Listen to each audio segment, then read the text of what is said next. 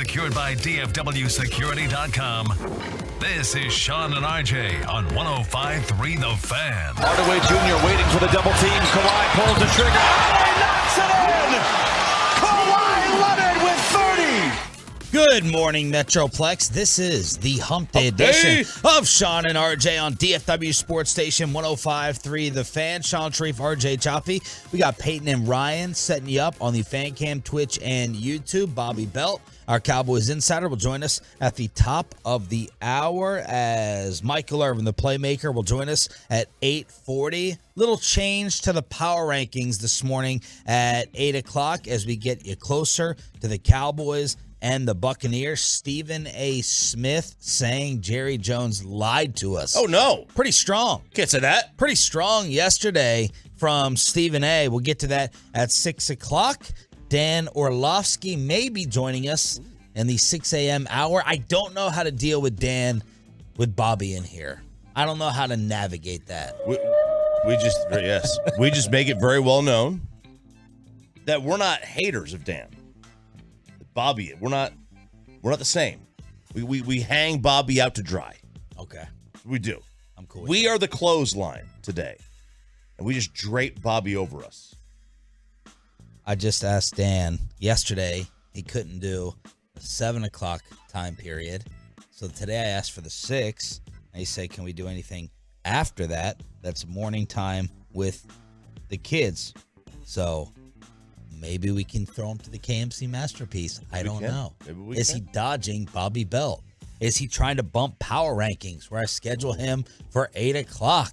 Does he know we were iffy on continuing power rankings this morning? Man, it's almost like you can't bump that. It's too good of a seggy, as we call it in the industry, a seggy. Never heard anyone call it that. No. I like it. You like it? Okay. Let's See, I workshop these things. Every now and then, I save for 5:30. Goosey works. Goosey works. Save for 5:30. They work, then you keep going. All right. So we'll see. Maybe he bumps power rankings, and we move that a little bit later on. Of course, Kawhi Leonard had a season high last night. that Mavs-Clippers rivalry renewed. First time all year that Kawhi played 36 minutes in consecutive games. He is able to cancel out Luka's 43 as the Clips snap a 6-game losing streak in the West by beating the Mavericks late last night. It's cute that his season high is 33. Luka gets that by halftime sometimes.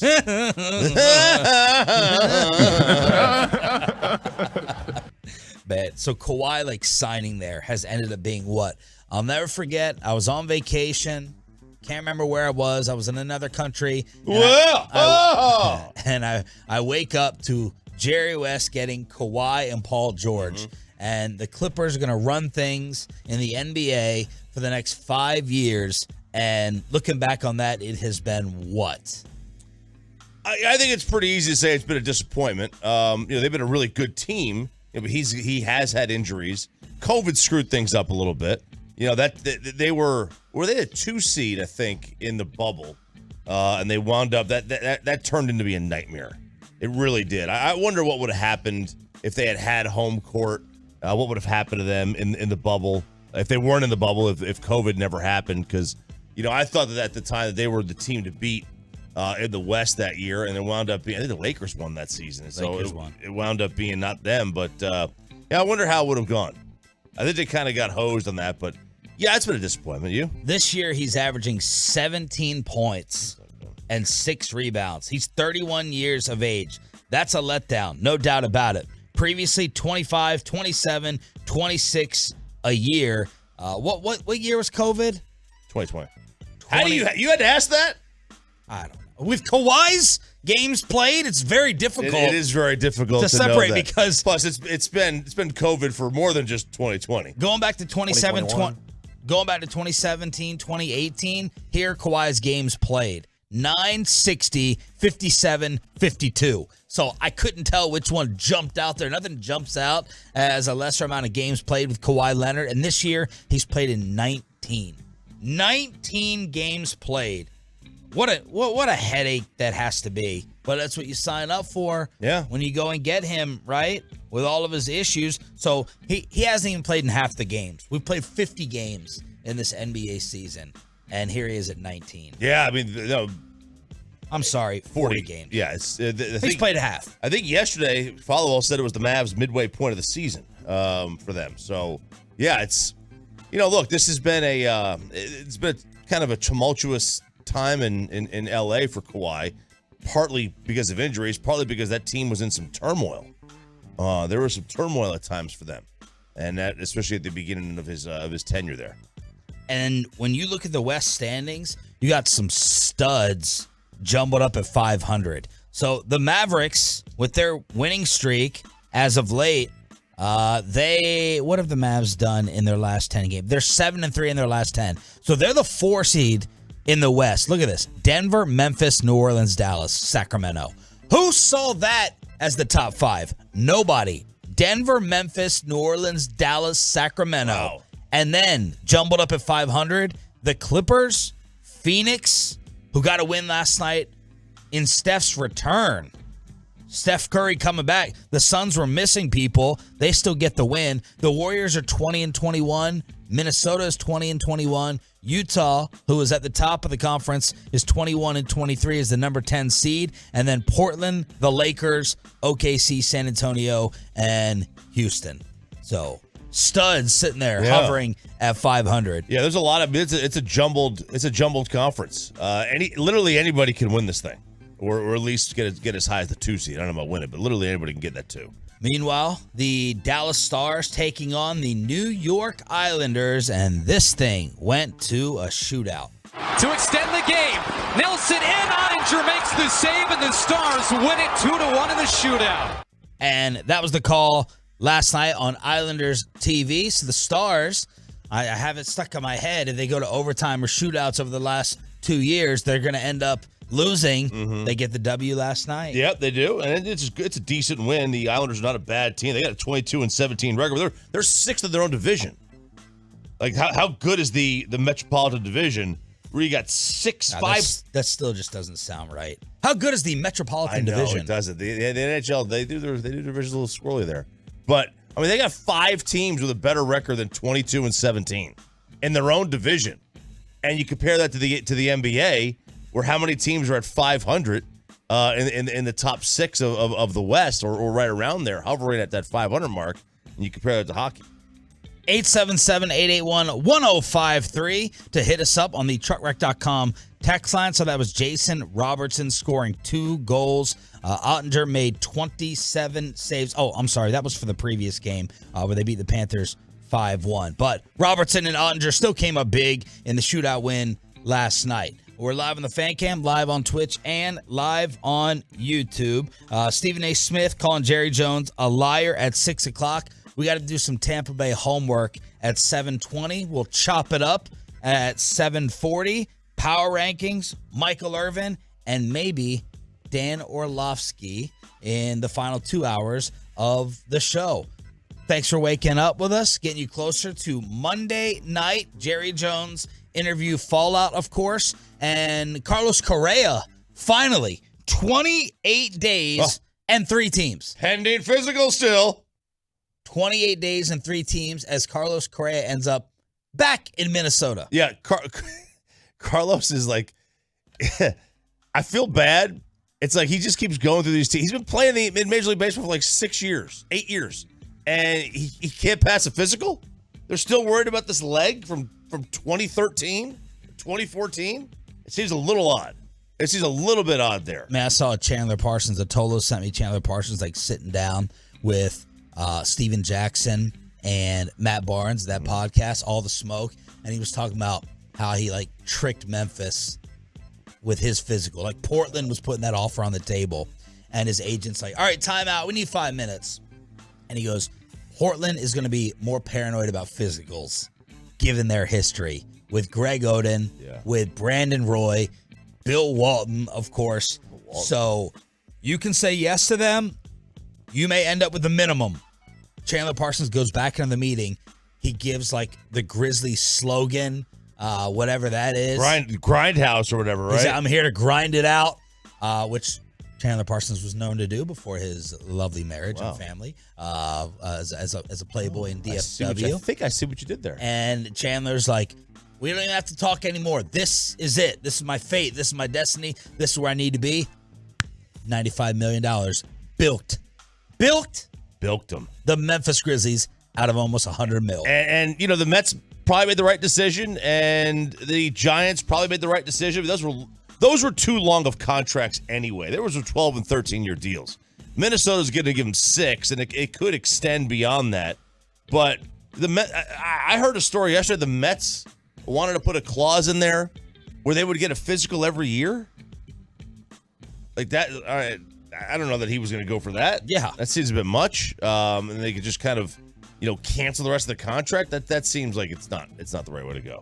You still have a chance at your $95 million after last night. We're up to $1.3 billion for anybody to win, and TCU continues to be the sports pinata around the country, just getting laughed at and abused. The Hump Day edition of Sean and RJ is just getting started right here.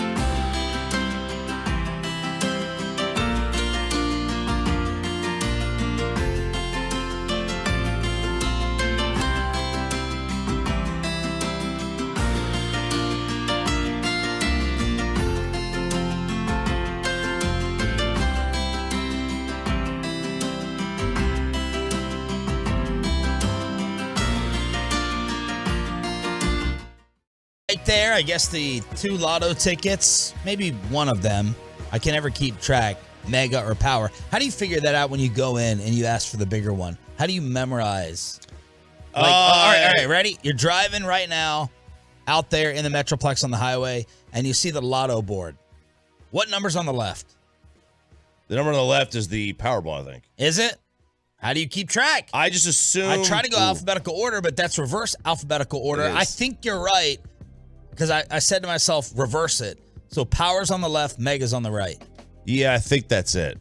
All I know is they're Tuesday, Wednesday, Friday, Saturday. Tuesday, Wednesday, Friday, Saturday are the drawings? Yeah, there's no drawings on Monday or Thursday. Okay. Well, last night, nobody won the Mega. And we're at $1.35 billion, the second largest in the history of the Mega Millions. Yes, sir. Buy myself an NHL team. Let's win this thing. Yeah. The other one is sky high as well, I believe. Yeah. I mean, I'll take either one. Let's do it. Let's win this thing. All right. Do we make the pact? We always do. Do we get Bobby in? What are the ground rules if any of us win it? You got to buy a ticket. Got to buy a ticket. And then, I mean, look, when it's up to $1 billion, I think we could fork over $5 million? Yeah, to each person on the show. Okay. Peyton, do you play? And then wave the check at the bosses as we leave. Yeah, right. I don't play like weekly and stuff. Maybe every once in a while I'll throw in. Like if it's this big, I might go buy one and stuff. Okay. I think we all have to buy an equal amount. Yeah. I know Bobby will be in. He's probably pulling the Yui right now to stop somewhere because he loves to throw away money and just go ahead and throw them in. So we'll write the fake contract right here. I'll get the Frankels to notarize it. And we each get $5 million if one of us wins it. Deal. All right. And how many tickets do we have to buy? Minimum. I mean, just one? No, I think go more than that. Yeah. I don't know. I would probably buy like what, $20 worth? $20 worth? 10 tickets? 10 tickets? Okay. That's 40 total. That's a good percentage, I think. Are you in? Oh, I'm in. Okay, you're in. I'm in. All right, so we have to show proof of purchase by the time the next drawing takes place. Yeah, which is tonight. There's a Powerball tonight. There's a Powerball tonight. Or whatever it is tonight. Okay. So after the show, you get 10 tickets. We got to text it to each other for proof. All right. All right? And then $5 million.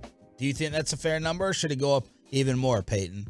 No, I think that's good. And $5 million apiece. And would you quit? Is he listening right now? Do we think? No. No, I'd finish out the week.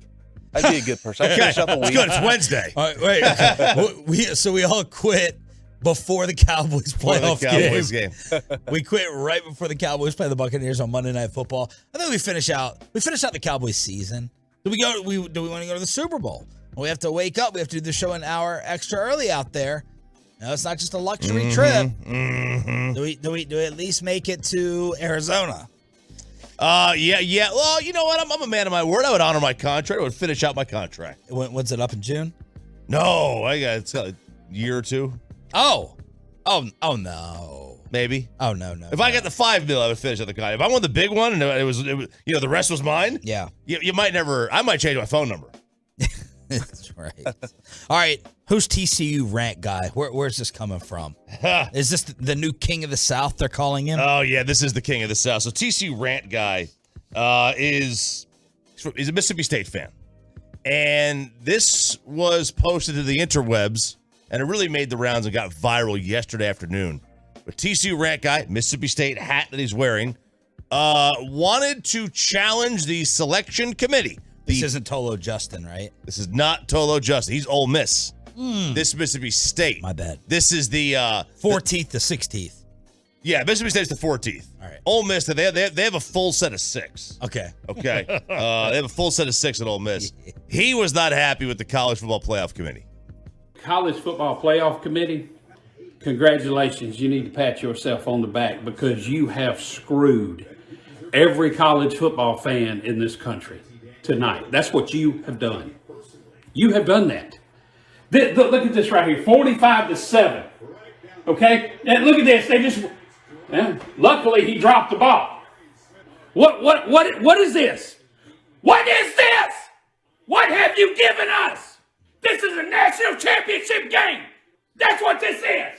And it's 45-7. You thought TCU belonged in this game? What was the qualifications, College Football Playoff Committee? What was their qualifications? Getting beat by Kansas State. That qualifies you for this game. The biggest game of the year. The game that every college football fan, no matter what team they pull for, looks forward to. And this is the garbage that you gave us. Pathetic. You are pathetic. This is a disaster. This is a barn fire. And every one of you, not one of you deserves to be on that committee if this is what you think college football is supposed to look like. You owe us all an apology. Every one of you that's on that committee that pulled some crap like this deserves us all an apology. And I want it. This better not ever happen again. This committee needs to be redone, got done away with, whatever you want to call it. Is that it? That's it. You know what's funny about all you SEC elitists, all you crybabies about the championship game? The college football playoff this year was probably the best that it's ever been. Now the championship was not. The Final Four was the best. It's by far the best Final Four. So the Final Four, we got the best Final Four with the semifinals ever with two classics, and that immediately gets forgotten because of the championship game. But meanwhile, when Notre Dame gets in, it always gets smoked, and the semifinals are a joke. Everyone forgets about that. I find that convenient. I think that's pretty funny. It is. The Final Four was the best. I think it was the best because two things. They did not want a Michigan-Ohio State rematch at the 2-3 game. I think a lot of people would have felt differently about it if Georgia blew out TCU in the Final Four, and Michigan-Ohio State played a good game in the Final Four, and then the winner played a classic. Right? I think everybody would have looked at it differently. No doubt. The taste in the mouth of the final game soured the Final Four.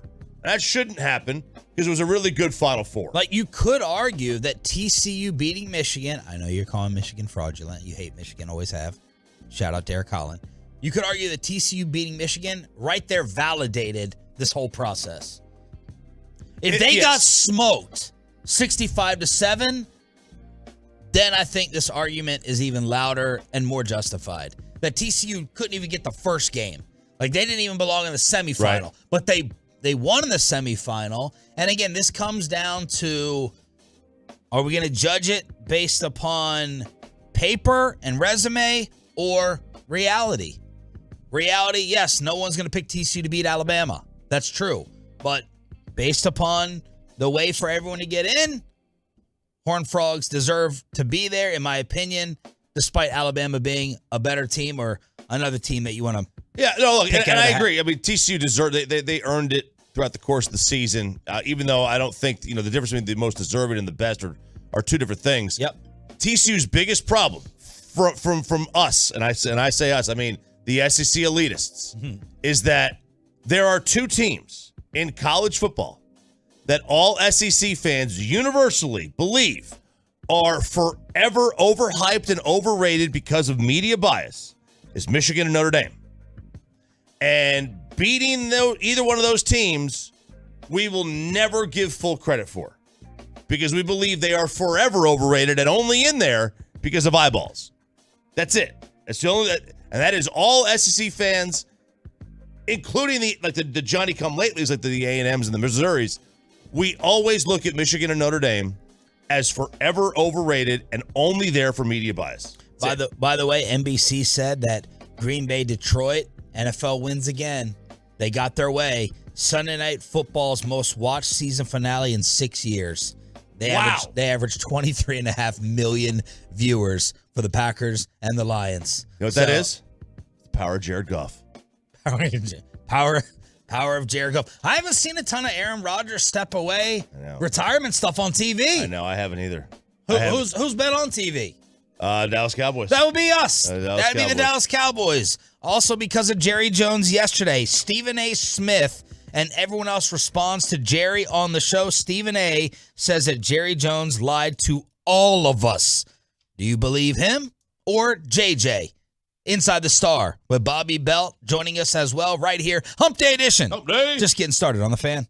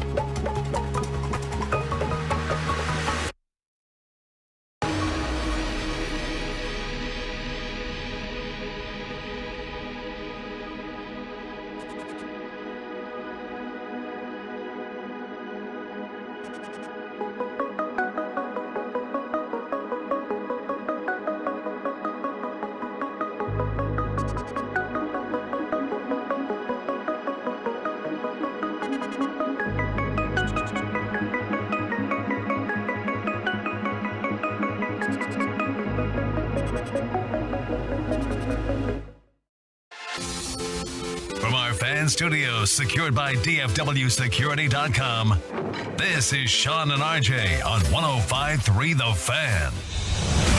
From news and notes to the coaches and players for America's team, let us go inside the stars on 105.3 The Fan. Yes, let us go inside the star here on your home of the Dallas Cowboys. Sean Sharif, RJ Choppy, and Bobby Belt on DFW Sports Station, where, of course, yesterday, Jerry Jones made all the news when we asked him if there was anything that could happen Monday night against the Buccaneers that could affect Mike McCarthy returning as head coach next year. No. I don't even want to know. That's it. I don't need to go into all the pluses or minuses, but we're not seeing any. We're not basing. I've got a lot more to evaluate Mike McCarthy on than this playoff game. All right. So that was Jerry's response. Pretty emphatic at the very beginning. You want us to give you time to finish your breakfast? I'm good. Okay. I'm trying to just make sure I have something lining my stomach before I chug a 16-ounce Red Bull. No. I've changed my mind. I think he is using squirrely language on purpose. Oh. What was squirrely about that? Just by saying I have a lot more to evaluate Mike McCarthy on. I think he's saying there is an I think he's tried to give himself an out of. There is an evaluation of Mike McCarthy. It's just not going to be about one game though. I think that's what he's saying. So you think McCarthy could be in trouble? I think he's just giving himself an out if he decides he wants him to be in trouble. And so he's saying, I've got a lot more to evaluate, because then he would say, well, yeah, we fired him. But it wasn't about one game. It was about San Francisco last year. It was about this. It was about how, we never finished season I think that's... So 20 or 12 hours ago, you were thinking that McCarthy was safe no matter what? No, I still thought that it What are you changing your mind from? Yesterday, I thought Jerry just flat out, was definitive no, and if he decided to change his mind, he'd go, well, I don't have to tell you what I'm thinking, and I changed my mind. Yeah. That one, now that I hear it, and I heard it yesterday on G-Bag, I think it's more he's saying on purpose, giving very legal, contract-style language of the evaluation is more than this game. And the evaluation may be good or bad. I don't know. It depends. Did you talk with Broadus about this? No, I mean on the air, but not off the air. What was his take? Did he give an opinion? I think he thinks same sort of thing, there's no guarantee, regardless of what Jerry says or how he says it. I think Broadus believes that Jerry is not going to be super patient if they have a San Francisco repeat. And I mean, their assistant coaches out of contracts at the end of the year. It's not going to be just one person. There will be several somebodies who will feel the wrath or the fallout from a collapse, I think. Stephen A. Smith went right on TV, and I'll just give you behind the curtain. I think the only time we've ever heard from Jerry's office, this was from Rich Dalrymple when he wasn't setting up cameras. Rich Dalrymple, this is year 1 or 2 when Jerry got off the air and we were like, is he lying? Do you think Jerry's lying? And they just called back up and said, look, you can say whatever you want. You can talk about him, incompetence. Lying is a little strong. That sounds a little personal, calling him a liar. That's what I was thinking of yesterday when Stephen A. Smith reacted to Jerry on our show. Ladies and gentlemen, throughout America, Jerry Jones is lying to you. He's lying. Mike McCarthy lose this game. Mike McCarthy gonna get fired. I don't give a damn what anybody says. We know how I feel about Jerry Jones, but let me be very, very clear. I'm gonna say it again. I don't mean to be offensive. Okay. He's lying. Jerry Jones is just smart enough to sit up there and not add fuel to that fire at this particular moment in time, because pressure breaks pipes. And he don't need to add more pressure that is already obviously on the Dallas Cowboys. And I'm going to say one last thing before I give it to y'all. If the Dallas Cowboys lose this weekend, Mike McCarthy's job ain't the only one in trouble. There's a whole bunch of people going to have to look over their shoulders. Now, Dak Prescott might not go anywhere, but life is going to be made to be very, very, very uncomfortable for that brother. He don't show up and produce this weekend. Oh, make no mistake about it. I don't give a damn what Jerry Jones is telling y'all. He's lying. Mike McCarthy's job is on the line this weekend. He better not lose this game. He better not lose this game. Let me say something real quick. The second part of that is so stupid and laughable. Dak Prescott's life going to get real difficult. What? What are you talking about? So Jerry, he already lost Amari Cooper, so now Jerry's going to trade CeeDee Lamb and not re-sign Tony Pollard and sabotage Dak's offensive line. That the Cowboys are always going to try to win, and maybe, to their own detriment, never taking a step backwards.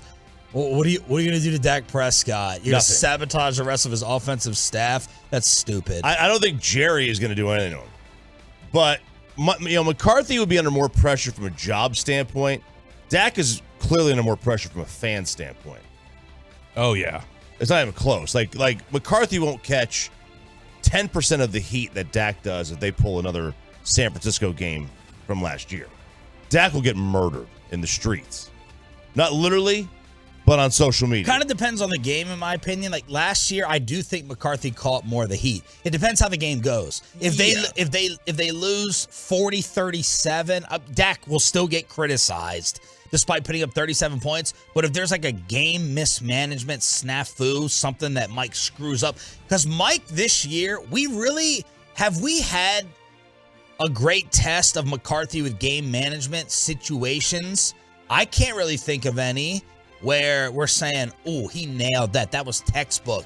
And I'm afraid that opportunity is going to present itself in the postseason. Like that big test will come up in the playoffs because I can't really remember.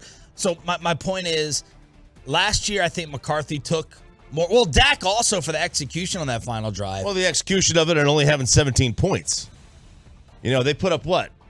They had 7 points going into the fourth quarter or something like that? I think Dak's longest completion of the day was like 18 yards or something. And let's not forget that the people who criticize Dak they're pretty much the dumbest people in the world.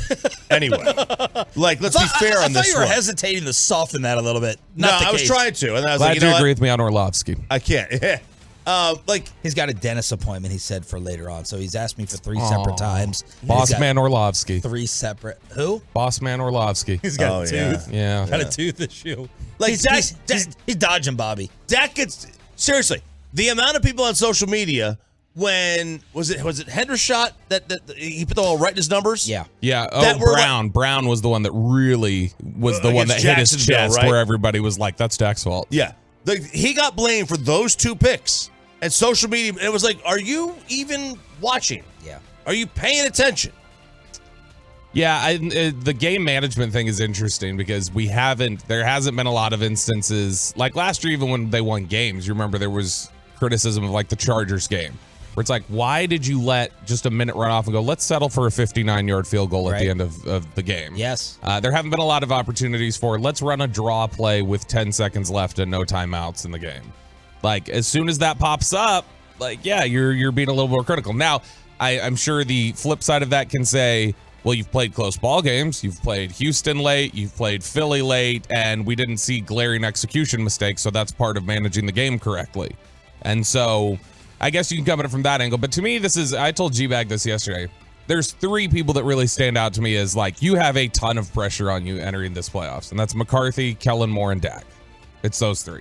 Those are the guys who... Yep. I don't even think there's anyone else close. No. There's no one else close. But if I write down... First of all, I don't think McCarthy's going anywhere. I want to put that on the record. And I don't think he should go anywhere. I want to put that on the record as well. So the pros and the cons, right? You write out this list for every big decision in life. Mm-hmm. The reasons for, the reasons against. Oh, the pros and cons list. Pros and cons list. I love doing these. All right. America loves lists. So the pros for McCarthy coming back to back 12-5 seasons. It's hard to get any better than that. Sean Payton is not doing better than that in the regular season. He's just not. Not back-to-back years, 24 wins. Number 2, Cooper Rush. We cannot forget that. We all thought that we were screwed after game 1. Season over. All the build-up, training camp, we rely on football season. Texas is the Mecca. Gone. How are we gonna stay above water for the next 16 weeks of a season? And not only did they stay above water, they thrived in certain instances. Number 3, I think, Bobby, you would know this more than me, and sometimes I think Mike is too soft on the team. I think he's very, very well liked as a player's coach in the locker room. Generally, yeah.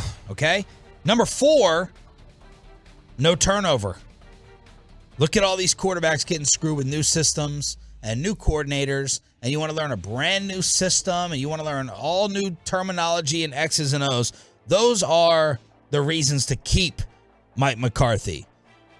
And is he also fine with the power the power struggle. I don't think he likes. I think he rolls his eyes at Jerry. I'm just guessing that behind the scenes, he seems to be cool with Will McClay and Stephen Jones and the way that they evaluate and run personnel. That's important. The reasons to get rid of him. If you're an offensive guy coming in here, then we're immediately going to say there needs to be a Dak leap, a Dak improvement. Can you take Dak Prescott to the next level? That would be the number one thing that we put on Sean Payton. Will playoff success and Dak Prescott going from very good to no doubt elite, a more consistent level of elite. Where does Mike McCarthy stand in that category?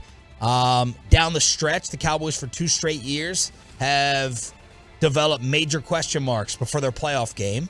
And then number 3, what happens in this first round? Back-to-back first-round exits. The question comes down to this, Choppy, in my opinion. 1 game in the first round.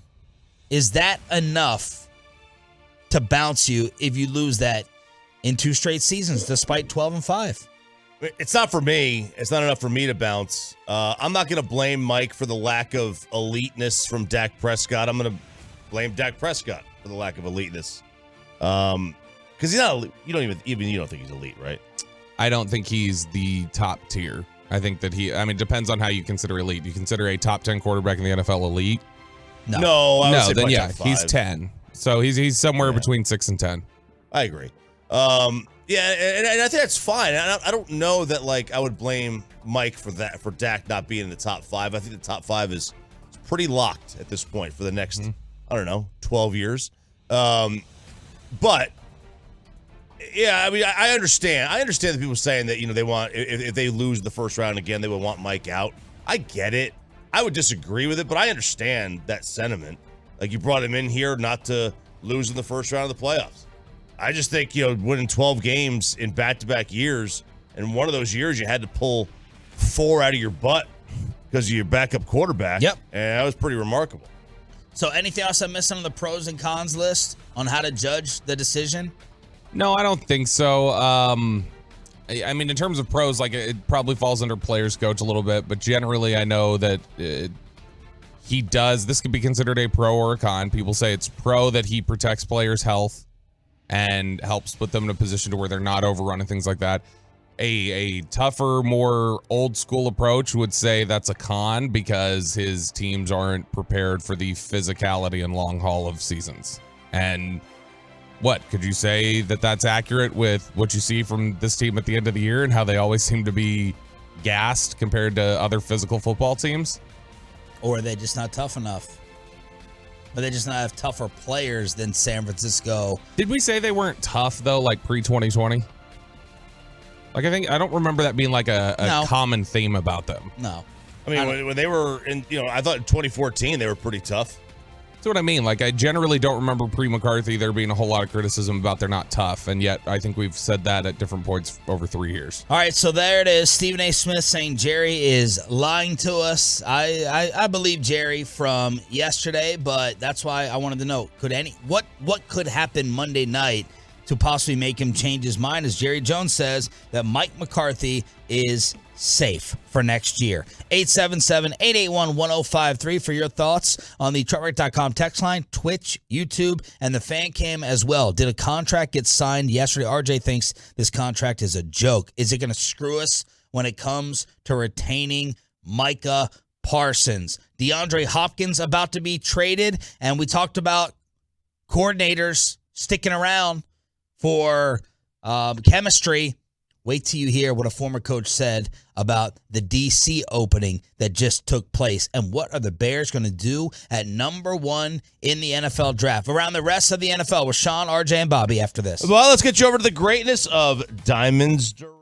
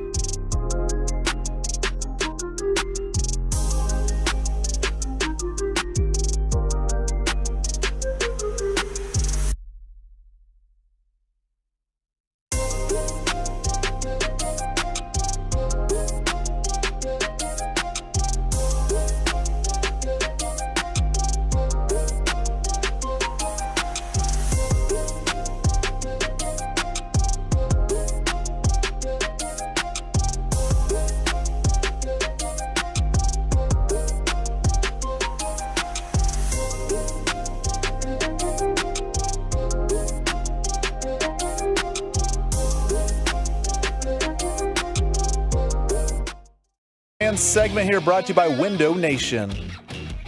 All right, let's go around the rest of the NFL here on Sean, RJ, and Bobby. Thanks for being a Tolo. That stands for Turn It On, Leave It On. Roquan Smith got paid. Yeah. RJ laughing nonstop over the Baltimore Ravens giving Roquan Smith, the former Chicago Bear, a 5-year, $100 million deal. $45 million fully guaranteed.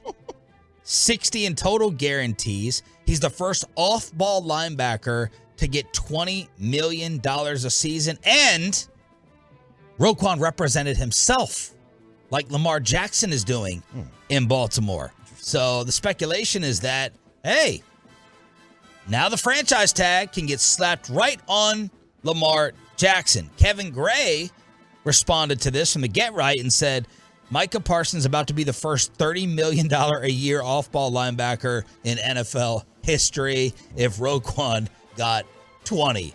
Does this contract matter whatsoever for the future of Micah Parsons financially? Nope.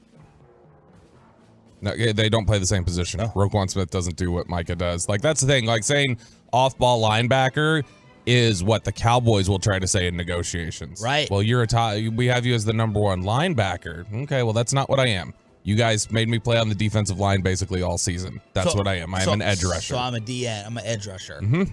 Yeah, this has nothing to do with him. Like my Bobby said, he's not an off-the-ball linebacker. He is a defensive end. Or he's probably an outside linebacker in a 3-4.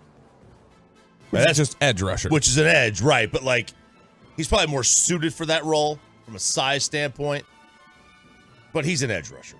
And he's going to get paid like an edge rusher, which is going to be in the high 20s or low 30s by the time he's up.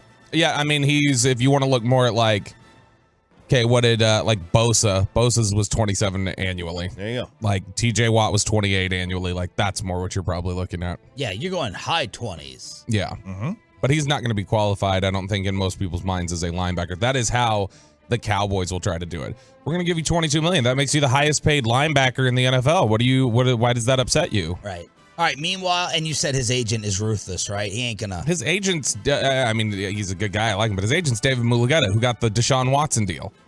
Like, and he's consistently taking teams for a ride. That's what he does. He's really, really good at it. All right. What's going on in Baltimore? We haven't talked about this. Lamar Jackson has gone missing. There's some people suggesting to him, former players, he Roddy should White, skip this game. I think Shannon Sharp in the past was quoted as saying, look, I love the Ravens. I played for them, but if I'm Lamar, ain't no way I'm going back out there on the field. It's too risky. He said that back in September. Lamar's trying to practice to get back on the field for the Cincinnati game. So Baltimore versus Bengals could be really fun if Lamar is there. What's going on? Is any of this a little gamesmanship from Lamar? Has Lamar been staying away from the team intentionally because he's just not happy? Mike Sando from The Athletic had said the other day on one of their podcasts, had said, like, there's definite, like, tension between Harbaugh and Lamar Jackson right now. Like, Harbaugh is not happy with him. And so, I don't know, like, if you've got this, I'm playing it this way, or I'm doing this, and the team's saying, like, well, we want you back, you need to get back. Like, it honestly, I'm not saying it's going to turn out the same way, but it has the early sense and sort of tension, it feels like, of, like, Kawhi in San Antonio. Like, where it was like, what the hell's going on here? And like, you just assume it's going to get fixed, but maybe it doesn't. And I mean, the fact that he's been out as long as he has, and when it comes up in press conferences, Harbaugh literally just kind of goes, I don't know. I don't have an update. Yeah, he said, I don't have an update 2 days ago. Yeah. Nothing. Roddy White's tweet. The former Falcon? Yes. Dirty Bird? Uh-huh. That was Jamal Anderson. Everyone in Atlanta is Dirty Bird. Everyone is Atlanta. Everyone. Ravens be giving out contracts like they've paid their best player. They know they can't win without him, obviously. If I'm Lamar, I don't participate this weekend. I watch them get beat and start my negotiations with them or a trade package. If he does this, like, hold your team hostage, he becomes an absolute hero to the players in the NFL. An absolute hero. and he becomes the most hated player in the NFL from a fan and ownership perspective because fans, for some wild reason, always side with ownership. I've never understood it. They always side with ownership. Because we want our team to win. That's what we care about the most. Are you stopping our team from winning championships or playoff games? And Lamar is probably one of the most liked guys before this season, one of the most beloved dudes personality-wise in the whole league. Yeah. But they're suggesting he take the approach of get your bag and then worry about playing for the owner. Okay, but if Lamar says, let's just say he says, I'm healthy enough, I'm skipping this game. Does he think that's going to make the Ravens give him the contract? Like by the time kickoff takes place? I think if Lamar Jackson goes out there and says, I'm 100% healthy and I will play when I have a contract in front of me, the contract will be in front of him. Roddy White said it kind of sarcastically there, but that may be exactly what Baltimore's doing. Like, is a sort of a message like, we'll pay other guys. Like, we'll show you, like, if you're not going to be in this for us, all right, well, we're going to show you, we're going to take care of Roquan Smith, who we just traded for, and we're going to do it before a playoff game. It's very possible. Just Jalen Smith was that signing here in Dallas. Jalen Smith was signed here in part to say to those guys, hurry up. Dak, Zeke, Coop, you guys better hurry up. Because you remember there's all that talk of pie. And, how much pie is left? Is there going to be any pie left for you if you don't come and get it? And that very well could be what Baltimore's trying to do to Lamar. And what does Lamar do if the Ravens say, we're tagging you? Sit out? What's the running back tag number? Stop it. Tony Pollard or Lamar Jackson making the same amount of money next season. What is the QB tag number now? It's got to be at least high 30s. Maybe that's why. Maybe they recognize they can let Lamar walk knowing that Tony Pollard's going to be on the market to play for them. Stop. So something weird is going on there. Usually the Ravens, they got this model organization. Are you, side note, laughing at Roquan at his position, getting $20 a year? I would not pay $20 million a year probably for a linebacker, especially like Roquan Smith. Roquan Smith's a fine player. Roquan Smith is not like the guy I would set the market with. Because a lot of people said the Ravens defense has turned around since he got there. They've been recently only allowing 17 points a game. Ravens defense turned around when Kyle Hamilton started playing the slot a lot more and has just been a monster for them as a rookie. There's not been enough talk about Kyle Hamilton as Rookie of the Year. The Arizona, well, that's because Dan Orlovsky is giving it out to guys who've played 4 games. Brock Purdy, you look what he did there. Orlovsky voted for Brock Purdy. That's what he said. That's what he told Peter Schrager yesterday on Twitter. Schrager was trying to make an argument for, hey, here's at least a kid. I think Schrager was just doing it as like a, hey, here's some fun arguments, and just said like, what about the argument of Brock Purdy is Offensive Rookie of the Year? And Dan Orlovsky said, I love Garrett Wilson. I voted for Brock. And Micah Parsons replied to that and said, that's wild, Dan, which is all I would say if Dan came on the air with this. I'd go, that's wild, Dan. I'm surprised Dan is a Rookie of the Year vote. How do you get, first of all, how do you get these? I hear people on who have Heisman votes. I'm like, how did you get that Heisman vote? Right. Who? Like who? Who's somebody you honestly, how does Mad Dog have a Heisman vote? How does anybody from New York City have anything to do with college football? That's why I didn't vote for Chris Winicky.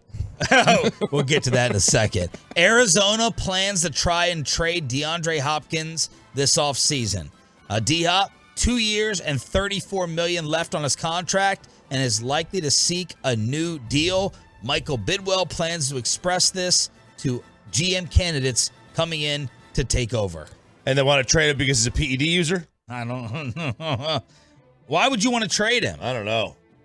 Unless you're mad about the PEDs. I mean, DeAndre Hopkins, he's 30, but, man, he's got one of those games that doesn't rely on explosiveness or quickness or speed. Right. I feel like he can play 4 or 5 more years.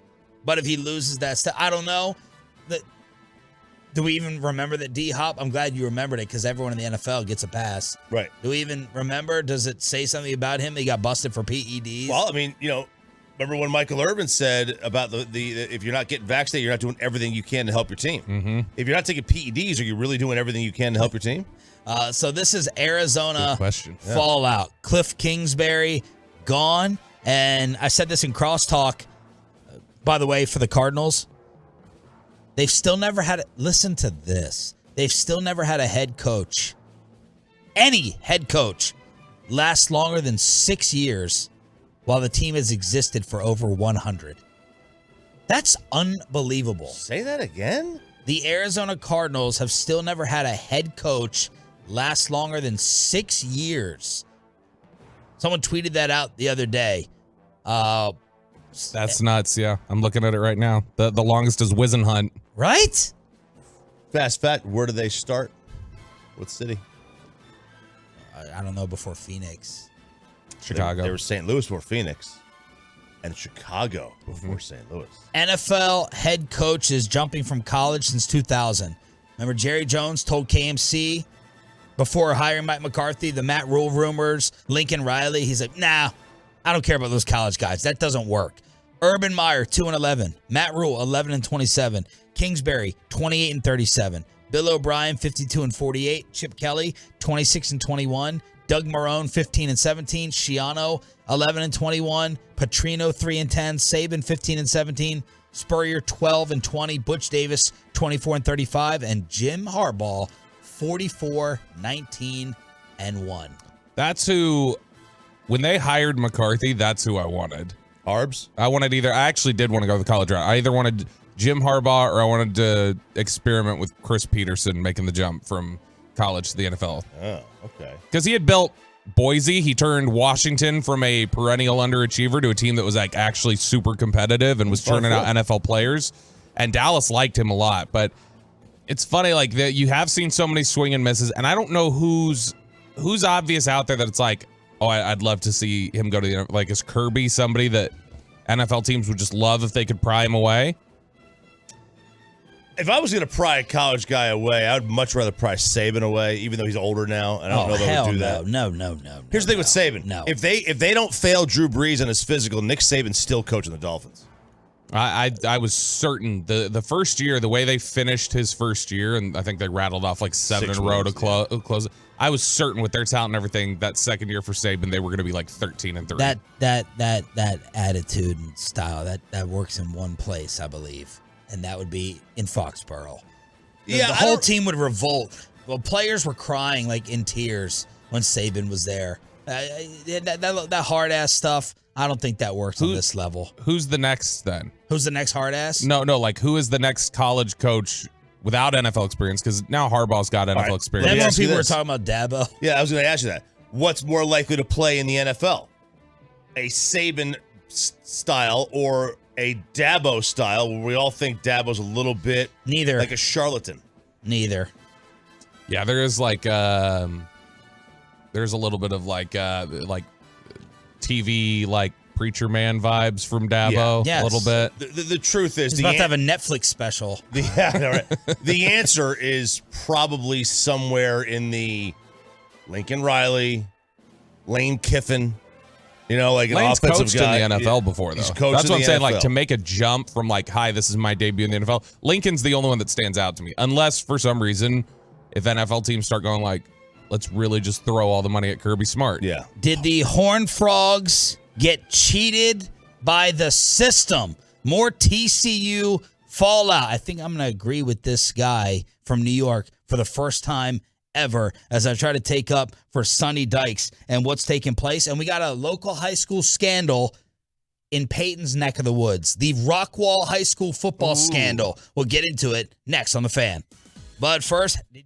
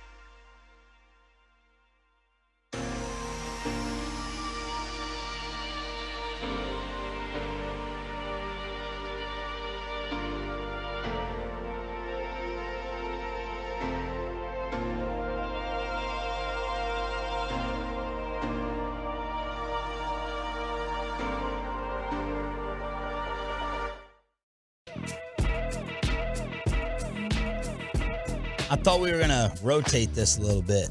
Yeah. Yeah, how many like you Well, said I play it because Bobby raps to it all the time, so I thought that was a bit now. No, I'm But not now gonna do he's that just not every gonna do time. it. You can't just like repeat. It's not gonna be like hump day or anything like that. Like I can't just do it Really? every time it plays. I do now. If it's got to be Odyssey approved, you literally have no other Notorious B.I.G. bumpers in there, Peyton. No, I'm just, you know what? I'm just not going to play anything. Oh, You got Juicy in there? You got nothing else? No, they just have like the same 6 songs that they want to rotate. There's not any, approval or blah, blah, blah. That's why it's called a rotate cut, Sean. Yeah. Well, At least it's not rotated every day. At least it's not like the same like Led Zeppelin that you hear in like other cities. Like they come like with the same generic classic 78 rock. At least it's not Thunderstruck. That's for sure. You like that song? No. And nobody likes Thunderstruck. Oh, wait, how? Huh. Wait a second. It is one of the great pregame songs leading up to tip-off, kickoff, face-off. So the Cowboys cheerleaders have to do Thunderstruck all the time. Yeah. Like it's one of the ones that they warm up to, but it's right before kickoff. They're doing it all the time. It's blaring, it's loud, it's irritating. Where they're standing there at the tunnel getting ready to warm up. Yeah, song. They're standing there at the tunnel getting ready to warm up. Women in general, he believes are loud and irritating. Women at sporting events, Bobby Bell. All right, Sean Sullivan. Bobby Anyway, Sullivan out of Buffalo. so they were in the tunnel getting ready to warm up, and I don't know who it was. I don't know if it was the director or whoever said, "Oh, I hate this song." They go, remember, ladies, we don't have to do thunder. And they went, we get to do thunder. Turn it up. Is such a, and the Mavericks play it all the time too. You don't like this? No, Dude, this I would gets rather you- I would rather hear "Welcome to the Jungle" every second of every day for a month than to hear this song once. I was early. You're a little early. A little early. PSA announcement. AC/DC's live way song. overrated, by the way. Stop it!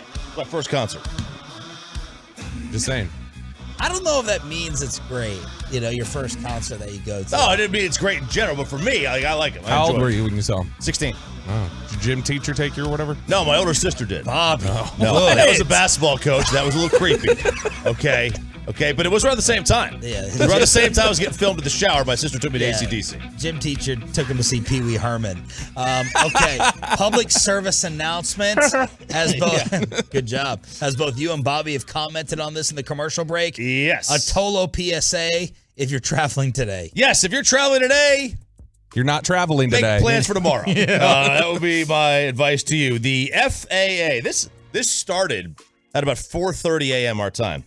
The FAA started grounding all sorts of flights because of a failure with the notice to air missions system that relays important information to pilots and airports. So this went down around 4:30, and at 4:30 a.m. they had already grounded or delayed 400 flights into and out of the United States. That's as of 4:30 in the morning. Ooh. So 5:30 on the East. So most of these flights were on the East Coast that had happened at 5:30. You're not getting too many 4:30 a.m. flights at a DFW or any that aren't like cargo. But that's what happened. And now you saw an update that this is going to be till 9 something. They're grounding all outbound flights until 9 a.m. Eastern. So like over the next hour, if you had a plane that was supposed to take off the next hour and a half, you're not getting out yet. Wow. Nightmare. This is my worst. I've had one flight canceled on a trip, and like that's the worst because like I have 4 days to go on this trip. This is a quick trip, and you're going to cancel my flight. Now what? I'm supposed to not take this thing? Well, I think it depends. Like, to me, it could be a mini vacay. It depends what you're traveling for. If you're going to Mexico, it sucks. It's a nightmare. If you have a 2-year-old, it sucks. It's a nightmare. If you're by yourself, or maybe if you're with your wife or girlfriend or husband or boyfriend, just get drunk. Get drunk and research the local, especially if you're in another city. Yeah. It's like it's a little adventure. I don't care what city you're in. You're off of work. You have a free pass from work. If I'm already there, You're excused. yeah. Go and look up the local hot spot and get a hotel for the night. Yeah. Hotel tonight. Yeah, baby. There you go. I can't. A flight delay is the worst thing for me because it takes so much mentally for me to prepare. Like I'm getting on a plane.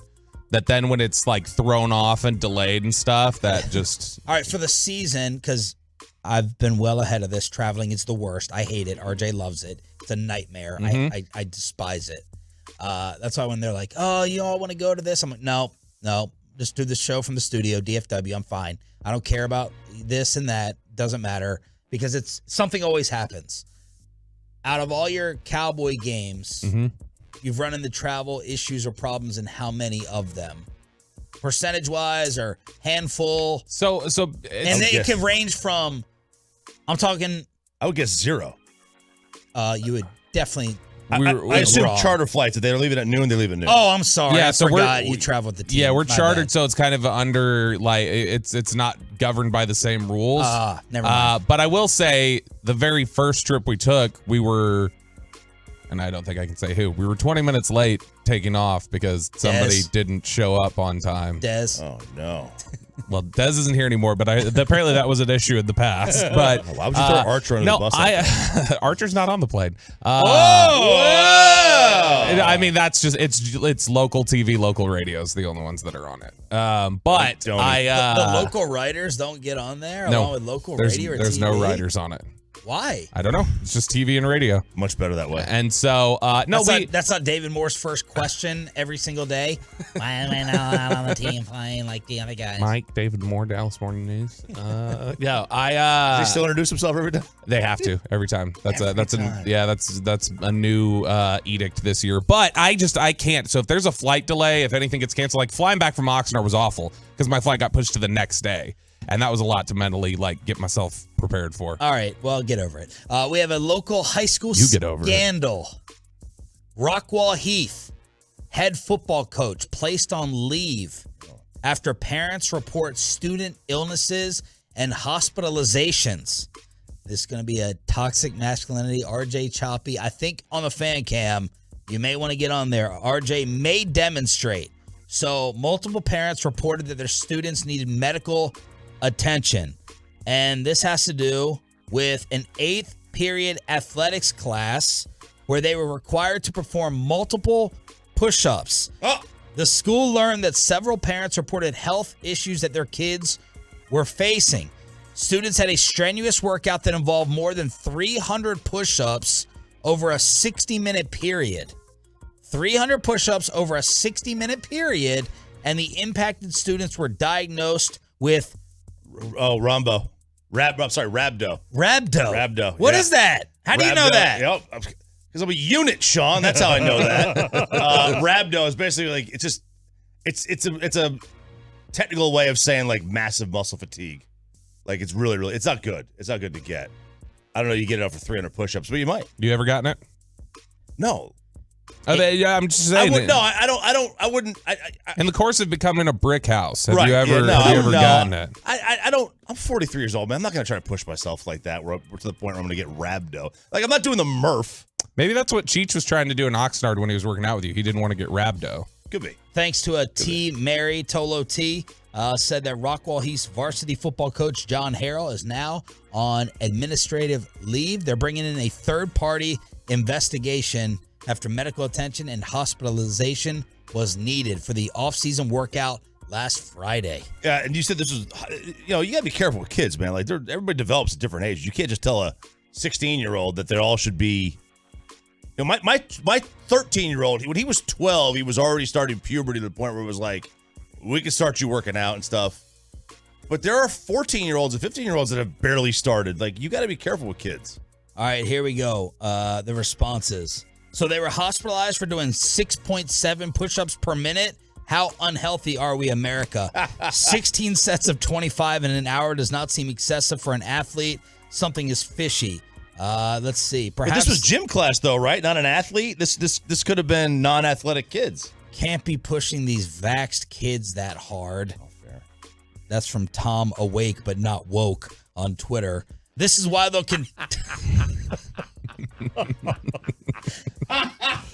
That's his name. Found Choppy's burner. That's his Choppy's burner.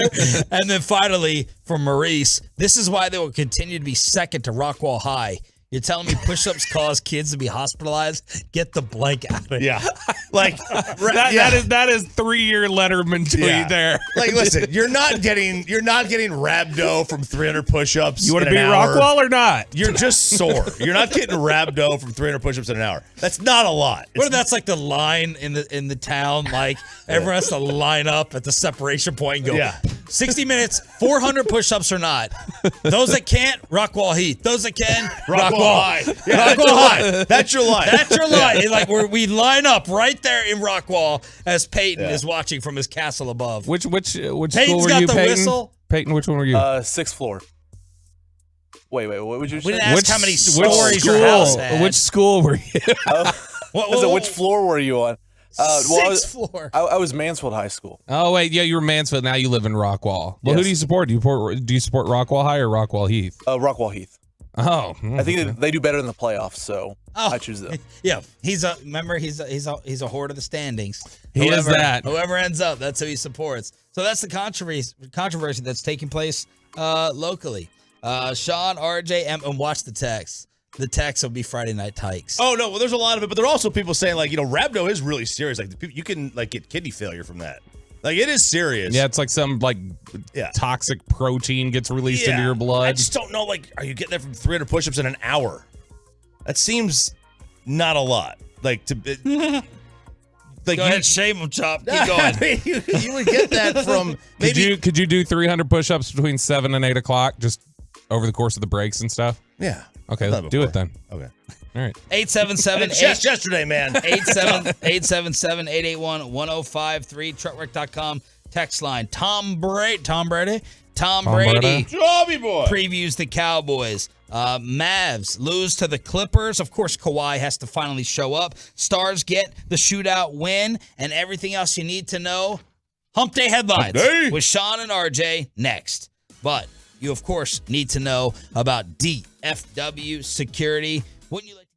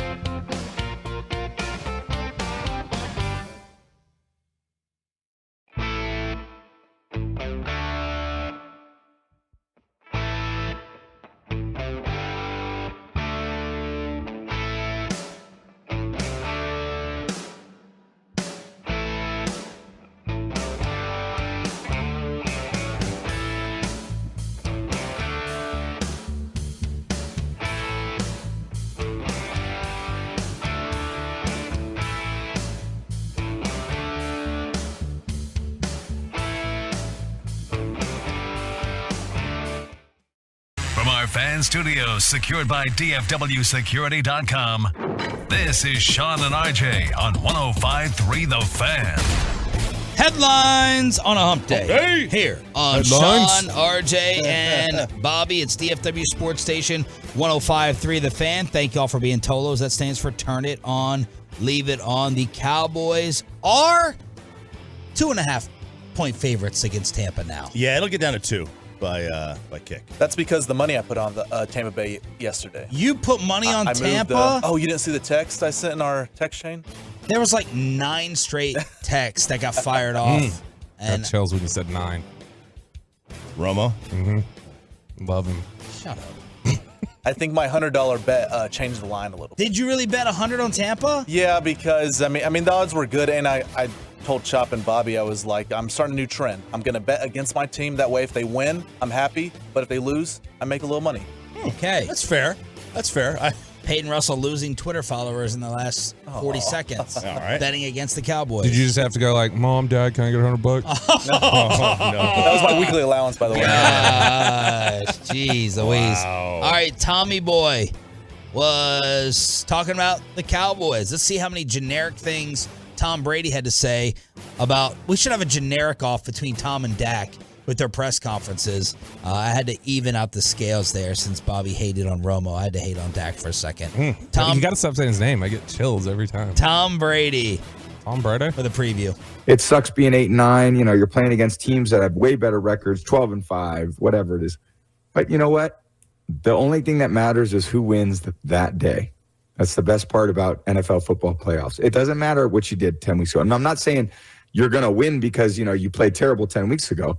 I'm saying, no, the person who wins and the team that wins is the one that prepares the best and ultimately executes the best for those 3 hours on that playoff game. And sometimes I feel like we've been the better team and lost. Sometimes we haven't been the better team and won. It doesn't matter. You know, how did you perform on that stage in the biggest moment of the biggest moment of the season? And we'll see if we can go out there and get it done. He also said there were absolutely players where he could tell the moment was too big for him with all his playoff experience. So that was Tommy Boy with a little bit of a preview for Monday Night Football with the Cowboys. All right, we're going to have the playmaker Michael Irvin at 8:40 this morning. Bucks Insider. I got a lot of questions. Why can't Tampa score consistently? Does it look like my biggest regret yesterday from the Jerry interview, not following up with, does it look like Brady's regressed a little bit? Oh, imagine the headlines that would have created. We would have been blamed. We would have run out of town with Tom Brady if Jerry slipped in any way responding to that to give Tom his fuel. We would have been run out of town by the Tolos for inspiring the Buccaneers to win and score. You know, something tells me Tom doesn't need the motivation.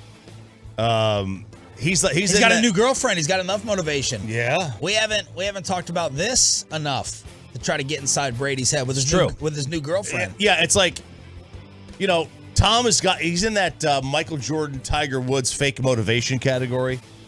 You know, he just Georgia, yes. He just makes up things to be angry about. Laser focus, guys, laser focus. We gotta have laser focus. But that's what makes him so special. Her name is, get to Robert your Paulson. Cell phones. Good reference. Thank you. Veronica Rajic. VERONIKA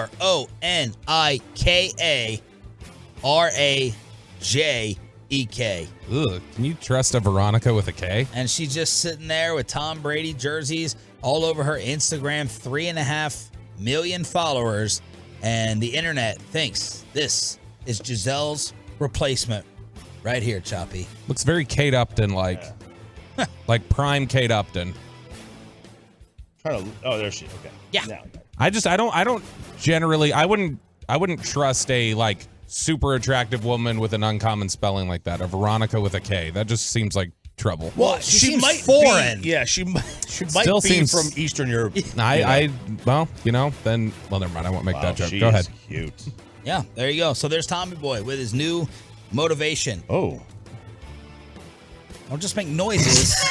Say what your noises are about. She is thonged up here in some of these. There you go. Okay. Oh, Staying Show the inside. fan cam. Careful the words you use. Don't use any of my words. Staying inside the NFC East, the Commanders fired their offensive coordinator, Scott Turner. He signed a 3-year extension last offseason. Well, another great extension from a team in the NFC. He had been with Ron Rivera for 7 years. This is Norv's kid, right? Yep. Yeah. Scott Turner, Norv's kid. Commanders finished a third straight year with bad offensive rankings, 20th in total yards, 26th in points. Their best ranking in his 3 seasons, 23rd for points, 21st in yards. Jay Gruden hopped on our sister station, The Fan, in D.C., and they asked the former Washington head coach, would you ever be interested? You want to come back and coordinate this offense for Ron Rivera? You're right. It is difficult, and especially if you're told what to do. But people are looking for opportunities, and you figure if you get an opportunity, you're going to be successful. Then Ron will be successful. The team will be successful, and you're going to have a job. So that's the outlook you have to have as a play caller and as a coach. You can never go into a situation and say, "Hey, this is a lame duck year. We're going to get our ass kicked." It's kind of like when I took the job at Jacksonville, and I knew Coach Marone was in trouble, and the Jacksonville Jaguars were going to probably make a change, but I had confidence that we could maybe get it done and try to help save his job and go from there, but it didn't work out. But that's the frame of mind you have to have as a coach. Jay, do you want it? Oh, yeah, I'd love to coach again. Who's the owner? I have no idea. We don't know yet. I have no idea. Something tells me Dan's not going to be hiring you, Jay. Yeah, something tells me I wouldn't go back if he was. Jay Gruden trending all last night as people loved his radio response. It's a good question. Who's the owner? But the correct first question is, who's the quarterback? It's true. That matters unless you're Kyle Shanahan, I guess. Kyle Shanahan, absolutely. All right, that may play into our power rankings at 8 o'clock this morning here on DFW Sports Station. The Chicago Bears said they'd have to be completely blown away by a quarterback in order to draft number one to replace Justin Fields. Yeah, I mean, look, the Bears there's one thing the Bears cannot do, and that's stay at 1 and not take Bryce Young or C.J. Stroud. Because when you do that, you automatically put that player at the top 10 of their position in salary. Ish. And that's just too much on an unproven player at a position that isn't going to matter. If you're not going to take a quarterback, they can't. Like everything else in life, Micah Parsons has weighed in. Oh, of course. Oh, yeah. Micah loves to weigh in on things inside and outside of Dallas. But Micah Parsons just a little bit ago saw a discussion that actually Dan Orlovsky was having with Booger McFarland about do they go with Justin Fields or Bryce Young? And Mike came out and said, I wouldn't do that. They can't do that. Chicago's going to either have to trade back or they're going to go above and beyond and build around Justin. Now, Justin Fields is a buddy of his. They share the same agent. They work out together, so he's going to defend him. Well done, Peyton. What? Peyton. Oh, check your phone, Bobby. Peyton. I got you. What, are you, was he creeping? He's scrolling, man. Was he peering? I said I was looking it up. Bobby. You said to look it up. Peyton sits behind Bobby, and Bobby is looking up on his screen. We were talking about it. I said you spelled her name. I said, "What does she look like?" And I looked it up.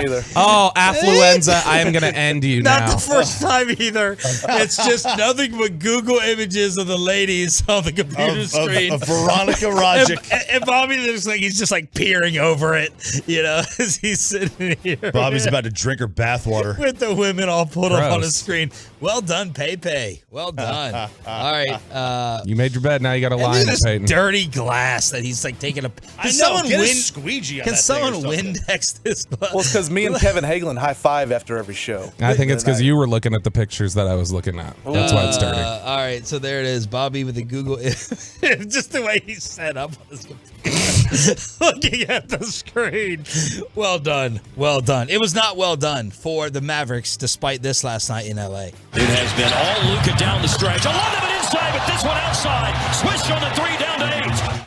Luka scored 43, 20 in the fourth quarter on Bally. But, of course, Kawhi Leonard has to show up and score his season high. First time all season Kawhi has played at least 36 minutes in back-to-back games, and the Clippers win by 12. They snap their 6-game losing streak. And Vegas still sitting there loving the Clippers in the Western Conference. Like, who's going to break free of these 500 teams that were used to being studs? With the Warriors, the Suns, and the Clippers all sitting there behind the Mavericks at around 500. There's a million teams there bundled up, and look, a major injury. Are you still looking? I'm just Bobby peering over the guy. Anytime Bobby starts looking at it as a computer, you're gonna think it's. I'm just gonna have to sit here and plot on what I'm gonna do to Peyton. Oh, he's definitely gonna get revenge. Meet me at Papacitos, Peyton. I don't want to do that. You're gonna have to tell that story if you keep referring to it. This is for you guys. All right, back to the West. Yeah, I mean, look, one injury, one 5-game bad stretch is going to change the Western Conference the way it's bundled up. We're halfway through, and if you get your star player out for a week, 2 weeks, just a little nagging injury, that could change the entire scope of it. We don't see it where they're all this jumbled up this late in the season. This is something that happens in the first 20 games. Usually there's separation. There hasn't been. Steph Curry returned, and the Warriors still lost to the Phoenix Suns, who were not at full strength. The Dallas Stars shootout, getting it done. To extend the game, Nelson and Ottinger makes the save, and the Stars win it 2-1 in the shootout. Islanders, not a bad team. No, not at all. They're in an unfavorable division. Their division is a nightmare. They got 5 teams that are like 8 games above 500. What division is that? The Metropolitan. Oh, yeah. Way to Tolo, Bobby. Yeah. Well done. Metropolitan. Driving in. Yeah. I don't know that I can name Central Pacific, Metropolitan, Atlantic, maybe? That's the other one? Pacific, Atlantic, Central, yeah. Metropolitan, yeah. By the way, RJ Choppy showing up so far, the Rockwall Heath football team, as Bobby asked him to do the push-up bet in the commercial breaks. Yeah, he's at 75. It's going to be hard to finish because I didn't factor this was the expressway. Yeah, so I have to do 225 push-ups in 7 minutes. You'll do 75 more during the next break, and then before I think he should have to do push-ups while he reads off the chopping it up stories. The chopping it up? Yeah, he does chopping it up while he does push-ups. Can we lower that mic down there while he's doing push-ups? Peyton, you're not allowed to talk anymore.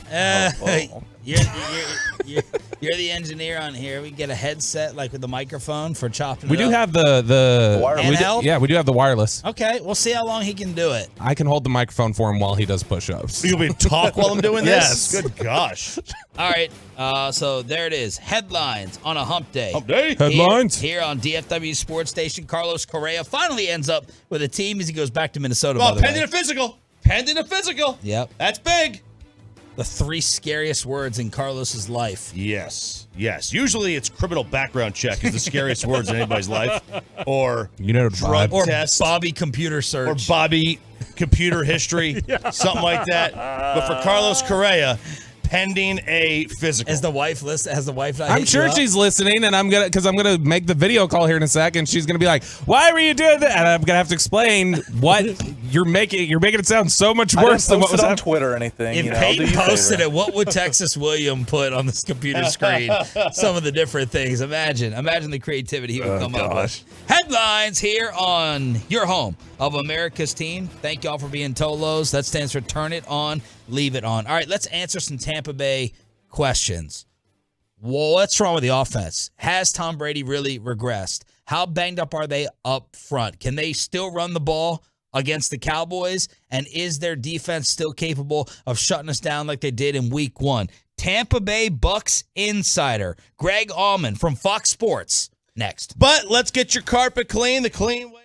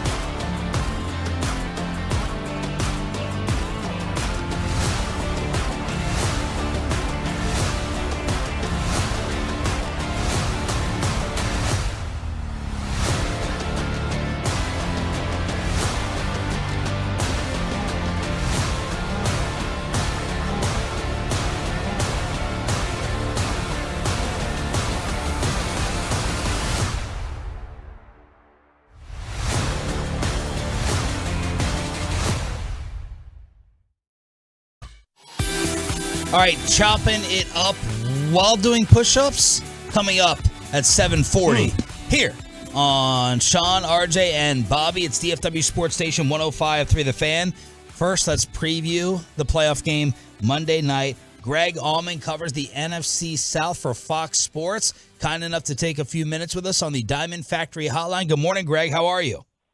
Hey, doing well. Hope you are too. How is Tampa Bay different today than week one? That's a good question. I mean, I think, you go back to week one, expectations were so high for this team. So to have them go through kind of what they've been through, in a full season, to have the disappointment of a losing record, to still be in the playoffs as division champ, I guess you'd think maybe they're a little bit more motivated, probably a little healthier. They've gone through a lot injury-wise, but should probably be about as healthy as they've been since that game, since week one, since the first month of the season. Where are they still banged up? Center's still a little bit of a concern. They'd lost their starter in training camp, and then the guy that's replaced him all season tweaked a hamstring Sunday in the game in Atlanta. So they're both a little bit uncertain. It could be that Robert Hainsey, their starter, is able to go, but probably wouldn't be 100% if he did. Brady clearly doesn't seem from afar to be the same one that he was in 2020. What percent of 2020 is he right now? That's a good question to quantify it like that. Down to 75, maybe 80, which is still, again, probably better than a lot of quarterbacks in the league. Their downfield passing really hasn't been there at all. I think because of some of the changes on the offensive line, Brady's been real quick to get rid of the ball, just kind of in self-preservation mode. And it'll be curious to see if he's any different in the playoffs. The logic all season was that, you don't want to come out of retirement for a year where you get hurt in week 6 or something like that and get lost for the year. So I think now that it's kind of a, do or die playoff type mentality, he might, kind of stay in the pocket longer, might try for the deep ball a little more often. They've kind of been content to live on a lot of dump offs and screens and short yardage type things for most of the year. How much of it is Tom regressing physically? Because it just doesn't make sense to us. You got Evans, you got Godwin, you got Brady, and most of the time they can't score over 17 points. Yeah, no, I mean, their touchdowns are almost half what they were a year ago. So, I mean, in terms of how much that is physical regression, I mean, it's some of it. I mean, he's taken some shots to his shoulder. He's had hand and finger injuries. Brady's one of those guys that doesn't really acknowledge any injuries, just kind of plays through them. But I think that's probably part of it. Greg Allman, Diamond Factory Hotline here on 105.3 The Fan.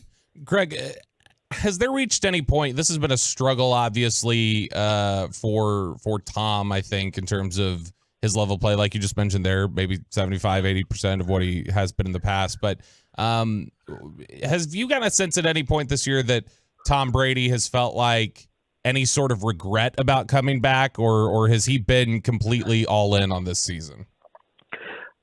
He's one of those where I think even if he did, he wouldn't necessarily acknowledge it publicly. So, I mean, I don't think this is the year he came back for. I guess the one thing I would say is that, like, Brady, I always feel like Brady seasons, in terms of whether they're a success or failure, are measured in January, in February. So, if it were 8-9 and a first-round loss, that's not what you thought this team was. That's not what you came out of retirement for. But if it's like last year, if it's a home win to open the playoffs, a close loss in the second round, anything more than that's kind of where they thought they were. So as much as this was seen as a team that could be a Super Bowl contender, I just think they want to get within, a stone's throw of that and not just be a team that gets to the playoffs and is done the first weekend. So maybe this coming game Monday is the first chance to really evaluate how much of a disappointment, how much of a drop-off it's been. Do you think he plays again next year? I don't know. It's one of those where I've stopped guessing just because he's already retired and unretired once in the last year. My instinct is yes right now. I mean, it's one of those where he's to see the moments that he's had, like he's had 3 or 4 games where he's had these amazing comebacks and wins literally in the last minute sometimes. I think 2 of the 3 latest comebacks of his career have come this year. So you get a sense that he's reminded that he's still playing at an amazingly high level for someone his age, at least. I don't know how the personal aspects of his divorce or family or anything else will factor into just the time demands of being in the NFL. I mean, that's probably what the biggest question was going into this year, and I don't know how he processes that. But I think he's just so competitive. I guess you don't know if he'd be content to walk away with a disappointing season as his last year. So I don't know how much the next month will kind of have that change one way or the other. We're not feeling great about the Cowboys heading into this game after what recently happened around here. How is Tampa playing their final 2-3 games as everyone's goal is to try to be on a hot streak for the playoffs? Yeah, they had a weird deal Sunday in Atlanta where they already had their seed and everything locked up. So there's this, like, do you play your starters? Do you not play your starters? And they kind of did a little bit of both. They had 9 guys that they pulled out completely who were dealing with various levels of injury. So Brady played like a quarter and a half. They were up 17-10 at the half, but then got completely smoked in the second half. Like they're backups. They'll do well not to play entirely backups on Monday night against Dallas, I guess. But before that, I mean, the Carolina game was a must-win for them. I mean, that's 2 weeks ago. If they win, they clinch the division. If they don't, it's all kinds of needing help to get in type scenarios. And they played well at the end, I'll say that. I mean, they were down, they were in trouble, but finished well. So I think, 2 wins isn't necessarily a streak, but those 2 wins, I think, helped kind of set them on the right trajectory, going back to, a late win, Christmas in Arizona.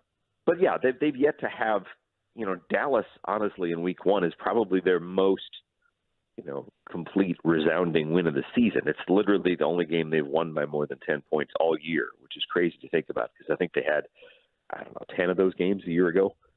So I get this. There's a sense that everything has come to this point to set up, a playoff run. You just don't know if everyone will get healthy, everyone will click and play at the level they need to sustain any kind of postseason run. Tampa was able to run the ball really, really effectively in week 1. It was by far the best game Leonard Fournette's had this season. They've had a lot of struggles with it afterwards. I mean, I know they're last in the NFL in rushing attempts. They're definitely a team that likes to pass the ball, but would you expect them to see if they could take advantage of some of that again and try to commit to a little bit of the running game against Dallas? Yeah, I really think, I've kind of thought this all year. They haven't been able to do it all year, but I think it's crazy to say Les Brady is a good formula, but if he's throwing the ball 48 times on Monday, that's not a good sign. I do think they'll try and run it. They've got not only Fournette, they have a rookie, Rashad White, they like a lot. They've kind of gone back and forth between the two. And Fournette, you go back to that Super Bowl year, they leaned on him really hard in the postseason, and he had 4 great games. Was a big part of why they won a Super Bowl, but hasn't necessarily been that consistent this season. So I'm curious to see. I think the commitment to run, the desire to run on a consistent basis is there. They just haven't been able to execute that on a regular basis. We talk about Brady and where he's at and how he's playing. One of the discussions we've had a lot, as it's felt like the last 3 weeks or so, we were heading towards this destiny of Dallas and Tampa. So we've been talking a lot about Brady in the future there, is this idea of the Tom Brady mystique and the magic, and you never want to welcome the Brady magic. Do you think he's still capable of, do you believe in that factor of the Brady magic of even at 45, he can turn back the clock and look like he's 28 if when the playoffs come around? No, I think he can. It's like I said, it's one of those where we've seen small doses of it this year. He's had a lot of good fourth quarters, a lot of good final 5 minutes, hasn't had too many of those games where it's just dominating 450 yards, that kind of stuff. But again, if the protection is there, if both tackles, if he has a healthy center on Monday, that's a big step. And then I think when they haven't had good protection, it's put him back in that mentality of I'm going to get rid of the ball in 2.1 seconds, whether it's downfield or whether it's just another screen. So I think he needs to have, a 2020 level of confidence in his line and play with that. And if he does, then, heck, anything's possible. It's Tom Brady in the playoffs. But there hasn't been nearly enough of that, during the regular season this year. Greg Allman covers the Bucs for Fox Sports, joining us here on the Diamond Factory Hotline on 105.3 The Fan. What's the state of their defense? What type of year have they had defensively besides shutting the Cowboys down week 1? Uneven is what I would say. They're a great defense in terms of keeping teams relatively low scoring, keeping the Bucs in games that their offense hasn't kept them in. What they haven't really done consistently that Dallas does so well is get takeaways. I mean, for a while they were like record low pace for turnovers. I think they had 3 in 2 straight games in their last 2 wins. That was a big part of kind of them clicking. But I mean, Dallas has, I think, 33 takeaways. They're probably the best team in the NFL doing that. So they have to get back to that because that 2020 Super Bowl run was very much fueled by bunches of takeaways, 2, 3, 4 takeaways in games. They're getting healthier again. That's another part where, they didn't have Vita Vea this past week. They didn't have Carlton Davis. They didn't have Mike Edwards. So I think that this will be as healthy as their defense has been in months. You just don't know how well all these pieces will coalesce and will play together if they haven't had that many games as a complete healthy unit. If they can do that, they're in great shape. But you just don't know how well it'll take kind of coming together on the fly like this. If you're Kellen Moore, where are you attacking? Is it run D? Is it pass D? Is it a certain player or two that you go after? What are you doing if you're Kellen Moore? I mean, I would think of what they have right now. I mean, Lamb is probably the best downfield threat they have. So you want to find out really early in the game how healthy these Bucs cornerbacks are. I think they've had some problems with backs catching out of the backfield, and Pollard is such a good weapon that way. That wouldn't surprise me if they use him a lot. Right now, like I said, what you don't know about this Bucs defense is who's healthy and who's kind of playing and trying to push through injury. And I think you'll see Dallas try to figure that out early in the game. Dak didn't have a great game in the first one. Obviously, he's had a run where he's had, whatever it is, interceptions of 7 games in a row. So for them to click in the postseason, they need, both sides of that offense really working well. This is a Bucs defense that used to be really dominant against the run. They were like the number 1 run defense in the NFL in 19 and 20, kind of in their best, finish in there. And they haven't been. They've been a middle-of-pack defense. Now, when they have Vita Vea and Akeem Hicks together, they're much better there. Have they been asked, have any of the players, has Tom been asked or given any thoughts on being an underdog at home? No, we haven't really got him this week yet. It's rare for him, especially a home underdog. So, no, I think we'll probably get him Friday. Brady's a guy who takes motivation in just about anywhere you can. It can be a comment somewhere. It can be, the line on a game. So I think he'll be aware of it. I think, I think what they can do, there's few teams that the Bucs can have the confidence they should have against Dallas. This was the game where they played really their best game of the season. And honestly, it was 19-3. Now, if I remember right, I think they opened the game with four field goals. Like this was the premonition of, boy, this might not be a good red zone offense this year, was what they did in Dallas. So, I mean, if they just, if you turn those field goals into touchdowns, it's 35-3 and not 19-3. So I think they're aware that even though they played well in the first game, they could have played better. And that's kind of been a recurring theme this year is missed opportunities and not playing to their strengths. So again, I think, Brady is going to be confident in any game, whether he's a 3-point dog or a 10-point favorite. But I think that's just a little extra. There should be no shortage of motivation for a 45-year-old potentially playing in his last game, but this adds to that. Who would you favor going in? It'd be close. I mean, there's been a lot made in the last 48 hours about how Dallas hasn't been a good grass team. I think they're 1-4 on grass and much better on turf. So that's curious. I don't know. I mean, the Bucs haven't been dominant at home this year either. So I don't know how much of a deal to make out of that. I think if the Bucs can score, if they can just get to high 20s or 30, I think they've done that twice all season. That's the key. I mean, if their offense clicks, their defense, I think, is going to be able to match it. I just don't know how well they'll be able to score with consistency, especially early too. I mean, they came out, they had 17 in the first half against Atlanta on Sunday, and it felt like 50 for this team. I mean, this is a team that just hasn't put up big numbers at any point. So I think getting out early definitely works to Tampa Bay's favor. Greg, how is this team any different under Todd Bowles than Bruce Arians?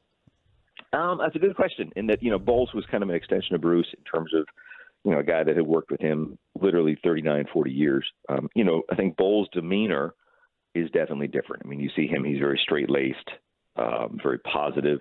Bruce was a guy that would, throw people under the bus, would be as blunt and as honest and as candid as you could see a coach being. So the persona of the coach's personality is different, but I don't know that the team is that different. Obviously, offensively, they haven't been the 30-point-a-game juggernaut that they were with Brady in 20 and even last year.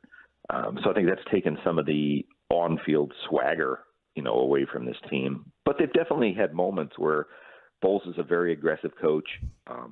We'll dial up blitzes. We'll do exotic packages. We'll do things like that. That hasn't changed. I just think because their overall sustained rate of success isn't the same, you don't see that as much. That you see a team that's wobbly and middling and 8-9. I only ask this question when the playoffs come around because somehow, some way, it ends up being important. How does Tampa Bay look on special teams in all the different phases?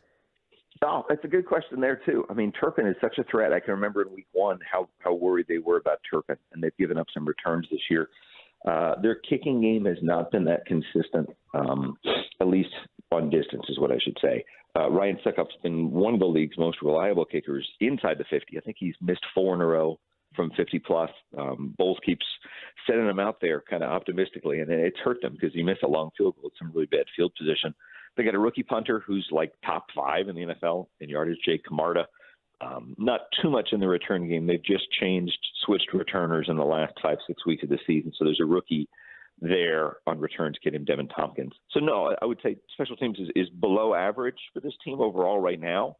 But again, containing Turpin, keeping those returns in check will be a big part of things Monday. How healthy is Vita Vea going to be in this game? I think he'll be fine. It's like they sat him out. He wasn't inactive this past week. He's had a foot injury that's kind of slowed him, but like the Carolina game 2 weeks ago is probably the best model where he and Hicks both played. I forget the numbers now. I think they're 6-1 this year when Vita Vea and Akeem Hicks both play, and obviously they're 2-7 when they don't.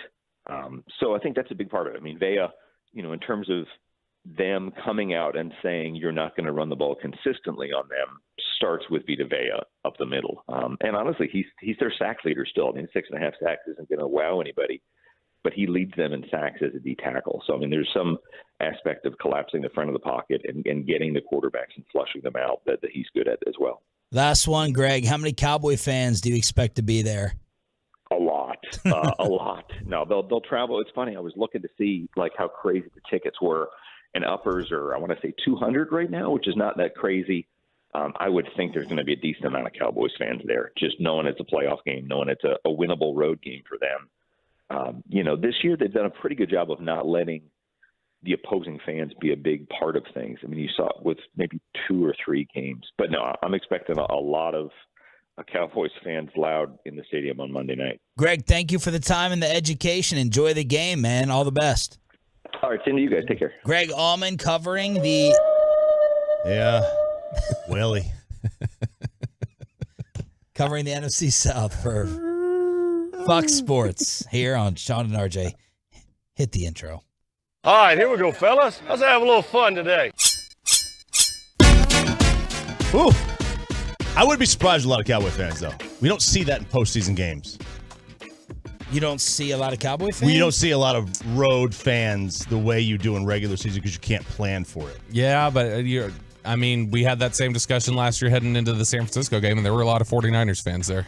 Yeah, when it comes to California. Yeah, because California, because they just move here. Because they want 49ers they fans want to travel move to well. America. Yeah. And not live in California. The left coast. Let's chop it up. All right. I got some of these stories here. I got 5 of them. May not get to all of them. May get to all of them. You never know. Wait, what's your push-up total up to? I'm 35 away. Oh, great. And you got to knock them out before 55. Yeah, no. Oh, yeah, whatever. So Rockwall Heath, right? Their head coach is in trouble for having this workout of way too many push-ups within an hour that apparently got some kids hospitalized. I'm seeing reported number of 300 push-ups or 400 push-ups within an hour. Oh. So Choppy's trying to knock that out.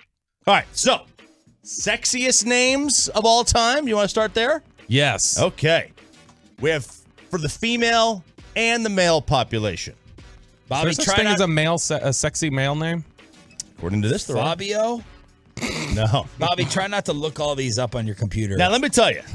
First, these are not, none of these are exotic names. Okay. These are psychologically sexy names. Like, I hear that name and I automatically think that's probably an attractive individual. No. More like it goes to your primal instinct of, you know what I mean? Primals. I'll give you the woman's Liver number King. one. I'll give you the female number one. The sexiest first name. The sexiest first name from a women's perspective. Kristen. No. Got to stack up some points here, guys. Yeah. Mary. No. No. I completely disagree. I couldn't believe it. But they're saying because of the Virgin Mary, everyone sees some kind of like, that's what they say. Oh, yeah, really, like. No, it's like, that's the. Let me pop my blue chew when the Virgin Mary topic You're comes going to need up. one. That's some Freudian, like. Yes. I hear Mary, I think of like an extra in Little House on the Prairie. Yeah. They say it's emblematic of the virginal and flirty connotations That may of be the moniker. Basic's list. Could be. Could be. Next one is kind of exotic. Veronica with a K? Eva. Eva? Or Ava. EVA. How would you say? I would say Eva. Eva Mendez. So Longoria, Mendez, Eva. Yeah, Longoria. Eva. Okay. I could get behind I can see that. I mean, it's hard not to take those two women out of your mind. And both of them were hot. Yeah. Are hot. Are. I don't know. Another one that has, when we were growing up, who was known as the sexiest woman alive? Cindy Crawford. Bo Derek. They were, yeah. Sophia but Loren. in Hollywood, Julia Roberts. Julia is on here. What? Wait. Was there a time she was considered? Oh my God! Like People Magazine, you have the sexiest actress in Hollywood. Why? Probably Pretty Woman. Her and Richard Gere. I never got into her. Julia. I know you didn't. Julia to me is more like a cute name. Not like hot. I'm out on that. Disagree. Okay. Next one. They have to sound very What's yours? What's your name? exotic. I don't know. I'm waiting for it. Me going through the list of names when we were naming our son. I mean, I put in research like it was the NFL draft. I mean, Yeah. I was going through these things nonstop. Okay. I had no say. Turned out the end, but I think you've done so many push-ups. You've torn your shirt. I have a hole in it anyway. I've had a hole in this shirt for quite a while. Okay. All right. It's been a while. Let's get a name on there who knows how to sew. That would be Mary. Well, Sean, we already did that. Sean, if you, I'm not gonna go down that road, but Kate is the next name. Nope. Kate Beckinsale, Kate Bosworth, Kate Upton. No, too simple. Bobby, look up her on your computer. Yeah, Bobby, look up Kate Upton. Hold on here. Kate Upton. Bobby Verlander Beach over here. photos, please. So there's your top four in the women. All right, bad list so far. And the men. I'm talking about sexiness. Sexy. And the men. Yeah. Okay. That good for you, Peyton? Oh, yeah. Peyton, do you have any siblings? Yes, all brothers, though. What's your mom's name? Kim. Okay. Be nice. Now Be nice. I do have an association with the name Kimberly because of the Pink Ranger growing up. Oh. Yeah, associations cause bias in this as well. Yeah. If it's an ex or, a bad experience. What about Isabella? Is that on there? That's an inside joke between us. I don't You get weren't it. supposed to get that. That was just that. I'll show you you can't all just- pictures. I know. Okay. All right. I'm gonna say what it is now, Peyton, gotta because you reference- mentioned you it. gotta reference we it. were in a meeting the other day. We were in a meeting with the other day, and he was very fond of one of the individuals on the Zoom call. Sorry. On what meeting? For the podcast, because For we're our number Love of one. the Star meeting. Oh, so you like the girl Isabella on there? All right. Okay. Yeah. Let's look her up. Let's By the get her way, profile. I'll get it. I've already done it. Yeah. Oh, he's already got it up. Yeah. Don't worry. Who's this follow We've got. from? I got the name I'm going to throw out here because it just reminded me when I was thinking of Kelly Kapowski, who was also one of the early ones. Don't say Tiffany. No, Amber. Tiffany Amber Thiessen. Amber, I feel like, is one of these names. Amber might key your car. But, I but feel an she'll be. Amber's gonna- But she's going to be attractive. I feel an Amber would key your car. But she's Yeah. going to be attractive. What about Tiffany? I feel Tiffany would key your car too. No. I think of Tiffany and I think of the singer Tiffany. I think we're alone now. What And about- she was not attractive. What about the guys? All right, the guys. There's 4 guys' names, just like the girls. 3 of these names are shortened, like monikers of the original name. So you would have like That's Peyton's There you crush. go, Chop. That's his crush. Oh, yeah. Oh, okay. I've seen that. We should get her. We should get her on the show. We should get her on the show. That's your revenge. Hey, text her, Peyton. Peyton was texting her after the meeting. Peyton's not going to get her on the line. You're going to have to set it up when Peyton's not around the phone. That's your revenge for All right, him. I'm gonna have to find her number. I talked to her during the meeting. Yeah, you so did. So these 4 names, 3 of them are shortened. So like Bob instead of Robert. Okay. So think along that lines. All right. Now Bob is not one of them. Okay. Is Neil? Bobby. Neil? Yeah. Bobby, No. shut up. The number Let's one. Let's get through one topic. The number one. And I know Sarah is absolutely going to agree with this because her biggest crush. Troy. No. Ralph. No. Ralph. I'm not her crush. I'm her reality. I'm her reality. Right. Jack. Jack. Okay. Because she's. I can see Jack can't stop Jack Harlow. Jack Harlow. Oh, Jack. Is Harlow. it Jack Harlow and like Jack from Titanic? Jack Harlow, like a little boy look, like. No, girls love him. They love him. They freaking love him. But I can picture Jack like a rugged jawline man name. Yeah. It's a man named Jack. Jack. Yeah, I can see that. All right. Okay, I can get down with Jack. The next one. And I could see this because of the suave character. James. Like James Bond. Okay. I find there's a studiousness to James. I agree. So far, the Jays are dominating. Yeah. All right. The next one, shout out my nephew, Nick. Nick? I don't get it. Sorry, Nick. I think It's basic. I feel like Nick is on a level wow. with Chad. Like when I hear Nick, and maybe that's why girls associate with it. When I hear Nick, I think plays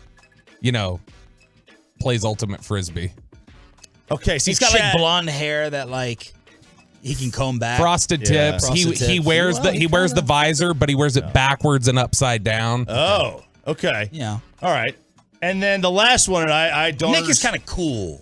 I don't know about you. Yeah. Sexy. Yeah. Nick could be cool. And the last one, I don't understand this one, but it's Ben. See, all these are one syllable. Yeah. Which There's screws up something- everything. There's Sorry, something. Sean. There's something to that. It's one syllable. You can't name your kid a one syllable name. It screws up the happy birthday. Yeah, song. I'm Shawn, according to Bobby. So there you you're go. Sean. If you are looking Sean. to name your kids, We just said the same thing. that's what the internet is saying for the boys and the girls side in chopping it up. All right. Do you want to go save humanity? And by the way, Messi after the World Cup, did you see the stat on that? Let's see. Argentina won the World Cup. Baby's name Lionel and Leonella increased by 700% in Santa Fe. Big Commodores fans. One in every 70 babies born there were named after Messi in December. Wow. One in every 70, guy and girl. Wow, that's a lot. Okay. I can finally erase that from my prep. I've been saving since the World Cup. Kept that stupid stat in there forever. You want to go with why you should have coitus with short people or naked sleeping? Aren't those the same? No, sometimes. I mean, how many people? Coitus with short people. All right. So, what percentage sleeps naked besides Choppy? Do you every night? Pretty much, unless I have like diarrhea that day. So I can't. So she's in a full sweatsuit, and you're naked. Pretty much, she hates it. She hates it. Yeah, she's like she doesn't want me tooting in bed and getting it all over her sheets. Yeah, like hair when you wake up. Oh, Well, I shave a lot of my hair, my body hair. Okay. Not. I don't bick it, but I shave quite a bit. Let's of it. go. I guess short people. All right, short people. This comes from the New York Times, so they did this long. Actually, I think I'd prefer the Southwest couple thing. All right, let's do that. Since the FAA is shut down flying today. Okay. This is a tacky couple, according to the stories. This is a Instagram user, Jeff Martin, posted a video showing the hack that he and his wife use for a quote-unquote pleasant flight. So they're Southwest passengers. They get a grouping or whatever. He takes the window and she takes the aisle. And we're flying out to Southwest for the Super Bowl. And we are flying Southwest for the Super Bowl. Don't believe we'll be an A grouping, but I already bought it. I can't sit in the middle. A1 through 15. No boarding. Sounds like Jared Saylor at his charity. Yeah, I know, right? Are you guys ready for bowling for soup? Bowling for Sue. So he's in another country. He can't hear. Now Bobby thinks. Oh, the Odyssey app probably works better there than in. It probably does. Works in Turks and Caicos. In We saw that Fort from Worth. Matolo. That's right. So Bobby thinks, and I think I agree with him, that this was an elaborate ruse not to find a good person to sit in the middle, but to find someone they want to put their keys in a jar with. A swinger. Yeah. A third. Oh, Yeah. grapefruit. Yeah. It's probably pineapple. Oh, right? pineapple. Yeah. Sorry. Yeah. So I'm glad I got the fruit wrong. The clip shows the wife sitting in the aisle seat. He films, and she is like blocking the seat with a bag, and she like looks and waits, and then she picks somebody from the C group that they know there's not going to be any more aisles or windows. She points to like a person in the aisle. Yeah, says, "Hey, come on, sit over here." And then the thought is that it's a pleasant flight because they're either, they look good, they're attractive, or as Bobby says, they're going to be the third for the night. And she points. Before she points, she turns to her husband on this video and goes, "Should I be nice?" And then she calls him. It's like, I've seen this video before. Was and the it girl does attractive? No, not particularly. She's whatever. She was okay. Was Wasn't she bad. a Mary? She was not a. You know what? She could have been a Susan. Okay. Yeah. A Susan who goes by Sue. Okay, fair. Yeah, Susan who goes by Sue. Bad name. Crazy name. Bad name. Keep going. All right. Okay, so next one. Let's just do the naked sleep. Okay, so did they get in trouble for this? Like, did No, we get they didn't get in trouble for it. They got dragged. shamed online.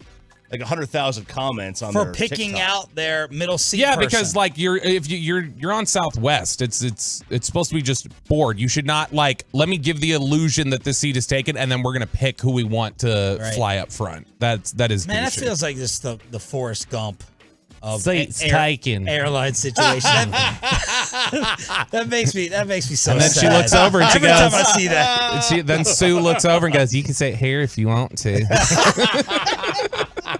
Chopping it up.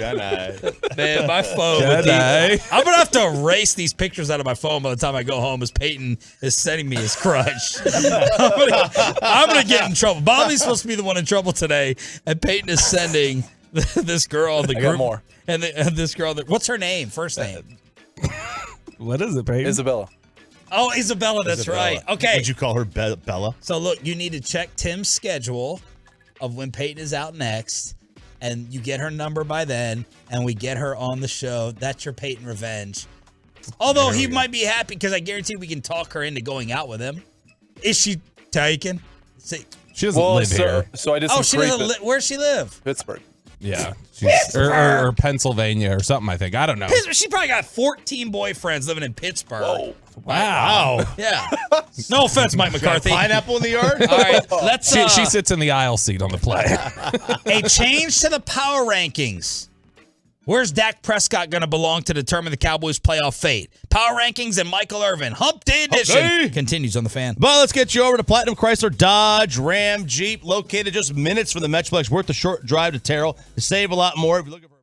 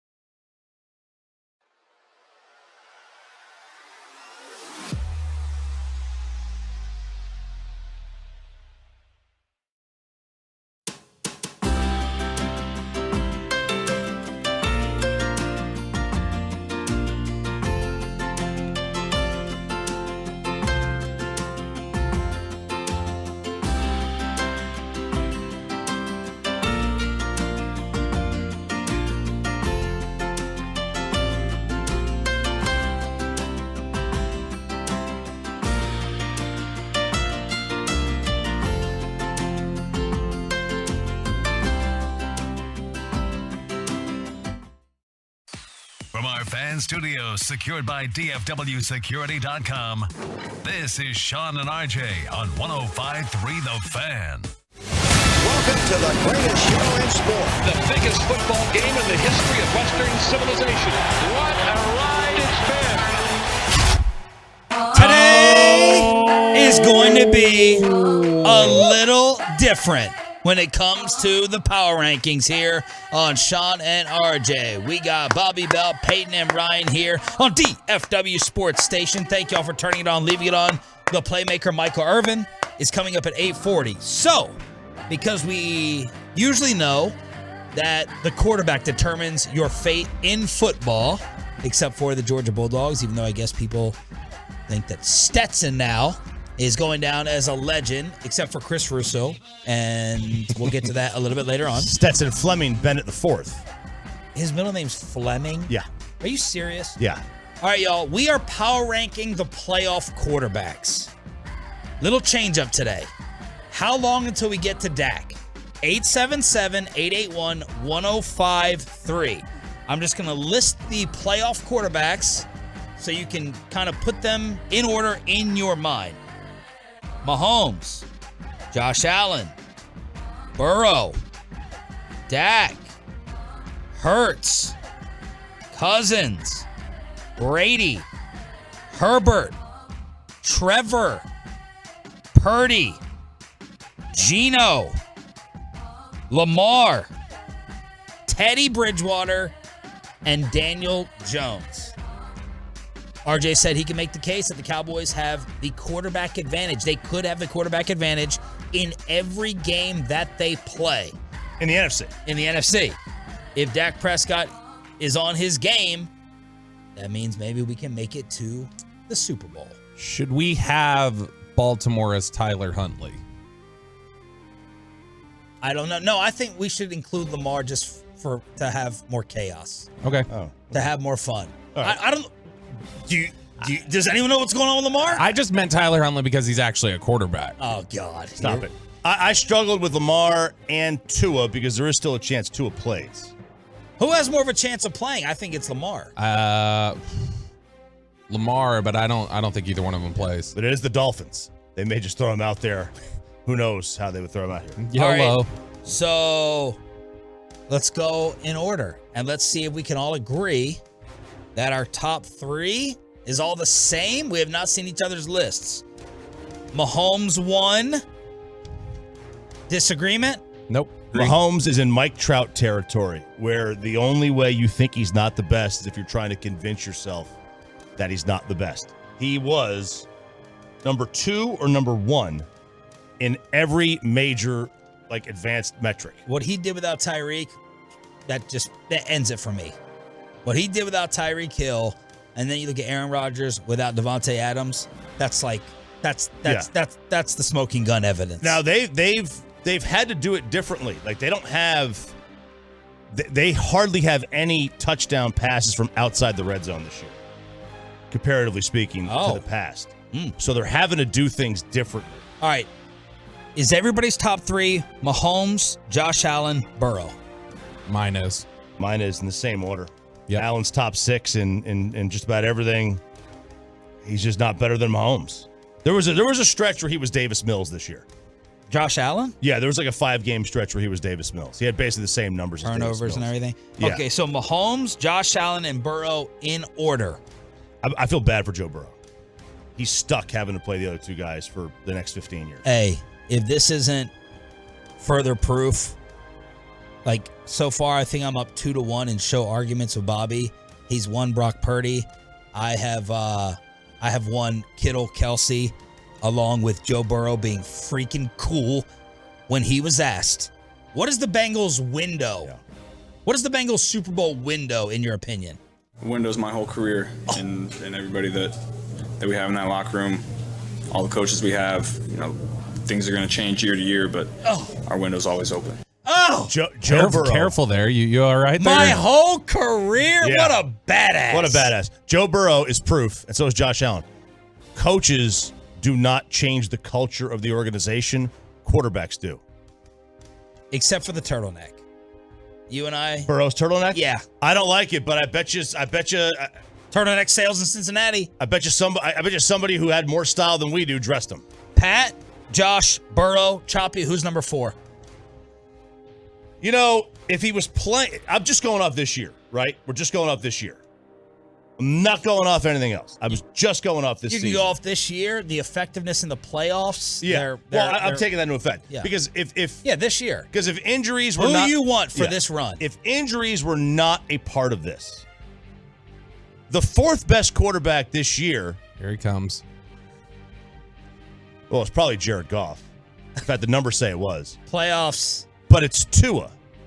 But he's not playing. You can't really. Tua was, let's see, 2nd, 3rd, 4th, and 1st in the 4 major metrics. That is top 4 in anyone. But it is Jalen Hurts. Because he is going to play. We know he's going to play. And he's probably healthy.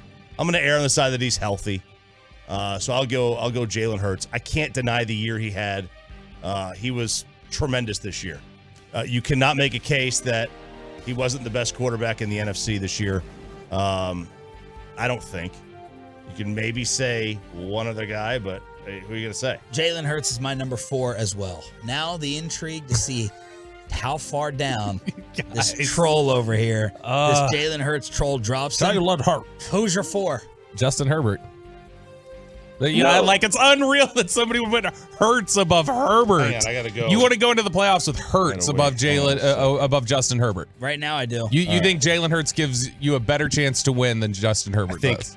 There's nothing other than Insane. preconceived Herbert. bias Nope, that would Herbert. say that Herbert was 18th in DVOA, 11th in QBR, and 12th in adjusted. That's wonderful that net yards per Jalen Hurts is a freaking running back. I love it. It's Oh. awesome. Him and Lamar. That's great that they can run. It's Are they fantastic. playing? And also, I'm talking about like the shoulder is the shoulder. He's not going to play like the fourth best quarterback in these playoffs with that shoulder. The head is the head, and Justin Herbert It is. Yes, and Justin Herbert hasn't shown that he knows the difference between his team and the other. All right. So that's your Herbert. number. Your number 4 is Herbert. Yeah. Wow, and he's laughing at us with like a. He's laughing. No, at I'm laughing at like With an where arrogance to it. I'm laughing at how like y'all are going to scream at me over the rest of this He's list. outside the top 11 in everything. Number 5. All right, I struggled here.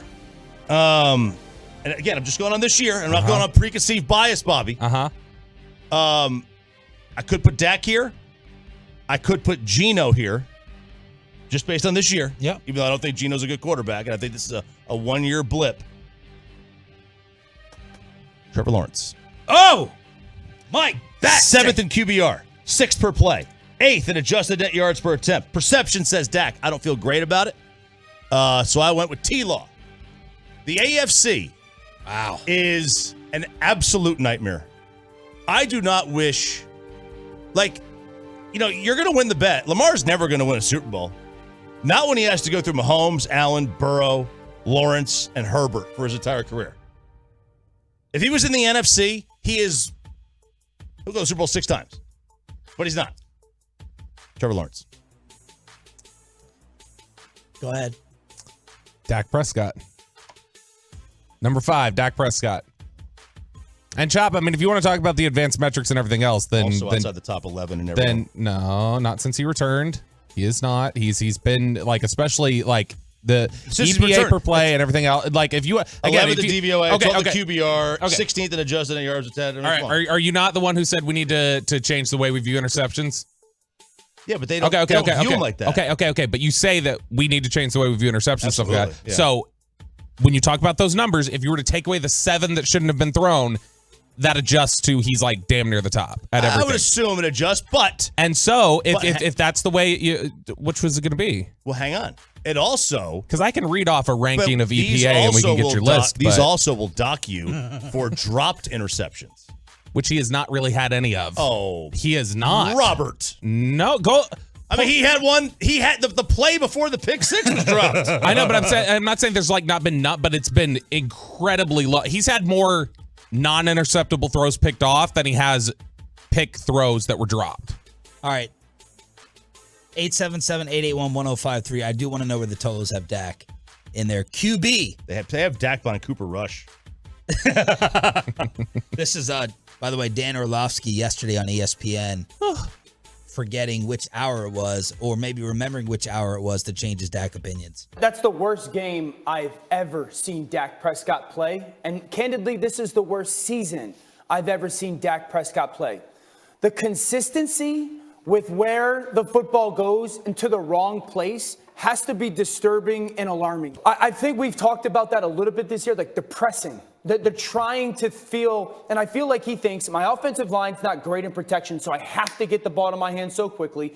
The only guy that I really think is going to do something outside is CeeDee Lamb. So there's this feeling of trying to almost be perfect on every single play. But RC, the ball goes to the wrong place way too much for a guy who's too proven as Dak Prescott. Dak Prescott is also my number 5. Yeah, Sean. Over Herbert. And I've been a Justin Herbert defender, but man, he gets a pass. He does get a pass. Now, the Chargers won 4 of their last 5, but his numbers are not that impressive. I think Dak has played better down the stretch than Herbert, and it's not going to surprise me if the Chargers get eliminated really, really early despite all this potential. I had a couple quarterbacks in this mix here, but I'm going Dak Prescott at number 5. I'm not banging the table. I'm not feeling fantastic about it. I'm going with Dak 5. Who's your 6? Dak is at 6. Dak will be at 6. I can't kill you for Dak at 5. I can't. I wouldn't do it. I can't go in like this Trevor Lawrence thing, this little cute thing. There's all y'all love in Jacksonville. That's going to end real soon. They're not for real at all. They're not dangerous. So this little cute Jacksonville story, they didn't deserve to. I was mad that Tennessee didn't win that game with that BS. You wanted Josh Dobbs in the playoffs than Trevor Lawrence? I just wanted torment Bassick. But this whole Trevor Lawrence thing, Dak Prescott, better quarterback going into the postseason than Trevor Lawrence. That's why I have him above. Who's your 6? Trevor Lawrence. Okay, then. Number 6, Trevor Lawrence. And I mean, he's the way he closed the season, the way he finished the season, the level that he's playing at right now, I wouldn't necessarily want to welcome a matchup with Jacksonville, but I've got Trevor Lawrence at 6. My 6 is Herbert. Just because he can win it with his own arm talent by himself. I know you love that term so much. So I'm going to put Herbert. I take Herbert over Lawrence and not even blink right now. Choppy, 7? I wanted to put somebody else here, but I couldn't do it. I can't in good conscience do it. I put Herbert here. Okay. I thought we were getting a little Minnesota love at some point. Oh, God, no. He didn't even make my list. Of all the quarterbacks in the playoffs? Yeah, sooner or later, they don't matter. Okay, already, but Lamar or... I'm assuming Lamar's... when I did the list, I assumed Lamar was out. I just assumed Lamar was not going to play. I've got 2 versions of the list. I've got one with Lamar and 2 in it and one with them both out. All right, give us the rest of your list. Okay, I'm going to have everybody in it, Lamar and their backups. So the rest of my Start list... from the top and just give the whole 1 list. Mahomes, 2 Allen, 3 Burrow, 4 Herbert, 5 Dak, 6 Trevor Lawrence, 7 Tua, 8 Jalen Hurts, 9 Lamar Jackson, 10 Kirk Cousins, 11 Tom Brady, 12 Geno Smith, 13 Daniel Jones, 14 Brock Purdy, 15 Teddy Bridgewater, 16 Tyler Huntley. Brock Purdy's behind Daniel Jones? Yeah. Daniel Jones has been solid this year. I thought Brock Purdy was Tom Brady. Brock Purdy, I didn't say that. Okay. Well, that's what you've been But talking. Brock Purdy's been really solid. My whole argument the whole time has been I believe in Shanahan to make anybody who's just not a disaster. All right, work. Chop, give your list. Wait, who was your bottom 5? Bottom 5 were Geno, Daniel Jones, Brock Purdy, Teddy Bridgewater, and Tyler Huntley. Okay. I've got, so I had Herbert at 7. I've got Brady at 8. I have Geno at 9. I have Kirk at 10. I have Daniel Jones at 11. Okay. Again, if Lamar's there, I didn't put Lamar in. If I had to do Lamar, I probably would have put him 5 or 6. Probably would have put him around the Lawrence Dak in there. And then Daniel Jones at 11. And then everybody else from there on out is basically in the same category. How we can all end up billionaires and some more college football fallout as TCU is getting roasted after the national championship. We got to try to defend Fort Worth. And how are y'all dividing up the lottery before Michael Irvin next? But first, let me go ahead.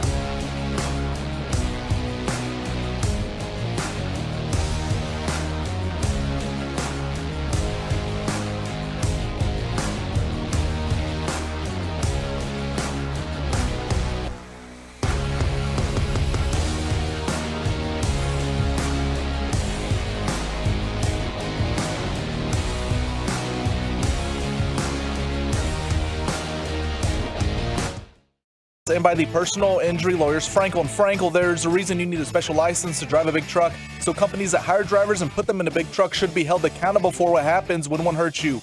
Frankly, you need Frankel & Frankel. Visit truckwreck.com or call them 214-333-3333. The Playmaker, Michael Irvin, is coming up at 8:40, brought to you by Driveway.com as an Odyssey NFL Insider. The Insider Call is brought to you by Driveway. Car buying delivered on your terms and on your turf. DeMarcus Ware, the future Hall of Famer, will be on with the G-Bag Nation today at 4 o'clock. I'm going to have to disagree with Micah Parsons here in a second in order to defend Fort Worth. But first, QB fallout on the Twolo, the Fantex, Twitter. What are they saying about the lists? As we were power ranking the quarterbacks, RJ had Dak Prescott at 6.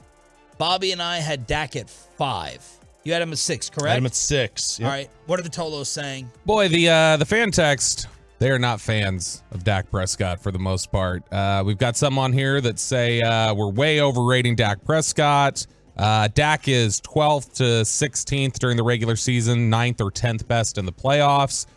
Dak is literally bottom 4 for these playoffs. Just a bunch of Dak's no higher than 9th. No way Dak is a top 5 quarterback left in the playoffs. Just a whole lot of this is absurd that you'd have Dak that high. And also a bunch of people hating on me for having Jalen Hurts at 8. Yeah, you're gonna have to get over that. But I appreciate the stubbornness. I'll get over it as soon as he gets over his inability to throw a football. He's as good of a thrower of football as Dak is. That's not accurate. Well, this year it is. No, it kind of is. Like, all right, where would you have had? Did you put Lamar in? I did not get to Lamar on my list. Okay, so Lamar was healthy. I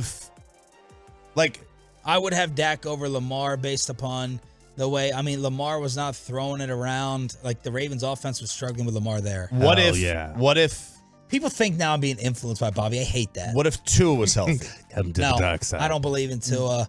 What if Rodgers made the playoffs? Dak Prescott. Rodgers was terrible this year. Rodgers, I've been calling it out for 2 weeks. This whole little turnaround by Green Bay, Rodgers had very little to do with. What if Goff made the playoffs? Dak Prescott. This year. He didn't have a better year than Goff did this year. He throws the ball better than he's a better player than Jared Goff is, in my opinion. The problem is, what are you side-eyeing? He said he throws the ball better than Goff. Well, Goff doesn't run it, and Goff had a better year, so he clearly doesn't throw the ball better than Jared Goff. Okay, again, if you want, we can call Sigmund Bloom and the rest of Football Outsiders, and they can read off the rankings. But I'm just telling you, Jared Goff is not a better football player than Dak. This year he was. Career he's not, but this year he was. The problem completion percentage over expectation says that's not true, but he's always struggled. Goff's always struggled there. Yeah. Yes. Okay, the problem is Dak could make us look fantastic by saying this, and he could light us on fire. That's the problem with Dak. His ceiling can be Tampa game 1. Everyone's going to talk about Tampa game 1 this year. I'm also going to bring up Tampa game 1 last year when he looked like the MVP. Those are actually the 2 perfect Dak Prescott representatives. Which one is it going to be? Fate and luck is going to determine whether Bobby and I look good with this. If he's Dak from game 1 last year, we're going to look fantastic. If he's Dak from game 1 this year, and to me, it's a 50-50 proposition, then we'll look stupid. That's the problem with Dak Prescott. Jared Goff, though, does not have that ability. In my opinion, consistently, Tua does not have that ability. Lamar doesn't have that ability throwing it.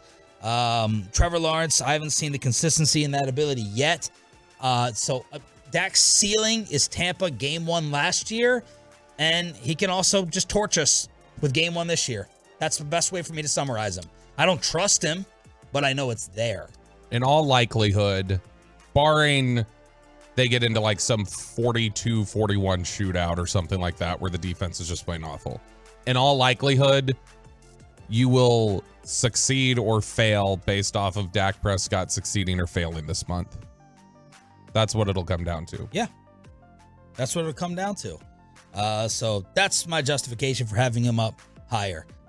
I love that Bobby comes on the show and Choppy. Are you turning a little bit on Dak? No, not at all. Okay. How am I turning on him? Well, you say you'd take Jared Goff over him. Would you take Jared Goff over Dak for the next 3 years? Who would you have on your football team? Look, Jared Goff had a better year than Dak did this year. I'm not gonna try to homer that one up. He just did. You really can't argue that he didn't. But I do think Dak's a better player. Okay. Yeah. So I still have Dak, but I've had Dak the same place he's always been, somewhere between 6 and 10. Same. I think we're all in agreement. Yeah. I have him between 6 and 9. Personally. Nice. All right. God. Let me move this lotion. Ew. I've been using this hand lotion, and now I want to move this lotion. We're not going to disagree. I can't believe this. I'm going to sit here and agree with Chris Mad Dog Russo because of my new hatred for the Georgia Bulldogs after Chris Russo said, TCU, they got cheated. I have not a little problem, I have a major problem with Stetson Bennett, 25 years of age, playing college football. I can see it for 1 year. Last year he won. Burrow was 23, going on 24, and he won. But 25 years of age, playing quarterback for Georgia, he should have left after last year. I didn't know that he was that old. And I understand we have punters who are 50 from Australia punting. I have a problem with a 25-year-old playing against 19-year-old kids. I had a problem with Winicky doing it for Florida State when he won the Heisman. I didn't vote for him for that reason. And I understand that Bennett's story is a hell of a story. We all know about the walk-on and told to leave and everything else. I understand that. But he's older than 10 NFL quarterbacks. He's older than Justin Herbert, Jalen Hurts. He's the same age as Lamar Jackson. And it's not like he didn't win last year. He won last year. Okay, the Winicky thing kind of weakens the argument a little bit. He has never cared about pronouncing names right, ever. 1992, 2002, never cared. Okay. Does not matter to him. Chris Winicky. Chris, that was very easy though. With Winicky doing it for Florida State. By the way, I had to look it up after he said that because it kind of feels like yesterday that I remember Chris Winkie like playing and he was like 27 or something. He's 50 years old now. What? He's 50. Yeah. He was 28 when he won the Heisman. Yeah. He was 28 years old. It's unfair. It is unfair. No, it's not. Yes, it is. And I'll win the argument simply off of this. It's really unfair if you're talking about a 25-year-old man playing linebacker or defensive end or tackle I agree with that. versus a 19-year-old. That's where it's unfair. A 5-star 19-year-old is going to be built like a 25-year-old walk-on. Not 10 out of 10. Better than that. Not 10 out of 10 times. You're not going to convince me that a 19-year-old is going to be stronger than the average 25-year-old. So we're not talking about average 25-year-olds, though. We're talking about football 25-year-olds and football 19-year-olds. A 25-year-old should not be competing against a 19-year-old in general. Period. The brain of a 25-year-old quarterback in a physical sport, like in that type of sport. Yeah, a brain of a 25-year-old quarterback is different than a 19-year-old. Yeah. Micah was defending Stetson Bennett yesterday. Yeah. In terms of saying Micah doesn't know everything. He does. I know he likes to talk about everything and address everything. He don't know everything. And I tweeted back to Micah, so experience, you don't believe Stetson Bennett with 7 more years of quarterbacking experience with knowledge and system, that's no advantage. It's an advantage. It's an advantage. Now listen, I know this is whiny. I know I'm being whiny about it, but a 25-year-old man versus a 19-year-old, straight up, head up physically, I think it's a tremendous advantage for the 25-year-old. Well, it is. It is. I don't know that I have a problem with it. It is an advantage. There's no doubt about that. Now, COVID gave everybody an extra year of eligibility. Like Bo Nix is going to play again. Bo Nix has been playing for a decade now. We just had a guy I think it was a guy at either UCLA or Oregon who was just granted an 8th year of eligibility because of injuries. Stupid. So I don't have a problem with that if you have injuries and all that stuff. And we've seen guys like Drew Henson and others who played baseball, minor league baseball, and then decided, they were going to make the pros, and they went back to college and they tried to get on the football Henson team. Didn't. Whedon did. Brandon Whedon did that. That's who it was. No, Drew Henson did too, right? No, he played Henson college football, baseball, then went to the NFL. Yeah, that's right. So he played college football, then baseball. Whedon played baseball, went back to college. Yes. It happens. It happens. I don't have an issue with it. I get looking side-eyed at it. Yeah, and it would also be a physical disadvantage and a possible safety issue for the 19-year-old. Do you look at Stetson Bennett and say that is a physical? Do you look at Stetson Bennett and go, that man is a physical risk to a 19-year-old? He's got long armpit hair. He's got to trim that. No, but I'm talking about the rule.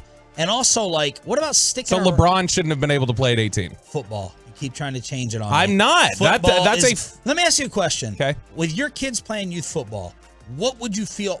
How old's Luka? He just turned 13. Okay, if Luka played against blank-year-old kids, you would start to feel uneasy or unsafe about it. Where do we draw the line? Where do we draw the age line? Look, for that is totally different. Just answer the question. What would you say?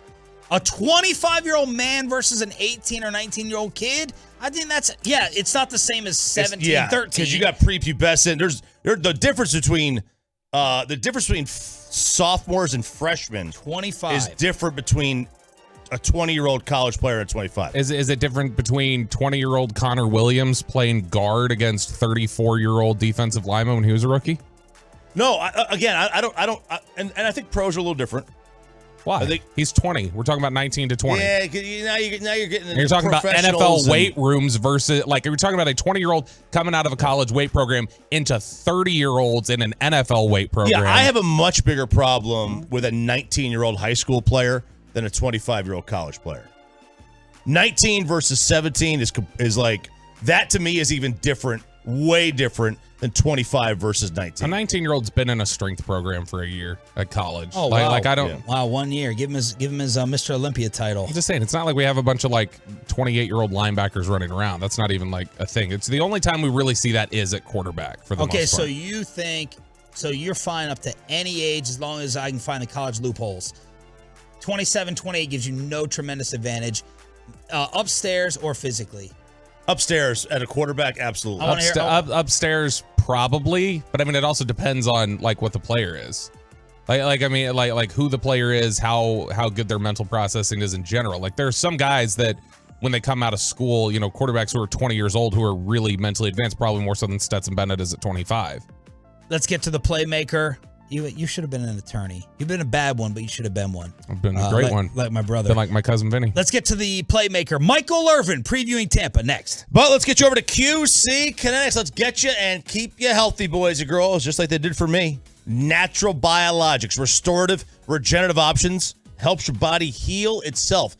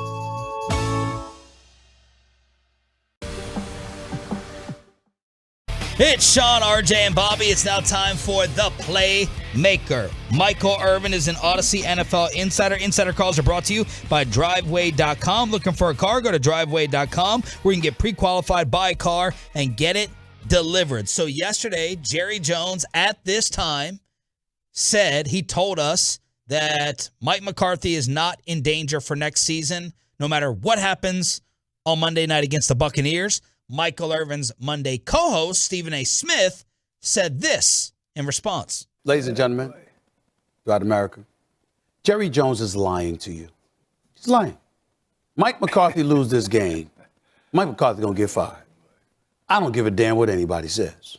We know how I feel about Jerry Jones, but let me be very, very clear. I'm gonna say it again. I don't mean to be offensive. Okay. He's lying. Jerry Jones is just smart enough to sit up there and not add fuel to that fire at this particular moment in time because pressure breaks pipes. And he don't need to add more pressure that is already obviously on the Dallas Cowboys. And I'm going to say one last thing before I give it to y'all. If the Dallas Cowboys lose this weekend, Mike McCarthy's job ain't the only one in trouble. There's a whole bunch of people going to have to look over their shoulders. Now, Dak Prescott might not go anywhere, but life is going to be made to be very, very, very uncomfortable for that brother. He don't show up and produce this weekend. Oh, make no mistake about it. I don't give a damn what Jerry Jones is telling y'all. He's lying. Mike McCarthy's job is on the line this weekend. He better not lose this game. He better not lose this game. Good morning, Mike. What's up, buddy? What's up? What do you think of what Stephen A. said about what Jerry told us yesterday? Well, first of all, it's Stephen A. and all these. That's one word I never try. It was one word I try to stay away from on TV. Especially in our business, that someone's lying because it's not really a lie. But if we're trying to not give you all the truth, that's one thing, and that's plausible in this business. That's what we do. Yep. It's like I'm not going to tell you the first 15 damn plays I'm going to run. You can ask me. And I'm going to say, yeah, we'll get some running. But it's not a lie. I'm just not giving you it all because of the competition and the battling. Why should Jerry say, you're going to be fired if we don't win this game? Why would you even send that? Why would you send that into your playoff week? So, it's just, that's what it is. I don't think, I certainly wouldn't say Jerry's lying. But I do believe, and I see, I saw this morning where ESPN said, well, Chan Gailey went to back-to-back playoffs, and he still got fired. That was a totally different thing. Everybody wanted Chan Gailey out. I mean, everybody on the team wanted Chan Gailey out. To be totally honest with you, we never really accepted it anyway when he changed that offense. This is a whole different thing. You go back-to-back 12, 13 wins, you see 12-win seasons and everything. It's hard to get rid of a coach when he does that. This playoff game is huge, Joe. It really is. It's big. It's how it plays. If he goes in and plays like that, like that boo and boo or that do and do we saw last night, last week, then man, I'm gonna go over there and help pack his bags, get him up out of here. Does last week matter?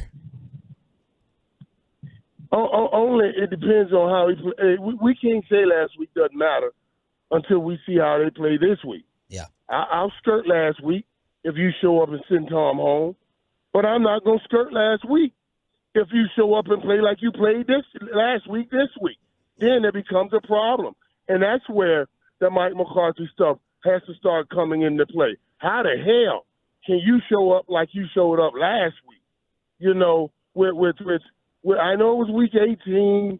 I know you really didn't have a shot at the number 1 seed because San Fran wasn't going to lose. And I really like where you are. I ain't necessarily even want a number 2 seed, even if it means you get some playoff games home, because I wanted to see Tom in this first round because of what I've seen all season out of Tom. We've been putting up 30-some points, not this last game, of course, but they've been struggling to put up points. So it seemed like a good matchup to start with and get a notch up under our belt. Now they just got to go get it done. And if they show that junk they showed last week on a football field again, then every damn body needs to be fighting. Michael Irvin here on the Diamond Factory Hotline. So last year, you were right. We were wrong about the San Fran matchup. You like this one. You're not full of anxiety over Cowboys Tampa Bay. How do they match up? I think Dallas here, and here's the issue now. Here's the only issue I have. Last year I was worried about the physicalness and their ability to run the ball. I'm not worried about that this year.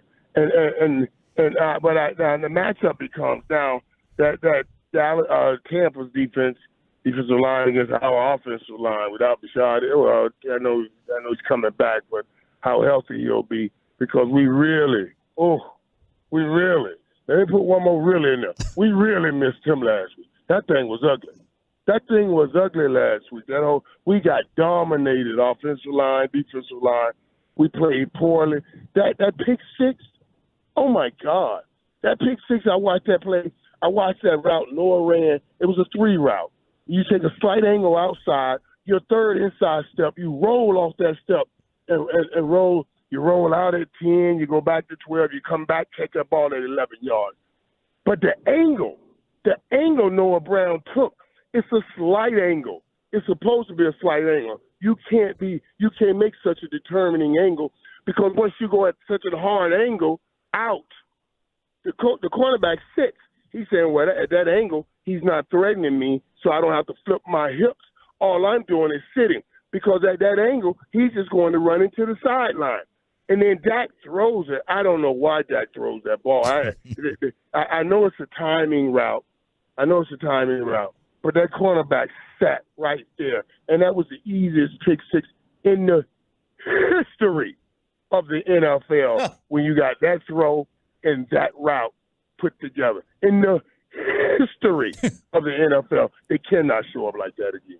Michael, talk about how it is playing a team, not a division team, because obviously you do that every year, for the second time in a season. How much can you take from the first game? How hard is it to beat a team twice? Oh, you can take much from the first game. You can look at the kind of things that they did, of course, to have success against you and to try to start mitigating and moving those things around. Now the problem comes in when it's 3 times and you beat somebody twice, because you've given them 2 game plans that work. You may not even have a third, or you know what I'm saying. They've already prepared for all of the things that you put together to win those games, and it becomes tough. And then the mindset of the players, like, man, we already beat this team twice. It's hard to focus in as keenly as you need to when you beat a team twice. So that becomes an issue. I don't think this should be an issue. This should be set up perfect, because Tampa won. They'll say, we won. Let's go do some of the same things. Dallas played a close game but lost. Then they should be hungry and say, remember, they got us last time, but we knew if we get here, we'll beat them. This was the best matchup, week 1, playoff for the first round of the playoffs, I thought, for Dallas. And that's why I kept saying, give me Tom Brady and give me Tampa Bay. Woo! Michael, is Dak the best quarterback on the NFC side, or is there somebody else you'd prefer to have over him for this playoff run? That's a great question, man, because I was looking at that. Did you see that? They did that. I saw that a couple of weeks ago, where all of our quarterbacks on the NFC side came from, and all of the quarterbacks on the AFC side came from. They're all on the AFC side. They were all first rounders. We've been scattered, over here. That's really interesting.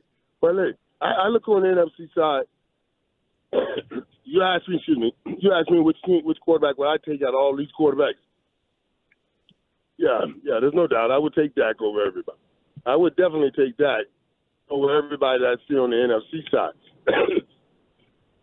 Excuse me. Now, Jalen Hurts in that offense is a whole different thing, and I think Jalen has shown them his value even when he was out. What is the difference in grass versus turf? Cowboys are 1-4 on grass this year. They've struggled since 2017. How different is it for a turf team to go play on grass? Yeah, I don't know. I don't buy that. I play my best on natural surfaces. Let me correct that word.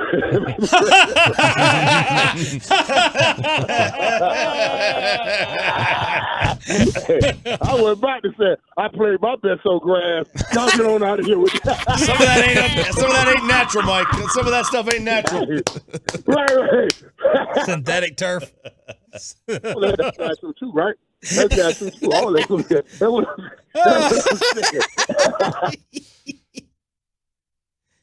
all right, stop it, Mike. So I don't know why. I don't know why people are having problems talking about playing on this natural surface.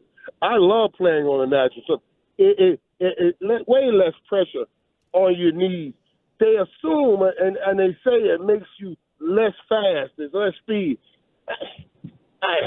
I don't necessarily buy that either. But of course, I was never a speed demon, so I wouldn't know what less speed means. Michael Irvin, the playmaker, on the Diamond Factory hotline here on DFW Sports Station. Okay, so keys to the game, Mike. Keys to the game. You're not worried about the physicality. What are your Cowboy keys to get this done? We have to get a run game going some kind of way, and we have to get a pass rush to make sure we cover the back end. We got to take care of the business on the front end because we're hurting on that one corner, man. Yeah. We're just flat out hurt. And Tom is going to try to exploit it. You got to get to Tom. You can't let Tom sit back, get comfortable. And a lot of people, for some reason, think Mike Evans can't get deep.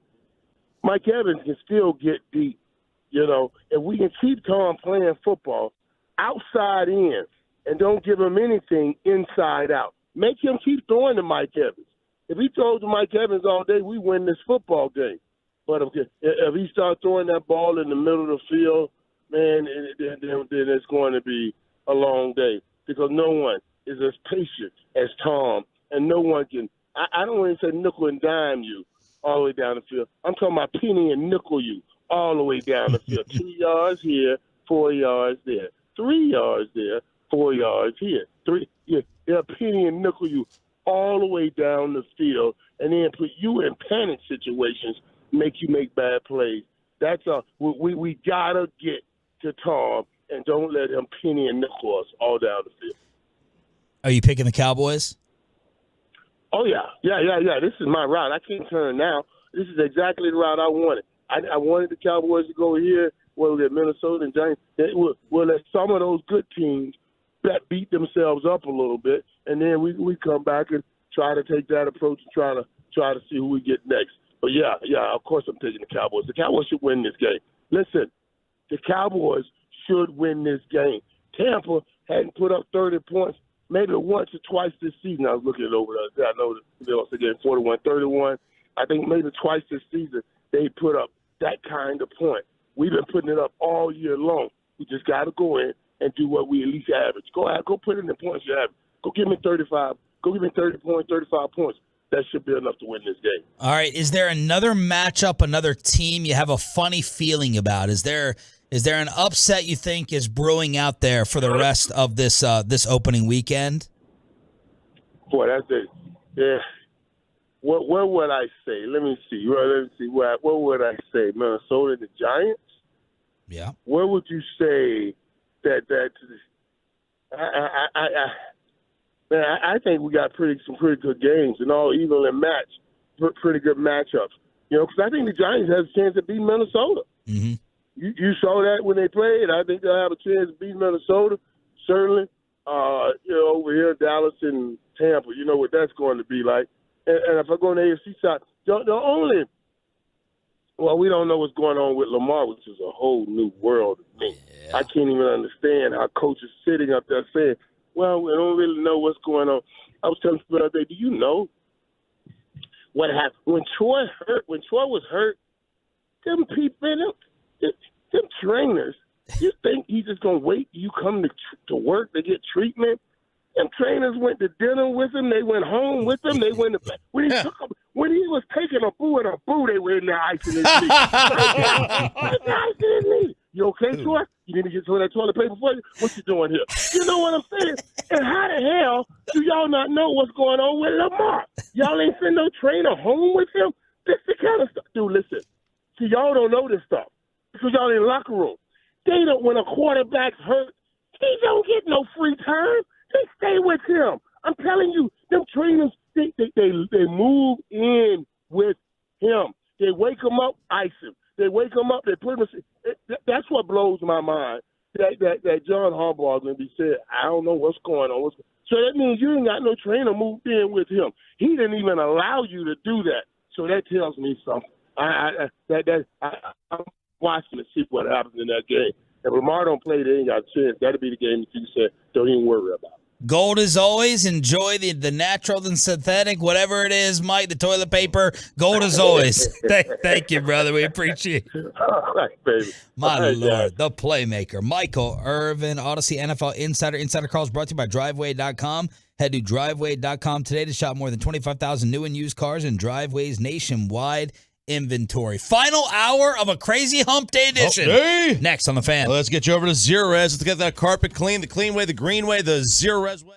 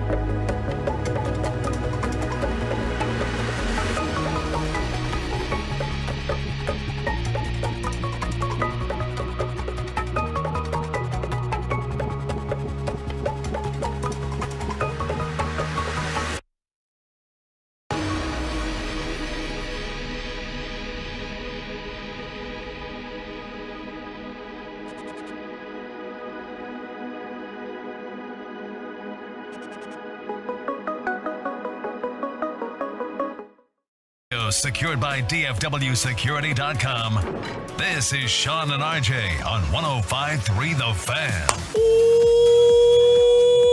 Ooh-wee! Little shout out to Chris Arnold, who's in the building. Final hour fist pump time on the Fan Cam, Twitch, and YouTube. Sean Sharif, RJ Choppy, and Bobby Belt with you here on DFW Sports Station. We're just staying with the push-ups after the Rockwall Heath story. Man, I made it, but that was Could it be child abuse? You know, I think if you had a full hour to dedicate to it, if you had to do it in 20 minutes, that's child abuse. If you had a full hour to dedicate to it, if you're a high school athlete, you should be fine. High school athletes should be in better shape than I am. They are. The head coach of the Rockwall Heath What about football Stetson team. Bennett? Should he be able to do Let me it? finish the story recap.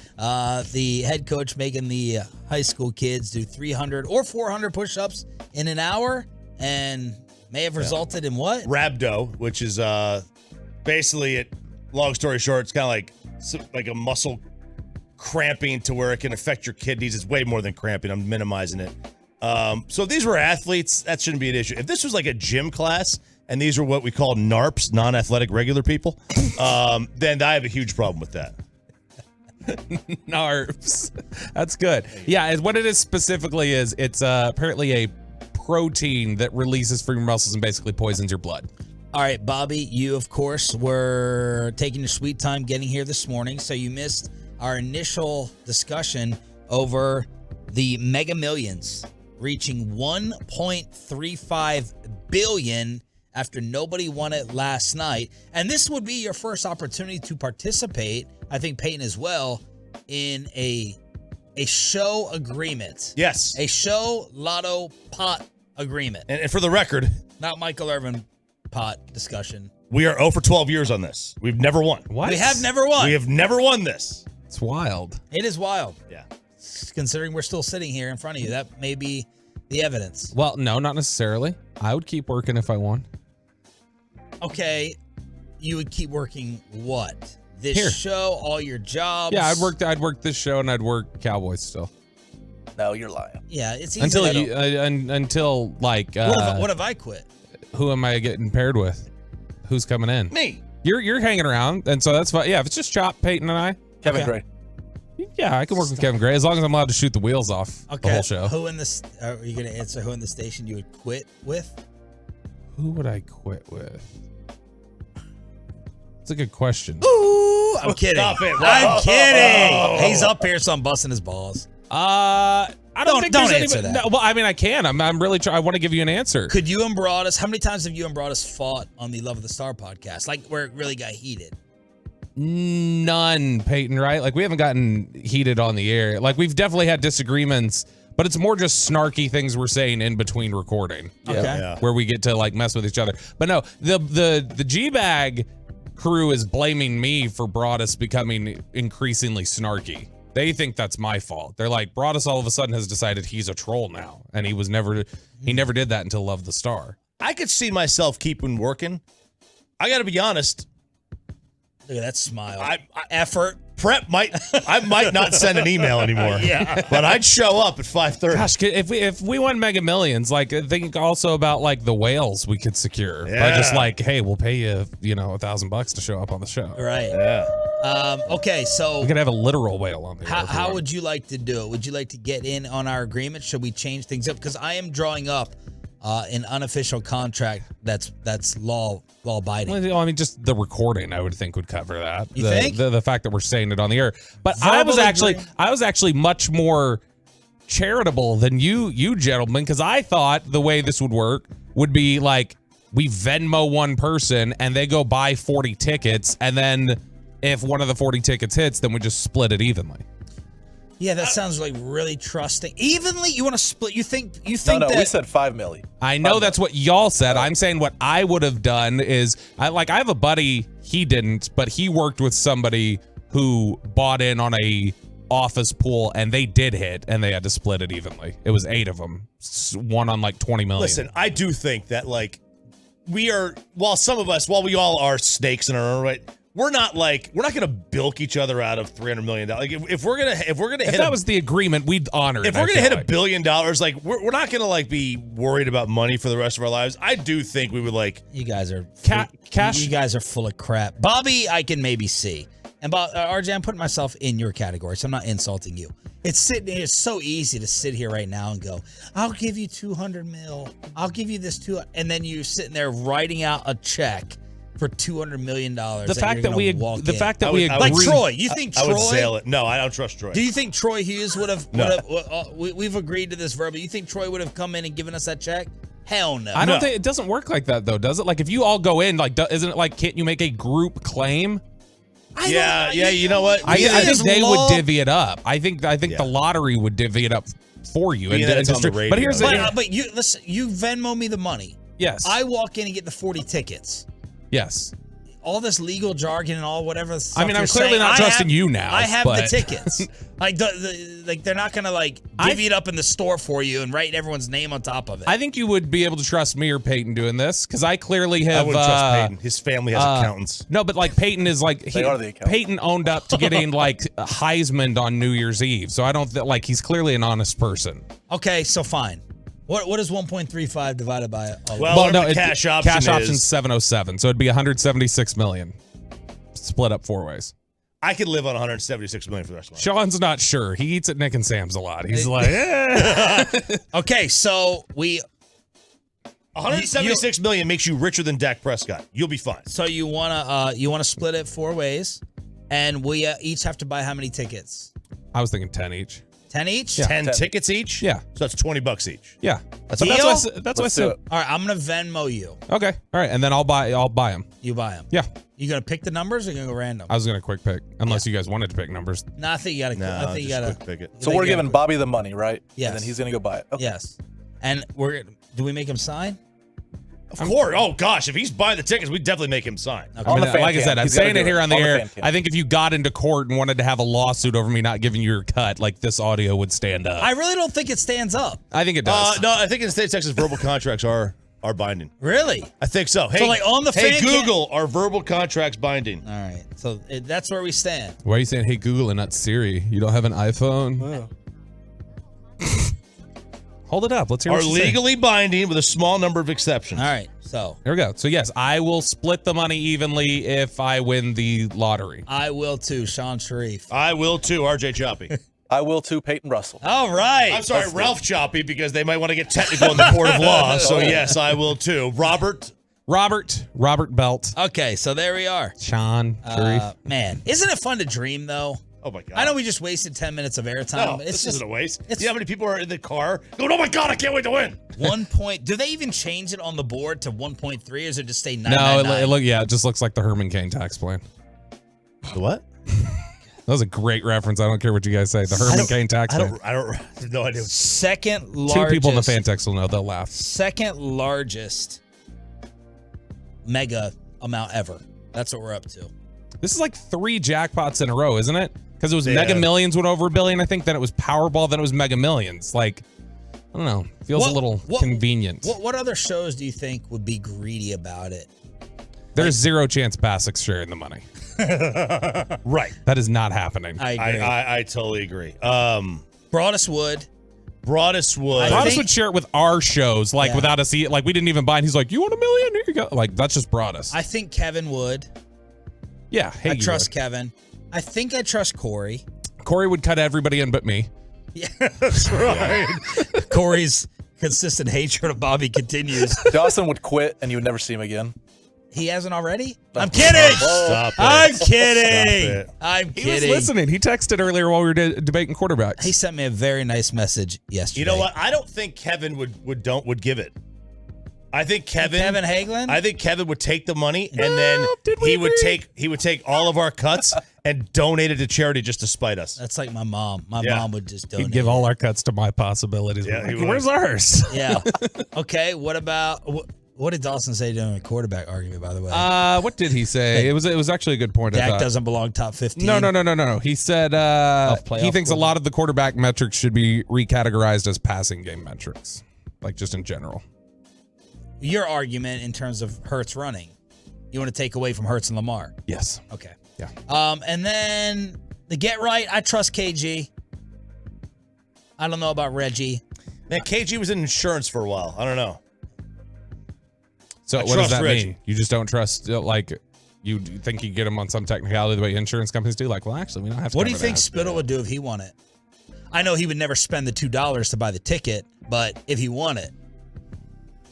Oh, man. Peace out. I'm going to buy the Ducks. He would, he would definitely buy a Canadian hockey, Western Canada. Yeah. I see him much more of a Western Canada hockey owner than an Eastern Canada. What would he buy? It's a good question. I don't know. He likes the East. Yes, he does. The Far East. Yes, he does. Stop it. What would he do? All right, there we go. Hawaii. He really would. He probably moved to Hawaii. He loves Hawaii. And Tim? You think Tim would get us first class? I got a job. I'm not gonna go there. Tim would buy sleeves for his shirts. He'd buy sleeves and he'd go on a he'd become a roadie for Kansas.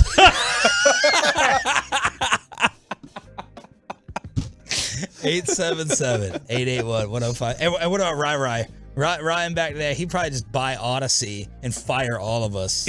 That's probably fair.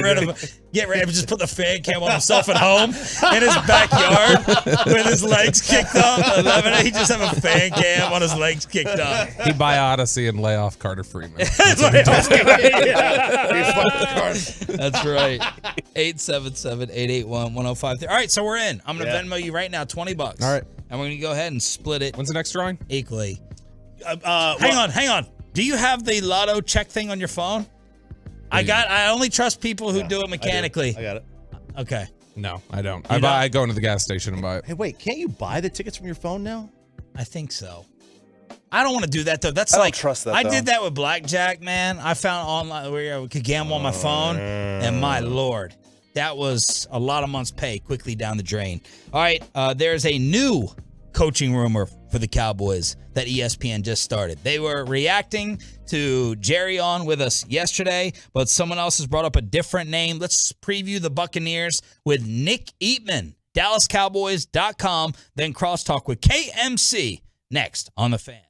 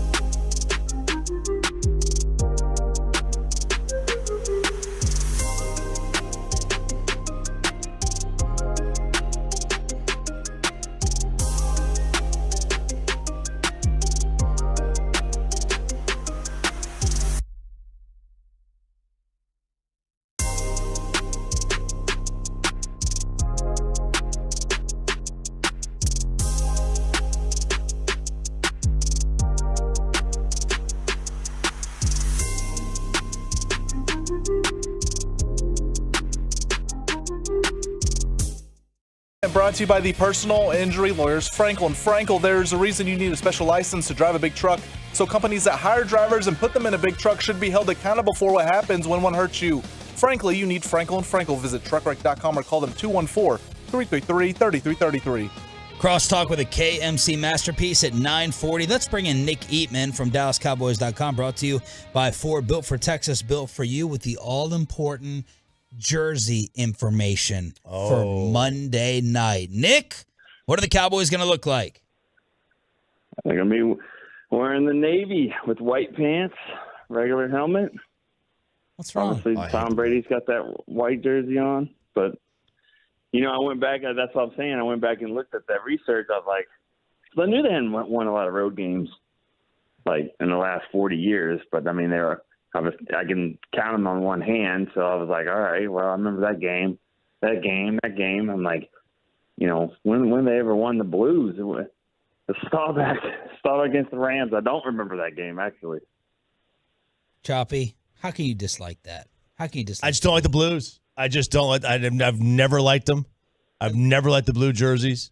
They wear the white. The Cowboys wear white. They wear white at home, and most home teams wear dark. They wear white on the road. Not after Labor Day. But that's a little outdated. Especially in the South. That's more of a northern thing where they have seasons. But in the South, we don't care about that. Oh yeah, I just never liked the Blues. I never liked them. You don't get to make the call when you don't get to play at home. I mean, it's simple as that. I mean, they can wear white all day long if they take care of business and win the division. But that's what it is. And I don't know if other teams. I mean, I went back and looked at it. I mean, Tampa Bay, they wear white most of the time this year. So people think there's this theory that they like to stick it to the Cowboys and wear their blues. And people call it a bad luck blues. It's harder to win on the road. I mean, it always has been. So yeah, it's not bad luck. It's just they don't play as well on the road as they do at home. Did you hear or take anything from Jerry with us yesterday? No, because I love your honesty, Nick. No, I know. I mean, I know what you're asking. And I wrote the story off of what he said, but I don't necessarily think it matters 100%. If he can change his mind and do whatever he wants to do. So, I think there's a lot more people in the building, including, the front office that appreciates what Mike McCarthy has done here. And there's a lot of talking heads that aren't in the building, obviously, that think, well, this is what you got to do. I mean, you got to just move on. If he doesn't win a playoff game, you got to move on. But I don't know if the Cowboys actually look at it that way. They look at it from a continuity standpoint, 12 wins. Also, for the last 2 years, and also just what the players say. I think the players' voice matters, and the players really do like McCarthy. They think he has their back. So I think there's a little bit more to it than just, did you win a playoff game or did you not? And I don't know. But then again, if they go out and play like they played against Washington and they lose on Monday night and the season's over again, who's to say what Jerry's going to feel at that point? Have you heard any explanations since that game to make us feel a little bit better about the way it went? We tried to go through all of them with Jerry. Look ahead, playbook close to the vest, not having any faith in the Giants against Philly. Has any theory made you feel better since Sunday? Not really. Okay. I mean, the only theory is, if they are going the way that they bounce back, and that whole 2-4, 2-4, whatever that is, if that happens, obviously there'll be a parade around here, but it's basically just how this team has bounced back, not only with one win, but multiple wins every time that they've lost. And that actually goes back to the preseason. So how much have you gone back to game one of the regular season, and what do you remember, or what are you taking from it?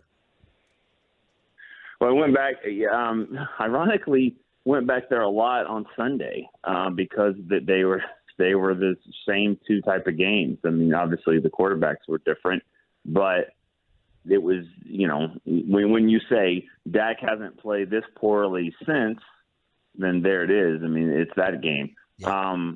What I remember, it was the worst start you could ever have. And when you think about how, like, everybody felt about this team, I remember just looking at one point, just kind of in the locker room and just looking at like the corner of the locker room.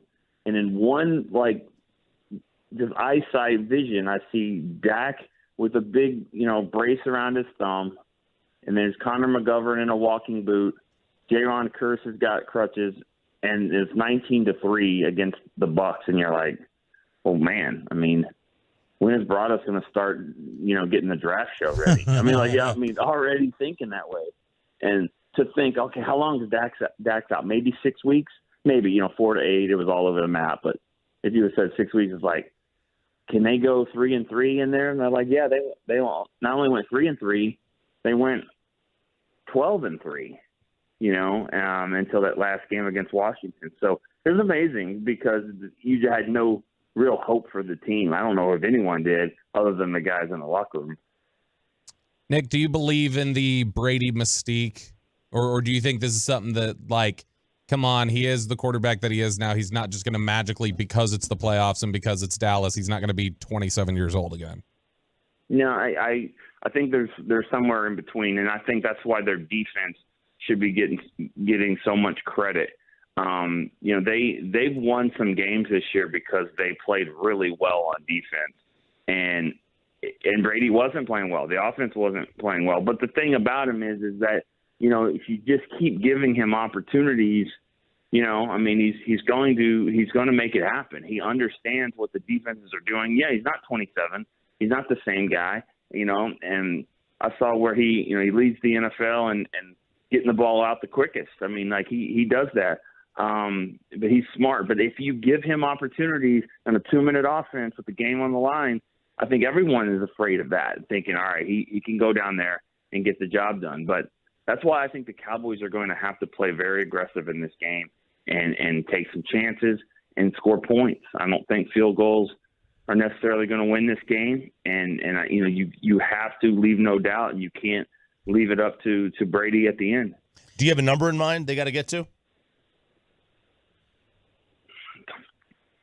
27, maybe. I mean, it's the first time I've really thought about it like that. But, I mean, I just feel like if you're sitting around in the teens and low 20s, I think if you give them – I think the Cowboys are a better team. I mean, that's why you play 17 games, so you can kind of figure it out. And the Cowboys are a better team. I mean, the record says so. Just the eye test says so. Vegas says so. And the quarterback, I think that's what we're looking at. One quarterback has won 7 Super Bowl rings, is the greatest of all time. Another one is playing where he's throwing touchdowns to other teams, and he's not playing his best football right now at all. This is a stretch we've just never seen out of Dak. And so I think that's what we're looking at there as quarterback. Every graphic you see with these head-to-head matchups, that's the scary part. But break it down, all the way to the end, and to all the way to coaching. And I think the Cowboys are going to get a lot more of these check marks. And so I think when you look at it that way, that's why I'm struggling with this, because you think about Brady never beating them and the road issues the Cowboys have in the playoffs. But, that's not CeeDee Lamb's problem. It's not Micah Parsons' problem. They haven't been doing that. So I am struggling with this pick a little bit, because I'm letting my own history kind of creep in to what I've seen, and that's what fans are doing too. But that's not what this Cowboys team has done, and that's not what this Bucs team has done. Nick Eatman joining us on the Diamond Factory hotline from DallasCowboys.com. Put the following issues in order, most to least concerning for the Cowboys. Mm-hmm. Dak interceptions, run game, pass rush, stopping the run, secondary. 5 things. Dak interceptions, secondary, run game, stop run, pass rush. I think for me, the run game would probably be the number one concern. I mean, I think that would be number one, because I think that affects that has a bigger effect on a lot of the other issues that you put on that list, including the Dak interceptions. You're not forcing the ball as much, taking as much chances if you know you can rely on running the football, keeping them on their heels. Play action works a lot better when you do that. So I would say the run game, getting that fixed, would be number one for me. And then other concerns there, I would say the secondary, just because they're just trying different guys, new guys, bringing guys off practice squad, seeing if they can, come back. I mean, and I do think that the receivers, anytime you face a team with two good receivers, we saw it with Philly, and I think the Bucs qualify as well with Godwin and, of course, Mike Evans, who, is starting to seem like they're figuring it out at the right time again. So I think the secondary would be my next one.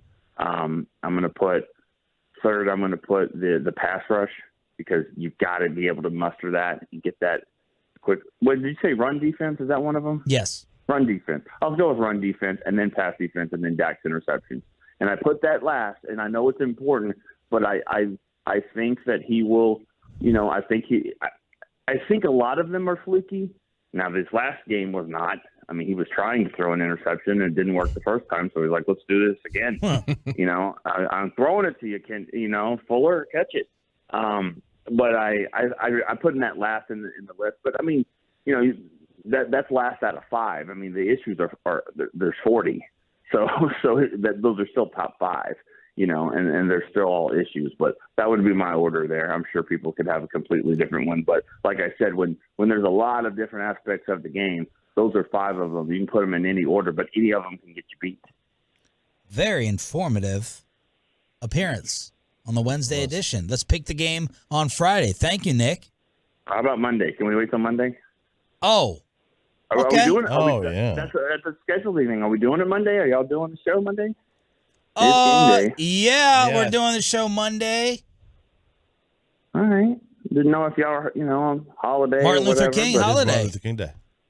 But I'll have to have Nick come down to wherever I'm posted up at the hotel. He can do it on headset. Yeah. All right. How about that? You can do that. What time? We'll text. We'll text you. Eastern Standard be a lot easier. I only say that because by Friday, I'm not ready to pick this game yet. I need all the time that I can. I need to maybe, go on the trip and see what's going on. So, yeah, Monday morning would be nice. Thank you, Nick. Nick Eatman, brought to you by Ford. Built for Texas, built for you. Crosstalk with a KMC masterpiece next. But let's get you over to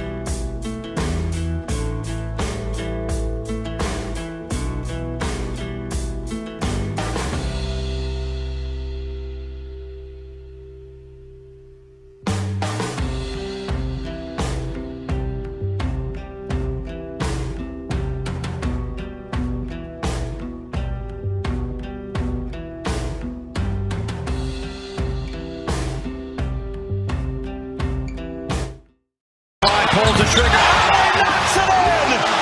Kawhi Leonard with 30! That was the call last night on Clippers TV as LA snapped their 6-game losing streak, overcoming 43 from Luka, 113-101. Crosstalk with the KMC masterpiece, including Derek Holland. Good morning, fellas. Oh, Todd Archer with the report that the Carolina Panthers have requested permission to interview Kellen Moore.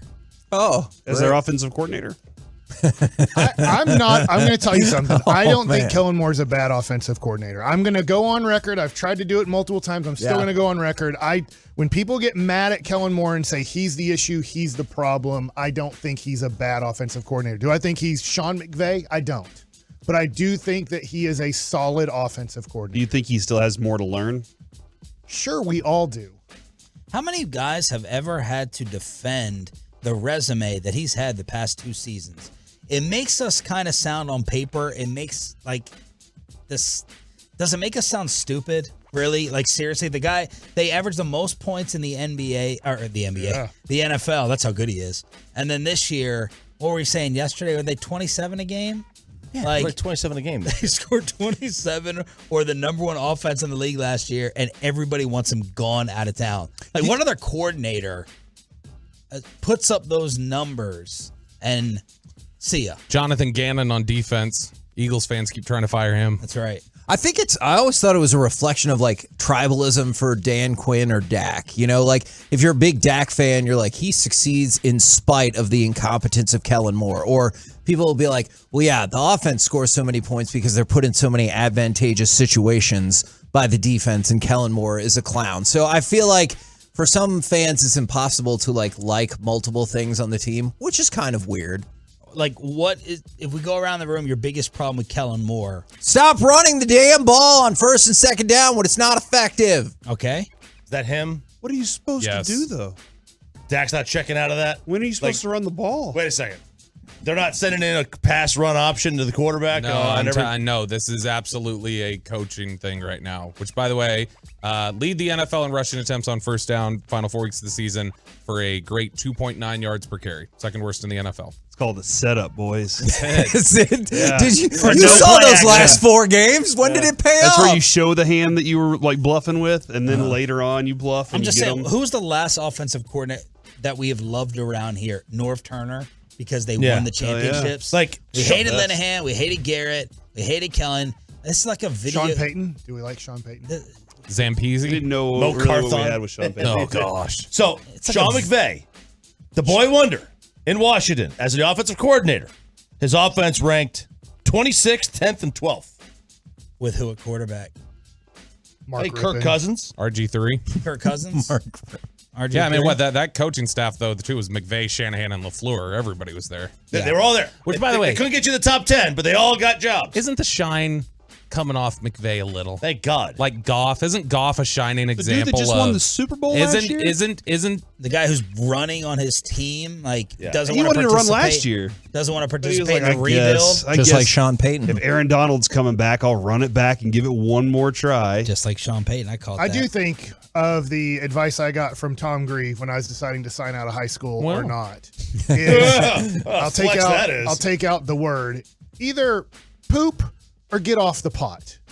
This is like for Sean McVay, either want to coach or don't want to coach. stop doing this every year. That's the only thing, because I am a Sean McVay fan. I do think he is arguably the best offensive brain in the game, and I get that you can say he's not. I'm not going to argue. Like, I do think there's other great ones in the game too, but I think he's up there in the conversation.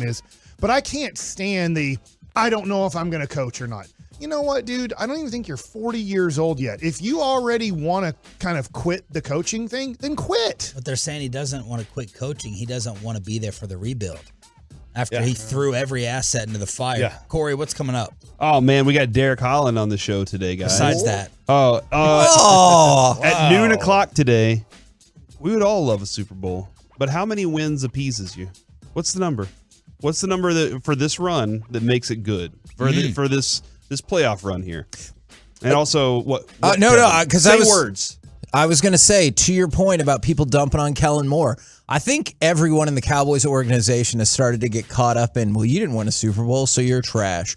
Like, it's happened to the quarterback forever. Now the head coach, offensive coordinator, obviously the owner has been drugged down by this for a long time. I think everyone's just starting to get caught up in, you didn't win a Super Bowl, you're not good at football. Dan Quinn doesn't. That is interesting how he has escaped that. Yes. Mike McCarthy actually won a Super Bowl. Dan Quinn did. Aaron Rodgers did. Fair. Like, I'm much more worried about the Cowboys' defense right now than their offense. But Dan Quinn is the next head coach. Because, like, I think by comparison, what is, like, Quinn weathered compared to what Kellen has weathered? And a lot of times, like, their receiving core. Look, their receiving core. Well, that's also, like, personnel moves that you shot yourselves in the foot. Like, Quinn has brought in 4 free agent corners to try and fix things. Brought in Jonathan Hankins, who then got hurt. Like, he's tried to make things work, but he hasn't recently. I know, because there's only so much you can do. For Kellen, what challenges has he faced other than just, hey, let me run into a brick wall? We wouldn't need Hankins if we would have not released Ridgeway. Boy, when he tells Herb Street, I need to run the ball on first down. It, like, basically said, I know it's not going to be effective. I need to run it on first down repeatedly in order to take advantage of their vulnerability in the secondary. You need to ram your head into their strength before you can take advantage of a vulnerability. That's stupid. I think that is a stupid thing to say. All this is Madden's fault. John Madden? Yeah, John Madden. He's dead. Yeah, I know. All this video game coaching for offensive playbooks and coordinators and drawing up the routes. Yeah, nobody runs screenplays in Madden. Nobody knows how to do that. We all are like, just throw it downfield. Somebody's going to catch it. Derek, were you sitting back with a smile on your face during the national championship that TCU was getting theirs? Well, first, I just want to say you were avoiding me the whole time on Twitter during that Cowboys game. So is that why you're being so aggressive towards me I right texted you back, I think. No, there is no I think. You didn't do it.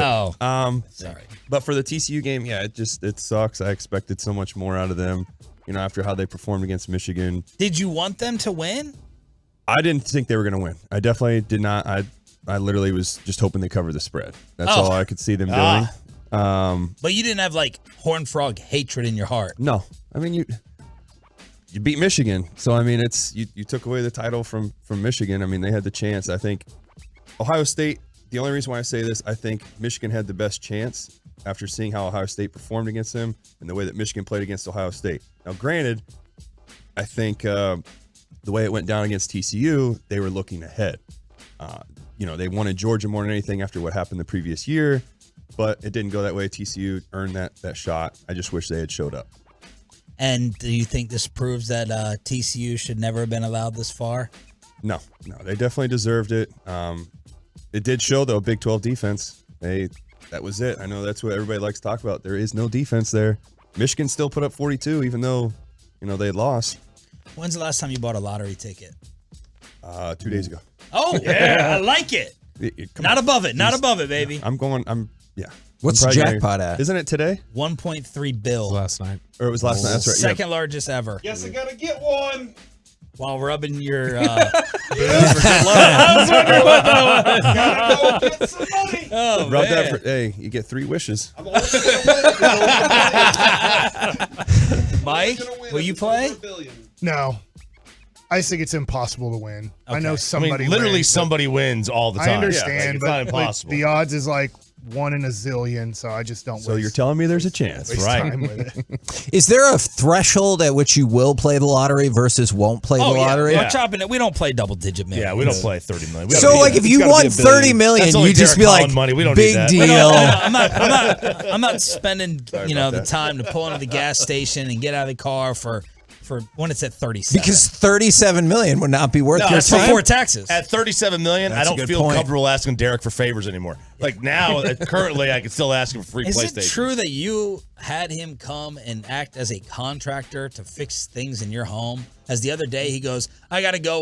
Well, it's funny. Derek just looked at RJ confused, but RJ he looked at Derek saying, that happened. No, he's hoping. He goes, I got to go to Holland's house. He's And got I said, somebody. For what? And he's like, I got to assess things. No, he's got somebody that's going to come over and look at. I'm trying to fix the heaters that I have outside. Are you sure? Or did RJ say he knows some guys in construction? And they were like, okay, well. I'm a broker. Okay, I'm a broker here. I'm a GC. Are you getting? So where are we with it?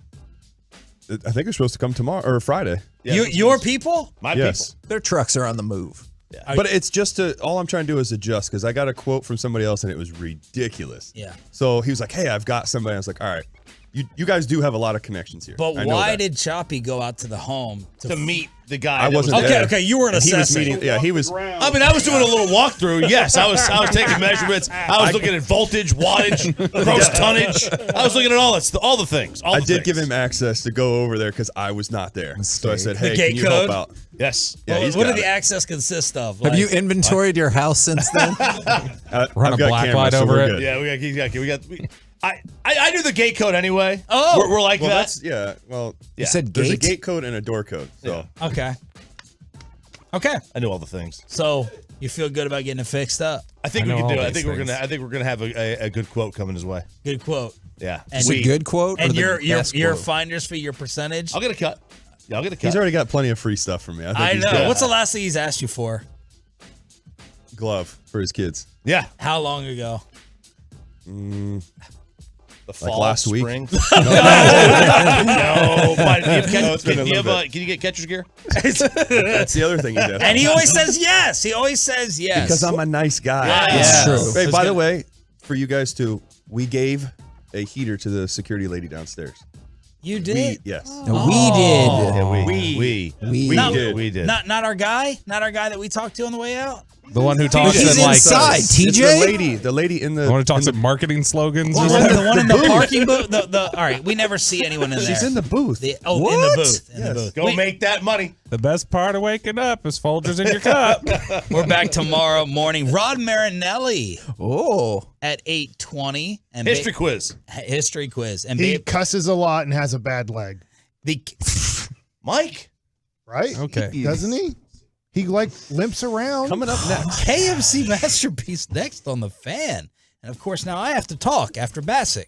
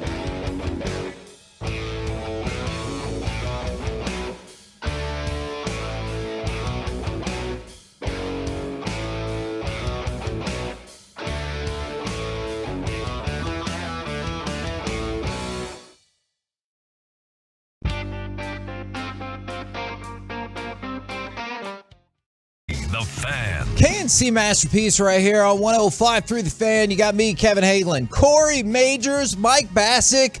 We have Joey Erickson, or whatever Mike is calling him today. Slim Scotty. Slim Scotty. And with us, it has become a Wednesday tradition, but I don't want people to take it for granted. A Wednesday tradition like no other until spring training, maybe. We have Derek Holland with us. Good morning, gentlemen. What's up, Kevin? How you doing, man? I'm pretty good. How are you guys feeling today? I finished Coach Prime this morning. Okay. I finished watching that, and I was like, hey, this is pretty okay. I also finished watching Willow. It's hard to describe to people if you want to get them to watch it. Yeah, okay. Let's talk about that real quick. And then I do want to talk about the Mavs. But what I want to talk about is Disney Plus. Yes. Have you seen the movie Willow? No. All right. I was going to bring up Wednesday, but Wednesday, he's on it right now. I have one episode left. Okay. Please, Still one episode don't left. tell me what happens in the last episode. Pretty good, Mike covered his ears too. So yeah, it's actually, I was surprised. I was not expecting that. Well, I'm surprised that Corey watched Willow, because after the first episode of Willow, he came to me and said, don't watch Willow. And then he came back and said, you know what? I finished watching the first episode. It's not bad. And I was like, but hold on. Yeah. You said don't watch it, yeah. and you were going to stop watching it, but then you kept watching it and you finished it. Yes, I have finished it completely, because you need something to do on the treadmill, right? And something to do. Okay, Like sure. National Treasure can only get me so far, Kevin. You know, so that episode came out today too. Do you think if Nicolas Cage was in it, it could get you further? I mean, I think the story is just good. It doesn't even need Nick Cage, honestly. But the show Willow, I think I may need to go back and watch the movies to reconnect to it, because it does have some Star Wars elements to it, which I think you might find cool. And R2-D2's in it? No, but Lucasfilm did take this project over to add it to Disney Plus. Yeah. So Lucasfilm ran it that way. So if you've liked any of like the Mandalorian stuff, you might like this. If you like the way that it's been shot and done. That was something that I picked up on. At first, I was like, nope. It was too, I was like, I don't even know who these characters are. And then Willow popped up, and I was like, back in the game. So okay. All right. So a kind of recommendation, I feel like, is what I'm taking away from Willow. Kind of, yes. Kind of a recommendation. Okay. Well, let's go ahead and fire off cut number 5, if we can, and get into this Mavs game. Points in the fourth quarter for Terrence Mann. Hardaway just went in for Hardy a moment ago. It has been all Luka down the stretch. A lot of it inside, but this one outside. Swish on the 3, down to 8. Now, I did ask for positive Joey right there. I appreciate it. The Mavericks do lose 113-101 as the Clippers break their losing streak. And pretty early on, it looked apparent that Kawhi Leonard was ready to roll, and that could be problematic for the Mavs. Yes, and I will also say thank you, Luka, for giving Zubac 3 fouls within 5 minutes of that game. If not, the rebound total was 46-32 for the Clippers. I think it might have been 72-3 if Zubac wouldn't have committed fouls. It is just miserable watching the Mavericks try to get a defensive rebound when the other team would like to get an offensive rebound. Yeah. It's just sad. And it's not fixable. It's not fixable on this team. There's nobody who can fix this problem. Without, like you're saying, internally right. with the Dwight Powell's a horrible rebounder, but, give him an A+ because he... Only a B+ from Tim Cato. Because he puts his face in the way of things. But, it's just... Watching last night's game is just frustrating because you're watching Paul George not there. You're watching... Reggie Jackson not there. And so you're just watching a team that still is somewhat depleted. But yes, Kawhi Leonard played great, and that's still a talented team. I don't want to take, hey, the Clippers aren't talented, but I just watched the Mavs. Norman Powell's putting Even in work. Derek Harper, who refuses to say a negative thing about the Mavericks for the most part on a telecast, and I totally get it. But he even said the Mavericks' effort right now needs to pick up. As nice as he could say, hey, you guys might want to try a little bit harder in this second quarter, getting rebounds and stuff like that, because not trying, we know the other team's going to get the rebound. Trying, you're probably still going to give up an offensive rebound on every possession, but maybe not 3 offensive rebounds if they miss 3 shots in a row. Now, I have something potentially positive unless you want to talk more about this game. We certainly can. It's a one-man show. Okay. Ha-ha. Now let's talk about that one-man show. Is it possible? I was going to say I'll start this case, but I actually started this case from an article from The Ringer, so I do not want to take credit away from The Ringer for that. Is it possible that Luka is not only the MVP favorite, he is the most improved player in the league? I know it sounds like an insane contention on its surface, but allow me to further present information to make this case. Luka, his scoring average is up 6 points per game this year. And if you look at the last 3 years, that feels like a big deal because it was kind of sitting at about 28. I know 1 year was closer to 29, but you've seen about 29, 28, 28. Now, his scoring average is up 6 points a game, despite the fact that his usage rate is currently only up 1%. So that's a huge deal. Here's the next part. His player efficiency rating is up 7.3 points. Think about PER in terms of kind of how WAR gets discussed in baseball. It went from a very good 25 last year to, before this game, it was 32.4, which would be the second highest PER of all time. Also, is that good? Yeah, yes. It's Did I break it? It's the second best good is what I'm going to go with here. Okay, all right. His true shooting percentage is up 5%, and he's shooting 59% inside the arc. So he's depending less on the three-pointer, and you've seen him get better at getting free throw attempts. I know there are still concerns about that. Go ahead. I was going to say there's still concern, though, with me with defense. He's improved big time. Last night was a great example of seeing that. I watched the whole game. I was actually texting with Mike, but then he big-leagued me. But I went to sleep halfway through the third quarter. I was like, I can't watch this effing S anymore. Yeah, he told me. But no. Oh, wait. Did he tell you before that? He goes, I'm going to sleep because I can't watch this effing No, he S just didn't anymore. respond. And I figured he probably did fall asleep because, one, it was late. It's a late game. And two, it was really bad to start. But yeah. I kept noticing if Luka didn't get a call or he'd go up and maybe he missed the shot, he would stay back and it became 5-on-4. It was like going on a power play every time in hockey. No, I hear And you. that to me, I love that he's improved a lot on offense, but what about the improvement of defense? You know, it's funny when I get to sit in your seats, and thank you so much for that. Sean Sweeney, who's the defensive coach, will scream at Christian Wood when he does that. Get back! He said, get back! Every time Luka does it, Sean Sweeney just sits there. Yeah. I'm not saying a thing to Luka about that. It's funny to me that if you're Luka, nobody's going to scream at you to get back. If you are another player on the team and they're trying to teach Christian Wood different things on how to kind of be a team player and a winning player, they scream at him to get back, and everybody just looks at Luke and go, you can lay there as long as you'd like. Well, and it's an interesting point off of what Derek makes, is because I almost wonder if some of the defensive gains, like him as a individual defender, they're there. I sometimes wonder if some of those gains are offset by what you brought up when he's like, I need to stay here and complain about the thing that didn't go my way. Well, I had this example too, is like for me, and I'm not trying to throw him under the bus, but when Lance Berkman was here, he was always giving me a hard time because, I'd be doing something with the veteran guy that I'd have to do, whatever it was. Joe Nathan would tell me, hey, you got to go do this. So I would do it. And then Berkman would yell at me because I wasn't somewhere. And then all of a sudden, here it is. He's doing something and he's okay. He's allowed to do it. So it's like there's got to be some accountability in that aspect. And that's why I feel like Luka, he gets upset with a lot of guys for the defense. You see him yelling at people or get position.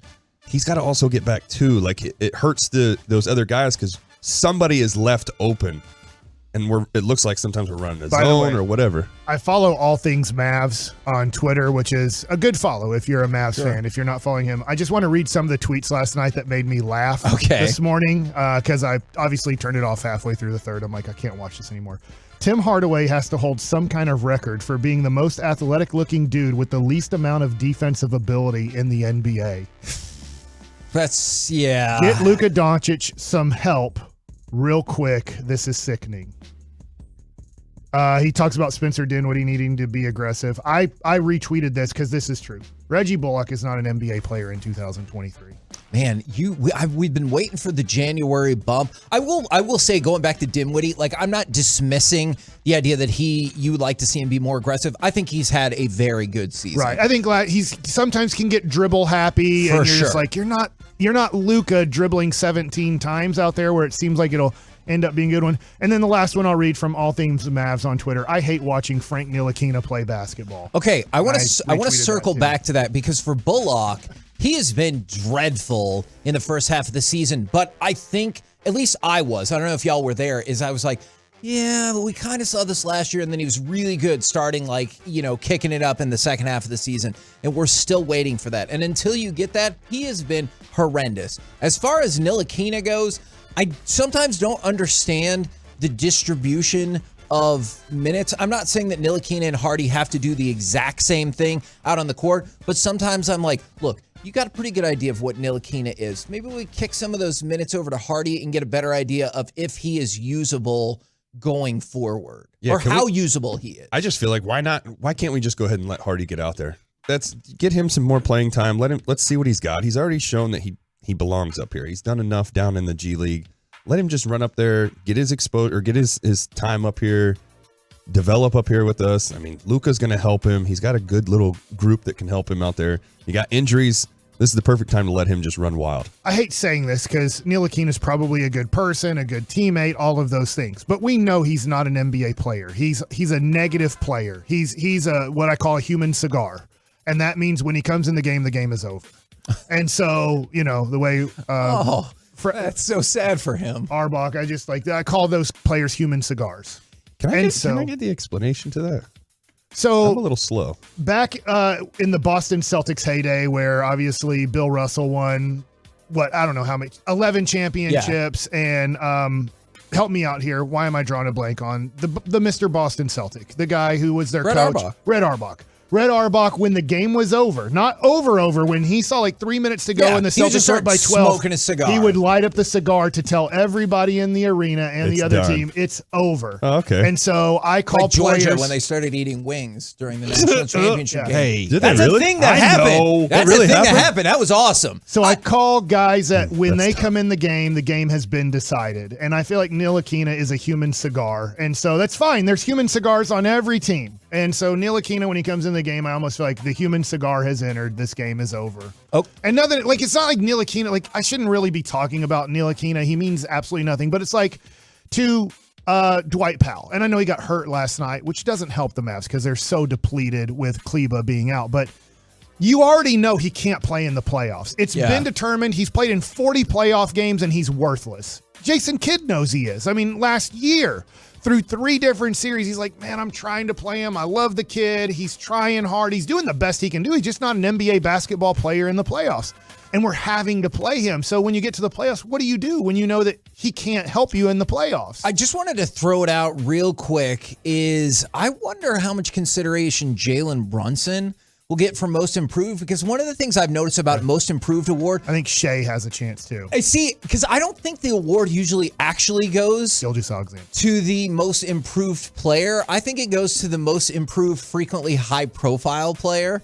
And I wonder if they're like, hey, Shea, you were good, now you're really good. Or Brunson, you were good and now you're really good. And sometimes that is how the voting for those things go. So I wonder if Jalen Brunson will be in the mix. I know, to your point, you brought it up yesterday, I don't actually think Luka will get any votes. I'm telling you, though, he has made a big improvement this year as opposed to last year. I'm sure there's guys that we don't think of that were bench warmers, that were human cigars last year, that are now contributing and playing 12 to 20 minutes a night and scoring 10 points a game that might, pop up as kind of a most improved because they went from a nobody to a somebody. We're the KNC Masterpiece right here on 105.3 The Fan. Coming up next, we will talk with our Dallas Cowboys insider, Mickey Spagnola, right here on 105.3 The Fan.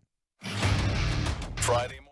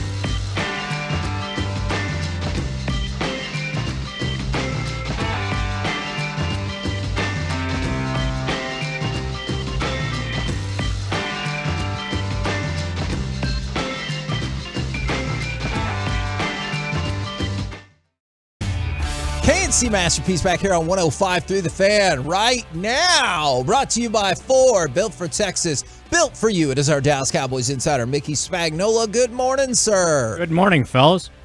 Well, we didn't have Metroplex teams get destroyed yesterday. I know the Mavericks lost, but the Stars won, so that feels like a step in the right sports direction, Mickey.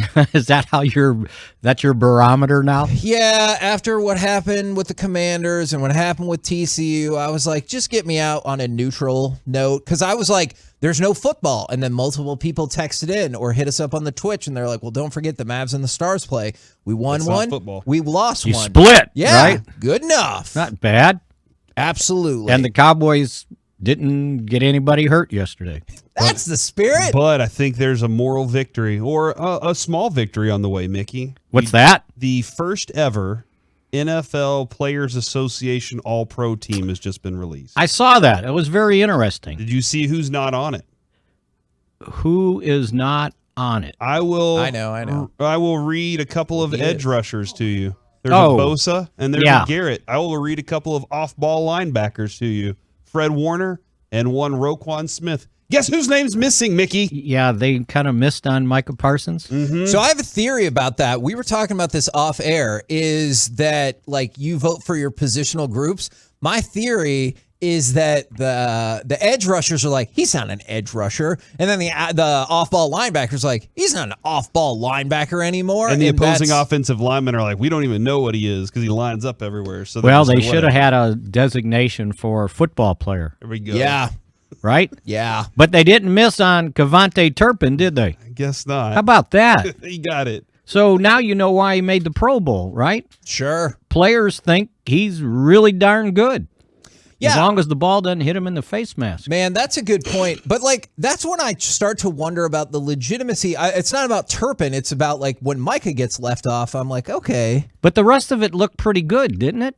I'm gonna defer to Corey on this. I know about this list because of him. Yeah, I think I mean, I just went over it. I names. just saw it. Yeah. And I was like, okay, I think they got this. Now, I did recognize the Micah Parsons missing, but maybe they just didn't understand which position to put him at. Okay. Because he's not a true defensive end, right? No. I mean, they're playing him at defensive end, but I still don't think that's his best position. You're right. What we would like to see if you can do is if you can print out this team, highlight it, and write 0 votes and hand it to Micah Parsons and be like, I don't know, it's weird. Nobody who plays football thinks you're that great. Well, it doesn't mean he didn't get any votes, does it? Well, don't worry about that part. Oh. This is a motivational tool. Yeah. Is just write down you didn't make it. And You know what? He doesn't miss much. Okay, so he probably already knows. I bet he knows. I bet he knows. So Cowboys are gonna if win you're by looking 40 for points. incentive for Monday night's game, maybe he's got it. I just wish they'd move him around. That's all. Yeah, no, I'm inclined to agree with you about that. What do you think about, I know we had the same conversation last year, but currently the betting favorite to become the Broncos' next head coach is Dan Quinn. Do you think that makes sense given that the Broncos were trying to get that done last year and they're like, nah, we're going to take this guy, and then that didn't really work out super well? So my question is, do I have any other alternatives? Does Harbaugh or Peyton do anything for you? No, I don't mean Denver. I mean Dan Quinn. Oh. Is that the best job available? Oh. I mean, where's that team going? Because they don't have any draft picks, right? Yeah. They sold out for something that, are you sold on that? No. And if I'm the head coach and I got to inherit Russell Wilson for the next, 5 years? Yep. I don't know. Now, again, the reason you're, being interviewed for jobs from teams is because they weren't very good. But I would have to weigh which team do I have the best chance to turn around and how quickly. Because as you see, some guys start firing coaches every year. Sure. Right? Yes. Well, you had a year and it's no better. All right, you're out, and let me go find somebody else. So a lot of this, I think it comes down to, what are my alternatives, and weigh that against where I'm at right now. Is there a job out in the world that if you were going to become a head coach that appeals the most? I'm trying to think who has a quarterback I can work with. Depending on what you think about Arizona. Padres. I really like what they got. The Padres? Yeah, the Padres. They got Soto. They got a lot of good players there. No. Oh. No, not that. Okay. Different job. Is the Morning News looking for a hockey writer? Because that's a fun beat right now, for sure. No. So how many? What do we got? 5 teams? Is that right? I believe that is correct. So help me. Arizona, Carolina, Denver. Yep. Texans? Texans. Nobody wants that one, right? Yeah. And I think I'm probably missing one. Well, and it depends on the Texans. When you're talking about a quarterback that you can work with, would it appeal to you to have, I know they botched getting the number 1 pick, but would it appeal to you to have the number 2 pick? And if there was a quarterback that you're like, oh, I can 100% build my franchise. Is there? I mean, is there one that we know that it's like, okay, I want that guy? There are some quarterbacks I like, but that is tough to say always. Did we say the Colts? Yeah, and the Colts. You're right. That was the other one I missed. I don't want that job. You don't want that job either? I really did, and I was wrong. I'm not the biggest fan of their owner. Okay, I understand. Do we see a common thread in these jobs? Quarterbacks? Yes. Lack thereof? Yes. Yeah. Show me the coach that does a hell of a job without a quarterback that you could sink your teeth into. Yeah. Shanahan. Oh man! Well, now, yeah. Maybe he should win He's had Coach a of the wild Year run this year with having to replace quarterback after quarterback. But I think his offense, he does a really good job of designing it. Really good job of running the ball. And then too. they can rely on their defense awfully well also. So, and he's got so many other weapons. If the quarterback just doesn't totally stink, they're going to win games. And so, they've kind of pieced it together. But that job's not available, right? Yes. Nope. Okay. So, so think about it. Quarterback, head coach. Quarterback, head coach. All right, I mean, it's now I don't want the Denver job. I'm out on the Denver job. I mean, why did they think Seattle was ready to part ways with him? I mean, look, I think everybody in sports at one time or another falls victim to the I'm smarter than everybody else syndrome. Right, I can do it, and you don't know how to manage it. Right? Exactly, and I think that's what happened. Well, I wonder if the head coach was on board with that. Because if he wasn't, I would be standing there and be like, "Why are you firing me? I told you not to go get Russell Wilson." Yeah. So I thought we were going to get Aaron Rodgers. So maybe the best part of the Denver job is the owner said, "You're reporting to me." Was that the one? Yeah. You're not the GM. We're going over his head. You report to me. So that might say, "Okay, I got a chance here." But again, you're married to that quarterback, right? And you don't have any draft choices. I don't know. If I want to get back and be a head coach somewhere, I don't know that I dive back in there. Mickey, I claim that there is some stability in Cowboys land for the first time in a long time, and even with Jason Garrett, you still had a little bit of a roller coaster through seasons with him. What is it that Mike McCarthy does that you've been able to see that has lent to back-to-back playoff seasons, back-to-back 12-win seasons, and what the future looks like? It looks pretty bright with McCarthy. I think he's done a good job of developing a total offense and defense. I mean, I should say a total roster. That the depth on this roster has been pretty good for them to be able to overcome injuries. And I think he's done a good job of not just browbeating his players, like just going on and on again about the bad stuff. If you see how he reacted to the loss to Washington, and he know they stunk, and he basically said it, we're going to watch it, we're going to burn it. But then he followed up with, he didn't say it this way, but he meant it. We did win 12 games.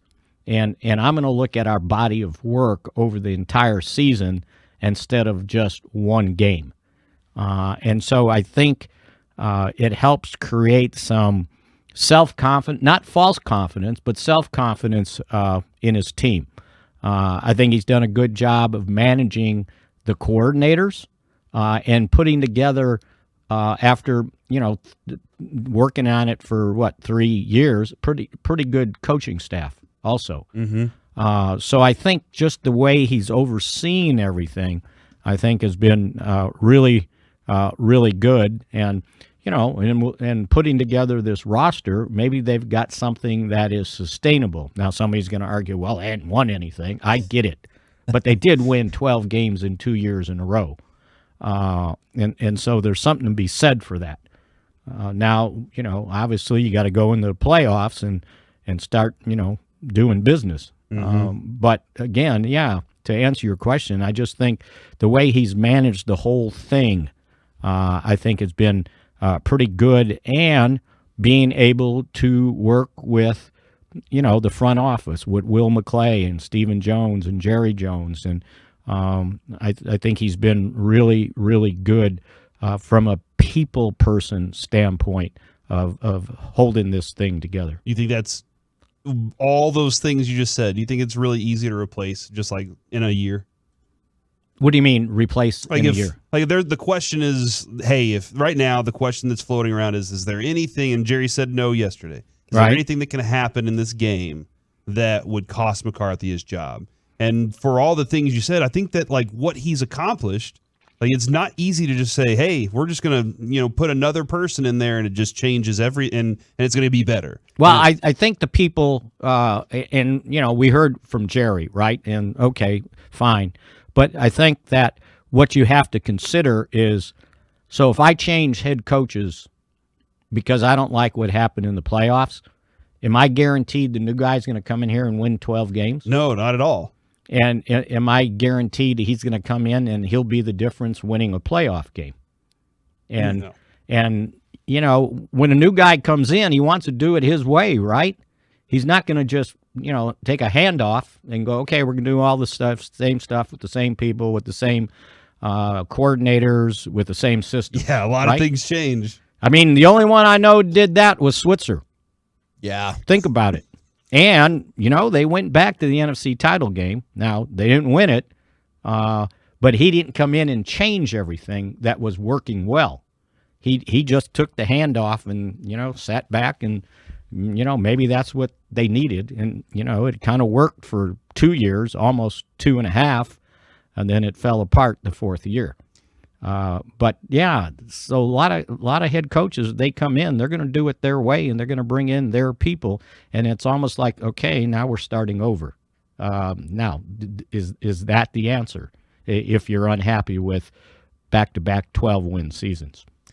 Probably not, at least that. I mean, that's what Jerry said. That seems to be what the writing on the wall is. Excellent insight. Tomorrow, we need to talk about those playoff jerseys. We're going to do that tomorrow. Oh, are they going to be in the wrong color? No, they're in the navy, and I know. Is that good or bad? Well, history will tell you bad. I don't know. But Kevin thinks it's good. Maybe. It sounds like it. That's right. Now he's going to have some evidence to back that up tomorrow. That's right. Thank you very much, Mickey. Appreciate it, man. See ya. There you go. Mickey Spagnola from DallasCowboys.com. We're the KNC Masterpiece right here on 105.3 The Fan. Coming up next, it is Baseball Nuggets with Mike Bassick and Derek Holland. MLB Network's top 10 closers right now. Who can we pluck next? Coming up in the next G-Bag Nation,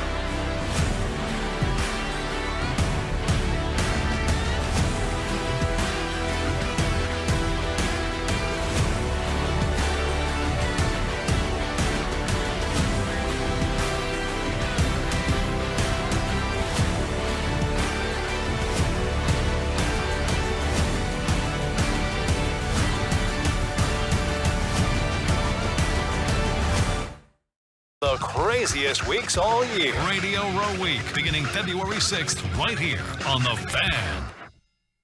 This segment of the KNC Masterpiece is brought to you by Classic Chevrolet. At Classic Chevrolet and Grapevine, we know loyalty can't be bought. It's earned, like with our classic loyalty pricing below market value, top dollar trade value, and lowest interest rates. One of the largest selections in America. This is Texas. This is Classic Chevrolet. Relax and enjoy the difference. Find new roads. KNC Masterpiece right here on 105 through the Fan. We'll talk about this a little bit more as the show goes on, but it looks like Tua is out for this weekend, and it's not looking great for Lamar Jackson either. So I don't know if you're going to cross a couple of those playoff games off the list of interest. But right now, it's time for Baseball Nuggets with Mike Bassick and Derek Holland. Derek, I want you to choose where I go here first, and it might cover the whole conversation. You want to hit the mic on button? I've never done that yet. Can I choose first for Derek to turn his mic on? And then... Well, can I choose for Joey to turn Derek's mic on? Joey's flexing. It's like he forgot I was here. Yeah. You're 35 years old, Derek. My 36, first question know is... your friends. Okay. Man, just say you're 35. Do you know this song well? Like, do you remember this song as a kid, or was it past your time? This song? Yeah. It's past my time. Okay. This is This Week in Baseball with Mel Allen's theme song. Oh, never mind. I know what this is. Then. So, okay. I just don't memorize that. Okay. So, my two things that I want to talk about, and maybe we only get to one today, so we might not get to talk about the other one. Maybe so. Would you like to talk about MLB Network's top 10 relievers right now? Or would you like to talk about what's going on social media / Instagram with all of these coaches supposedly that know everything? Man, I really like that. Let's go there. So I was just on Instagram and I was asking you a question on how do you share things on Instagram? Because like on Twitter, if I see, I was talking about all things Mavs earlier, I just retweet them, right? So now all the people that are following me, it goes to all of them that they can see this tweet that I retweeted. It doesn't mean you like it or dislike it. It just means like, hey, I want to throw that out on my post. Although you do know that like that has become the thing is if you retweet that means you like it, right? Exactly. So the thing is on Instagram, I was like, well, I want to show my wife's Oak Cliff Pediatrics off a little bit more, but I'm not exactly sure how to share that with, I don't have many followers on Instagram. I don't even know what my Instagram is, but if you want to follow me, if you type in Mike Bassick, it'll be there. I don't post that was too a much. great way to promote yourself. I have two whole posts on Instagram at Thank Kevin. Two. Ever. At least you know your name. So you're telling me I hit the arrow thing and then I can share it with specific people who follow me, or I can just put it on my story. Correct. Right? Okay, so that ends that. But I find these things, Derek, and they're all on my Instagram, and I don't know how they get there. All of these people who are wolves in sheep's clothing, and that's what I want to call them, okay, is they played, let's say, high school baseball, or let's just say like maybe a little bit of small college. Nothing against people that went to Blinn or Navarro and played there. Those are good junior college programs. But then that ended their time playing baseball. Right. And then they never went on to coach at any major place. They're just kind of maybe coaching a select team, or maybe they have a facility that they work out of. And then they get thousands upon thousands of followers, and they post these videos, and they're good at posting videos, but they have no clue what they're teaching. They're not good at teaching this. They say things that are really wrong, and they're teaching a whole bunch of people and making a lot of money off of people that, because they don't know it. It drives me insane that there's so many devils in disguise out there that are making money off of people. Yeah, it's very frustrating to watch. Is, you know, for somebody like I get tagged in a lot of this stuff when it comes to the pitching stuff and watching guys do hitting drills. When you get tagged, I'm just curious because it'll fit into this conversation. When you get tagged, is it usually just so you see it, or are people like, what do you think about this? It's usually like, look at this. Look how ridiculous this is. Okay. You know, there was one that I know Mike gets tagged in them too on his Twitter, and this dude was on these. I don't know what they are. It's like a ball, and he's trying to balance and hit at the same time. It was something so stupid. It's like we're not teaching the game the right way. And then for me personally, if my kid wants to get lessons, and let's say I've never played baseball, I want to go to somebody who actually has real experience in the game, that's been around it. They're going to have a lot more knowledge than, I hate saying it, but the nerd that reads stuff and is like, oh, this is what this says, and analytical stuff. I want somebody who's actually experienced it and been around it and learned that way, Because to me, that's the best teacher. I'll put it this way to you, Kevin. Okay. You say you go to a talking doctor. Sure. But that's Yes. a psychologist. That's a trained Correct. psychologist. They went to school for that. They got Correct. a degree from that. Maybe they got a master's from that. Correct. You want to know all of their education on why are you going to give them all of this information about you and how they can help, right? 100%. And when people reach out to me to talk, I'm like, hey, I just want to let you know I'm here and I'll talk to you. But you should probably like get with NAMI in North Texas or like somebody professional. I was like, I can talk to you until you're ready for that. I hear you. This happens in the world of psychology too. Is that people who didn't get a degree in it, didn't learn it, but they read a book or two on it, and they kind of look at other people who have a degree. They're like, I am now going to be a personal coach for anybody. I'm not going to call myself a psychologist because I can't. I legally can't. I can get in a lot of trouble for that. But I'm going to become this personal coach, this personal life coach that really doesn't have the degree to do it. They've just maybe gone to a psychologist and they're going to use the things that they've been told or / taught in their life. And then they're like, now I'm going to make thousands of dollars doing this, yet I really don't have the background or education to do it. And that's what's driving me insane right now. Is baseball is adopting that, Yeah. or some folks are adopting that model. And that's what's driving me insane is this. You don't have to play professional baseball to be a professional coach or to be a great coach. But what I need to see from your resume on Instagram, and I'm really trying to help out people right now that are looking at baseball as like, hey, my kid likes baseball, or I want them to like baseball, and I want them to go get taught by somebody who knows a lot more than I know. That person, even if they only played high school baseball, fine, you only played high school baseball. Did you go on and coach at, like, let's say, a high school program for 10 years? Then after that, did you coach at, like, let's say, Navarro or Blinn for 5 years? Then did Texas Tech or somebody like Oklahoma hire you to be a coach for a while? And then, like, hey, then they decided to drop out of coaching at the high school, college level. But you look at their resume, and they literally coached young men or kids for a good 10 to 20 years, where you can look at their resume and say, man, they did a good job here.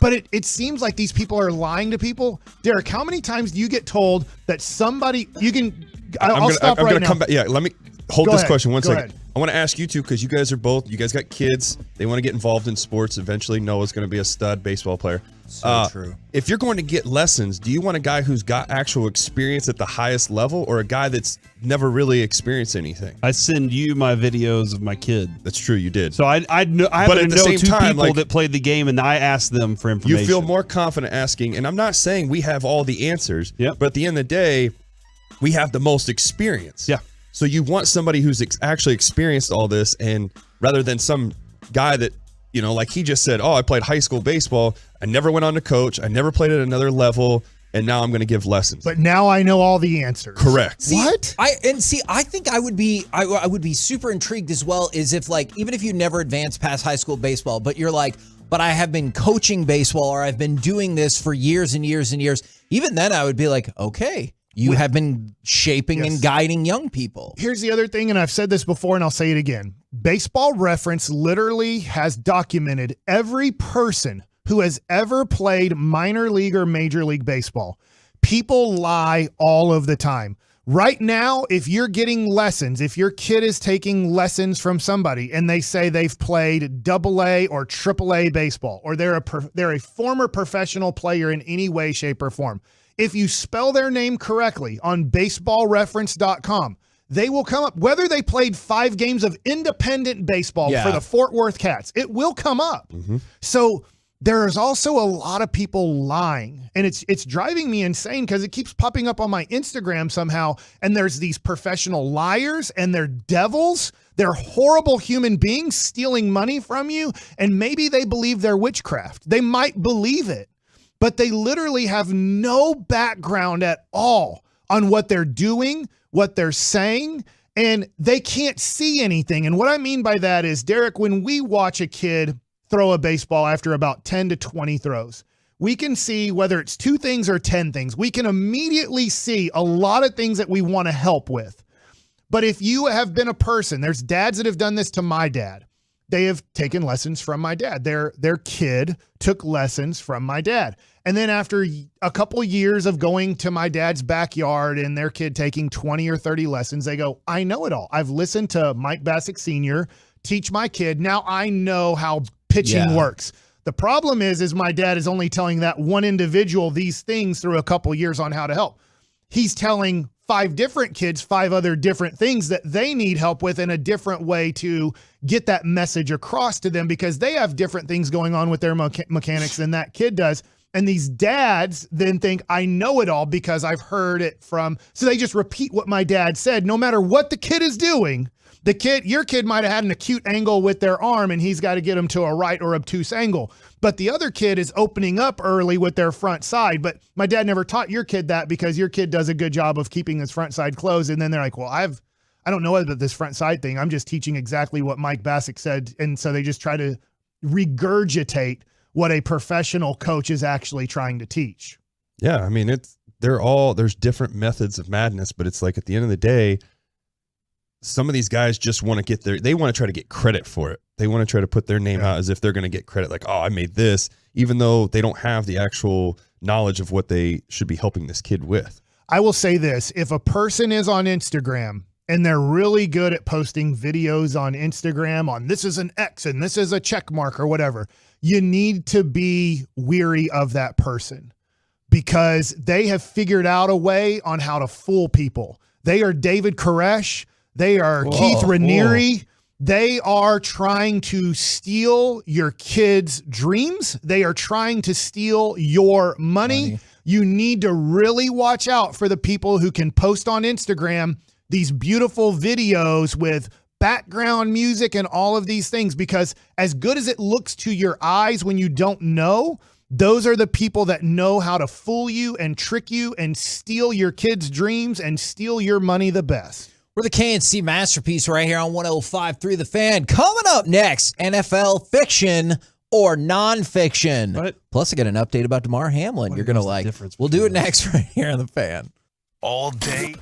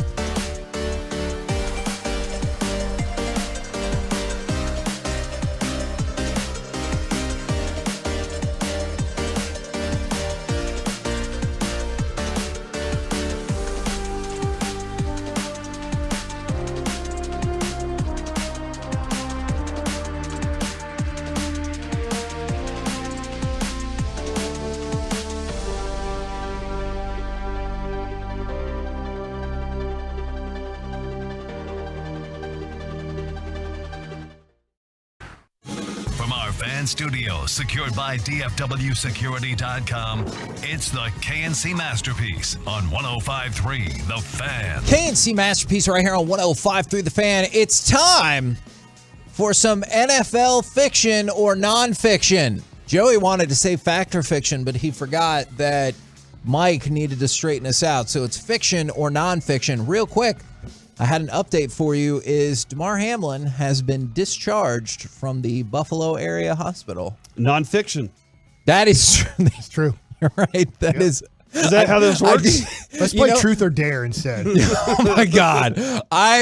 No, Derek. Derek. I know you would. He turned my mic on just in time. Truth Thank or you. truthier? Yeah, I dare you, Joey, to keep Derek potted down for if we do Truth or Dare, because that would go poorly.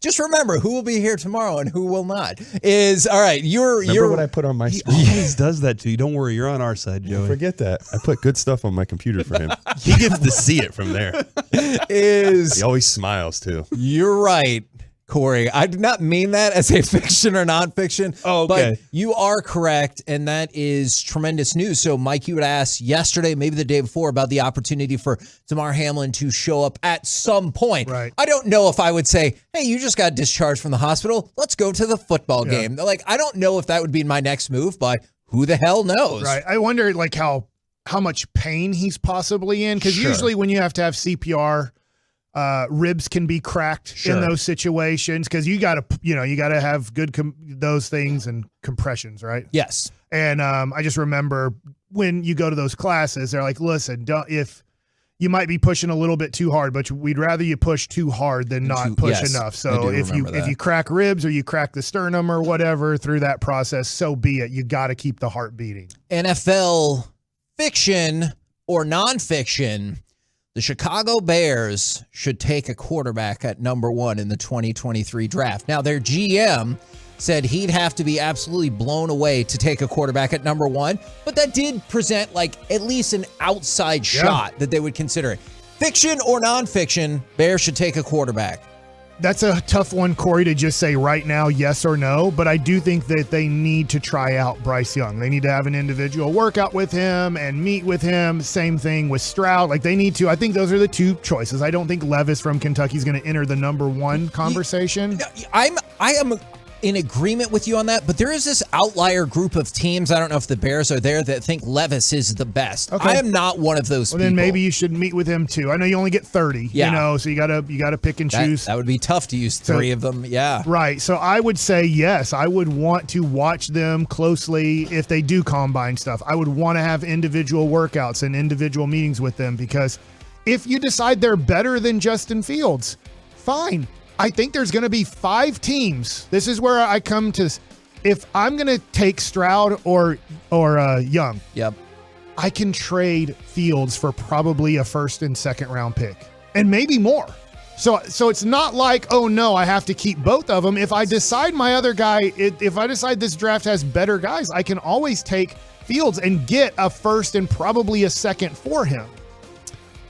I agree with the whole playing the game. Like you want to play as much of the game as possible. Now, if you want to keep Justin Fields around, there's no reason to really do that part. If you're like, Justin Fields is our guy. Yeah. Other than kind of then maybe trying to play the game to get some more picks out of other people. Like, you're like, no, we're committing actually this direction for it. I don't think they trade Justin Fields. Okay. I think they trade the pick for a lot more picks and build around the quarterback at this point. That's what I would do, just watching Justin Fields. I think they keep him.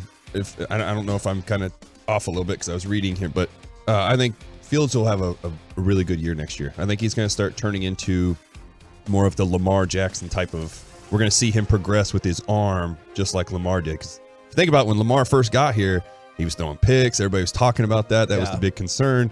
So I think Fields will definitely have a much better. I think he could be one of the most improved players next year. Okay, since you brought up Lamar Jackson, NFL fiction or nonfiction, the Dolphins and Ravens are going to get absolutely smoked this weekend. So Corey brought it up earlier in the show. Tua, he's out for Sunday's game, or all indications are that he's out. And the reports are for Lamar, it, quote, doesn't look good for him to play against the Bengals. My only answer would be who's starting for the Dolphins. This is going to change. This would dictate what I'm going to say. Who cares? They've lost. I know. I mean, they should just forfeit. I mean, two buys. I'm still sticking. We'll help out. I guess Skylar Thompson, but I don't. Waste of time. Okay. Matt Moore, Teddy Bridgewater, Wait, pitcher Skylar Matt Thompson. No, a different Matt By the Moore. way, I know I'm going backwards. I'm sorry. Thanks, Chicago has to trade that number 1 pick. Absolutely. They don't even have the number 1. They don't have their second round pick. It's Pittsburgh's. Yeah, but Because like you they said, moved to it's gift either you. the pick or the quarterback. But I would say from that perspective, I would rather trade the pick, get more for it so I can build for my quarterback because my quarterback had nothing around him. Yeah. Yeah, so I'd look at that. Sorry, I was just looking at mock drafts going, ooh, they need to get more picks because just taking, let's just say, Will Anderson at 1 Sure. and then not picking again until 56 or whatever isn't going to help Chicago out too much. I'm inclined to agree with that. All right. So Mike says waste of time. Corey, you say Dolphins get smoked and Ravens do too if no Lamar Jackson? Yeah, well, I don't think the Ravens get smoked, but I think they lose. Like they've shown that they can stay in games. But I don't think that games. Yeah, I don't think the Dolphins defense is good enough to keep them in a game where they can't put up a lot of points. They just won 11-6, and it was really 9-6, but they just wanted to give me money at the end. Stupid. 9 points. All right. It's such a dumb ending to that game. I'm still mad about that. All right. NFL fiction or nonfiction, Jeff Saturday should stop coaching and go back into media. He said that he would like to stay, but ESPN supposedly has interest in him. He was 1-7 as the Colts interim coach. Wasn't much worse than before. That's fair. Yeah, that was really impressive work there for a guy that had never done that before. Like, Was it? I wonder what they really thought was going to happen. He would just come in and I save thought the it was Super Bowl. intentional. They needed to move up in the draft, and they're like, how can we lose out? Hire a ESPN analyst. Yeah. Right? Almost got it. Didn't the Raiders do it? They screwed up. They hired him as general manager. They are. You did say that they're currently interviewing their special teams coordinator for the head coaching job right now. And Saturday is supposedly going to get a real interview as well. But ESPN wants him back if he doesn't get the job, or when he doesn't get the job. What do you mean when? Or if? Okay, if Just he doesn't leave it get as the if. job. All right, if he doesn't get the job. So you think he do you think he should stop coaching? I think and you go should back? stop coaching. Okay. Hey, it was cool that he got a shot at it. That's awesome. I don't think they should keep Jeff Saturday. I think he knows I a lot agree. about football, good analyst, like listening to him. They're going to probably take a quarterback with their first pick, and I would want more of a quarterback coach. Okay. I would be inclined to agree with that. All right. NFL Yeah, I agree. fiction or nonfiction. Derek, I'm going to start with you on this one. Ooh. Corey's boy, Ryan Dable, says Dabes. playoff experience is probably overrated. NFL fiction or nonfiction, Do it, playoff so false.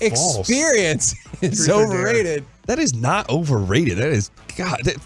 There's nothing like playoff atmosphere. All right, It's let me ask you unbelievable. this question though. Here we All go. right, here we go. If you The bring first up World any, Series yep, you went I to, knew it. did you have any playoff experience? 0. That team got to the World Series. Correct. They didn't need playoff experience. They were good. No, we were just hot. We were red hot, I riding also into some think- momentum. We were good. Yes, Y'all we were were a good. year Sorry, early. we were good. Like, y'all were a year Yes, early to we the were World definitely. Series. We got there 1 year early. That's all. But I will also say, the experience that led to it served a greater purpose when you got to second World Series. You had a We already different had- feeling yes. about it. So I will say it's not overrated. It's definitely not. But that is one example of a team that had very little playoff, if any. I mean, even the manager didn't have the We had head zero. coaching. We had 0. Yeah, so there you go. So they didn't have it. So That's maybe it was amazing. overrated. One of the things Wash that had stood been out. to the playoffs, though, with Oakland, just not as the manager. Yeah. Right. But the one thing that was cool to see, too, a guy, Michael Young, for example, and Kinsler, all those guys, but Michael Young, 10 years of being with the Rangers, never going to the playoffs. Yeah. And then we go in. Yeah. Everybody's amped up. Like, you love that. You live for that moment. And the greatest feeling, too, was striking out, or not me personally, but striking out A-Rod to go to the World Series. Yes. Loudest I've ever heard that stadium. The greatest feeling, and that was perfect for the Rangers because that's what they wanted more than anything, was to see us go to the first World Series, and to get there was striking out A-Rod. Yeah. Against the Yankees, A-Rod, all those It things. could not They couldn't have been more any perfect. better. But that's different. He's What are you saying looking at me playoff like that experience for? as there's nothing like playoff experience, Yeah. like experiencing that moment. I think what you're saying is Daboll says it's saying overrated. it doesn't It's matter not. if a guy has played or not in the playoffs. We can still win a game. It's not overrated. I want to know what is on your mind I right saw now. Michael Young on Monday, Knew it was going to be not about that question. and I told him that I have Georgia because you took TCU, and I let him pick because you pick wrong. And Michael Young said, "Not surprised that Derek picks football games wrong." Oh my God! I knew that was going to happen. We need to get Michael on the show. Thanks, TCU. And Michael Young. And I gave you 55 And Michael Young. points. You didn't give me 55 points. We all would have jumped to get on that, and I would have put all that I owed onto it. Yep. All right, NFL fiction or nonfiction. Aaron Rodgers is going to retire this offseason. That man likes money. He's staying on that contract. I do say he's not retiring. He will just not be a Packer. And the craziest thing is you see the stat line of Brett Favre's last game as a Packer and then Aaron Rodgers. They're identical. Ended on a pick. To go to the playoffs. Just That's whatever. cool. I know everybody's just quiet. Where's he going to be? Where's he going to go? We're listening to you. Yeah, I know. I appreciate You that. want me to not You look got- at you while you talk? This is the worst season of his Are career. you listening? I'm always listening. No, I don't know where he would go. Maybe it'd be something hold on. crazy. We'll have a bonus fiction or nonfiction in 1 second because of that. Okay. Aaron Rodgers retires, fiction or nonfiction? I think nonfiction, but this was the worst season of his career, and he looked bad too. Like just watching his games, he looked bad. I think he should. He's not Aaron Rodgers anymore. Mike? No, I still think he can win a likes Super money. Bowl. All right, your bonus question. If he does not retire, Cowboys. What? You do not think he's going to come to the Cowboys? No, If Joey, that was don't cheer for that. I'm going to ask this question: truth or dare? Do you Truth. No, it's truth. If you could, 1-for-1 for 2023 season, trade Dak for Aaron Rodgers, would you? Yep. I would too. I wouldn't. He can't lose at AT&T Stadium. He doesn't. Kevin. He doesn't look as good, man. Corey's right about that. I'm just But going with what I was watching. Dak know. should be leading 3 years the ago, league. I feel like I might have asked you guys this question about Tom Brady and Dak, and you guys chose Dak over Tom Brady. Well, that is because I do hate Tom Brady. Dak's leading the league. Well, should be leading the league in interceptions He this is. year. Rodgers, but he's missed Rodgers is only 5 3 games behind though. him. Rodgers is only 3 behind him, and that's the second most interceptions Aaron Rodgers Dak ever has Who's thrown. more clutch? Dak has a better QBR. Look, Who's more clutch? Big moments. historically or right now? Historically, it's Aaron Rodgers for Both. sure. We've seen it. Right now, I don't think so. Man, like, You sure? yes, when the Packers went on their run, it wasn't led by Aaron Rodgers. He Yeah, was- yeah. Are you sure? Yes, I am sure. But are you sure? That is a good follow-up question. Do you want to know? Are you sure is always a good follow-up question. That's Reggie This what is he called does. Are We Right or Are They Wrong? They're right. wrong. Yeah, they're wrong. There's no way. Put that on the leasing. Put it on that fan text thing. Were you about to say put it on the leasing? Did you say- I was gonna say he truckwreck.com. said leasing. Yeah, No. that's the last one too. Like you didn't even butcher the current sponsor. He's like, I kind of leasey a car. That's what Yeah. it sounded No, like. I didn't want to say AutoFlex because it used to be that, and they don't give us money anymore. Truckwreck.com text Oh my line. God, Mike. So, put it out there. Would they Okay. rather have Aaron Rodgers next year or Dak Prescott? as the quarterback? 877-881-1053. Aaron Rodgers or Dak Prescott for 2023. You putting it on a Twitter poll right now? I'm going to put it out there. I'll Okay. tag you guys. In the meantime, the betting favorite is, if it's not the Packers, it's the Raiders, followed by the Colts, Jets, Panthers, and rounding out the top 5, the Patriots. I can see Raiders for sure because Oh, of yeah. Devontae, and he's like, hey. Colts But- make sense. But if you're the head coach there, and I feel like McDaniels might want to do this. If he's smart, he definitely wants to. Get me a quarterback that I can grow, and it buys me a couple more years. Like that's what he needs is to get his own quarterback that he can groom and grow, not a veteran. So I would say the Raiders, if McDaniels has anything to do with it, they would be out. Okay, we will give you an update on the results of the fan text. Nobody's and picking the Twitter poll. Rodgers. Also, non-sports exciting news. Frisco is getting a Universal saw this. Studios theme park. That's awesome. So that's kind of awesome. Coming up next, we might talk more about that. Where? But also in Frisco, in honor With of, that Dude Perfect thing. of a former NBA player, what game show would you most want to be on? 877-881-1053. We'll do it next right here on The Fan.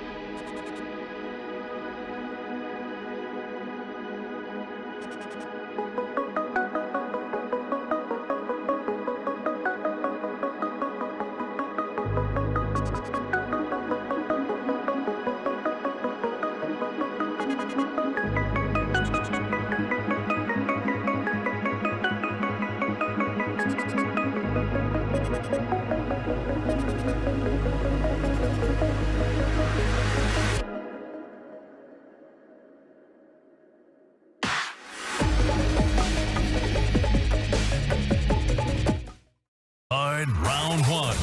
The Cowboys battle the Bucs Monday night. Tailgate with us beginning at 4 with the Specs kickoff at 7:15 on your home of America's team. 105.3 The Fan. KNC Masterpiece back here on 105.3 The Fan. If you missed the news, sports, and non-sports, the sports news that we're all pumped about is Damar Hamlin was discharged from the Buffalo hospital after obviously collapsing on the field because of cardiac arrest. I'm sure you're very familiar with the story. He has been discharged from the Buffalo hospital, so great news right there. And then great news in the non-sports scene. Frisco is getting a Universal Studios theme park, and I know Corey will turn his mic on and tell us that he's pumped about that. What is explain this whole, where is it going to be for one, because Frisco's awesome. Is it going to be at Jerry World? It's off of the North Dallas Tollway, which I know is still vague because that's not like a tiny. Are they going to install the Jaws thing? Install the Jaws thing? Do they still do the Tower of Terror? The Tower. That's like, Disney, I believe. I think it was Tower of Terror is a Universal. Are you sure? I'm not sure. I'm pretty sure it's a Disney World. I think it is. Oh, I think it is. Well, we right now it's split too. Mike, you can be the deciding. No. He's busy. He's busy. What are we talking about? See, I told you. Keep doing what you're trying to get food for us. Disney World is in Orlando. Disneyland is in L.A. Yep, that's very exactly good. what we were asking. Very good. All right. Good job, So, with that kind of fun and merriment in mind, I'm going to go ahead and throw it to cut number 3. And our question is, because of this NBA player, what game show would you most want to be on? 877-881-1053. Now, this is Jared Jeffries. Double Dare. He's a former Indiana basketball star and played in the NBA. This is him on The Price is Right. If this is a red 7 coming up, you won. Oh, man. Because you changed the very last number. Man. Let's see a red 7, please. Yes! What a good win. What a good win to start the show. Way to go. Let's get another contestant down here, George. Yes! Hold on. Did they say that next contestant's name was Jork? Yeah, Jork. Or George. Okay. I just couldn't tell. Could be the same. On that. First of all, the fan. Did he win the thingy where he spins the wheel and how fast? I wonder how fast he could spin the wheel with his height. I am not actually sure how he did on those showcases. He must have not done well, and then right? The showcase showdown. Yeah. Loser. And by the way, a couple updates. Aaron Rodgers dominated on the fan text, and people are still split, and we can't get a straight answer about this because the Tower of Terror, multiple people said Disney World. However, from the 972, the Tower of Terror was definitely in Universal Studios. However, they discontinued it a few years back. And then somebody said Tower of Terror is at Epcot. I remember going on the Tower of Terror twice, and I've been to Disney World twice. So I've Googled it. It says Disney's Hollywood Studios. It's also at Disney World and Walt Disney's Studios Park. So it's at multiple places. Yeah. Oh, maybe hence all the confusion. So now I know, Corey, you tried to dismiss what an achievement this was yesterday, and you're like, oh yeah, Jared Jeffries made $38 million in the NBA. Yeah. Like, who doesn't want to win a free car? Does he need a free? It doesn't. I'm not saying for me he as a needs fan. it. If I'm watching, I'm like, you kidding me? The rich guy gets a car. Where's my shot at being up there? Well, then why don't we fill the audience with like homeless people? Facts. And Deal. Let's do it. Okay. Give him a shot. You saw that documentary on this, right? On Netflix. Price is the Perfect Bid. I do think I watched through it. It was pretty a while good. back. Yeah. They pre-pick the contestants Yeah. based on their personality. Yeah. And that's- Are you trying to tell me you can't find personality in a homeless person? I mean, you definitely can, but an NBA player, like, I'm not surprised he got on there. So They do need the ratings. what game show? I'm not familiar with the Price is Right ratings.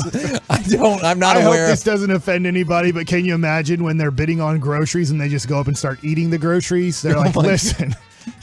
That is very offensive, Mike. Well, they're hungry. Oh my gosh. Probably. All right. So our question was, what game show in honor of this? Oh, yes. What game show would you guys want to be at? And no, for the 817, the Tower of Terror was at Wet and Wild. Stop it. Stop what you're doing. From the 214, you guys versus G-Bag and Family Feud. We'd win. Absolutely. I guarantee you we would win. And I'll tell you why. What if Mike gives one of those dumb answers, though? Are you going to call him out? Because you said Yes. you'd call people I will out. No, we clap for him. Say good No, answer. I will not. All right? I want to pick the caskets. Not the caskets, but the Are you dying? the briefcases. Okay, that is deal Different or show, no yeah. deal. And that's another reason why you're not on my Family Feud team. Is because it would be like, name the most famous NBA player. He'd be like, Donald Hodge. Like, that is what Mike would do to famous to me? Yeah, to sabotage our team is If that was the question, you'd want me on your team.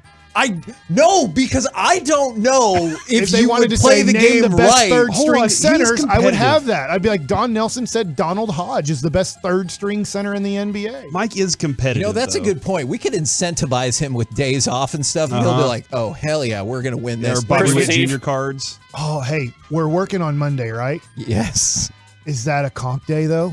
I believe it is a comp day. Oh! These sound like off-air conversations. that All day right. off. So I would be all about Family Feud. My wife loves Family Feud. And if we're on Family Feud and she's not on the team, I'm going to be in a lot of trouble. My votes would be Family Feud or Price is Right. What say you, Derek? Double Dare. I don't, Oh, Double Dare's a good one. Yeah, you got to wanna- pick the boogers out of the nose. Yep. But then you finally real get booger, the Kevin. treat at the end. I get it, but and that's you- a clean nose. it's weird when you're like, hey, you got to dig up this thing and the giant sandwich and everything like that. And are any of those actual food products? The sandwich? Yeah, sandwiches are food products. No, that giant sandwich. That's not like real bread. No, it's, Okay. it's fake bread. It's like cushion, you know, and slime. It's fun stuff. They're Fun lubricants, oh my god. gels. I wonder what slime is made of. I wonder what all the things that make slime. This is why I just don't know, Mike, if you would be on our Family Feud team. Because Steve Harvey would come up and be like, name we'd make the TikTok, most though. popular deodorant. And you'd be like, you know what, Steve Harvey, I got a question for you. What is slime made of? He'd be like, good answer. I have said this time Old and again. Spice. I just answered your question. It's not gonna Right win. guard. Deodorant. Okay, is on Family Feud, I would not Axe. support my teammate if they gave a dumb answer. I would just be like, that's stupid. Why did you say that? I got two. I've always wanted to be on Wipeout. Oh, dang it. I think that would be an absolute I don't know that blast. show. that's Help a good me. one.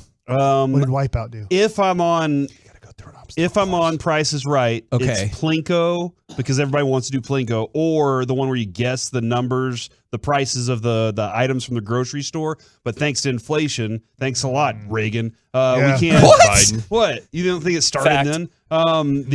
You'd say, is this Democrat? Yeah, we don't prices or know. Republican Yeah, we prices? don't know if it's a Please, $6 no. Biden. Velveeta cheese or if it's a $2 Velveeta cheese anymore. But His name's Biden. but Price is Right would definitely be in. And then what was the one where you Pressure luck. Pressure Luck? No I love whammies, no Pressure Luck, whammies. dude. Stop. Wait, Love what that about game. what about American Gladiators? Hell yes. That was in my chat, and You know I what? love that. We convinced Jake Diekman. We talked about building a full-size American Gladiators, and his face totally changed from like a regular interview to he goes, "You guys serious?" That would Because be so He's like, I awesome. want to do this. if you I ever wanna get do it. that done, you just let me know where to show up, and I'll be there. Can we do that? Let's set one up. Let's have a fan American Gladiators. I With the think tennis balls getting shot at you? Yeah. I think that would be the highest attended and best event we've ever I done. bet we could Do get it the for charity. gladiators for probably $200 an hour too, like nitro and Yeah, whatever. I don't they know are. how what- they're doing right Pyro. Yeah, they're yeah. they're probably like, I'll do it. Fine. I don't know what those guys or gals are still up to, but I am willing to bet we could get them to come out in their American Gladiators gear and everything like that. Which show would win on American Gladiators? Out of all the shows that are here on the fan, which one has the best chance to win in American Gladiators? Let's see. I think Get Right. Reggie's the best athlete at the station, probably.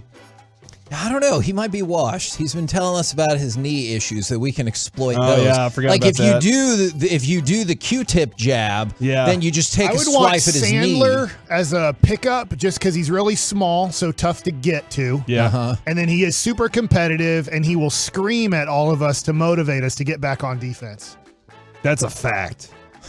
But that doesn't answer my question. On this show, We would I would win. want. We would I would win. want to pick us. That's okay. I think we would be all right. Help me out. Depends on who our producer is too You on have, that day. you have to do the balance thing where you're using the big Q-tips. Yes. That's a tough one. You get shot at by the tennis balls as you're trying to shoot their target. That would seem like the most fun one. Yeah. What else am I forget what else was on American Gladiators. What else did I have to do Well, to then compete? you'd have to finish put up. the balls in while Yeah, it's they like tackle the basketball, crap but out of football. you. You'd have to finish up with the eliminator. And I remember and by the way, we have one current and one former professional athlete on our show. We can't win? I was hoping you were going to let me be a part of this. Yeah, hell So yeah, thank you. you're going to be a part of it. Then we win. There is no show Yeah, beating we would us. win. Yeah. We could do it for Peace-a-thon. I just It's didn't a want new to put us. I charity. didn't want to put us out there like that. You know, I You wanted to give should. the other But shows some We're shout-outs, bigger you know? targets though on certain things. That's why I want Yeah. Sandler. Yeah. I feel like he has the unrelenting everybody gets to competitive pick up drive. one Think ringer. about how hard it is to hit him with that tennis ball thing versus us. You make a lot of sense. From these I got they get 6 to, they inches get on to him. shoot. They get to shoot it. What? On Sandler. Okay, never mind. Yep. From the 682 Legend of the Hidden Temple. That's a good one, so too. much fun. In terms of, this is all based on Jared Jeffries. Which game show would you want to be on from the 682? Nickelodeon's Guts The Blue Barracudas. or Double Dare would be, and then I see a lot for Most Extreme Elimination, MXT. That's kind of like Wipeout in terms of the physical aspect of probably really getting injured along the way. Oh, so Squid Game. yeah. You want to do a Squid Game? Nah, I Oh, want that's to where people live- die, right? I never watched that one. Yeah. I didn't either. But I think, like, for me, deal or no deal, you can't lose. I mean, yes, you can. definitely can lose. in a I competitive- understand, but once they get to $100,000, No. I'm good. No. You think no. you think I would keep going? I'm going to stop you right there, Mike. You 100%, you personally could lose because you have told us about your Tom Brady card. I would just go too early. Or you would like get up to $65,000 and you would take the offer. But it's still. But then the briefcase would be $250,000, and you'd be like, guys, I just lost $185,000. That's true. You know you would do that, Mike. But still, you can't lose. Hey, look, if I get to I be on understand. Deal or No Deal, I that would be understand you. awesome. If you pick the $1 million case, I probably wouldn't last till the end. Yeah. But still, I don't think I would do the thing where people get to like, we're offering you $150,000 and there's 5 or 6 briefcase left. And then so many people go, well, let's pick 2 more. And then $1 million comes off the board, $500K comes off the board. And then you're still like, well, your next offer is $50,000. Take it. Yes. But they still keep going. Yeah, and there are times when mathematically I'm like, well, that made no sense because you'll have the one case that's 10,000, the other case that's 50,000, and they're like, we'll give you 31,000. They're like, I can't do it. And I'm like, well, they just gave you a better offer than math would say that you should have gotten. Oh, I'd want you as my phone a friend. That to is do math. different. That's different. Mike, you got some game. love though. They said you won't go too early. You got men's tea. You go to men's tea. Jeez, y'all. They threw that out. It is 11:35 in the morning. Well, good morning. Yeah. People do that all the time. And multiple people are saying, if you like Squid Games, you should watch Alice in Borderland. I have watched that. I think that show's freaking awesome. What about What's the worst show that you'd want to be on, Kevin? The one you wouldn't want to be on? How about that one where Dwight Howard just fell off the cliff? You know, That's a new show, isn't it? Is he okay? It's like a Yeah, he military was thing. stringed up. Oh, The okay. military people are like, you're a loser. I don't think I could do Fear Factor because I don't even want to eat onions. And they're like, here, you I need don't to think eat that's all of these onions. bugs. I don't think I would be able to do that. So Fear Factor would not work out well for me. Would you eat the? I'll leave it at that. Look, Derek, the Cockroaches. answer is probably no if it's Rocky Mountain oysters or whatever. Those are actually It not could bad. be, good. but see, it could be a hamburger good. with onions, and I'd be like, oh, Joe, I can't do it. Or whoever is the host of Fear Factor now, if that would still you exists. throw up? Or, I mean, could you swallow it? Or would you just spit it out? I don't know. Like, what happens if onions are on a burger? I would spit them out. Okay, so are you an easy throw-up guy? I don't think I would. You have a sensitive stomach? No, I just have a childlike palate, I think, is the issue. But if there's money on the line, we could figure this out. So to get you, oh no, on like if you were doing this show, Bankroll to right get you here. to lose, we'll just put onions in front of Kevin and he has to eat these. And you would wouldn't just do quit? It? You would quit? I wouldn't quit the show.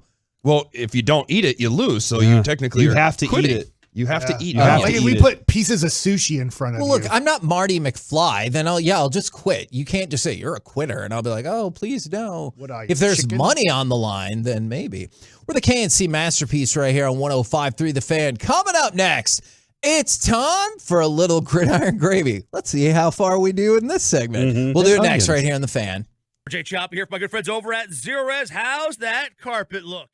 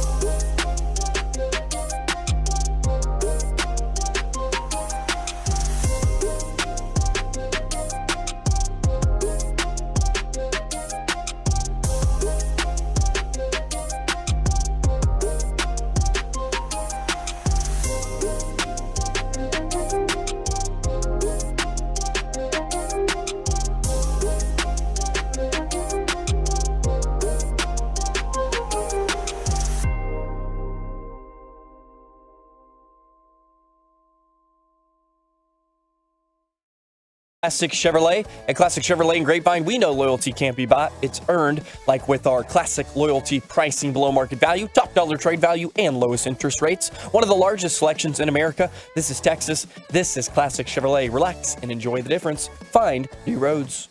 KNC Masterpiece back here on 105.3 The Fan. Right now, it's time to go around the entire NFL and dip into some gridiron gravy. Dipping tacos. And I want to start by going back to Corey Majors talking about Micah Parsons. If you have that ready to go, I've got another Micah Parsons stat for you. Is he led the NFL with 90 quarterback pressures, and his opposing quarterback pressure rate of 19.3 also led the league. So you have 3 forced fumbles and 3 fumble recoveries. Yes, too? that is true. I'll take so it. he got the most pressures and he pressured at the most efficient rate, yet he is not on the players all-pro list, which perhaps has led to this, Corey. Micah Parsons tweeted out at 11:36 a.m. in the morning, which is redundant. Man, I'm in playoff mode. F that list. Congrats to those that made it, though. They deserve it. But he's like, I'm in playoff mode. F that list. And I like that. I do too. I mean, I'm focused here. Hopefully you'd be motivated for the playoffs anyway, but perhaps this will take him to the next level of playoff motivation. A couple more like Cowboys or Cowboys adjacent moves is former Cowboys wide receiver James Washington has been signed to the Giants practice squad. So good news for him is he's at least still in the playoff mix. Do you remember the crap we got? Yes. When we weren't like James Washington got hurt or signing James Washington, really both were like, guys, he's done nothing in his career. Like he looks like he could maybe make an NFL team, but that's all he is a dude who is going to fight and claw to make NFL teams. And I mean, Cowboy fans in the preseason and it was like, he's going to catch 80 balls. He's going to be this and that. I'm like, guys, I don't see it. But you know what's funny about that? People will still double down as if he wouldn't have gotten hurt, that would have happened. And I'm like, no, he's a guy. Like, look at his NFL career. He's a guy. And every now and again, like we admit when we're wrong about stuff all the time. Every now and again, I would love it if somebody goes, you know what? I told you in the preseason, James Washington was going to be a badass. And you were right, and I was wrong about that. And I'd probably be like, here, let me tell you some things I was wrong about. Now, this one kind of sucks, is center/guard Dakota Shepley was claimed by the Colts for their 90-man roster for next year. It makes sense. The Colts are trying to build their roster and everything like that. But that means Shepley can no longer get ready for Tampa with his teammates and will be out of any playoff earning picture. Because he got picked up by the Colts. So unfortunate for him. We told you earlier, in case you missed it, there were reports that Lamar Jackson is not looking good for this weekend. And then even worse news for the Dolphins, as the Corey News Desk let us know that Tua is going to be out this weekend. And that team is going to get demolished. Who are you more upset for in that situation? Tua? Tua for sure. Or sure. the Dolphins overall? I feel like Tua's career's in jeopardy. I agree. I think so too. So I think the Miami Dolphins are going to work very hard this offseason to see if they can get Aaron Rodgers, to honestly see if they can get Tom Brady, to see if they can get somebody, Lamar Jackson, to see if they can get somebody to take over that team that they think can win a championship.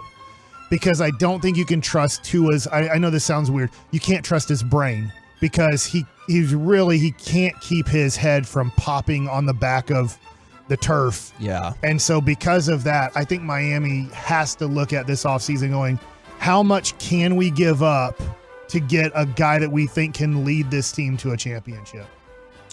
Yeah, I also have concerns about his career. I feel bad for him because he was having an MVP level season and then he got hurt and came back and played incredibly well again.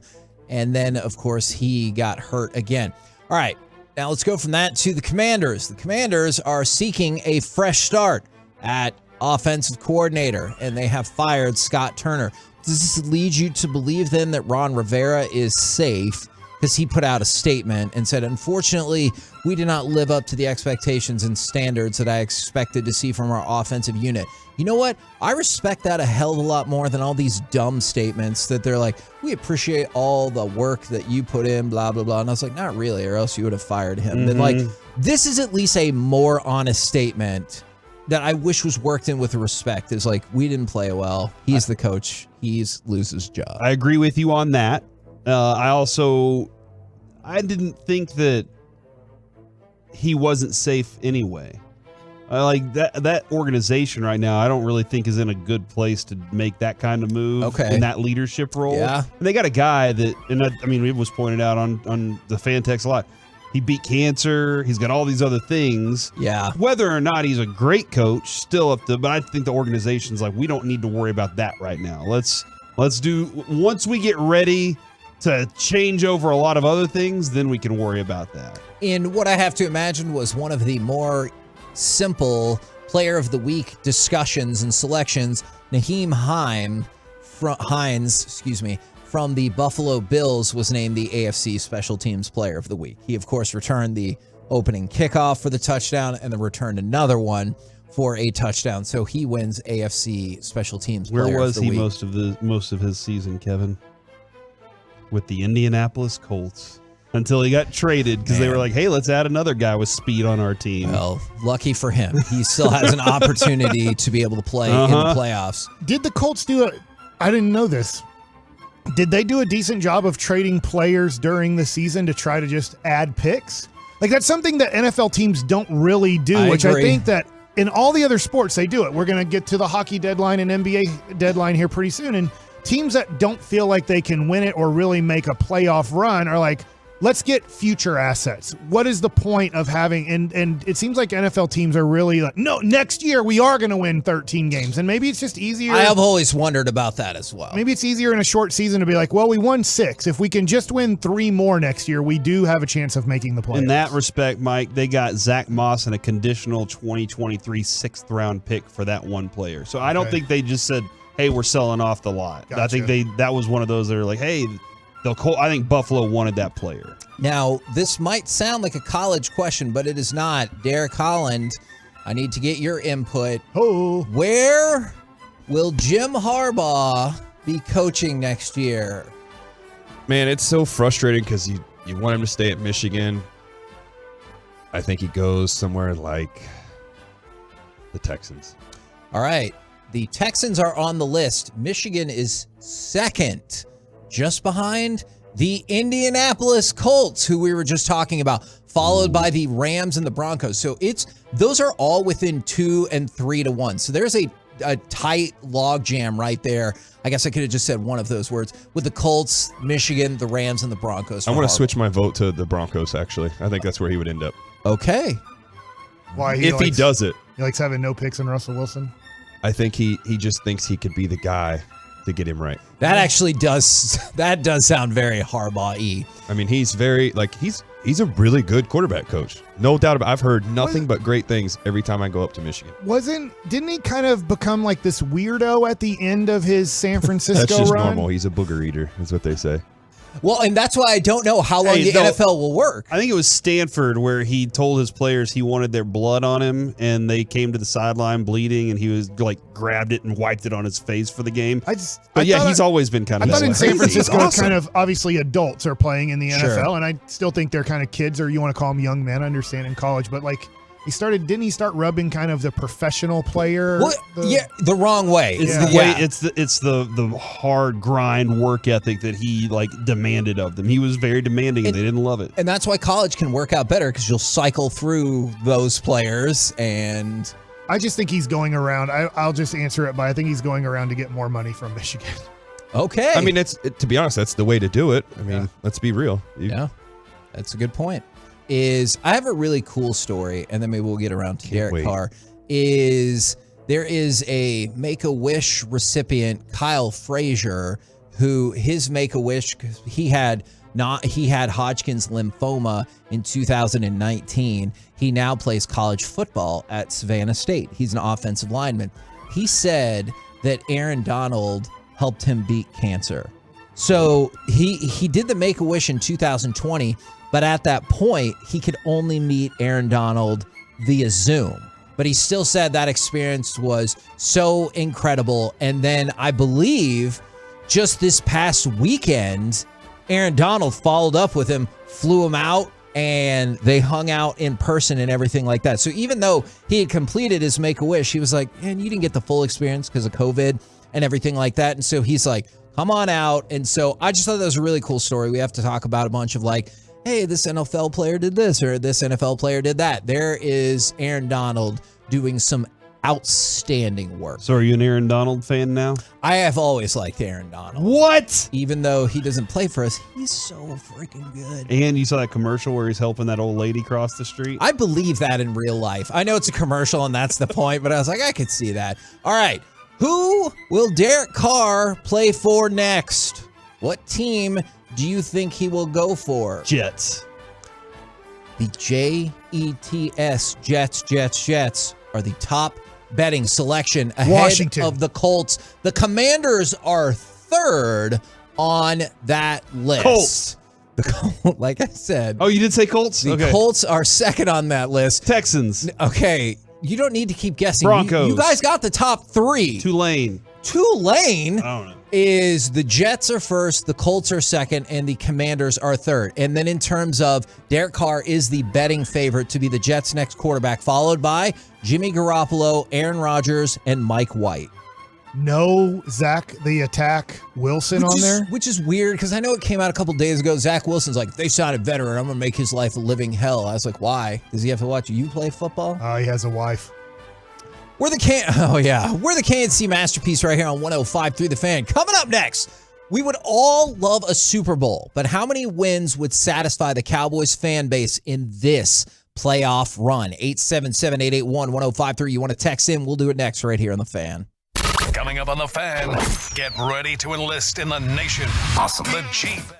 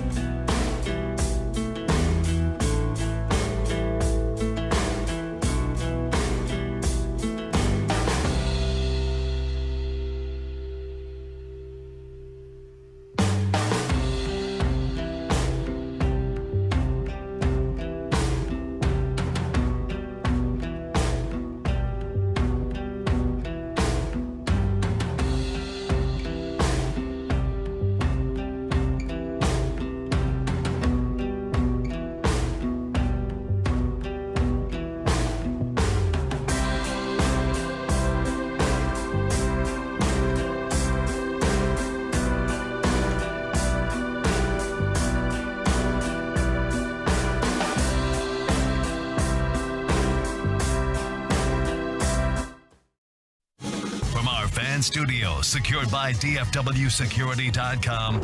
It's the KNC Masterpiece on 105.3 The Fan. KNC Masterpiece right here on 105.3 The Fan. Sure, we would all love a Super Bowl.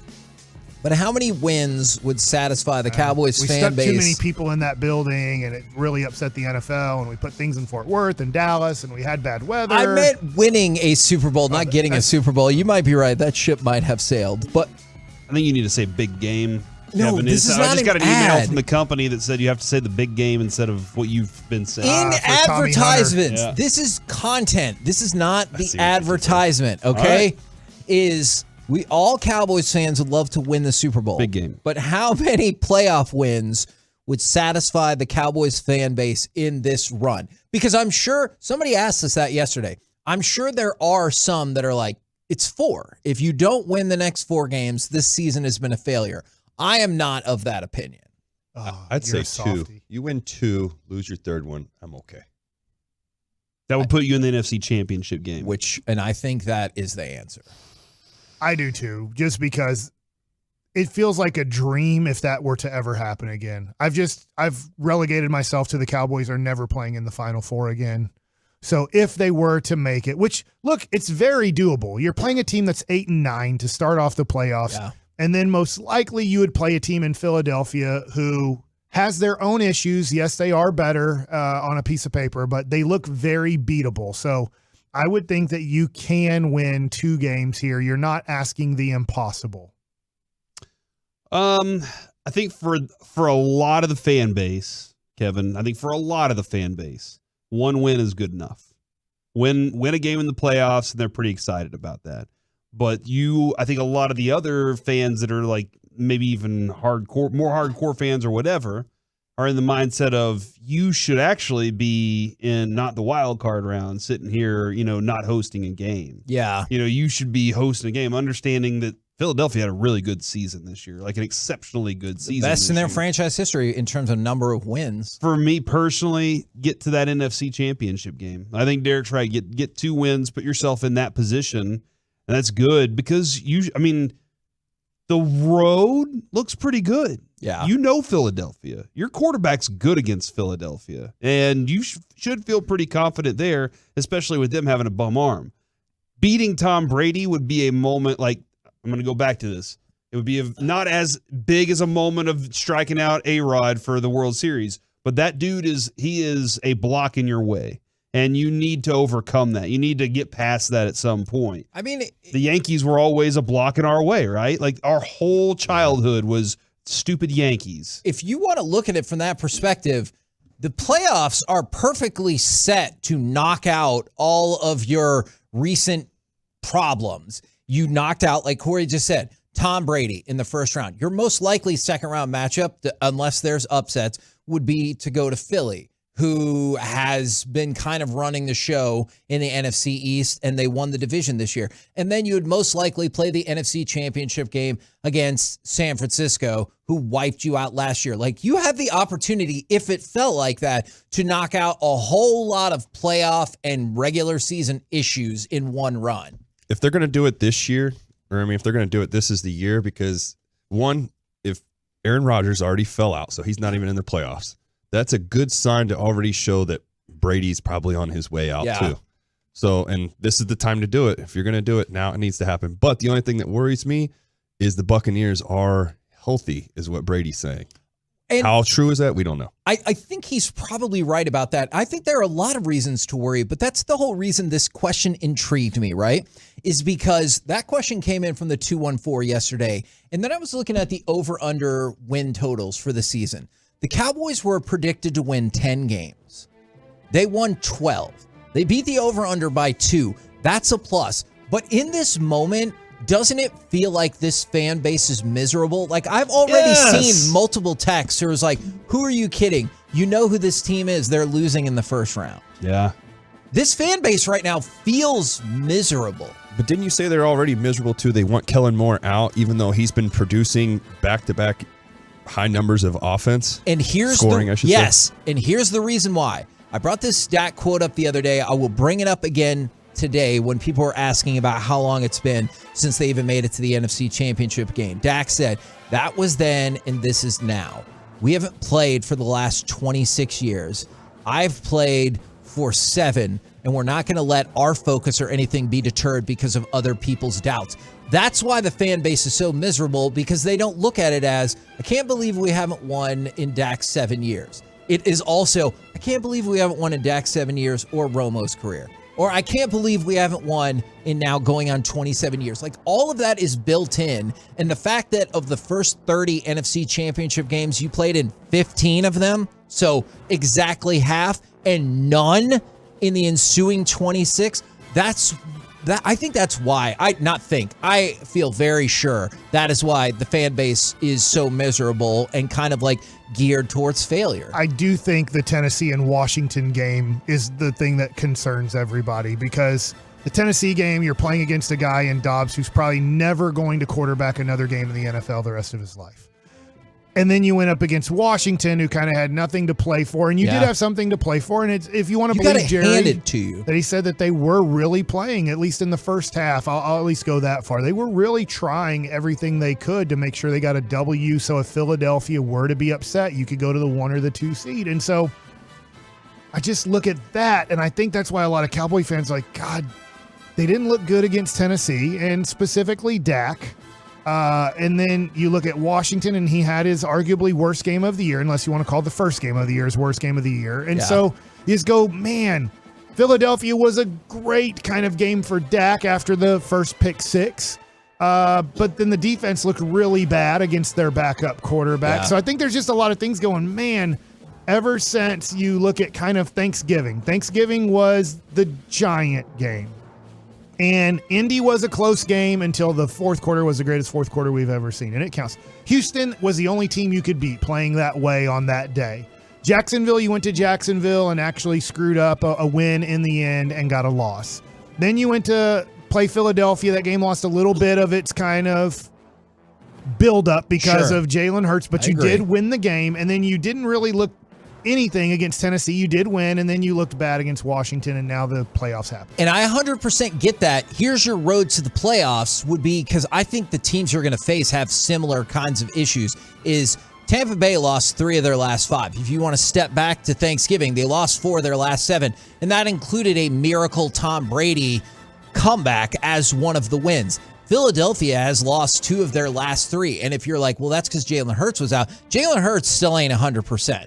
So, that's the baggage that they're bringing with them. Is I totally understand, why Cowboys fans are pessimistic because of either the way they're playing right now or because of all the historical baggage. I'll just tell you. And I think that's why what you're doing, though, is you're bringing, I like your points. They're valid points.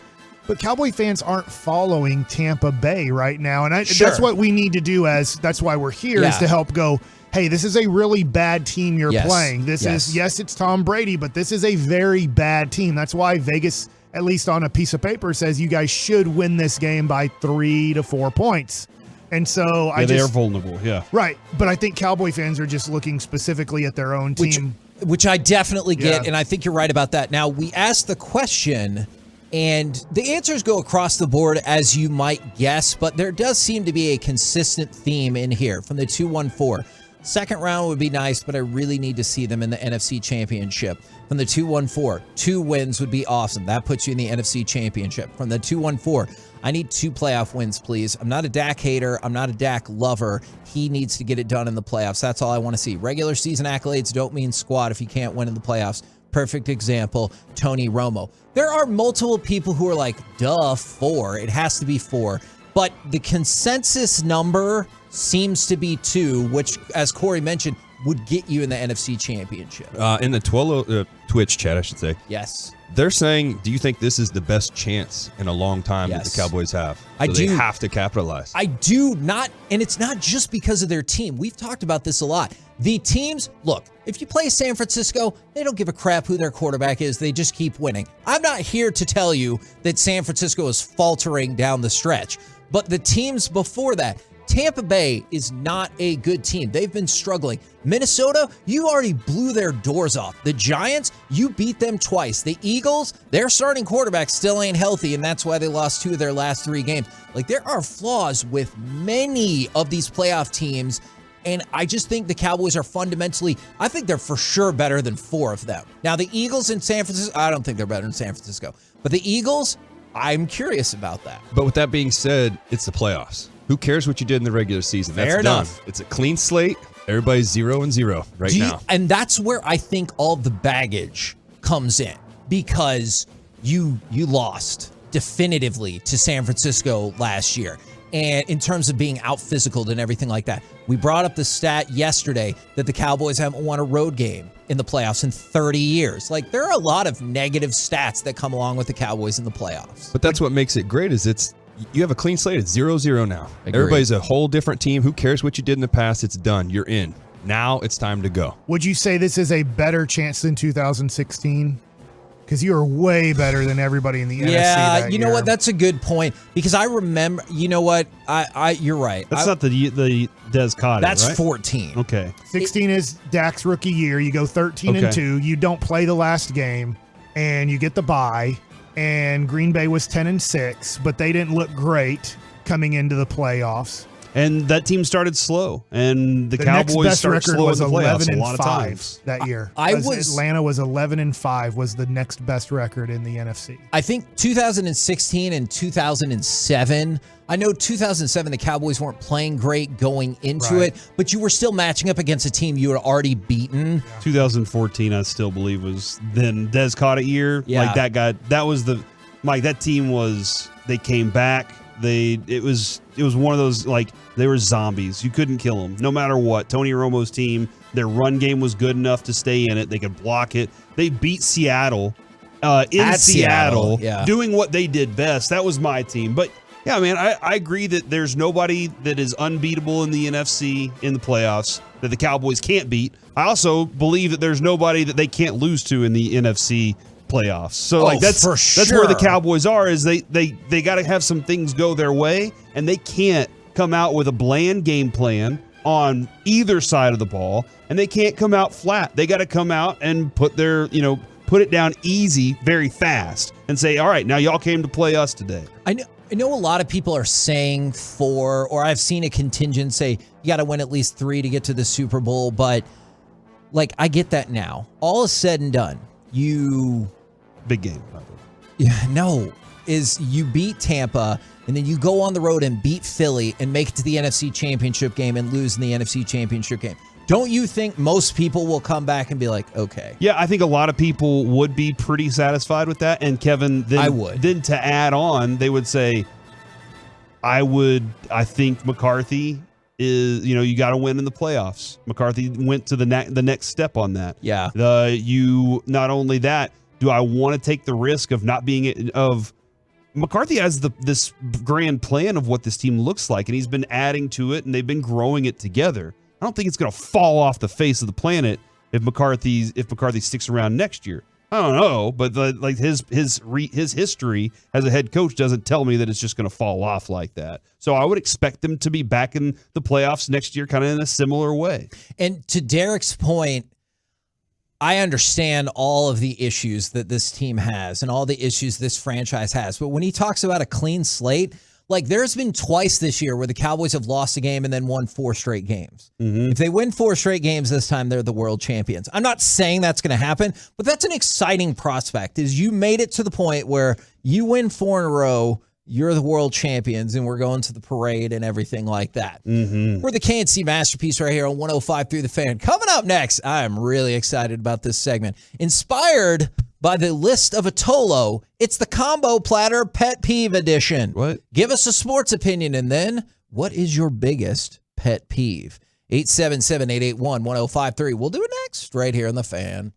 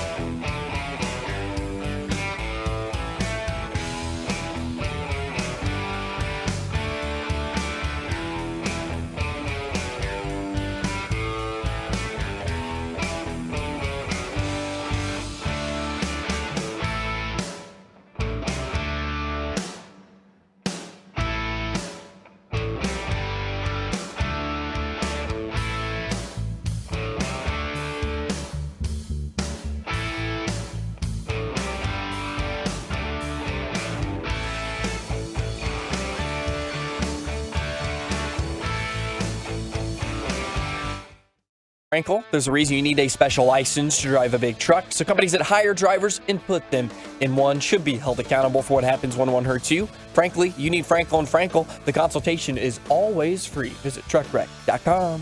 KNC Masterpiece back here on 105.3 The Fan. Right now, we jump into the lunch rush as part of the Expressway, and we start with a combo platter inspired by a list we got from a Tolo who came up here, also brought food, and they gave their pet peeves in no particular order, and we have this list of 22 pet peeves. So I call him the Queso King. For the combo platter, that is a good was name. Really good, by the way.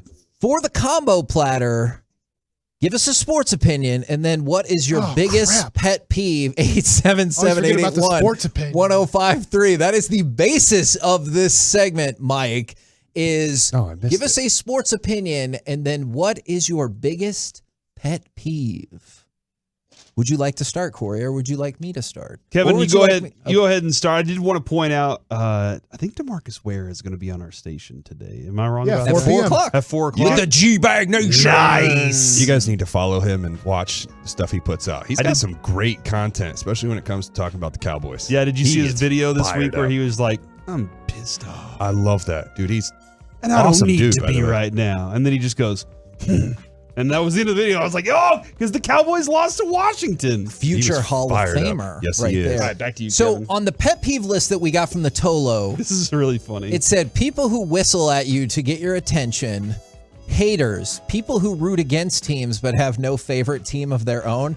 That is an interesting one right there. His number one was men who wear hats or ball caps while eating. I have to admit that has never particularly bothered me, but No, I think that's an older generation thing, though, and I totally get it. My grandfather-in-law, I was told and made sure that if we're going to eat, whether it's at home at a dinner table or whatever, and he's here, you have to take off your hat. It didn't bug me. It just was like, just know, don't eat with your hat on if Judge Fight was his name. But you guys, Century 21, Judge Fight.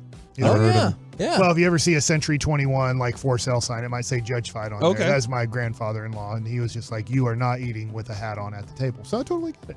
Now, I respect that. My grandmother she wouldn't let me wear a hat at the table either. So I was like, all right, okay, whatever. Now, my sports opinion, and I know we're going to dive even more into Tampa Bay tomorrow. My sports opinion is Tampa Bay sucks, and the Tom Brady to Mike Evans connection isn't what you think it is. Don't be fooled by just week 17. My pet peeve, and you know what? I bet a lot of people will text back and their pet peeve is me being the person behind them. People that don't go when the light turns green. For the love of God, you are the people who create traffic. The light is green. Drive your effing car, and don't be mad if I honk at you because you're wasting my time. Waste your own time in a different lane. I got you. I mean, I have multiple pet peeves, but first I need to give a sports opinion, correct? Yes, you do. My sports opinion, I just wrote this down, so it's a really strong opinion, guys. Okay. I think the Mavs are going to tease us and not make a trade.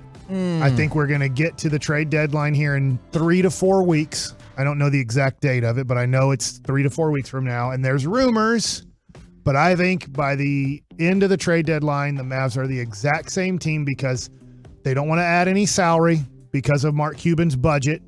And then they want to have all their assets available they want to have all of their first round picks available. I don't want to say all assets. Yeah. They want to have all their first round picks available at the end of this draft that comes up so that when 2023 offseason starts, Mark Cuban believes he's going to be able to trade for Giannis or Ja Morant or whoever you think the greatest player in the NBA is. And that's going to be on the Mike Fisher report that the Mavs have a chance. Oh, my gosh. Then we're going to have to go through all that. Well, I'm just telling you. No, I know. I didn't say you're wrong. Yeah, it's how it's I didn't all say gonna you're play out. wrong. Okay, so that is my sports opinion that the Mavs will not make a trade, and I hope I'm wrong. Obviously, they made one last year. If you have to zero in on one pet peeve, I know you have a lot. The crunchy. You hit it. I was ready to eat Okay. it. Derek, if somebody's eating crunchy food, and I don't need to hear it. and I am not eating that crunchy food with them, It drives me insane. I can't. I have to leave the room. That almost. might be. I'm sorry, Mike. That might be my favorite story you've ever told. Is you're sitting in the kitchen with your kids while they're eating cereal for breakfast, and you just look at them and get up and leave because you can't handle them crunching on their cereal. It's nobody's fault. It's not your fault if you're with me and you're eating crunchy food. It's not my kids' fault. But if they're eating crunchy food, I can't stand it. The other day, I was taking a nap. On Sunday, I was taking a nap on the couch while the Cowboys were losing. And my son came in, and my wife had just made him some nachos. And he just starts crunching the living crap out of those chips. Also known as eating nachos. Yeah. And I was just like, you got to be kidding me. Like, I said, Jake, do you have to crunch that loud? Do you have to bite the chip that much when you're eating those things? And I know that you kind of do. You're eating chips. Yeah. He said crunching the hell out of those nachos. But like, I want to swear at him. Like, what the F is wrong with you right now? But he's really not doing anything wrong. It's just in my brain. I can't stand that noise. Is it the crunching or is it the smacking of the lips when you're No, it's chewing? the crunch. It's the noise. But we're about to eat tacos together. I'll be okay for But we're eating all tacos. eating. Yeah, we're all. If I'm eating the crunchy stuff, I'm like, what's the problem? I got soft tacos. Let me read a couple of these. We all got soft. Because of Mike. Oh, no, my he gosh. got soft taco. Oh, We man, all I got just threw that crunchy. one out there. I'm great. From the 972 You'll be fine. Pet Peeve edition of the Combo Platter. Cowboys are going to lose next Monday night. Mike McCarthy will be fired. Dan Quinn will be promoted to head coach. Biggest pet peeve when people do not use their turn signals. From the 469, Cowboys win when Pollard rushes for 150-plus yards and a touchdown and LVE plays. Biggest pet peeve, they work in home health and the whole house smells like cigarettes. Are cigarettes not good for your health? Is that a bad thing? Is it my turn now? Okay, Derek, it's your turn. Yes. We did see on 60 Minutes that more people need to die, though. So What? I mean, now you follow. I will. It's tough sometimes. Sports opinion. The Rangers will get Brian Reynolds. Oh. And they won't give up Leiter. He will stay here. Now, pet peeve. That would be awesome. Do you have any more on that? No, I'm just going to leave it at that for now. We can kind of All mess right. with it later. Oh, We can dive I into like that it. later. Woo, snap! But pet peeve, man, when you're on the highway, you're in the fast lane and you're going slow, Yeah. it drives me insane. But I do want to throw this in because this comes from the Twitch, and it was literally people talking on their phone using the speakerphone in public. Put the damn thing up to your ear. We've seen that in the elevator. Yeah. I don't need to hear your conversation. You don't need to hear mine. Like, it's common sense. Like, be respectful of the area. Like, and it's the loud talking too. Like, you want it to be heard while you're talking on the phone. I can't stand that too. So that's a good pet. Thank you for throwing that out there. Can TX Rock. Can I read a couple more from the 254? Cowboys win by double digits. Their biggest pet peeve is Luka not getting back on defense. From the 561, the Stars will have the most success this year out of all four Metroplex franchises, and they can't stand listening to people chew with their mouth open and loud eating. So there's one for you, Mike. Mr. I apologize. I don't know what happens in my brain that makes it just so. And I wish I would just get sad, but I don't have that depression in me. I just have the anger and rage in me. And so if I am not in a good mood and you start crunching food, He'll let you know. Oh, and I won't be nice about it either. Did you see the update on Sam Williams? Oh, no. A misdemeanor warrant has been issued for Samuel Williams for reckless driving. Information about the warrant will not be public until after the warrant has been served/arrested. At this time, there is no plan to find and arrest him for the misdemeanor warrant. He has been contacted to turn himself in. Bond will be set at his arraignment by the judge, according to Plano Police Department. That doesn't sound like an opinion at all. Nope. I just wanted that was a news update. The car accident he got in was his fault. Reckless driving. Yes. Okay. My opinion. Wow. I mean, real quick, at least it didn't say anything about Drinking. while under the Yeah. influence. I want to change my opinion after Derek threw his opinion out. Because remember the day that we were talking and Derek was like, I think Elvis is going to go to the White Sox. And like 15 minutes later, we walk out the door and he goes to the White Sox and we were like, holy crap. Derek's very well connected. My original opinion, the Rangers will not trade for Burt Reynolds because if they're trading Turd Ferguson, thank you for picking up on that. It's funny. It's an oversized hat. I think if they're trading lighter, it's for something elite.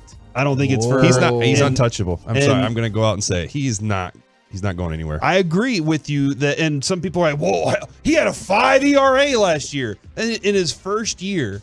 And Mike, you told us that he should not have started even at the level he was at. Right. I don't think Kumar Rocker should start at AA either, but I bet he Probably does. will. And he was this number 2 overall pick. Guys like that will get all the chances. You'll get moved up, and also that's his first time dealing with adversity. Yeah. He dominated in college. Yes, now you're playing a little bit better competition. Well, a lot better competition. Yes, he's going to deal with that. I guarantee he's going to bounce back this year. He will be in AA again. He's going to bounce back. I'm glad you said a lot better competition, Derek, because there's most listeners think Division I college baseball, especially like let's see SEC baseball, is just a step below the major leagues. Absolutely not. It's not even able. It's not even close. So, like, that was my original opinion. Okay. But after Derek said what he said, they are going to get Brian Reynolds without having to trade You have him. a new opinion? No, I don't. So but I needed to leave that out there. Okay. Pet peeve? My pet peeve. 2 of them that really are driving me nuts lately. Leaving clothes in the dryer. Oh, my God. Let's go ahead and get those out so that I don't have to, when I'm washing, I don't have to go get your clothes out of the dryer. Can I ask a question about Tall that, Corey? person, I got to bend over and get that now. How often does the violator say, you know what, you're right, instead of, oh, yeah, Never. I was doing this. Never. And I was like, I don't care. Never. Just get and clean out the lint trap. The other one that does irritate me. Actually, I got 2 more. Empty boxes in the pantry or fridge. I will show up and I'll be like, I got to get waffles for Lucy, and Carter took the last waffle, left the box in the freezer. Why? Why didn't you just throw the box away? What about the little bit of milk that's left, or Yeah, whatever at liquid? least now that you the have? milk cartons are mostly see-through. Like, I know back in the day you would pick up the milk and it's too light, and you're like, son of a biscuit. But it's still just that little bit. Like, who's gonna? You can't even pour that on cereal. What do you do to your kid when they mess up like that, though? I make them go clean the poop in the backyard. Ooh. You guys poop in your backyard? Dog. Oh. I want to get back to some of your pet peeves. We'll have more Okay, all right. free That'd be floating really saving water. pet peeves from the 817. Don't do that. Don't do that. For the 817. Luka should win MVP this year, and this feels like a direct response to the Tolo. My pet peeve is people who care about how and when you wear your hat. Is from the 817. I love this one. The Cowboys offense will get it together and send Captain Field Goal home. And their pet peeve is when someone mentions the score of the game and they say the lower number first. Oh my gosh. I hate that too. Is they're like, oh yeah, the Cowboys lost 21-35. No, they didn't. They lost 35-21. I know it's your team. Stop that. Stop that right now. From the 940. That is weird. Jacob deGrom will start 28 games next season. That would be amazing. I'll set the bar at 25. And what irritates them is when people don't rinse the food off their dishes when they put them in the sink. I can live with if you don't rinse it all off. But when you leave it mostly caked on, and then you have to run like a science experiment and get the water to be 68,000 degrees to get any of that food off the plate, I'm definitely with you about that. From the 325, you did not give a sports opinion, so I'm not going to read that mean thing about me. Do you guys remember, did you guys end up going to Arizona when Sean decided to make the whole nice building? We were after, but it smelled like fish. It didn't smell that way. We were like a couple times after. I didn't get the smell. As long as we're doing trip pet peeves, when G-Bag Nation broke the fridge. Oh, that drove me nuts. At the nice mansion house that we stayed in on the beach by leaving the fridge door open. It smelled terrible. There were flies flying around by the trash can, and we were like, what happened? And we couldn't put any food in there for a couple of days because they had to call the person out. So I still blame Mike for that. I'm pretty sure it was him. He just left the freezer part open, and it didn't work anymore. And from the 682, I agree. Mike can't say anything right now to rebut that. So. Oh, he could, but he won't. We need a whole segment called Mike's Pet Peeves from the... I slept with Kavanaugh that whole trip. Oh, my gosh. From the 254. I don't know if you want to share that. Pet peeve edition of the Combo Platter. Sports opinion, Brock Purdy and the 49ers streak runs out and they lose in the first round. Holy crap, that would be amazing. Pet peeve, I hate being told what to do when I already know what to do. Now, I apologize to all our My kid hates producers that. in advance because I'm like, look, I like to double check things. So please don't take it as a reflection against the way you do your job versus my control freak nature. Carter will if he's doing something or on his way or he knows. I know he gives me the I know, and I always say the same thing. If you know, it would already be done. Like if you really knew, then it should be done already. But if Carter, like if you say, hey, get the dishes started or whatever, he's like, I know. I'm already on my way to do it. And he gets all ticked off about it. There might be an age range where that gets to be even worse. From the 469 Sports Opinion, the Cowboys defeat Tom Brady, San Francisco, and whoever else is in their way on the way to the big game. I hate the last part of that sentence. Pet peeve, people who burp out loud like they're trying to win something. I hate that. I'm very good at burping out loud, yeah. I tend to do that just because it's going to get a laugh out of somebody. Okay. But a lot of people, yeah, it's gross. I mean, you shouldn't do it like at a classy dinner. Well, yeah, that's different. But if we're like at I'm the not going to house, fart there either. Yeah, exactly. Who's farting at a classy dinner, Kevin? Sometimes no farting at the dinner table. Yeah. And wait, what do you mean you have to? You have to, and you're not sure what the wattage is of what you're putting out. Like, so you don't know how much you can wet or dry? Yeah. I always thought that George Carlin had a great bit about this. He's like, I wish you could put out like a test fart. You just 10 to 15%. And he's like, you know what? That's not too bad. They might even enjoy that. Or if you're like, man, that could strip the paint off the wall in here. And then you're like, I need to keep that contained. I think that would be, or if you could have like a detector or something and they're like, doo-doo, which means you just need to hold it inside. From the, it just went by. Somebody said, from 817, Dak will go on a Joe Flacco run in the playoffs. Oh my God, that would be amazing. And anyone sneezing more than once. Oh, I feel like that might be directed at me as well. No, you sneeze once. You don't sneeze like multiple. There are people that will be like, that'll sneeze like 25 times in a row. I used to, as a kid, I always had to sneeze twice. Yeah, that's what baby Noah does. Pet peeve? I guess so, yeah. I mean, They can't control that. This is a really good one from the 817 Sports Opinion. The Cowboys win they said Cowboys lose by 20. Jeez. God. And people who don't speed up to merge on the highway. All right, let's talk about it. I'm with that. People need to stop being cowards on the road. You have this long ramp to amp up your speed so you can move into the flow of traffic. It is not for you to drive to the front of and stop or slow down because you panicked. That road is for you to build your speed up, watch your car, and watch the lane to your left and contemplate how you need to adjust your speed accordingly to get into the corresponding lane.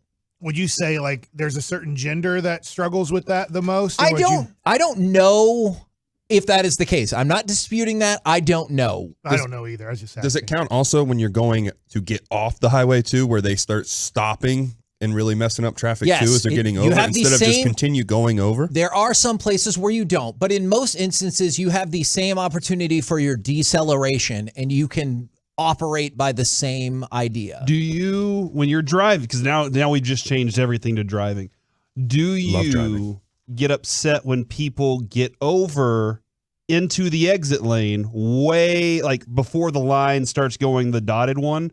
Because I'm one of those violators. I'm like, hey, it's time for me to get over. I'm trying to get out of y'all's way. Okay, and I'm fine with that. What bothers me way more is when people can't understand the double turn lane and they all stack in the one lane to block any human from being able, or any car from being able to get there. All right, look, I get it. If you need to turn left again immediately or turn right again immediately, I understand why you're doing what you're doing. But you can't tell me that every single person in that double stack lane had to go in that one lane because they're like, I got to get over to the left again. You block the lane for the rest of the people and cause unnecessary traffic. Mm-hmm. Yeah, those things absolutely do happen. Traffic is annoying, man. Yesterday, I was stuck in in traffic for an hour and a half on the way home. And it's always the most agitating when it's unexpected, right? Yeah. Like, go pick up my kids. I always say, shouldn't there be a wreck? I get most mad when there's traffic without a wreck because that means there's two Nimrods together that are in two separate cars driving that slow to ruin it for the rest of the world. Yes. Go ahead. I was going to say, what about the people that, like, as you're going and you have a clear shot. There's nobody in front of them or whatever, and all of a sudden they decide they want to get over in front of you for who knows why, and then they just go slow. Yes, I'm with you on that. We're the KNC Masterpiece right here on 105.3 The Fan. There are a lot more. We might reboot this topic There are at some point. a lot of conversations. Thank you guys, Kevin. You get ready for this. Okay, it's time for Mike Likes It. All right, so yesterday we talked a little bit about multitasking, which Kevin feels like he is an expert in. I do think so. I didn't get specific on this, and we didn't really get to specifics on this, because I do think there are certain things that maybe you're able to do better both at the same time. Okay. What do you believe you're best at multitasking? This one thing and that one thing that you're like, I know I can multitask because I am unbelievably efficient in these two things at one time. Watching something while doing something else. Now, the key for that Be more is specific. Okay, so like I have a set of shows that I like that I know are what I call show prep shows or show prep movies, because you don't have to be locked into every bit because you're probably not going to miss anything of uber importance. Like I didn't do that with The Wire or The Sopranos. Like we sat there, we watched, or Game of Thrones. But there are plenty of other things that I would watch and I'm like, you know what? I can multitask and I can do show prep while that's going down. Okay. You called yourself the most efficient. I tried to in the whole world. Your my wife wife says that. Called you the most efficient person in the whole world. What is she watching you do that makes you, to her, the most efficient person in the whole world? I think it's like I'll balance the checkbook while we're having a conversation, or it's just stuff like that. Talk. No, oh, move that zero over. Like, what would that be? What is happening? I don't know. It's just like I also hate excess free time that's not designated. Like, well, I go to the talking doctor at 3:00 usually. It's so if we leave Every here day? and don't have anything, no, not every day, but when I go, is I can get there and still have time for a 30-minute walk before I go into the talking doctor. And so I try to use time as efficiently as possible. Mike, have you ever seen the way he uses Gatorade bottles? And I don't know if it's that way Does he anymore. squeeze it as hard as he can to suck it all out in one gulp? No, but because I'm guessing, because you drink a lot of water, you don't drink as much Gatorade as you used to. Not really, no. Mike. Oh, no. If you had ever gone to his house, which I haven't, but I know this because he told me, trash goes in the Gatorade bottles. Okay. That's efficiency right there. He does big Gatorade bottle or just your the individual? handheld, the hand size, not the small one, but the next size up. You're trying to help out the landfills. I know some people will tell you that's But doesn't bad. the Gatorade bottle get recycled? Yeah. How long is that going to take? He doesn't recycle. No, I do recycle. Since when? I absolutely. Since my freaking kid guilt tripped me like 10 years ago. No? 'Cause I would leave. No, I still say my son and the baby. I need to stop that. When the older son, I left the water on when I became was a hippie? When I was trying to do something else, and he goes, "Daddy, you're wasting water." And so this is a long time ago. Okay, all right. So I've adjusted some of those things, but it's also like. But he compacts trash into the Gatorade bottle to save space. There's another reason for that. OCD. OCD for sure, but also it gave me something to do to eat my food slower. That was a problem. Is people are like, oh, why are you fat and everything like that? Is like I would eat too much too fast, and so it just gave me like something else to do, and I would eat my food slower. Okay, I don't want you to take offense to this. No. Isn't that always a horrible way to start off a kind of sentence or no conversation? offense. No offense. This is going to hurt your feelings. This is about, I don't think it will, but it could. Okay. Do you feel like if you are this efficient with everything, do you feel like, are you wasting your efficiency and all of those things by just doing sports talk radio? My wife has asked me that before. Wow. Here we go. Sometimes. Are you offended by that question? No, not at all. Okay. Not at all. I don't know. I just kind of fall back to the, like, if you love what you're doing, you won't work a single day in your life. And I just think this is super fun. Working. There are times when I kind of, damn, Mike. There are times when I kind of wish I would have gone another direction. Like I studied pre-law and I want to like be an attorney and stuff like that. But No, I feel good about this. I think that's a very fair What question. lawyer moment have you always wanted? Have you always wanted the you can't handle the truth moment, and that's why they're guilty? Like what saying did you always? What catchphrase did you want to have? I could see that.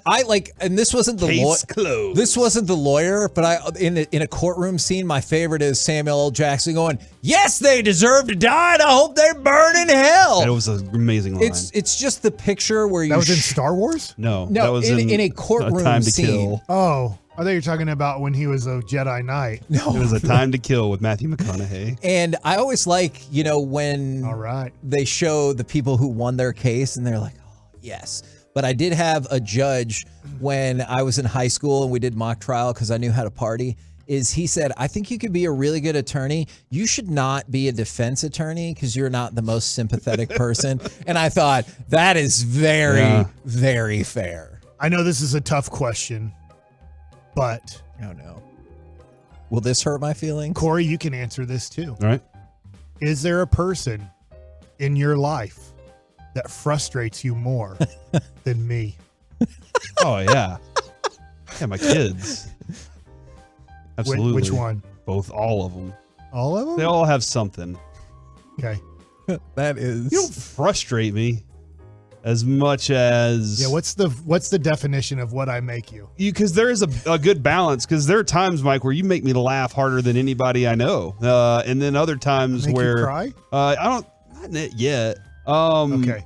There are other times where you're very kind and you do things that I'm like, oh, wow, Mike, that was very thoughtful of Mike, a person that I don't think usually in that manner. I don't think you get that credit, right? What? That Mike is thoughtful? Yeah. No, he doesn't. He doesn't get the credit. But that being said, he does make a lot of it about himself. That's a very honest answer. That's a very honest answer there. And I think if I don't really care about it, you'll know that I'm totally out. Yeah. Yes. Like yesterday at one point. Yes. I remember that point. So I remember that point very well. That's why I'm bringing up this question. It's based off of yesterday. I was wondering, is there a person in y'all's life that frustrates you more? Man, I need more people in my life, I guess. Mike, I think Corey's description is very apt. I think many, many times you're delightful. There are times when you infuriate me because you'll tell me, well, yeah, but I didn't care about that topic. And on every run sheet I put out, I was like, hey, if you don't care about something or want to do something different, let me know. And I'm like, that is the spot where I wish you would be like, you know what, Kevin, 11:20, right. I don't care about that at all. And I'm just going to let you know, I either think we should do something different or I'm probably not going to participate. Instead of me looking at you and knocking on the table to be like, hey, Mike, I need some help. From the 682, that okay made me nervous. That Mike is going to set out to make Corey cry now. The way he said, okay, all right, we'll see. I do think you are very thoughtful, though. Thank you. Sometimes on the run sheet, I don't know how I'm going to feel about it till we get into the segment. Okay. So part of it will be like, well, I don't mind that topic. And then I'm in it and I'm like, I don't care. And then I just shut down. And then I start thinking or doing something else. Looking for cards on eBay. True. But that time people were texting me about things. And so I was like, let me answer these texts. Too, same thing. Yeah. Okay. If y'all are wondering what's coming up, this was on Monday because I was frustrated about a piece of audio that I thought we should have had that we did not. And I understand the reasons why. And then we went into the segment and maybe Corey and Mike were both getting texts and looking at their phones. And I was like, what the hell, y'all? I didn't break my headphones, though. I'm going to include here now in the conversation Derek Holland. Because Derek, you've been kind of quiet here and enjoying tacos. Congratulations. Thank you. Who are you rooting for in the NFL playoffs? You are a Browns fan. So I was wondering, who are you rooting for in these NFL playoffs? Man, I really would like to see the Jaguars do something just because of how much love and passion you had. And it's been kind of fun to watch. But I'd like to see the Bengals. I want to see them. Even though you call them a bad name? Yes, the Bungholes.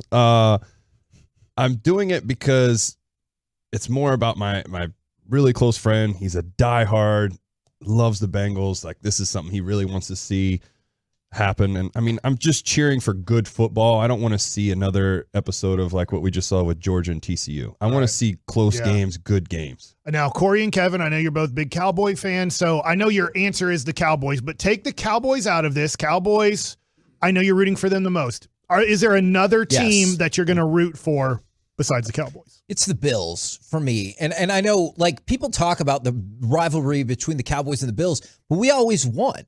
Like, there's not, the Bills were never progress stoppers to the Cowboys. And so I have no specific issue with them like I do with, the Yankees for the longest time and everything like that, or the Steelers.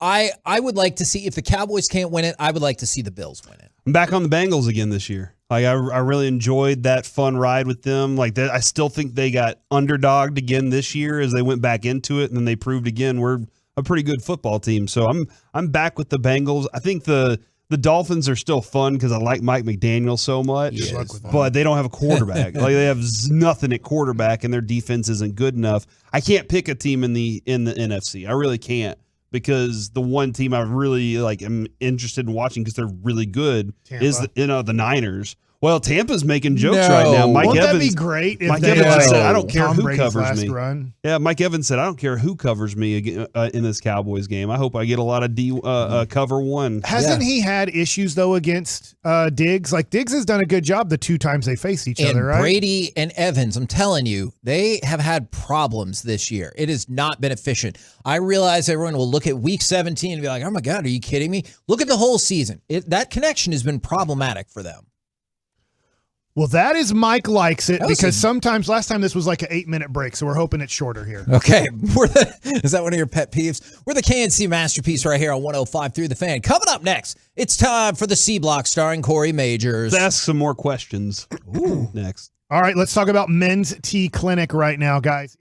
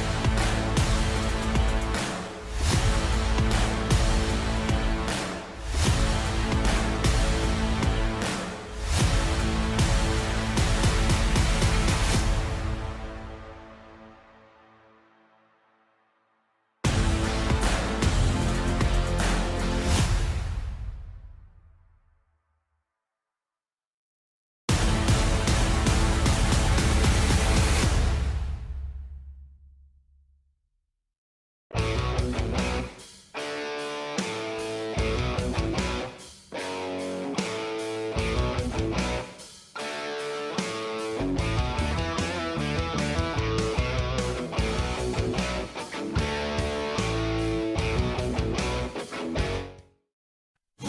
our fan studio, secured by DFWsecurity.com, it's the KNC Masterpiece on 105.3 The Fan. KNC Masterpiece right here on 105.3 The Fan. And it's time for the C Block starring Corey Majors. My wife is wrong and will not admit it. Are you going to talk about that? Yes. This is great because I saw this tweet last night. I was like, I don't think you should say this. I spelled and wrong also. I spelled it S-N-D, but you know what? My fingers sometimes. What does that mean again? Search and destroy. Okay. Oh my God. Thanks, Joey. Wow. Man, Joey's making the most of his minutes today. He's like, bam, I'm ready. I'm happy that Joey's paying attention to the show. Me He does. too. So I it's like really that good. kid. Slim Scotty, baby. All right.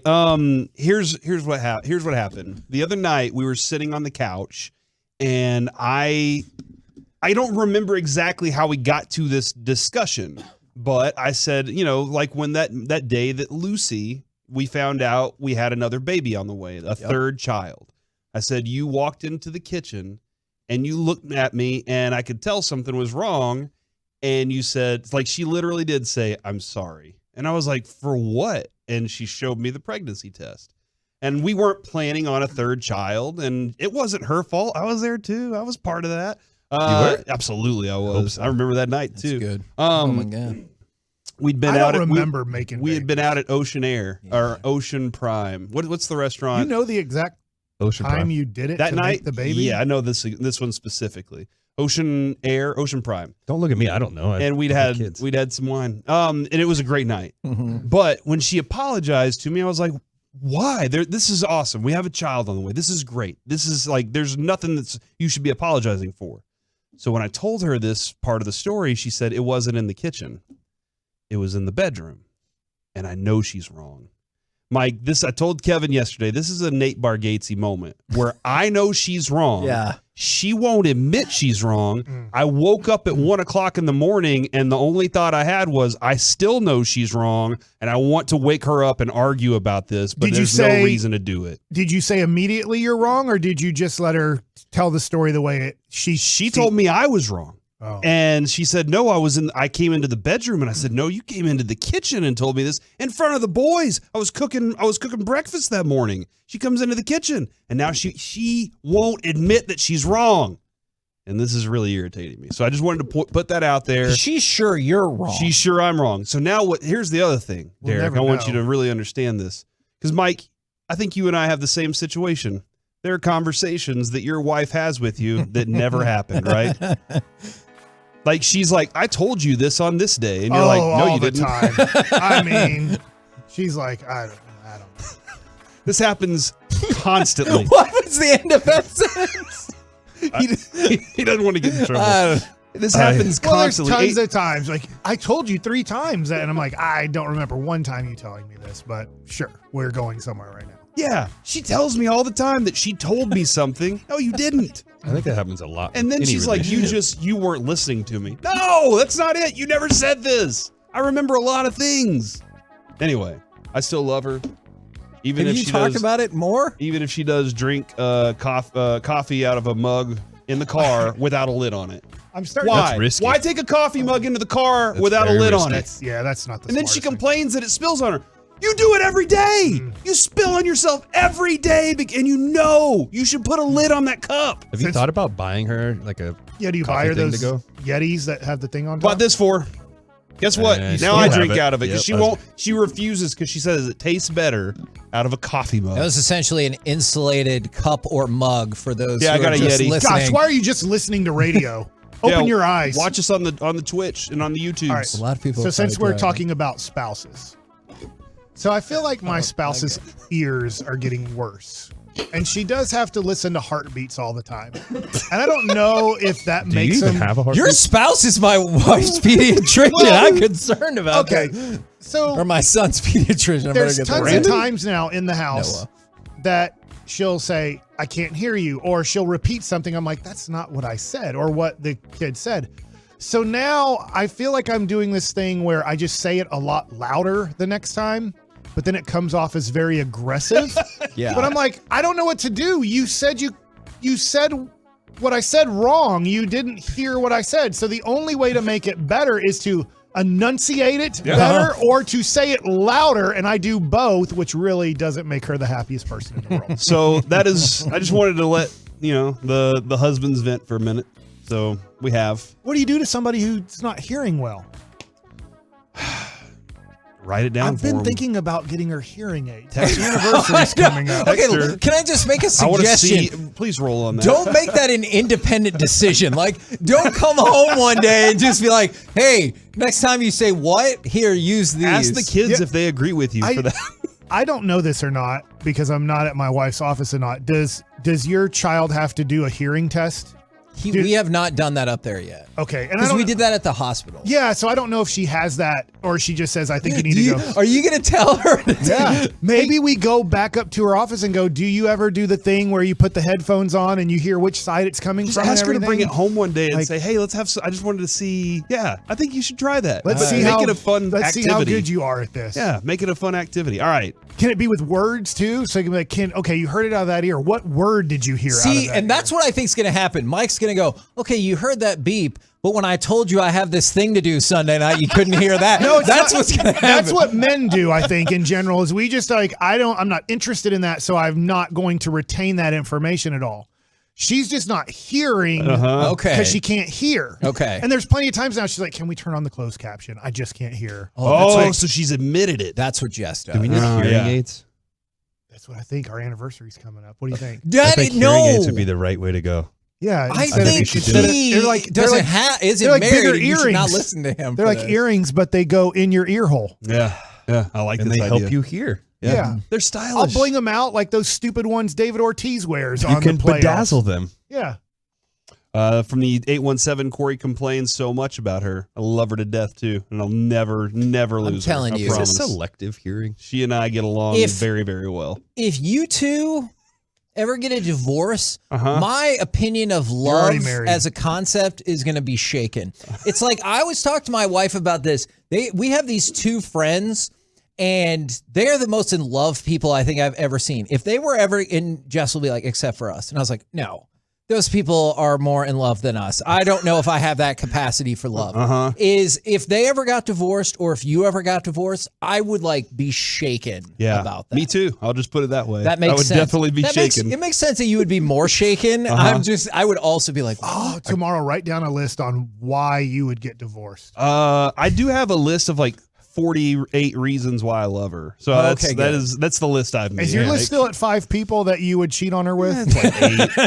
It's 8. It might be around 8. Do I need to get married so I can be friends with you guys? Nah, man. No. Okay. You're welcome. Really, to come what over helps anytime. with being friends with people is not so much marriage; it's your kids are of the same age, so they're doing Well, I'm functions a little late together. to that one. Not even friends with those parents. You though. can I'll be friends with you. Yeah, and We can catch up. yeah. I can. While they're doing things like they're playing at the playground, they're on the same soccer team or whatever, and then you find yourself being friends. gotta Or get in the going. How ball old's pit Noah? at Showbiz. 6 months. Yeah, Okay, but I got a he's little trying bid to have to- another baby. Yeah, but I don't gotta I try don't to- know that you've told me that, That Kevin. is this true. I do not believe that is factually accurate. Have you practiced it yet? And if it were, I definitely do not think that would be for Fact over or the air consumption. Since Noah's been born, have you practiced having another child? Because you said you should have seen me last night, That and I thought that's what you were talking Mike, about. wouldn't you think I've been abducted by aliens and replaced if I was like, hey, Mike, you should have seen me last night? Do you still kiss with your eyes open? Yes, I do. My wife thinks it's weird. All right, now is the weird. most important question of this segment. Respect it. Who do you think is the most important player returning from injury for the Cowboys? Where did that come Sports. I had to get it. I had to make sure it was sports. from? Okay. I was actually supposed to do that really earlier in the segment. Go ahead, Kevin. I am going to say. 'Cause you got Hankins, you got Leighton Vander Esch. We have a lot of options to work with here. Who's the most important player returning? from I injury? get the appeal of Hankins. I do. I actually think it's Tyler Biotish because you can get the offensive line back to the closest semblance to normalcy you're going to get without Terrence Steele and find out what the offensive line has and what the running game has, because the drop in the running game has been almost identical to the loss of Terrence Steele. So, and Tyler Biotish being out, I think he'd be my number one pick. Kevin, have you given up on this defense being good? I know I'm adding to your question. Since you picked an offensive player, I'm wondering if you've hey, it's just going to be a porous defense. No, I don't think so. I realize cornerback 3, or if you want to say 2 on the outside opposite Diggs, is still going to be a problem. But I'm telling you, man, when Hankins was playing, when LVE was playing, this run defense was looking good against top-level running backs. I've not given up. I understand. Other CB is a problem. I do think it's a great question, and we can't replace the cornerback because we have 3 miserable ones that rotate, and they're all bad. Yeah, I have no clue what they found out on last game, except, hey, they're all horrible. We're in big trouble. Yeah, they're all not ready. I'm going to lean towards Leighton Vander Esch. Okay. But I like the Biotish pick. I'm kind of like, this is such a tough question because I'm going to lean towards Vander Esch because I think he can help in all aspects. Hankins is a specialty player that plays about 30% of the downs, where Vander Esch is playing almost 100% of the downs. Yeah. So I think if he comes back, he could really help the defense stabilize some. I think the great thing is maybe I'm going to regret saying this. I don't think you need Hankins against Tampa Bay because they're that bad at running the football. They do. They are terrible. They're the worst team in the league at running the football. If their first play, they hand it off to Fournette for 6 yards, I'm going to be like, oh no. I get it. I do. Yeah, I'm with. I can make an argument for both Vander Esch and Biotić. I am going to go lean more towards Biotić just because I think the defense can do some things that can limit them, but they can't. Right now they can't run the ball. Right. Like, that's something they cannot do, and they have to be able to do that for Dak to excel, in my opinion. And so if Kevin's right. You put Biotić back in this line, it shuffles McGovern or whatever down left, and you maybe get Tyler Smith back out on the left side, and that's what's most important to me is having that left side at least somewhat what we were used to for most of the season. So that's the C block, and I do like this from the 214. I can listen to y'all shoot the S all day long. Man, this show's amazing. I love you guys. Thanks. That is one of the beauties of the C block, and obviously sometimes Mike likes it, is it will go in directions that I don't think any of us are prepared for or know that's going to happen, and it's usually super fun. We're the KNC Masterpiece right here on 105.3 The Fan. Coming up next, it's time to power rank those power rankings. We'll do it right here on 105.3 The Fan. Commercial-free fellowship. It's the G-Bag Nation's Expressway. 35 straight minutes of sports and laughs each afternoon beginning at 5:20 on The Fan and on our Odyssey app. RJ Chop here for my good friends over at Zero Res. How's that carpet look? Yeah, not too good. You had your New Year's party. You had Thanksgiving parties. You had a Christmas party. Now it's time to get clean in 2023. RJ Choppy Fan Special right now. 3 rooms. Pre-treated, clean, and sanitized, just $99 plus a free room of protectant. All you got to do is go to ZeroResDallas.com. It's real simple. That's what you're going to do. You're going to get your carpet professionally cleaned the clean way, the green way, the Zero Res way, with the best carpet cleaner in DFW, locally owned and operated. I get my carpet cleaned every single year. A couple of months back, they did the carpet, they did the tile. Both look great. Can't wait to get the hardwoods and the upholstery done this year. Also ask about the Clean Air Special. They'll sweep the ventilation system in your home. RJ Choppy Fan Special, 214-37-CLEAN, 214-37-CLEAN.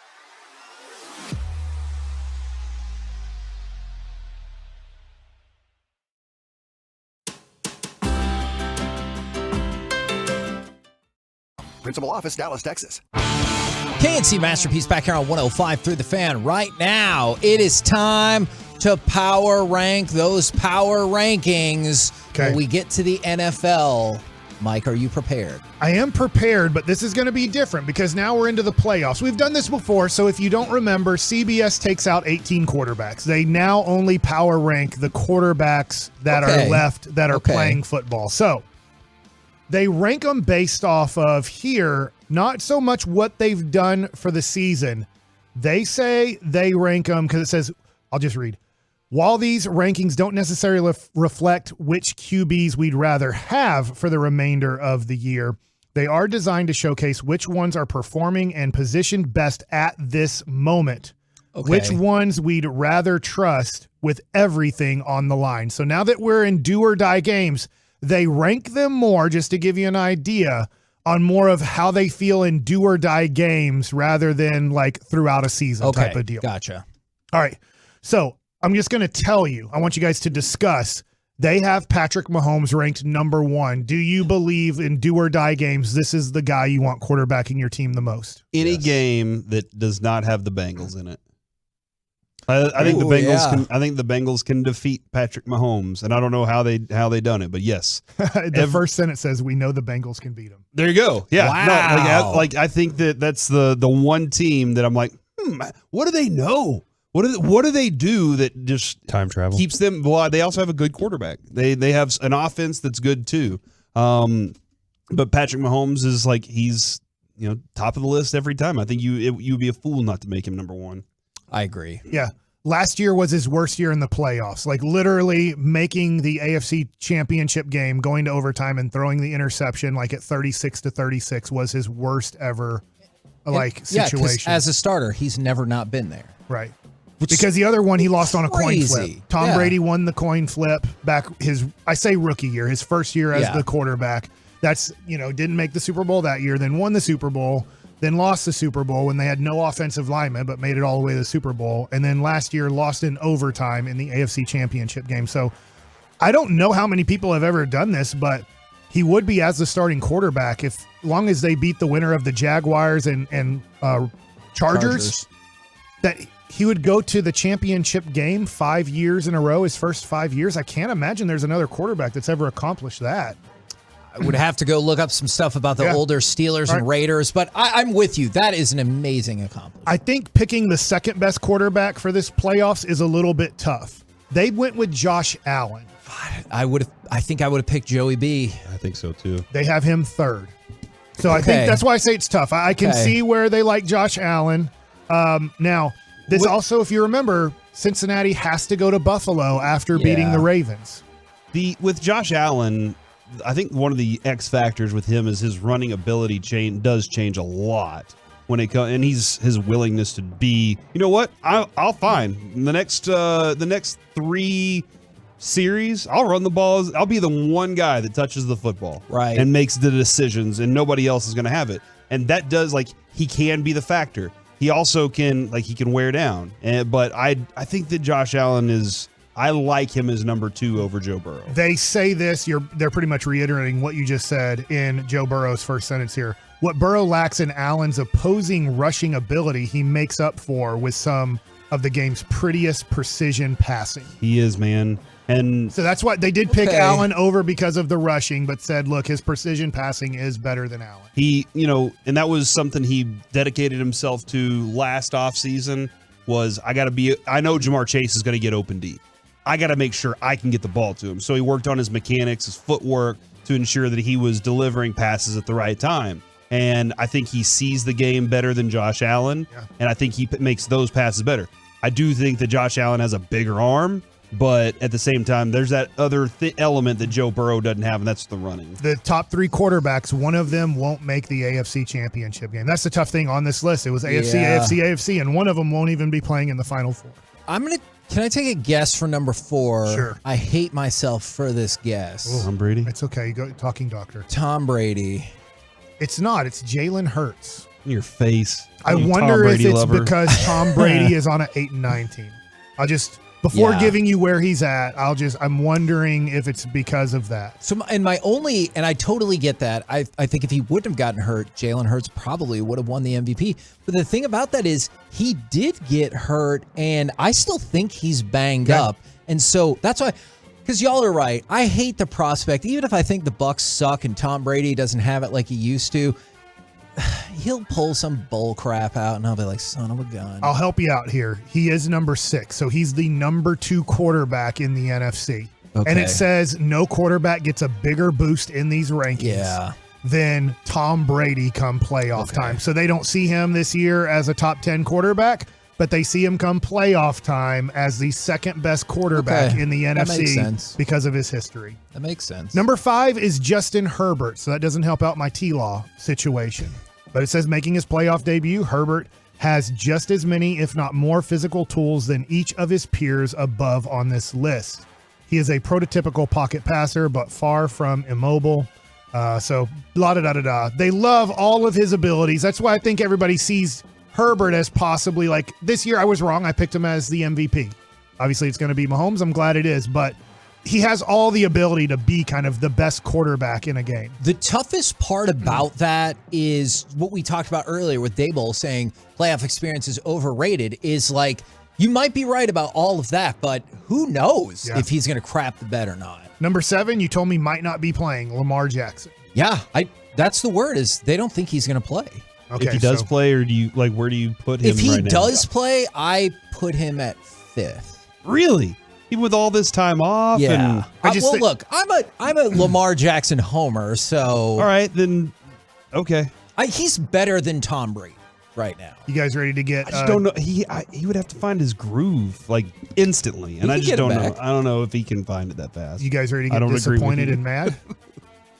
Not so far, because the idea is going to be that we haven't heard Dak, right? We're halfway through the list. We've named 7. Number 8. I think he might be next. I think it's Kirk Cousins.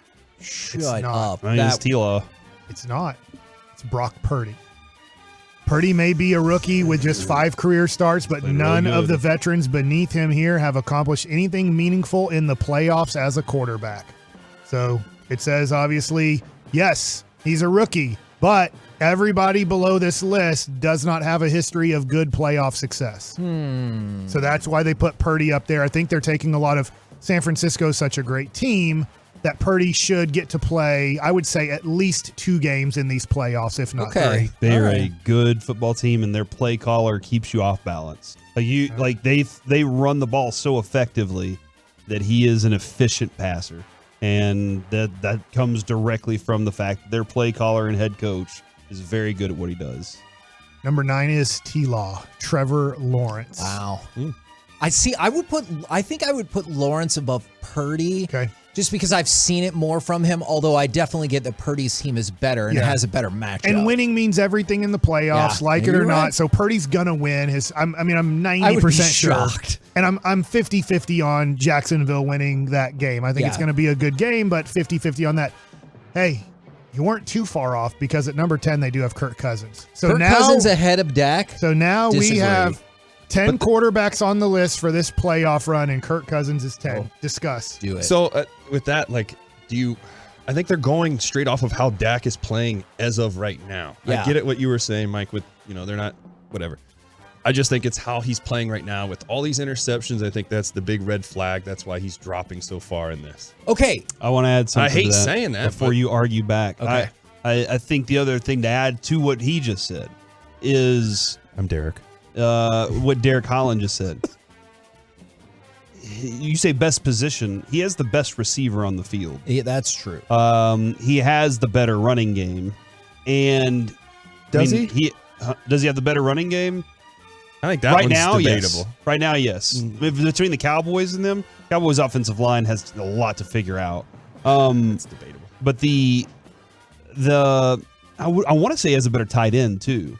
But I think that just the simple fact is Jefferson. I don't think he's a better quarterback, but I do think he has a dominant. I can go to this guy anytime, except for the last 2 games, I guess. And that's my contention with this is then why hasn't it not reflected? Like, if we're going to talk about Dak down the stretch, totally fair. Like, look at the last 5 games. from the Vikings. You got stomped out by the Lions. You beat the Colts and the Giants by 3 points apiece. The Cowboys smashed the Colts. They beat the Giants twice. You got smoked by the Packers, and then you beat a Bears team that was hoping and praying to lose that game. Like, I don't dispute that Dak is struggling, but I think it is wrong to say that the Vikings are like streaking into these playoffs. Number 11. Wait. Can I guess these next two that could possibly be in front of Dak? If somebody else is in front of Dak, I will be. I will tell you the quarterbacks left are Dak, Daniel Jones, Geno Smith, and Skylar Thompson. I feel like they have Geno in front of him. No. And I hate to say it, but I was looking up on ESPN and they were showing Daniel Jones in front of Dak. Well, ESPN might have that, but CBS Sports has our guy at number 11. Okay. That's right. Take that, Jones, Smith, and Skylar. He's last, right? Yeah, it's actually Daniel Jones is 12, Geno Smith is 13, and Skylar Thompson is 14. He could be 32 as far as I know. Prescott, career resume suggests that he belongs closer to the top 5. Typically, he does all the little things well, keeping Dallas in the annual mix, but the veteran has been uncharacteristically. Uncharacteristically. Yeah, it's close enough. Boom or bust since late October's return from injury, either lighting up teams with feeding CeeDee Lamb or telegraphing tight throws to the tune of multiple picks. More concerning is the fact that, similar to his Cowboys, he's long been searching for a defining big game victory. And I don't dispute any of that. I don't. Yeah. So anyways, that's where they have Dak. Daniel Jones at 12, Geno Smith at 13, Skylar Thompson at 14. If you're just joining us, these are ranking the quarterbacks going into the playoffs and how much success kind of they could have. It's not just based off of them. That's why Tom Brady moved up to 6. It is Mahomes, Allen, Burrow, Hurts, and Herbert in your top 5. 4 out of 5 quarterbacks in the AFC, as we talked about yesterday. Then Tom Brady, Lamar Jackson, who I guess you could move up Dak if Lamar's not going to play because he might be out. Brock Purdy at 8, Trevor Lawrence, Kirk Cousins, then Dak Prescott at 11. So those are your quarterback power rankings for the playoffs. Real quick, CBS did rank the playoff teams. So they ranked them Buffalo 1, Kansas City 2, San Francisco 3, Philadelphia 4. So I think what they're doing is kind of saying who they think is going to play in both championship games. And then I think they're picking Buffalo and San Francisco to be in the Super Bowl. Then they go Cincinnati 5, Dallas 6. So I'll stop right there. So do you think the Cowboys are fairly ranked as a team going into the playoffs? Ranked too high, ranked too low? I think they're exactly where they belong. I think they're fairly ranked. I don't like how they got to 6. I would reshuffle a few of those things. Like I would probably go San Francisco, Kansas City, then Buffalo. But I think the Cowboys at 6 is fair. Okay. Derek? I would definitely have Cincinnati up higher. But higher than San Francisco or Philly? Yes, higher than Philly for sure. Yes, San Francisco too. Wow. I wonder if it's tough just because they're hot. San Francisco's won 10 games in a row. Correct. But okay. Where do you think in the top 14 teams, because all playoff teams are ranked 1 through 14. Where do you think CBS ranked the opponent, the Tampa Bay Buccaneers? I would think not last 9 because the Dolphins exist. Tony Romo's number, I got you. I'm going to say 10. I'm going to say 12. Tom Brady's number at Michigan. Thank you. 12. TB 12. Damn it. Wow. They ranked them dead last. Are you serious? I'm telling you, that team is not good. Just skip the game, after baby. Dallas at 6, it goes Minnesota, Chargers, Baltimore, Giants, Jaguars, Dolphins, Seahawks, and then Buccaneers. So if you want hope, if you're like, we're playing, look, the Cowboys aren't playing well. They played horrible against Washington. They haven't played well in a long time, to be honest. But they are taking on, at least according to CBS Sports, the worst team in the playoffs. Tom Brady ranked 6th come playoff time, but they don't see Tampa Bay being able to get out of this game against Dallas. I understand a lot of people think the Cowboys are going one and done in the playoffs, and I understand the numerous reasons why that is. And if they do lose, then I think people can crap all over the season and what they did in that game. I think Tampa Bay is bad, and I think the Cowboys will defeat them. Good for you. We're the KNC masterpiece. Well, yeah, because you goes, we might as well skip the game. And I was like, well, we might. Sometimes the Cowboys do that. Roll the B team out. I'm going to tell you, man. I really am struggling to pick this game. I go back and forth, but I can't pick Dallas by I can't pick them by more than 7. I'll say that, but I can see Tampa winning this game. And that's where I'm struggling with really saying, oh, I know Dallas is going to win this one. We're the KNC masterpiece right here on 105.3 The Fan. Coming up next, let's chit-chat with those fellas from the G-Bag Nation right here on 105.3 The Fan. All right. Hopefully we can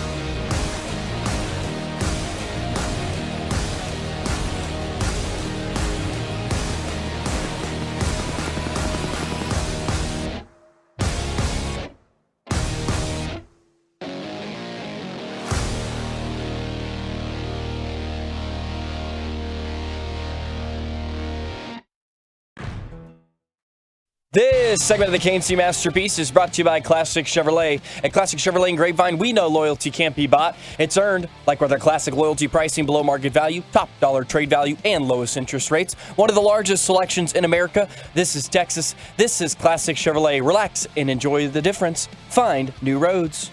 KNC Masterpiece back here on 105 through the fan. Couple of things real quick. Shout out to the Stars. 2-1 shootout win over the Islanders last night. Another goal from Jason Robertson. He puts him on pace for 57 for the season, the all-time Stars record. Brian Bellows and Dino Ciccarelli both had 55 goals, so Jason Robertson remains on pace to break that record. And then Dino Ciccarelli in NHL 97 was unstoppable. Legit? Yeah, absolutely. 57 sounds like rebounds against the Mavs on a game basis. And then not surprisingly, or points Georgia put up, is not surprisingly 16.7 million viewers for the college football championship game, which was down about 6 million viewers from last year. So disappointing, but not surprising given the blowout nature of the game.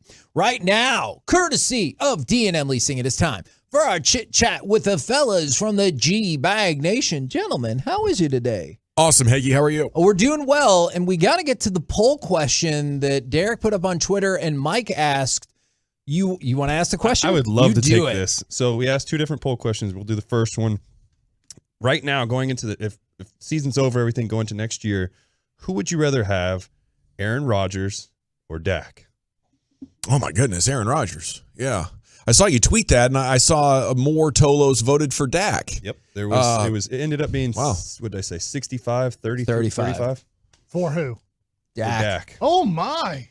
Yeah, I was surprised. You got some strong Cowboys fans in your followers, it appears, Derek. I do live here. Yeah, some Dak homers, maybe. Whoa. You've also been around the country, though. Like Aaron Rodgers has lost a step. Wow. But we That's saw what they said 4 years ago. Yeah, we saw Tom Brady in New England, and it's like, it's over, it's done. And then he went to Tampa and became MVP and Super Bowl champ. I'm not saying he's done. I'm just saying he has not played well this year at all.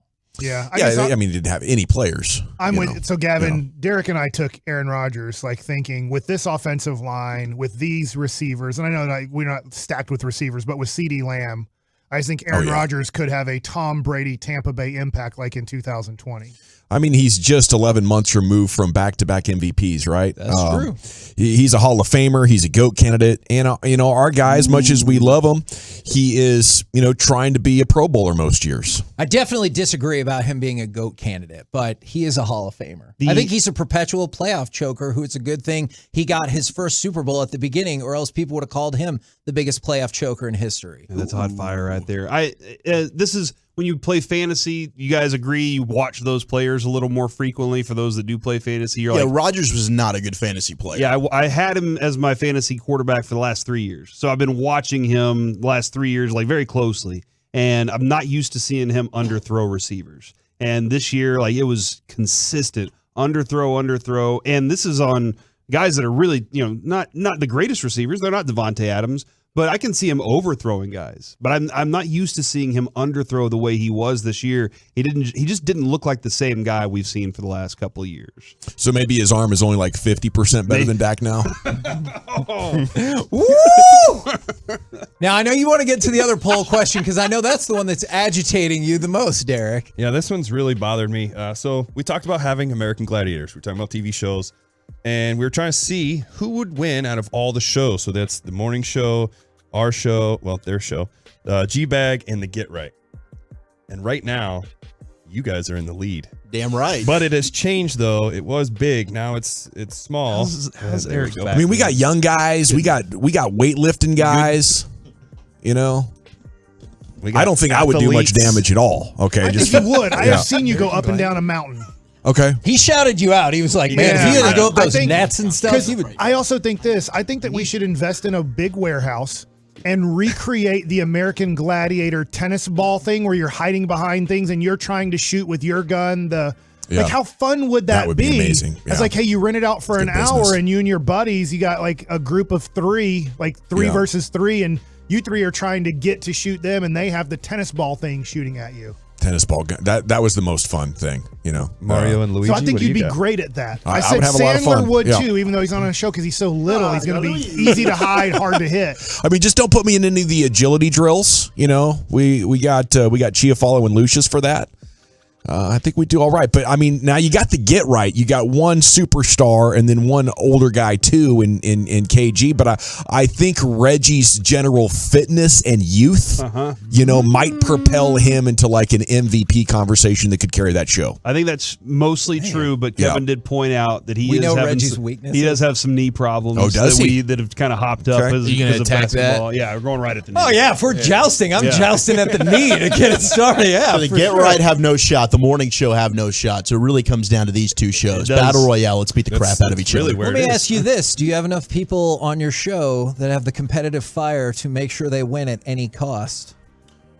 Ooh, that's a good question. You're out, Chiafalo. No, you're out. If you answer the question by going, ooh, that's a good question. It's not you. I do know Broadus is lead competitor, maybe outside of Jared in the whole building right now. Like when Broadus loves a challenge. Mike's getting There mad. is a competitive line I won't cross. I strongly considered doing steroids after the 07 Major Okay. League season, but I decided not Perfect, to. because Gavin's going to inject all of us with steroids Yeah. before we take the field. So I we're per- on. Yeah. There is no testing, so you're good. I won't cross that line to no steroids, Mike. Hold on, was Derek That's just pathetic. encouraging it? He goes, there's no testing. Go ahead. Get in there. Do what you got to do. Yeah, we didn't set any I any feel good about standards my there. team. So. Now, to go along with that, we had a Tolo who came up last week who brought us their list of pet peeves. And I wanted to know if there is a pet peeve that maybe stands out above the crowd for y'all personally, that it just drives you wild. It's the loud eater, the lip smacker. Hate being at my house. My dad. My wife dad, hates being at my house. My dad will do it a little bit too much. But you don't say anything to him, do you? Never. No. Is it like when he eats like chocolate or something like that? Because that seems to be the. It seems like with anything. He'll really like open his mouth and just savor it. Like. I'm like, man, are you a canine over there, Dad? What's going on? Yeah.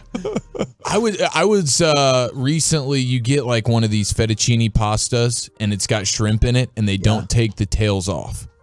Yeah. So it's like, why would you ever send out, like, I don't understand why so they like do the fried it. shrimp, you get it because you're just eating it with your hand. Right. But like in a pasta, and then it's like the tails are still on it. So it's like, what am I supposed to do here? Stick your hand in the pasta. Yeah, it's all saucy. Am I supposed to just do that thing? I guess. I don't know. You just cut off the tail and then waste that meat in there. Right. That's dumb. Yeah, if you pinch it right. I've been trying to teach my kids on the shrimp. If you pinch the shrimp right, you get all the meat.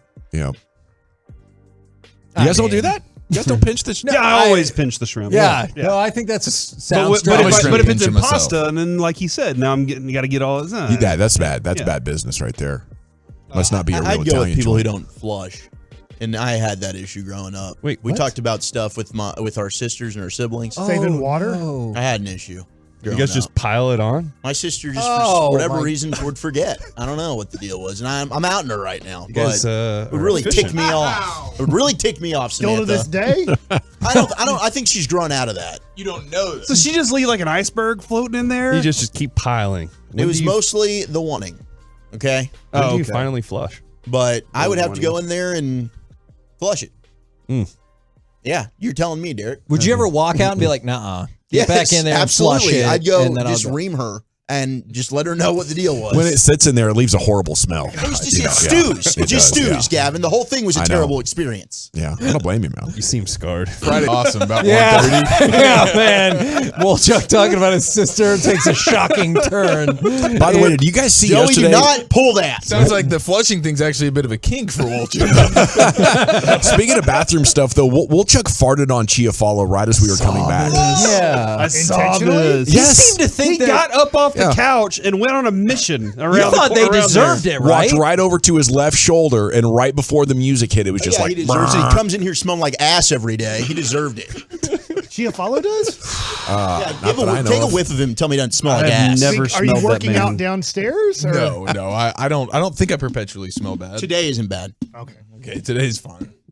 No, I think I usually smell a pity okay. smell, like armpits, or like, oh, you didn't shower today smell. Where he doesn't wipe. It's a showering issue. Oh no, not the wipe. I retweeted it though. You got to see the look on Chiafalo's face when he realized what happened, and then Broadus is coming off the couch just shaking his head in disgust. Okay, that might Great be video. another segment or tomorrow's crosstalk. How you react when someone pulls a shocking power play? You're like, I don't even understand what just happened. In the cubicle, like in the office? That's what this is. What do you guys got coming up on the program today? Pure Gold as always. Thanks for asking, including D-Ware at 4. All right, looking forward to that. Roll home with the G-Bag Nation. We have been the KNC Masterpiece. Make your way back with us tomorrow, 10 a.m. to 2 p.m. right here on 105 through the Fan. Say pinch the shrimp, Kevin. Pinch the shrimp, get the most meat. Say goodnight, Kevin.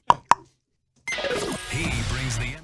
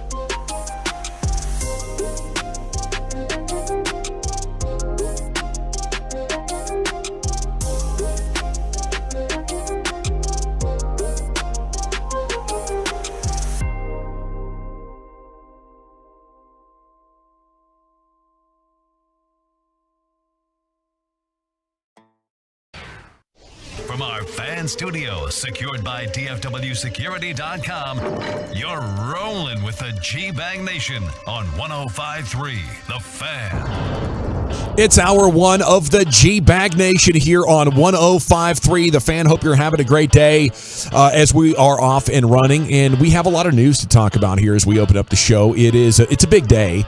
Not only do we have DeMarcus Ware coming up at 4 o'clock, but we do have a proper G-Bag birthday show. Happy birthday to Lucius Alexander. Yes, sir. The man of Master Control. Appreciate it, man. Happy birthday, man. Thank you. It's a blessing. It's a blessing. I appreciate it. It is. And how many is this? I'm a man of a certain age. I'm not going to. Is this the Dirk year? Yeah, it might be. I had oatmeal and hard-boiled eggs for lunch. So I'll let you further know I'm washed on my birthday right there. There you go. That's my guy. Yeah. Well, Lucius has been the man at Master Control for us here in the G-Bag Nation, I believe, since November of 2010. Okay, so we salute him and appreciate him. And by the way, Brian has already gotten the party started with a gift of a bottle of premium tequila. Okay, so Correa is in here, y'all. By the way, the Pimp Cup is pimping right now.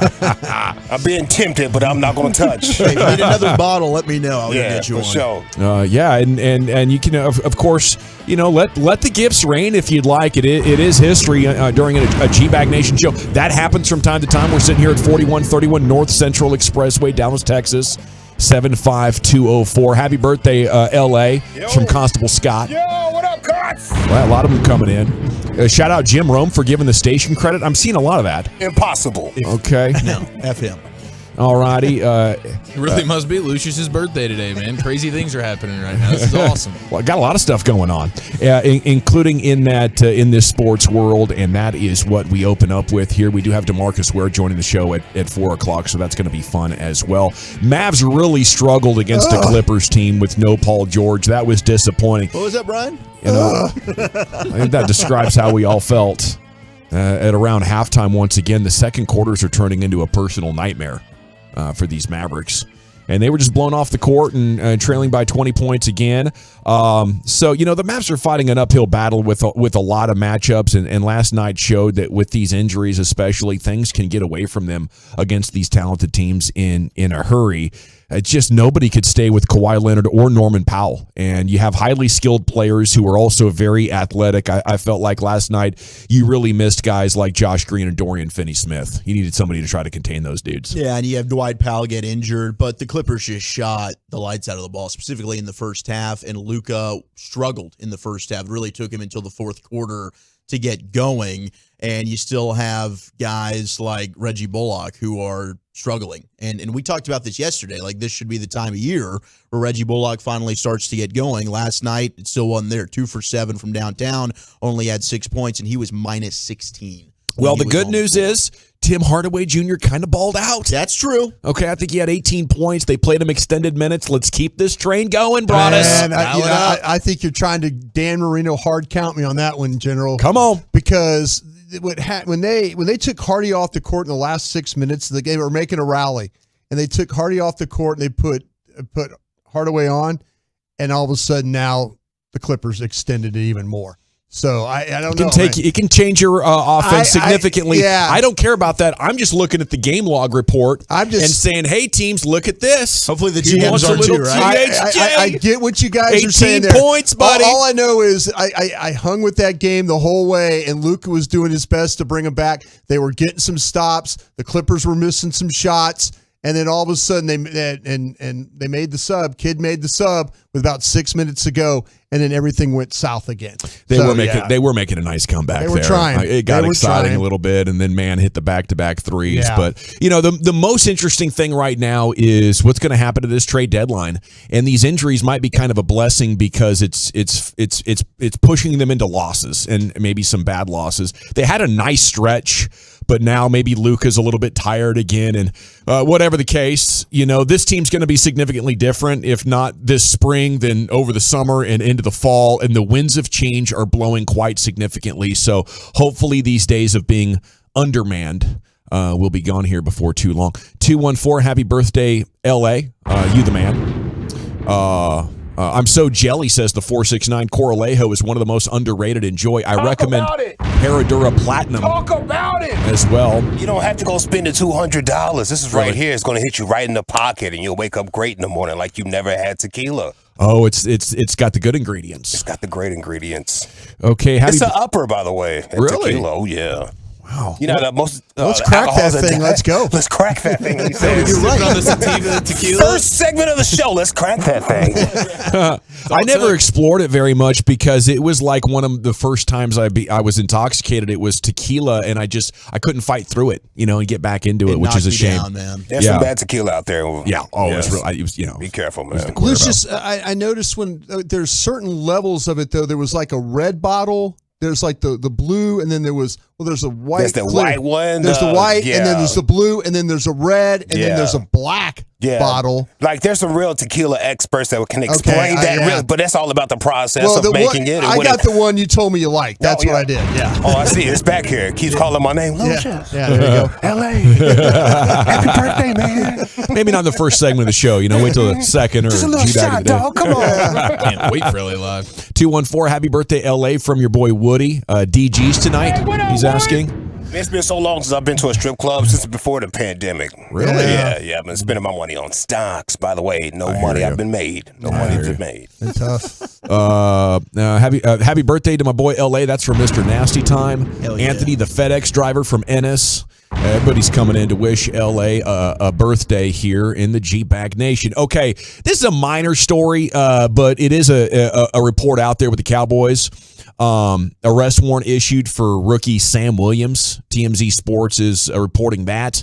Accused of misdemeanor reckless driving for the wreck that he was involved in. Yeah, when we initially heard that, we felt like that someone, like the person that he was in the wreck with, made an illegal turn or something. Yeah. It made it sound like that he was the one that was kind of the one that wasn't innocent, or he was innocent on that one. So it's kind of, I guess, the investigation and stuff kind of turned. But I know you don't anticipate any problems with that. Like the guy turns himself in, they post the bond, and kind of away you go. Yeah, right? he's just they're saying it's not like they're out there like trying to find him. Yeah, they know where he is. If they want to go find him right now. They're like, hey, buddy, we need to see you real quick. I guess there's going to be some reckless driving things for him to take care of there, and hopefully it's lesson learned with nobody hurt too bad. Okay, the NFL Players Association announced the first Players All-Pro team on Wednesday. I like this. I want more awards, but it'll get oversaturated if it's multiple media awards. But now you have a Players Association All-Pro team where the players get to vote on it. And I'm not sure who out of the media or the players can have the most accurate All-Pro, but I definitely appreciate the perspective. Only active players are eligible to vote. Players could not vote for themselves or their teammates. Ooh, okay. They also only voted for the position group they play in. That's interesting. As well as the players they lined up against on the other side of the ball. So you would vote for other offensive linemen and other defensive linemen, or maybe other edges, just other edges if you're a tackle. This is good. All players were eligible for votes as long as they did not miss 5 or more games as of week 15 of the season. So unfortunately, Dak ineligible, despite his terrific season. And the big news, I think, right, Wolchuk, is that Micah Parsons was not one of the 2 edge rushers. The players gave it to Nick Bosa and Myles Garrett. Is that a mistake? I think it is. And Nick Bosa is going to be on here, right? Nick Bosa probably ended up surpassing Micah Parsons for Defensive Player of the Year. I think that with Mike ending up slowing down on that sack total, which I know very, very well, he probably ended up getting eclipsed. But Mike is my decoy. I don't know how in the world Micah doesn't end up being an All-Pro. And maybe this is just because people didn't know, all right, should he be a linebacker or should he be an edge rusher? But I think he's got, when you look at kind of where he played this year, and if it's players that had to go up against him, he's an edge rusher. So I think, and it's something against Myles Garrett. He's deserving. He's a fantastic player. But I think you've got to have Micah Parsons on your All-Pro team. Parsons became a full-time pass rusher this season. 89% of his pass snaps rushed to the passer, and that did not take away the efficiency. Remember, last year his efficiency from getting after the passer was unbelievable, but he didn't have as much volume as the everyday rusher. This year he's got the volume and he's got the efficiency. He led edge rushers in pressure rate and the win rate stuff. So, and no pass rusher created quick pressure more often than Parson did. So he's I still think, and I get it, don't get me wrong, Myles Garrett's a monster beast, same with Nick Bosa. It's tough because they're all studs, but I think Parsons 100% deserves it. The linebackers, one of them was Fred Warner. Do you guys have the list in front of you? Who the other two are, please? So the off-ball linebackers, Fred Warner and Roquan Smith. Oh, Roquan Smith. Totally fair. And that's Both fine, those guys are right? beasts. Because Roquan I don't Smith, think he turned the Ravens defense around when he made that trade. He absolutely did, and I don't think you vote Mike in as a linebacker. I think he's got to be an edge rusher, and I think you replace Myles Garrett with Micah Parsons. And Myles Garrett, a local guy, we got a lot of love for him from Arlington Martin, but Micah Parsons deserved to be on there. Yeah, he did. Probably the players looking at the stats, like where's the sack rankings? Because I think he had 2.5 more sacks than Micah Parsons. 100%. 16 looks better than 13.5. I could see that, and I would not expect the players to get into the analytics or whatever. Patrick Mahomes, your first team quarterback, Brian. Yeah, I was going to ask you guys more respect for player vote or for media vote. It's really difficult because sometimes you're a little too close to it, and it's buddy stuff, and this is. But they can't vote for their teammates. Yeah, they can't vote. That's what I'm saying. They have to vote for their position group and the guys they line up against. Yeah. So there's like a specific scouting that goes into that. Obviously, you're only scouting, 12 of the 31 other teams? Yeah. So it's not perfect on that either. I think the media has a better, broad view of it and better resources for finding out, things like pressure rate. Right.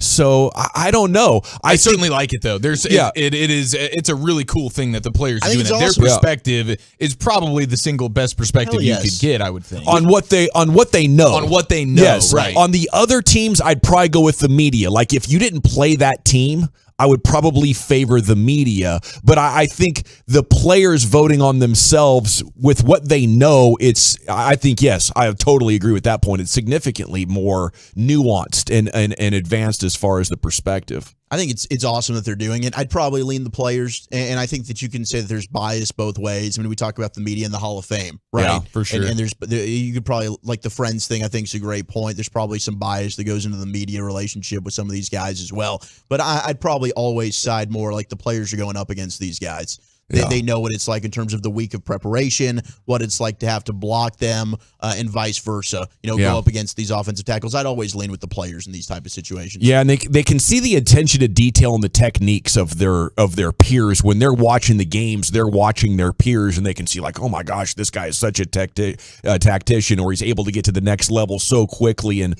those are things that I think most media members are not going to notice. Okay. Justin Jefferson and Devontae Adams are your wide receivers. Travis Kelce's your tight end. Running backs, Josh Jacobs. Hell of a bounce-back year for Josh Jacobs. Really was. Joel Bitonio, the left guard. Trent Williams, the left tackle. You do have Zach Martin coming in here at right guard, along with Lane Johnson and Jason Kelce there of the Eagles. And then the other Cowboy is Kavontae Turpin. So congratulations to him for getting that recognition. I think he's going to get a couple of different awards this offseason. The Giants signed former Cowboys wide receiver James Washington to the practice squad. I guess they need wide receivers more in the Cowboys. Yeah, that's but the thing with Washington is it was really clear when he didn't practice from the OTAs and the mini camps, and then he didn't really play the whole entire season, that his spot was probably, and once they started looking for Odell Beckham and others, his fate was pretty much sealed there. They knew that they weren't going to be able to use that guy. All righty. The Bears GM is saying he has to be blown away to take a quarterback at number 1. Do you think he will be? I think that he will. I think that he will listen to every trade scenario possible. I think that's where to me personally, I think if you get Fields' help at offensive line and maybe some skill, maybe a wide receiver 1 or 2. He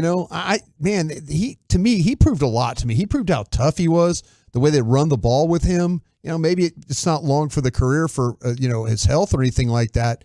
But, man, he is such a weapon, to play. I just think if he had more skill, he could probably develop as a passer. And if he had better protection, he probably could throw the ball better too. Yeah, I think, and that's where your development will come. The Bears are primed, bro. They can do whatever they want here. They're in such a great position. They have all the leverage in the world, all the resources. And they have a choice. Do I like my young quarterback on a rookie deal now, or do I like another one even more? Either way, you win. Either way, I'm trading Justin Fields and taking a quarterback at 1, or I'm keeping Justin Fields and I'm trading down and getting even more picks to build around Justin Fields. And as you said, for the next 2-3 years, him as just a runner is enough to completely take over. Yeah, if I'm Chris Ballard, who's at Indianapolis, who's really screwed up these quarterback things, I'm on thin ice up there anyway. I'm just mortgaging and going, because if you don't make it, and you're going to get fired if you don't win up there. So might as well, if you try and you are successful, you keep your job. If you don't, then you're probably going to get fired, and those lost picks are someone else's. Amen. problem. If I'm Ryan Pace, I'm hoping somebody falls in love with Bryce Young, which I think could happen. Yeah.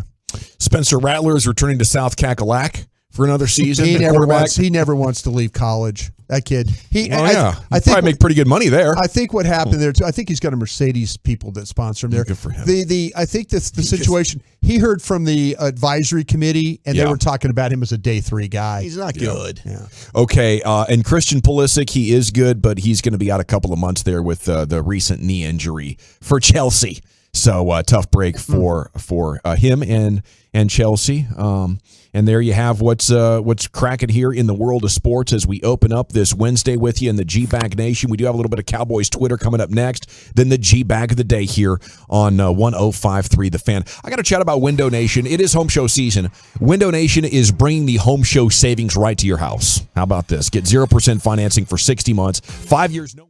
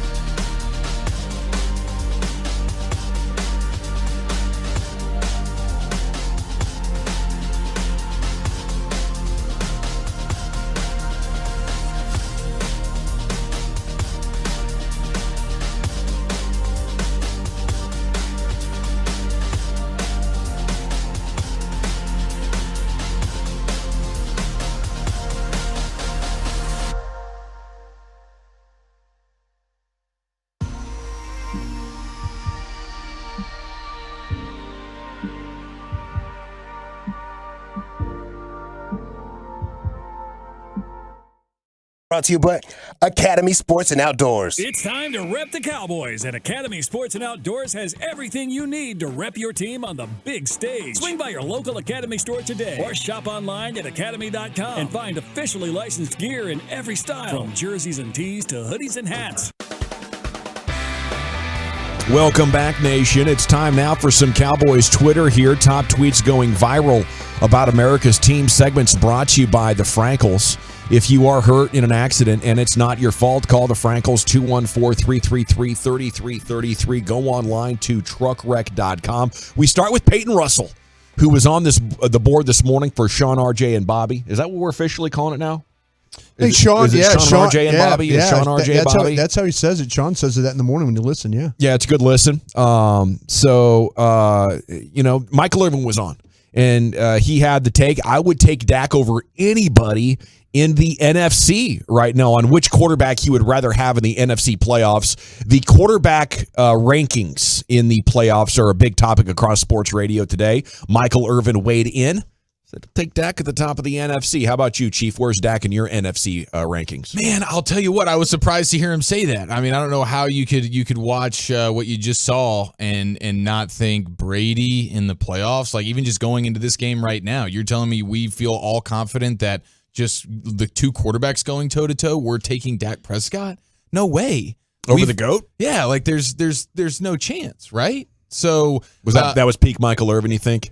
Yeah, I mean, he's obviously writing, and he admitted, he's like, hey, this is the matchup I wanted. He doesn't, and I think he's looking at it a little bit differently. He's probably looking at it about what Brady has to work with and the way their offense has worked this year, and it really hasn't been that great. Brady, I think, is still very, very good and lethal, and he's what is keeping me up all week long heading into this game. It's all Brady that scares me. There's no way I trust Dak over Brady in this particular matchup. And then you start getting to the other quarterbacks, Jalen Hurts. With the way he's running the ball, I'd probably rather have that. Like in just a couple of games sample, a guy who can run all over you, assuming his health, I'd probably rather have that. Yeah, assuming he's healthy, I'd rather have Hurts at this point. I don't think if he's not going to run, I don't think I want him more than Dak. No, if he's not going to run, I'm just guessing with the bye week and everything, with it being playoffs, like he's going to be running all over the place. Now, if he's not, then yeah, I would rather have Dak in that scenario. But there is no scenario in which I'd rather have Dak over Brady. No, like this has me feeling like I did leading into that Green Bay game, where you're playing Aaron Rodgers, you're going on the road, and even though that was a Packers team that's not better than you,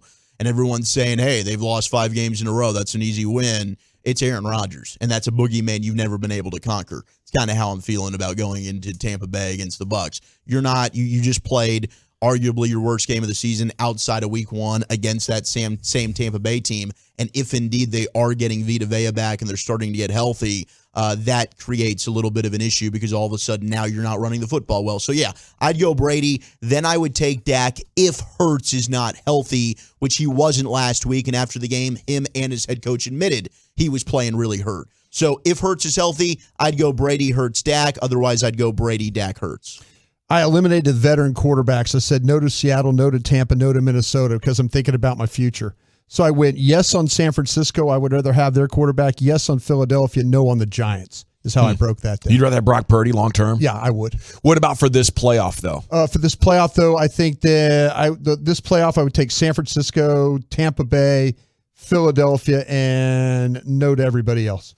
Yeah, I think you add Brock Purdy. Wow, that's interesting. So I'm not adding Brock Purdy. Mr. Irrelevant has better tools than Dak. What are you saying here? I just feel like that when you look at Brock Purdy, when you watch him play, the weapons that he has around him is great, but the kid has mobility. He has accuracy. He's tough. Obviously, as a leader, every time you hear an interview with the San Francisco, and same thing with Dak, everybody talks about Dak's toughness and all that. But I think you're talking about a quarterback that he doesn't turn the ball over. He's accurate. He's mobile. He could do everything. He hadn't lost a game yet. I mean, maybe we're in the situation like Ben Roethlisberger or those others. Dak went, 11 games as his rookie year and didn't lose a game? I mean, there's something to that. But, do you feel like Dak has gotten better? Yeah. I mean, I think today if you didn't have the interceptions, we'd be talking about Dak Prescott a lot more positively, and this list might be different for a lot of other people. If I didn't have what I just saw in Washington, I'd be talking about Dak a lot more positively. Yeah, then we might be saying Dak. We would take Dak, and the only reason we're leaning Brady is because of the resume and the history there. It's not necessarily what Brady's done this year. Okay. What are his numbers? Did he have the most completions in the NFL this year, right? He had the most attempts as well. Because for the 17-game season, I think he broke the record. They're throwing the ball a lot. Hey, guys, Cowboys fan living outside of Philly just found 105 through the fan on Odyssey, says the 908. Salute to you, sir. Welcome. And thanks for checking us out there. You can also watch us on Twitch and YouTube if you'd like to do that. 972 says, I'd take Dak over all those guys, too, if he goes back to using his legs more. I would take him if he would. I would take him if he wouldn't just randomly throw the ball to the other team. You know? Yeah, I think that will resolve itself. He has a pretty long career of not doing that. How many pick sixes has this guy thrown this year?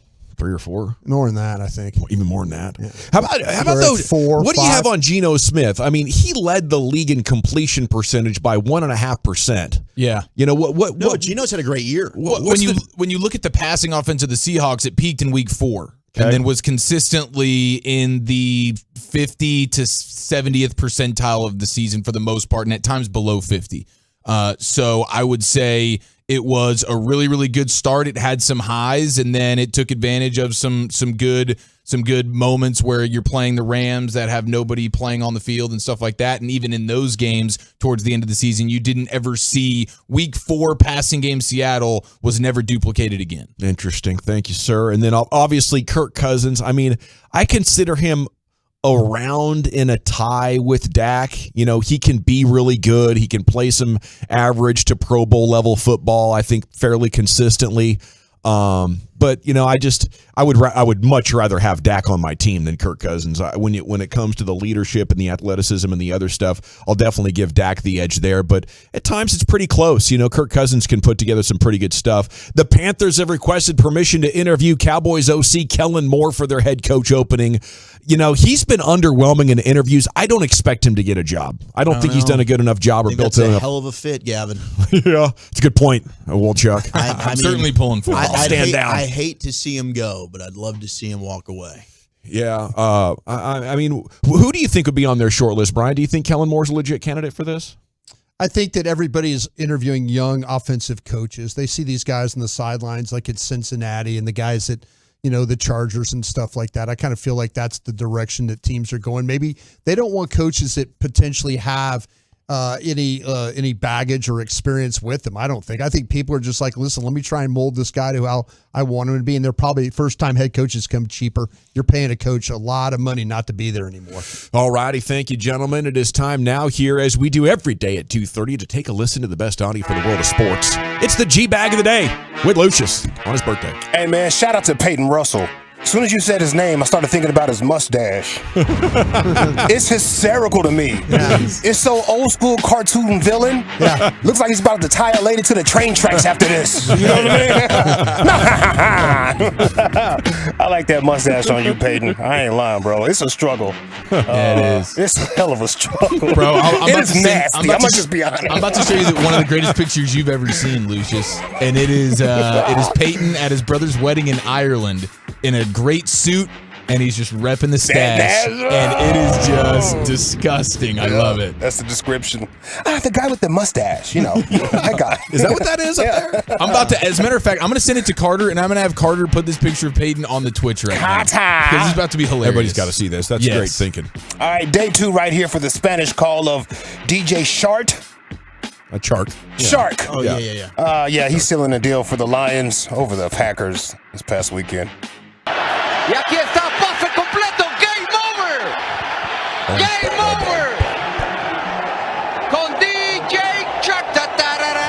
DJ Shark. DJ Shark. Qué manera de cerrar el partido. Yeah, he got that Resposado in there with him too. Did he say how money was that play, Spanish speakers there at the end? How money? I believe he did. Wow, that's what it sounded like to me. Let's listen to it again. That little part. How about that?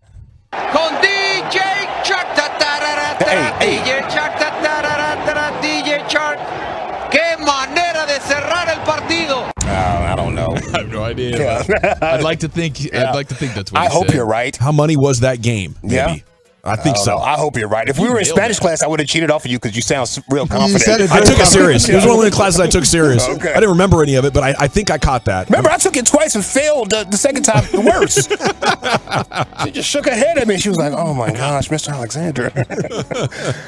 Let's see. How about this? The airlines, huh? Oh, dude. Are they all canceled today still? They got back to going. They got back the to FFA going. canceled their plans? We lost our computer for a bit, didn't we? Yeah. They were all grounded and everything. Yeah, they're all grounded. That's wild. Yikes. Here's Southwest Airlines carry-on baggage policy right here. If you haven't seen this go viral. Find that empty seat next to you. Guys, we've done an extensive study here at Southwest, and we found out that Gucci, Louis Vuitton, Kate Spade, Michael Kors, Dolce & Gabbana, Prada bags, Coach bags, Chanel bags, and Dooney & Burke's, they can fit underneath the seats in front of you. And if they were real, you wouldn't be flying Southwest to begin with. So. Wow. Okay, they're saying it was what a way to end the game. That was an incredible nominee. What a though. way to end the game. Yeah. Well, these Southwest guys. I would have failed. Yeah, me too. Yeah, we both failed. We're out of there. I wouldn't even know which one I got wrong either. I felt so good turning it in. Can you show me your work on this, Lucius? Maybe we can figure it out together. How about this? RJ and Chaffee show. The playmaker was on there. I know we're going to play some audio from him later. They asked him, what's the difference between grass and turf? There's been a lot of conversation this week. What is the difference in grass versus turf? Cowboys are 1-4 on grass this year. They've struggled since 2017. How different is it for a turf team to go play on grass?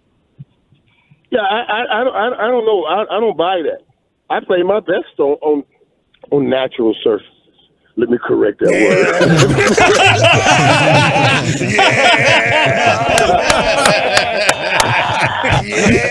I was about to say I played my best on grass. Some of that ain't natural, Mike. Some of that stuff ain't natural. Right. Synthetic turf. Talk to him. That's natural too, right?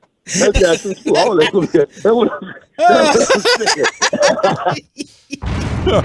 That's epic, dude. That's beautiful. That might be the top Michael Irvin moment, and they've been having him on for a long time. He caught himself, boy. I'm telling you. You did. seen it coming, too. He's like, oh, say it, Mike. Please say it. Man, the Roger Emmerich fat-ass sack of weed and the Newey Scruggs, that's weed, might have just got his third amigo. Fat-ass sack of weed. I just think he's a lousy. It was a six-finger lid. There we go, baby. Huh. You're fired. Every commentary I've written, I'm not. I could do that all day, bro. Just sit there. And people would listen to it, too. What else is in that bank? So good. Yeah, there's like 48 drops in there, y'all. That's a whole 16 minutes of a segment. Yeah, Dale Hansen does not apologize. Yeah, you can ask the lovely Mrs. Hansen. Yeah, shout out to Michael Irvin and shout out to Frostbite. That's weed. That's weed. All right, what else we got on deck here, y'all? Sharon got called out at a funeral. Oh, my music. Sharon. Hold on. By the way, the picture of Peyton has been sent to Carter Freeman. He doesn't have he has an Android, so I don't know if he got it. But Carter, I hope you got this picture. Don't be funny, bro.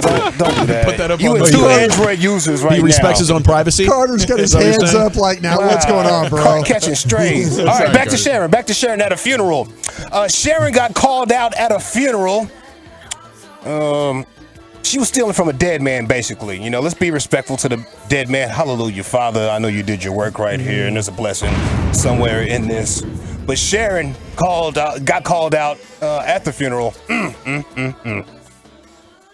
don't know what to do. I just say, Lord, help me. Did you say help me, Sharon? Milo. Did you say help me? Did you tell Dennis that you stole his money? Wait a minute. Did you recorded that? Janice, give her. Did you tell me why you stealing all this money? Wow. Janice was feeling loose, sounds like. Janice. She said, I'm going to tell the truth. Y'all up here lying and capping. I'm going to tell the damn truth. Wow. I know that after the dinner, you know, like after the funeral, you have a dinner. You know it was awkward in that joint. Yeah.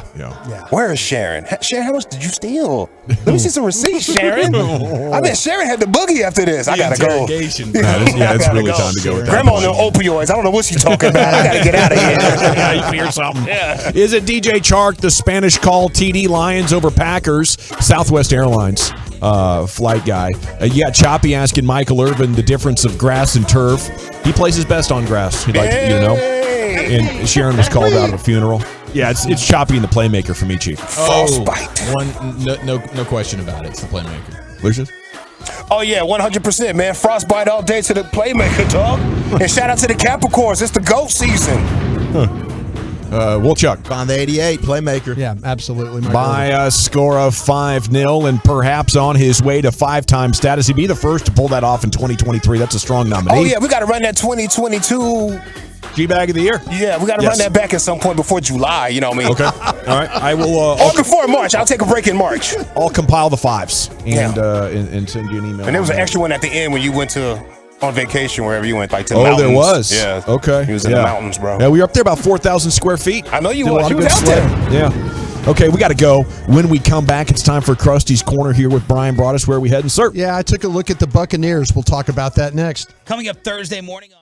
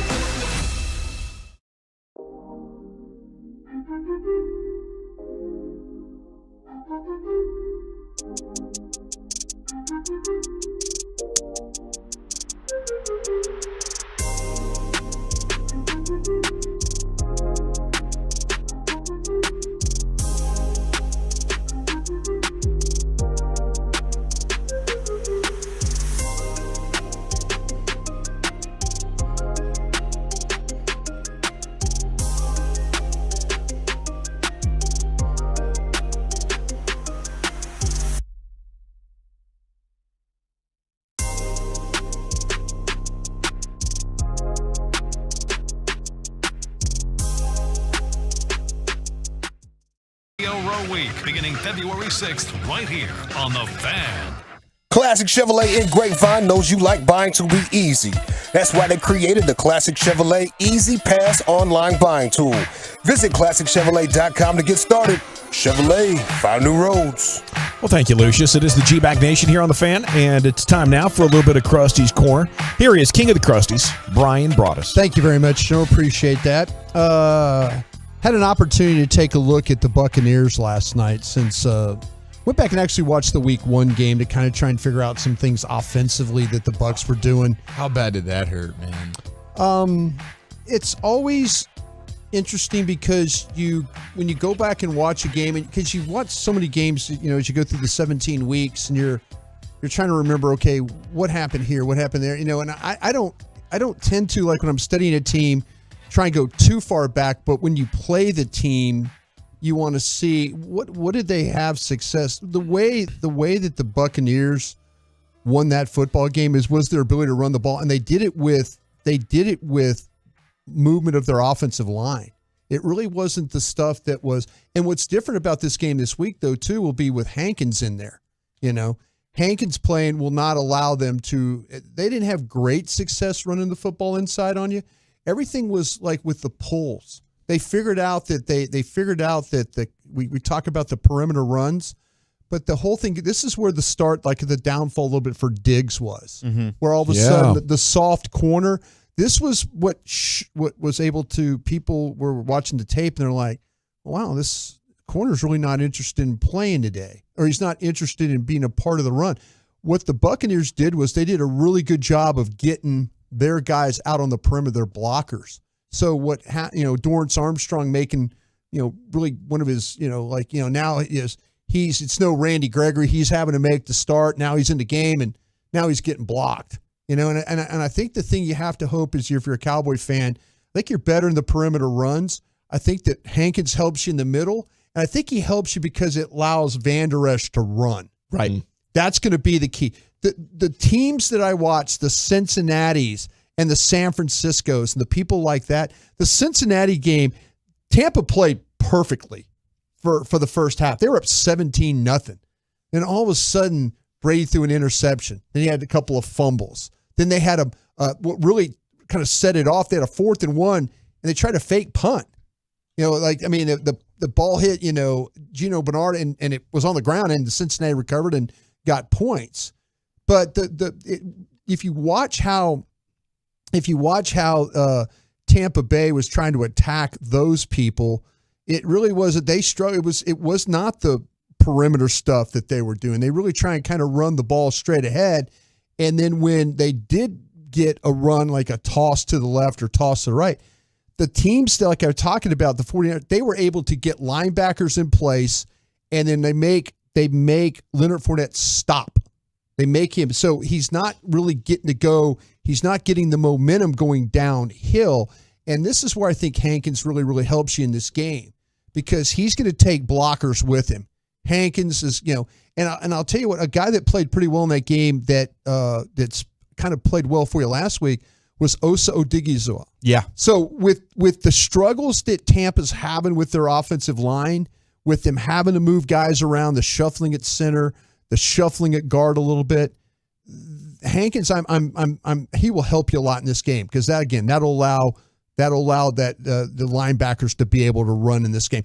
I think the Cowboys, to have success, have got to get Anthony Barr off the field in this game. I don't think they could, even though running the ball at Anthony Barr, he plays well, but if it turns into that perimeter game, then he can't get to the outside. I'm glad you brought that up, because I was going to ask you with Van Der Esch coming back. That's it. I'm taking Barr off the field. So how much is that going to now help Damone Clark being able to kind of get back over? Well, more of a natural spot for him. Yeah, it's more of a natural spot, but it's more of having Van Der Esch on the field with him, telling him, all right, hey, this is here's what's coming. Be ready. Go Takes back. Just a little bit of pressure off him. Yeah, it does. It takes the pressure off him, but and now that Clark has played enough games, but those games he played without Van Der Esch, you could tell he wasn't as good of a player.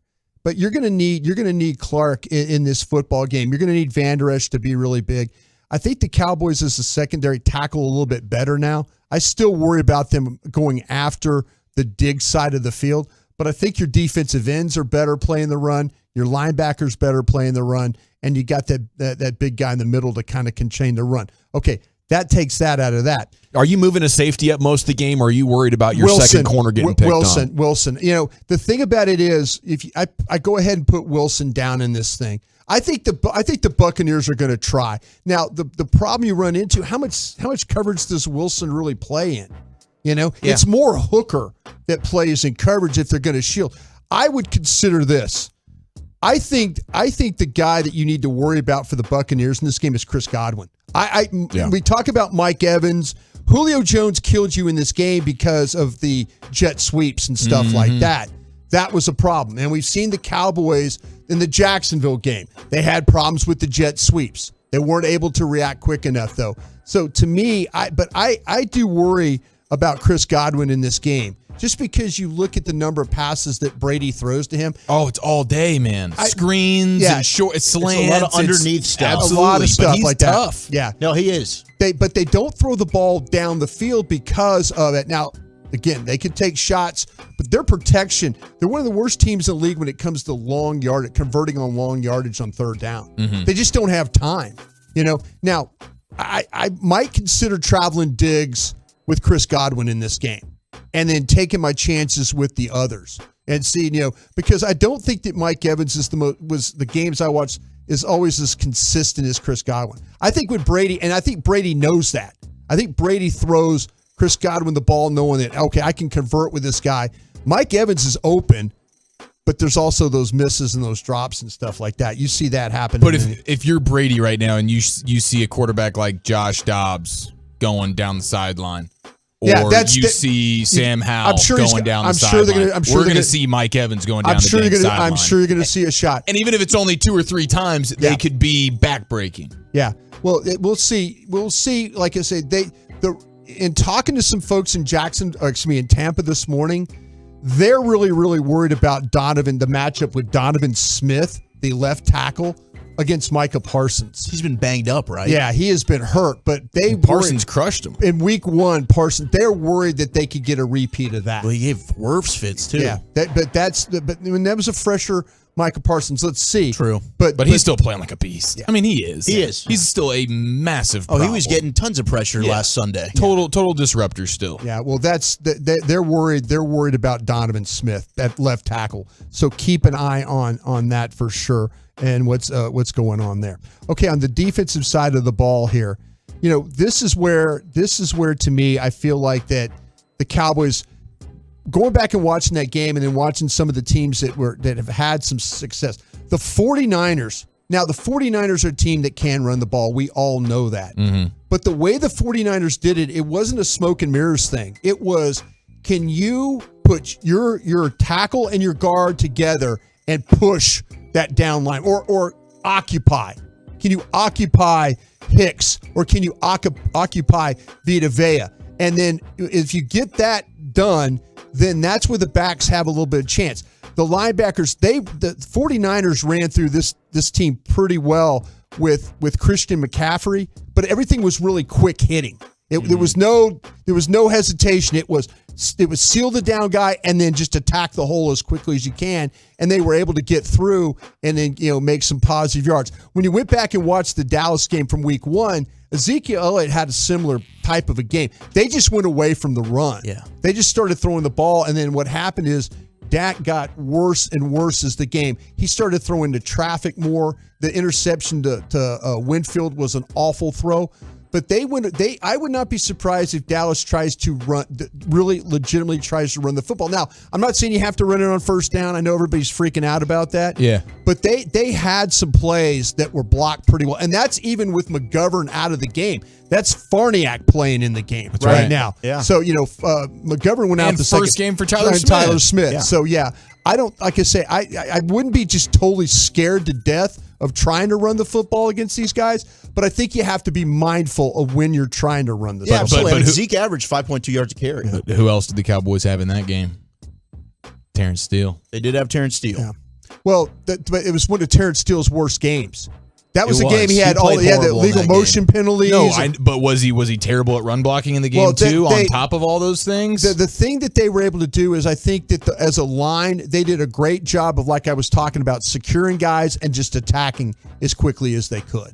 That's, I think, because there were those cutback lanes. They haven't had the cutbacks in these last several games. They haven't had anything. They haven't Front had side, anything, back side. anything is all. Terrible. Okay, the thing about it is I kind of feel like, though, in this game, too, when the cornerback, Carlton Davis, Dallas, in that first game, I thought they did a good job of knocking down balls in this game. You know, that happened to Logan Ryan, Carlton Davis. Those guys all were able to get knocking down passes and stuff. But they also had guys open. They had Dak missing a lot of throws there. But if you're going to go after a guy, I think Carlton Davis is the guy. This group tends to play off coverage. So they give you kind of stuff underneath. So if the ball could get out quick, those quick 7-8 yard routes, maybe you get some run after catch there. CeeDee Lamb, God. That's what I would hope for in this game right there. But I wouldn't be afraid of trying to run the football. I think you could attack the secondary a little bit better than if Dak, he can't play as bad as he played in this game again this week. Yeah. We'll see.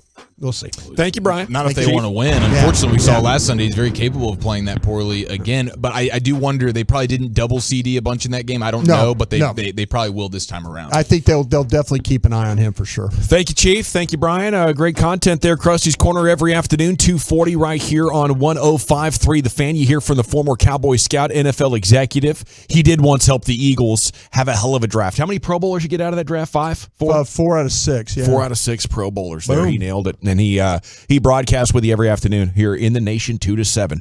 Okay, when we come back, we're now heading for the 3 o'clock hour, guys. Key matchup to watch in every playoff game. What is the key matchup for Cowboys and Buccaneers? And we'll take a look at the other big matchups here coming up next in the G-Bag Nation. You know, I'm now into year 2 with Men's T Clinic. I love these guys. Not only did they give me my edge back in 2022, but I'm pursuing total men's wellness optimization. So, you know, maybe your goal is to get back in shape and, you know, get the fat down and the visceral fat, increase muscle mass, energy, clarity.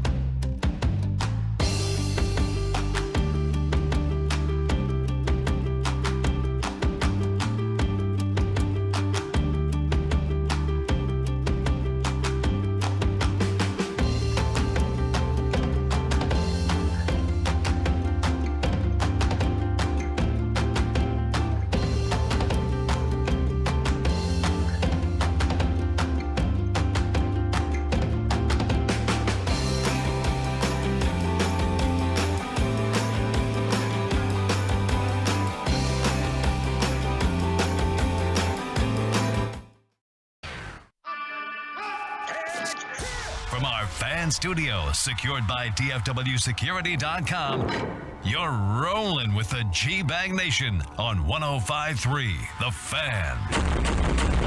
It is hour number 2 of the G-Bag Nation here on 105.3 The Fan. Hope you're having a fantastic afternoon.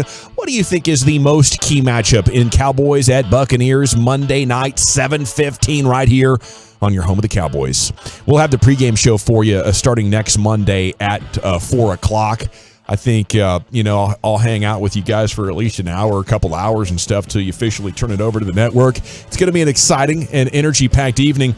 Here we're looking at all playoff matchups. You'll have playoff matchups Saturday and Sunday and, of course, the Monday Nighter. I'll give you what The Athletic says is their key matchup, and you tell me who's going to win it, okay? But not before we talk significantly about this Cowboys-Buccaneers situation here. Key matchup, Dallas interior offensive line versus the Bucs front. Okay, at an 877-881-1053, who do you think wins that matchup, and what are the other key matchups that you are looking at? Here's what The Athletic says, gentlemen. Cowboys have battled a slew of injuries recently. Opponents have taken advantage of the holes exposed by those setbacks. Heading into wild card, 2 of Dallas' main defensive issues look like they'll be patched with materials both strong. Leighton Vander Esch and Jonathan Hankins. They're back on track, and Anthony Brown, of course, not coming back. But there's a huge spotlight on the pivot for the Cowboys' O-line. McCarthy also said center Tyler Biadasz could suit up. Biadasz is coming back from a high ankle sprain. That injury typically keeps a player from performing at anywhere close to 100% for a period much longer than the 2 weeks.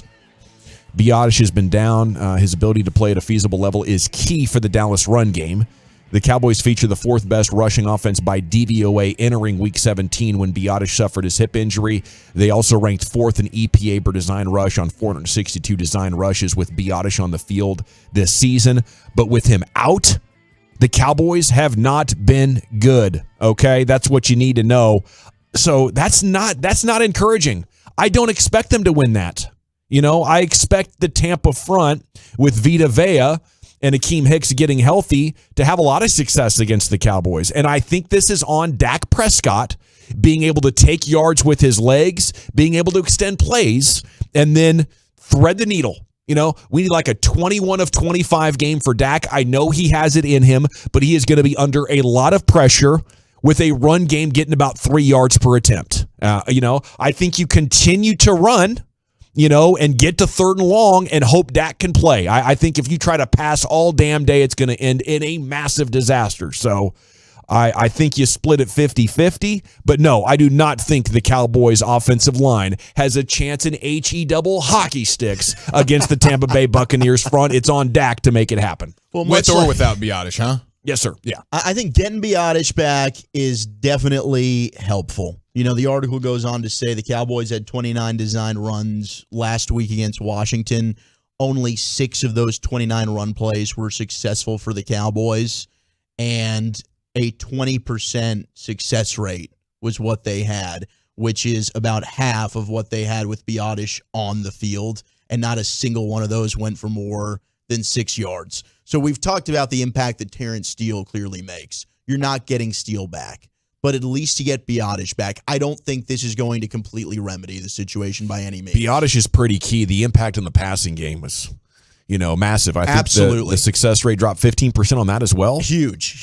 And look, I think we've also just underrated, and I have said that I think Tyler Biadasz is the most improved player on the Cowboys roster this year. Biadasz did not give up a single sack this year. The only other player who allowed less pressures along the Cowboys' offensive line was Zach Martin. Cool. Biadasz was fantastic. That's in pass protection. So getting him back is immense. I mean, so the run game, it probably helps you more in the passing game. It probably does. Well, and just having your center back who can go ahead and he's the quarterback of the offensive line, right? But it is hard to say that they're going to win that battle in the trenches. I do think you can't abandon the run like they did against Tampa Bay. You've got to keep it honest, but I'm with you, Gavin. I think if they're going to win, it's going to be on the shoulders of Dak Prescott. Well, they had a creative run, if you remember in the game. They used Turpin as an option player. Like they faked almost a slash.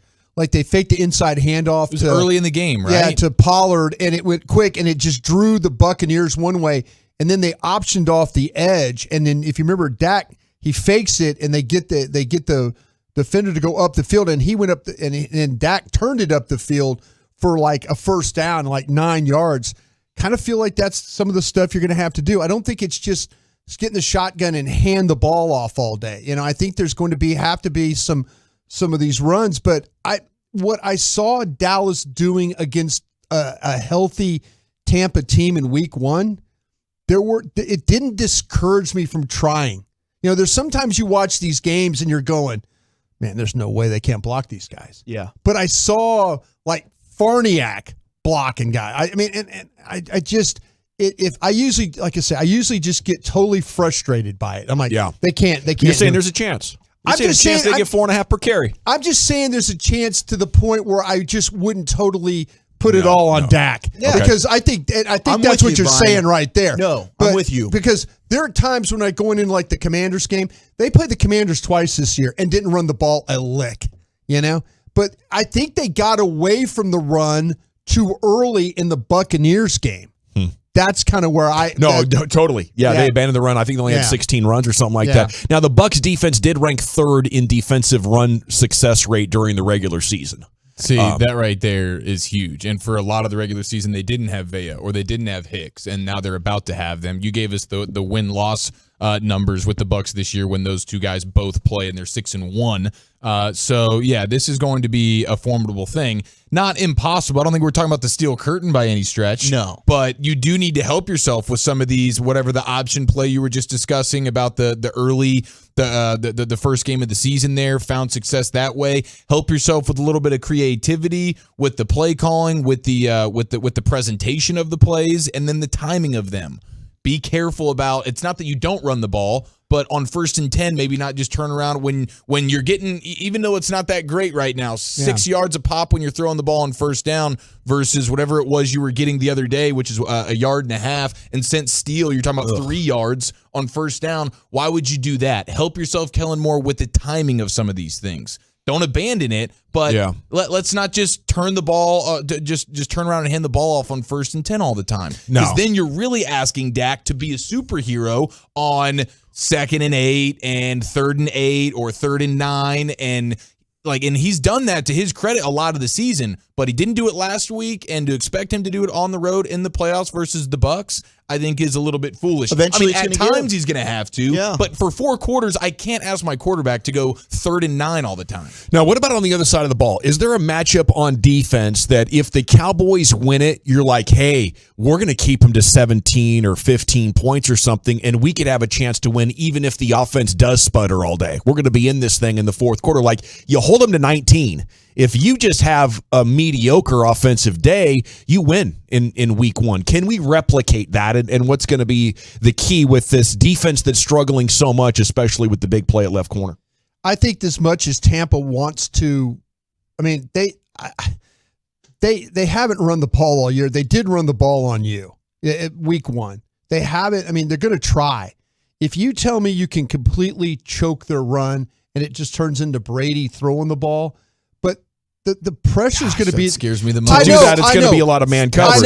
I know. But Brady throwing the ball scares me way more than Leonard Fournette. But Brady throwing the ball to me is, can you find a way to win? Can you get your pass rush going? Now you're getting the takeaways? Yeah. Can you, all of a sudden, Donovan Smith, he can't play. They figured out, like, Donovan Smith can't block.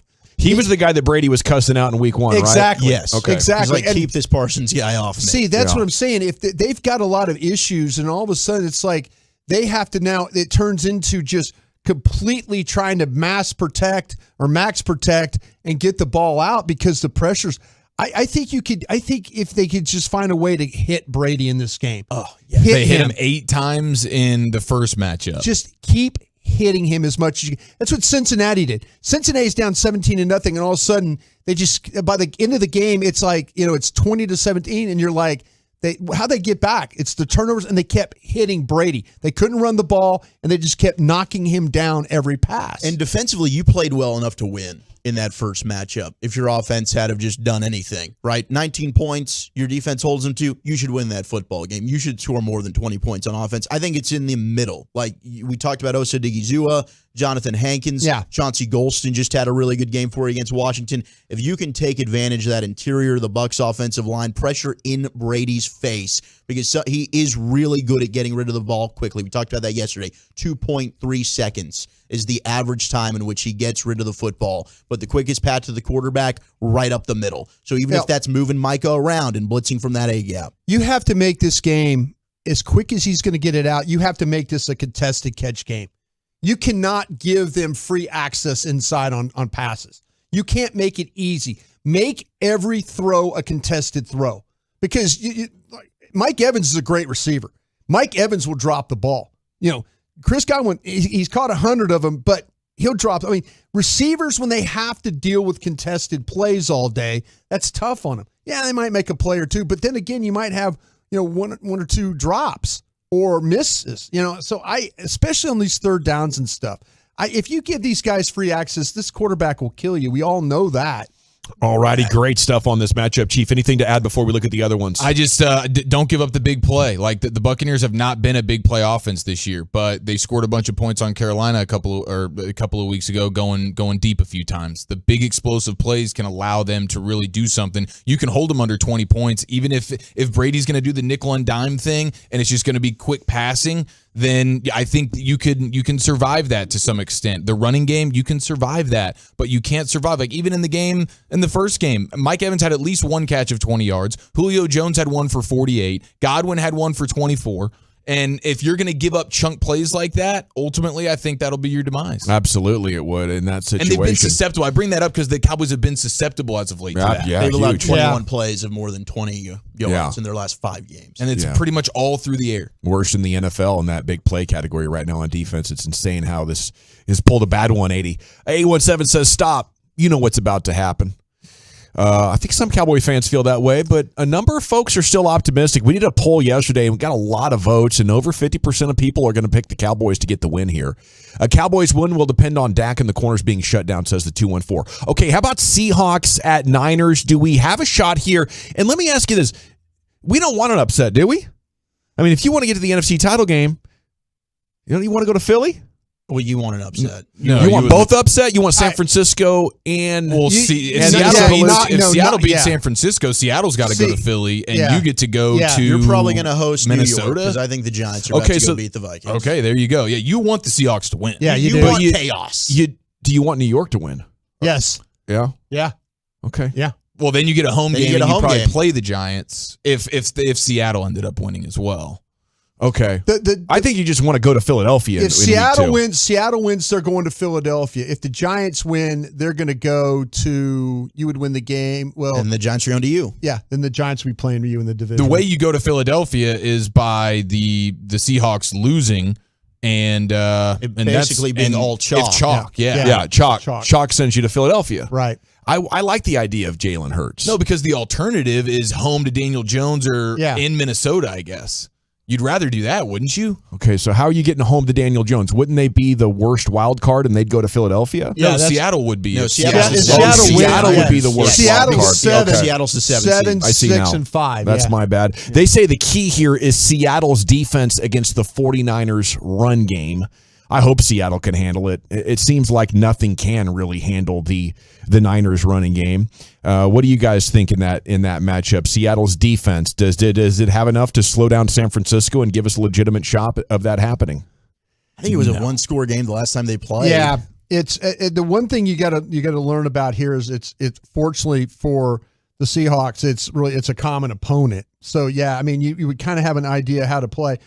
I kind of feel like the one thing that watching the 49ers play the Buccaneers, that running game is hard to stop just because the fact of a way they attack you with McCaffrey now, with Debo, with all. I mean, they just Ayuk, Kittle, they got it. Yeah, they got it's motion. It's a fullback. There's just a lot of things that make it very, very difficult for you to have to deal with. Okay, and then the other matchup here real quick, because I'm still confused. I still am confused on how this bracket's going to play out. But then the other game, why don't I see that matchup there? But no, if New York does beat Minnesota and San Francisco beats Seattle, New York would be the worst wild card team going to Philadelphia. You go to San Francisco. Yes, in that scenario, you have San Francisco. That's the most likely Seattle. scenario. Yeah. Not San Francisco would beat Seattle. Yeah. New York beats Minnesota, which is very doable. Very doable, but not necessarily likely, but very doable. I think the most likely scenario is you do go to Philadelphia. But I would love for Seattle to beat San Francisco, so they're already done, and Seattle goes to Philadelphia, and now I go to Minnesota, or I host the Giants. See, that's why I was kind of hoping that Green Bay would get in this thing, because I think Green Bay could knock off San Francisco and could have knocked off Philadelphia. Yeah, and then you take your chance in an NFC Championship game at your backyard against the Packers. Giants Vikings. They're saying Wink Martindale against Justin Jefferson and Kirk Cousins. The Giants had that thing won last time they played. Yeah, and that was only a few weeks ago. Yeah, 61-yard field goal to win it. Time expired. Yeah. They did Minnesota a huge favor putting that game at 4:30 as well, keeping it out of a prime time there for old Kirk Cousins. But out of the games that you could see a upset in, that the Vikings are just favored by 3 points there at home. I think Vegas has to look at this as, man, these are two pretty average football teams. Minnesota's just at home. Yeah. We got to run, nation. When we come back, it is time for the 320 segment here, and Chiafalo has the details on what might be the GOAT of quarterback beer drinkers for you. Yeah, it's we have a new candidate. It's next in the G-Bag Nation. You can wait 24 hours. You can wait 24 hours. Or you can find out Cowboys and NFL.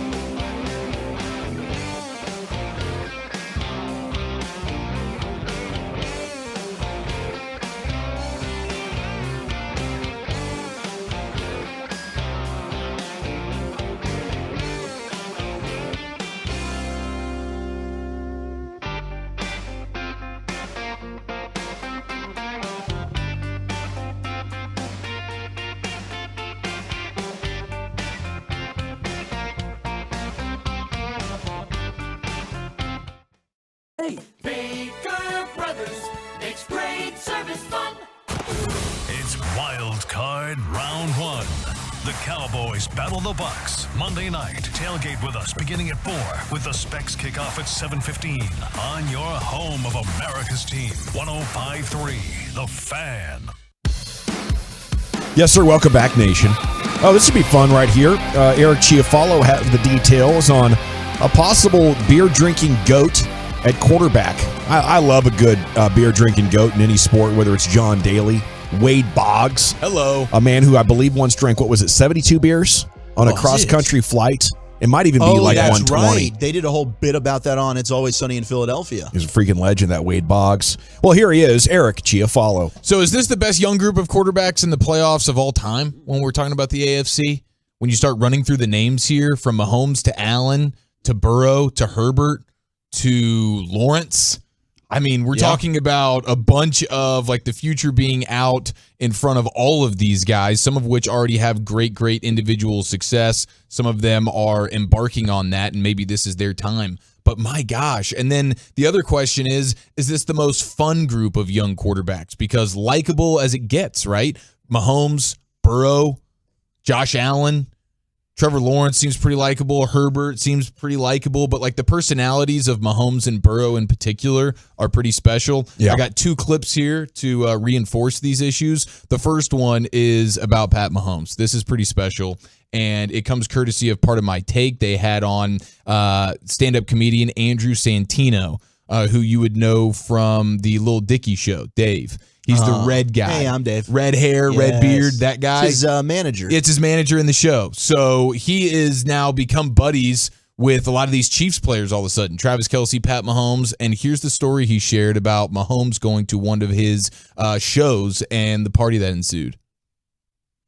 Andrew Santorini. I'm sorry about that. Oh, we who knows what's going down from a Gator standpoint at this moment. I apologize. My bad. Yeah, I'm here training and everything. Yeah, but I was got not you right spatially here. aware. That is on me. I know. We deal with this every day. My bad. Pat came to my show when I was in Dallas because he's from Texas, and me and Pat and family and friends, and he goes, he came for the first show, and he was like, man, it's so fucking fun, and he goes, all right, well then, where do you want us now? And I was like, oh, well, I'll see you. I'm going to do the second show. You guys go have fun, and I'll see you whenever. And he's like, no, I think we're going to stay for the second show.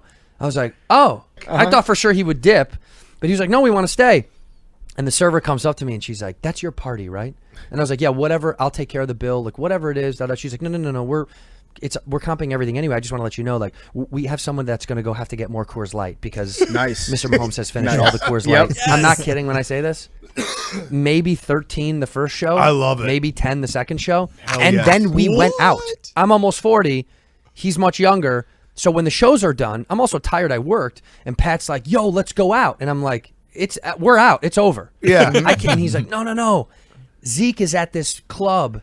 And of course I was like, I kind of want to see Zeke. Yeah, right. Nightclub. And he was like, you should go. And I was like, my wife's like, you really want to go to this? It's like 2:30. I was like, I do. Once in a lifetime. I really do. Yes. Do I want to be pushed around by Ezekiel Elliott's security guard? Yeah, I do. Yeah. And did that happen? Yeah, it did. Because they're like, who are these little fucking white dorks trying to get into this all athlete VIP? And of course, Pat had to be like, no, they're okay. And at one point, I wanted to be like, well, just stay outside the ropes. I don't deserve to be in that. Yeah, thing. no, I'm going to self-select out of this one. Yeah, you got to roll. I wanted to opt out. How amazing is that, dude? 23 beers in an That's a Texas Tech Red Raider right there. He spent a lot of time in Lubbock. You are not joking. Well, it's one thing to spend 23 of them things in about incredible. probably 3 hours. And was still going out. And then it was, and that was the pregame. Yeah, to the club. Yeah, that's pretty impressive. I looked up his height and weight, 225 pounds. Some people can just process beer. Obviously, Coors Light, not the most alcohol beer that you can. But still, like, I think for a lot of people around beer 12 to 15, you got to get out of public. Yeah. It's like, I've had too much. Your buddies are like, okay, it's time to, let's take the party home, buddy. But he's like ready to go hit a club where you have to really have it together on another level. Man, what a savage. Very, very impressive, Pat Mahomes. Yeah. And he wears it. Like, you can tell when you watch him out there, and he's incredible. But he's like with the way he's a bit pear-shaped. You know, he's not one of these TB12 dudes, and maybe he'll evolve to that. But he's definitely the guy. That's going to help cushion the blow. Yeah, he's one of the guys at this point. He stays healthy. He's doing his thing, man. He's good the way he is. No. I mean, as you age, if he's trying to, I mean, who knows what that turns into. But as of right now, it makes it all the more impressive that he's boozing it up, as much as he wants, and then he's out there dominating. Yeah. I just love knowing that these guys Eric the Bird is body shaming Pat Mahomes. Who's body shaming him? You will. Well, and quarterback is one where like a little extra weight can help. Walchuk just doesn't want to admit the truth. It's not an indictment on him. It's actually a credit to him. Oh, it sounds like a bleeping indictment, Eric. I guess that's a somebody's problem, triggered. Not a me problem. Somebody is a little bit triggered right now. It always has to go there, huh? It's always got to be body dysmorphia. Just a little bit pear-shaped there, but he's doing it with the beers, and I think it's funny. It's great. Like even when you see him in the State Farm commercial, he's wearing like a skin tight Under Armour kind of shirt, and it's funny. It's funny, and it's like that's just him. He seems like he's great dude to hang out with. He's going to take his shirt off even though it doesn't look good, and he's going to drink you under the table, and then maybe go catch fish and hunt better than you. He's going to do everything. Ride off in a horse. He's going to dunk on you. He's going to do all that stuff. He's just got a little bit of a beard. Yeah, there's nothing wrong with that. Very impressive. I love a couple of things. First of all, number one, when these guys are just guys, and you hear because quarterback, you have to be so tucked in with your shirt, and they're like, "Hey, I'm a CEO," but most of them are just total dudes. Mm-hmm. So when we get reports of this kind of stuff, I love it. The other thing I love is that Walchuk used the term body dysmorphia to describe your fat shaming of people. And I just love that. That might be the second best misused word since the umbilical cord, Walchuk. It's fine with me. Yeah. It's terrific. I didn't make him a female Pat Mahomes in that moment, I don't think. But either way. Not that either. Okay, so pear-shaped, usually used for females. Either way. No, it's a dude thing. Is it? Yeah. Parcells? Pear-shaped? That's a dude. Yeah, that was more foopy than anything. Tuna. Yeah, he's kind of pear-shaped. By the way, speaking of Parcells, more foopy. No, he hated me more. So I mean, we're equal here. Broadus admitted that before. Bill Parcells led the league in fupa. See, 903 out of East Texas. No way he drank that much and functioned in that short a period. Some people can. I think he did. I think he totally pulled it off. Yeah. I think he led the party to wherever Zeke was. I think you're onto the Coors Light thing, by the way. Yeah, the Coors Light will make it easier. Very watery. It's kind of like drinking those Mick Ultras. That's kind of like you might as well. Oh, hey, you having a beer? No, I'm it's kind of a bottle of water. Yeah, just parched. Yeah. And then Joe Burrow after the game, he got asked a ridiculous question. And so let me check myself there. We are good. Just with a smile and a nod. Full 360. He turned around, gave me an A-OK. Yeah, do you see me, buddy? I got you, Lucius hit the fireworks button right behind him. Bro. Just checking on the Gator situation right now, but we're good. Coast is clear. Here's Joe Burrow being asked a ridiculous question about the Bengals window and whether or not it's closing after the game on Sunday, and here was his legendary response. Window's my whole career, and everybody that we have in that locker room, all the coaches we have, things are going to change year to year, but our window's always open. He's like, the window's open as long as I'm here. Okay, I'm not. Yeah. I don't know what windows drop closing, the mic, opening. Baby. What's the deal? Is that the drive-through window? Yeah. We're talking about Burrow now, not Mahomes. What's in Cincinnati? May I take your order? The window's always open. Yeah, Can I get a Western bacon cheese, but a junior trying to watch my figure so I don't have body dysmorphia. Yeah, exactly. And according to my Googles, I used it correctly, so maybe you should read a bleeping book for once, Dawson. Is Google a book? I don't think so, but let's go ahead read the internet for us. Tell us what the definition is. Dysmorphia, a mental health condition where a person spends a lot of time worrying about flaws in their appearance. This can both affect men and women.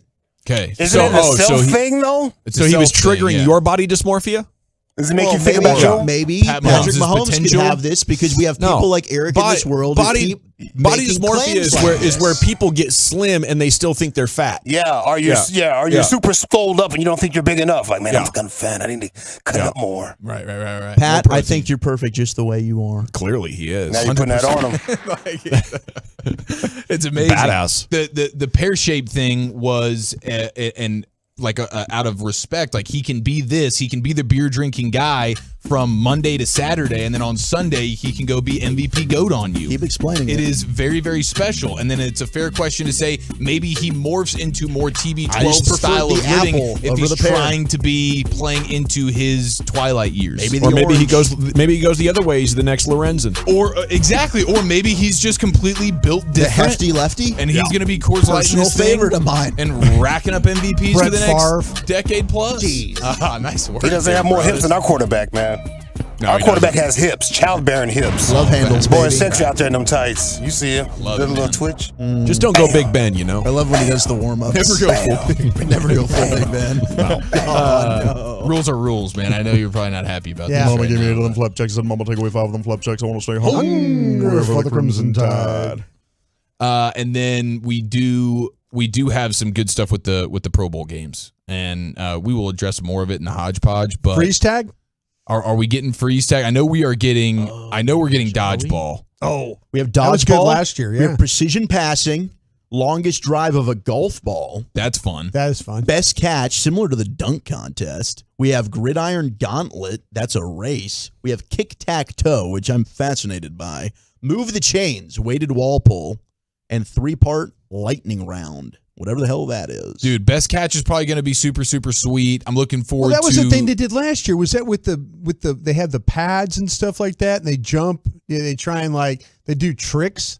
Like they did it last year. Yeah, it's almost like a dunk contest. Yeah, you have but you have judges. to. Yeah, you have people that throw you the ball, and then you kind of do a one-handed behind the back kind of catch thing. And I do. The one I miss the most is just who can throw it the farthest. Yeah, that's still the one that that's an injury waiting to happen. When it comes right on there. NFL Network as a replay from like 20 years ago, and you have goats. Yeah, you have Boomer Esiason. No, man, you got goats. Marino, and goats. you got friggin' you got Favre. I didn't say his first name, so you're fine, Walchuk. That would be legendary, though. We have like the all-time great quarterbacks come back and participate in this. Oh well, I That'd mean, be cool. and that would be fun. Or these guys that we're talking about right now, you know, the pear-shaped Mahomes and the very, very confident window open Joe Burrow and guys like that. How far can they throw it? To me, that's must-watch television. That would be a lot of fun. I love something like that. I love the old school ones. 254. Okay, guys, when I was drinking and working on the farm on any given Saturday, I'd go through 2 30-packs and be good at the end of the night. Yeah, okay. But I'm retired 5 years like the general. Love my NA, though. That's Tony O out there on the 254. Yeah, Put quotations around good at the end of the night. That'd be good. Yeah. I was sleeping in the John Deere. Yeah. All right. They found me in the driveway. I was safe though. I woke up the next day. Yeah. Everything's fine. His head on the. His dad out there on the backhoe again. Yeah, it's like. Where are your pants? Any 30-packs left in the fridge? Nope. They're both gone. I was good. Debunking myths for all 14 NFL teams. What is the biggest myth around the Cowboys right now at 877-881-1053? And we are back in the nation. 35 minutes of commercial-free fan. Holy mackerel.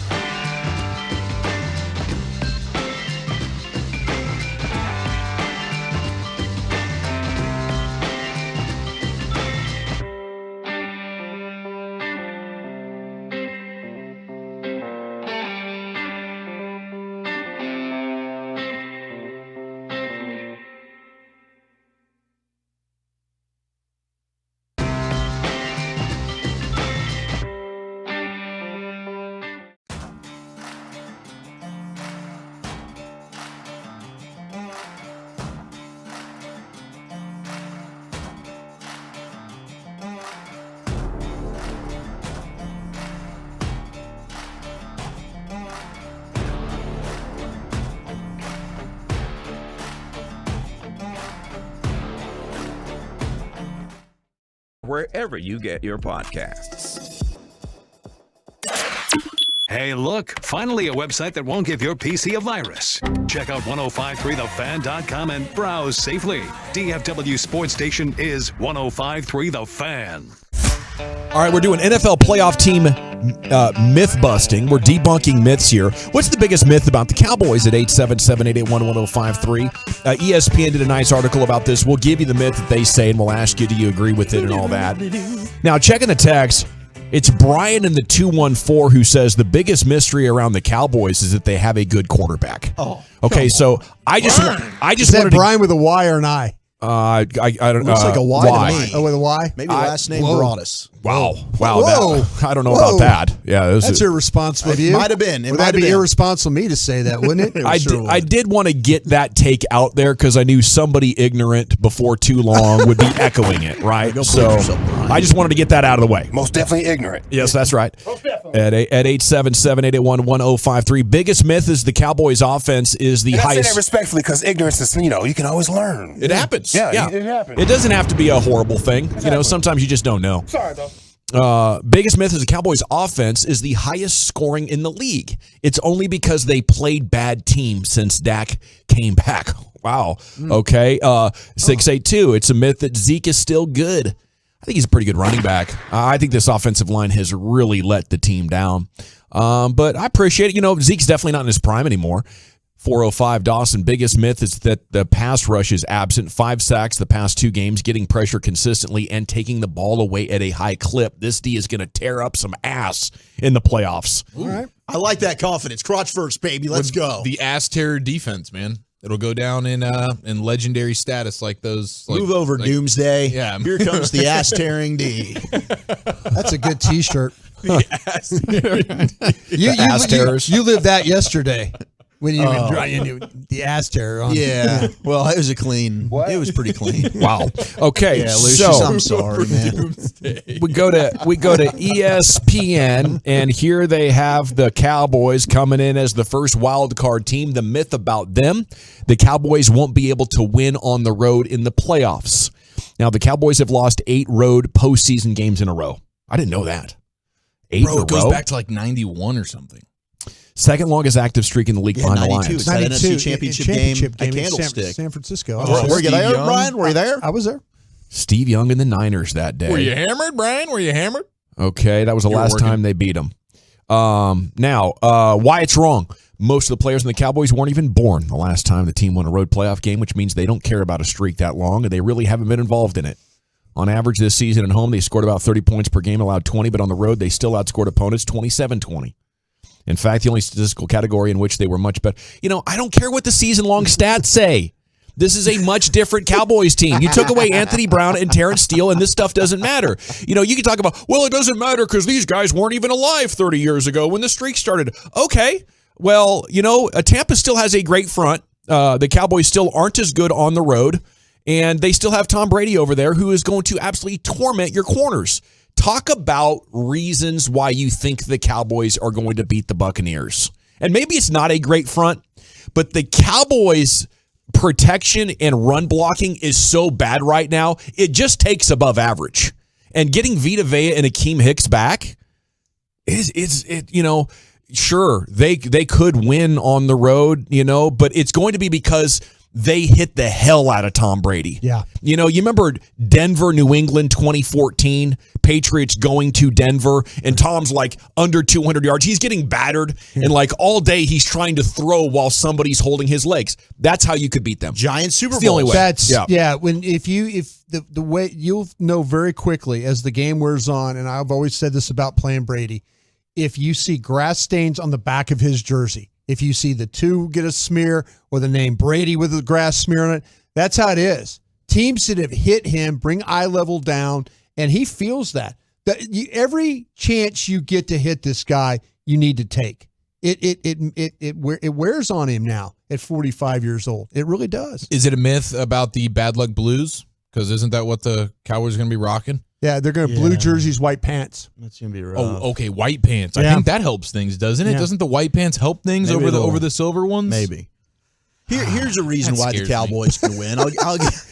You sounded really confident there. I do. I have a little bit of nerves He's about white. the Navies. I do. But you know what? I'm just going to throw that to the wind right now. I think that you can throw on them. I do, on the secondary. And I think that the pass protection, while we are nervous about the run blocking, the pass protection's improved. Go for it. That's one area where Tyron Smith has helped on the right side. While he's definitely a downgrade from Terrence Steele in the run blocking, I think that the offensive line is still okay in pass pro. And you just had Darnold throw for 340 yards against him 2 weeks ago, and you had DJ Moore go for $117. So, and Darnold's not as good as Dak, and DJ Moore, I think that CeeDee Lamb's better than DJ Moore. I think they're comparable, but I'd take CeeDee Lamb over DJ Moore. So I think you can throw the football on the Bucs secondary, and I think that you should be able to give Dak some time with Biotish back inserted into the offensive line. Yeah, I mean, those are good points, and I think that's why Vegas has the Cowboys favored for this game. You know, I think there are things you can point to. I just think over the last couple of years, we've seen what's happened in the second half of the season. They've lost their ability to run the football.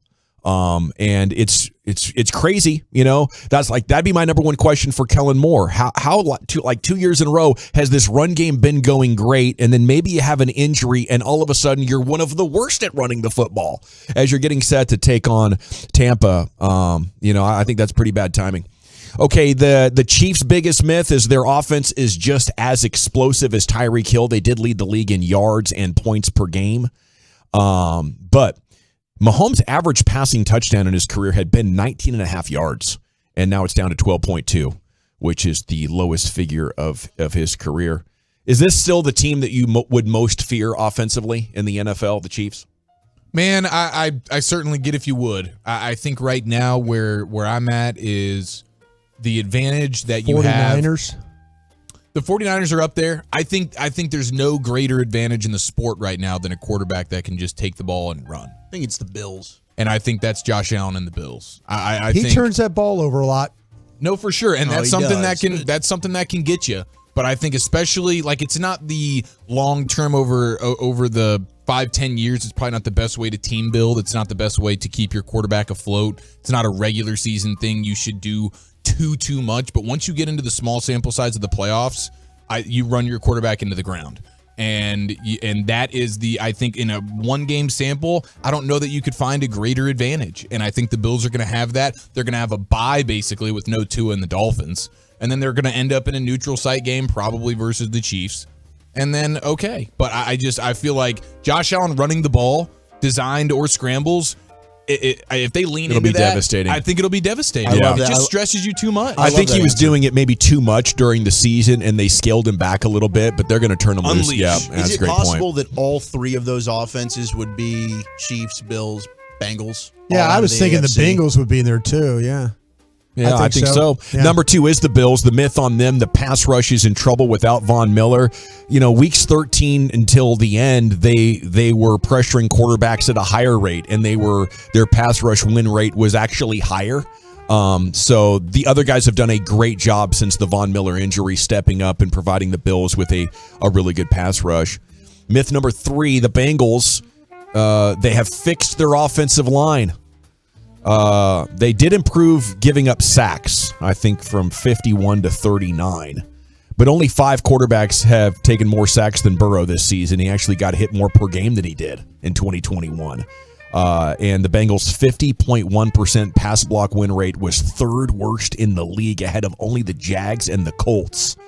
So Burrow has improved here, getting rid of the football and avoiding, bad decisions back there. But the offensive line is not the reason that they have taken significantly less sacks. Man, that's amazing. Like the fact that they were able to get to the Super Bowl with how much he was getting hit last year is just nuts. And now they're doing it again. And that's partially probably, it's like a credit and an indictment to Burrow, because a lot of the times sacks they look at now is most of the time that can be on the quarterback. So maybe he's getting himself into some of these situations where he's getting hit and or sacked, but the fact that he's still able to overcome it, and it's like, okay, this is a flaw in my game, I guess, but I'm still able to dominate at the same time. Like that's pretty crazy. Okay, then the Niners myth real quick. Shanahan can put up points no matter who the quarterback is. They say it's wrong because Shanahan's offenses have not been excellent in the postseason. In Shanahan's 6 career playoff games as a head coach, his offensive has a modest 21.7 points per game in the playoffs. So that may be an opportunity. Maybe they won't be so unstoppable if the Cowboys do, in fact, face them on this path. Okay, Cowboys' eminent Hall of Famer DeMarcus Ware is going to join us. We're going to talk with D-Ware about all the big topics with the playoffs starting and his Hall of Fame candidacy. That's coming up next here in the G-Bag Nation. Okay. Listen. Stream the Fan 24/7 all day, every day. Download the Odyssey app or listen live at 1053thefan.com. Yes, sir. Let's talk Window Nation because they're going to bring the home show right to your living room. You're going to love Window Nation because they have the best people, and they have such a commitment to excellence.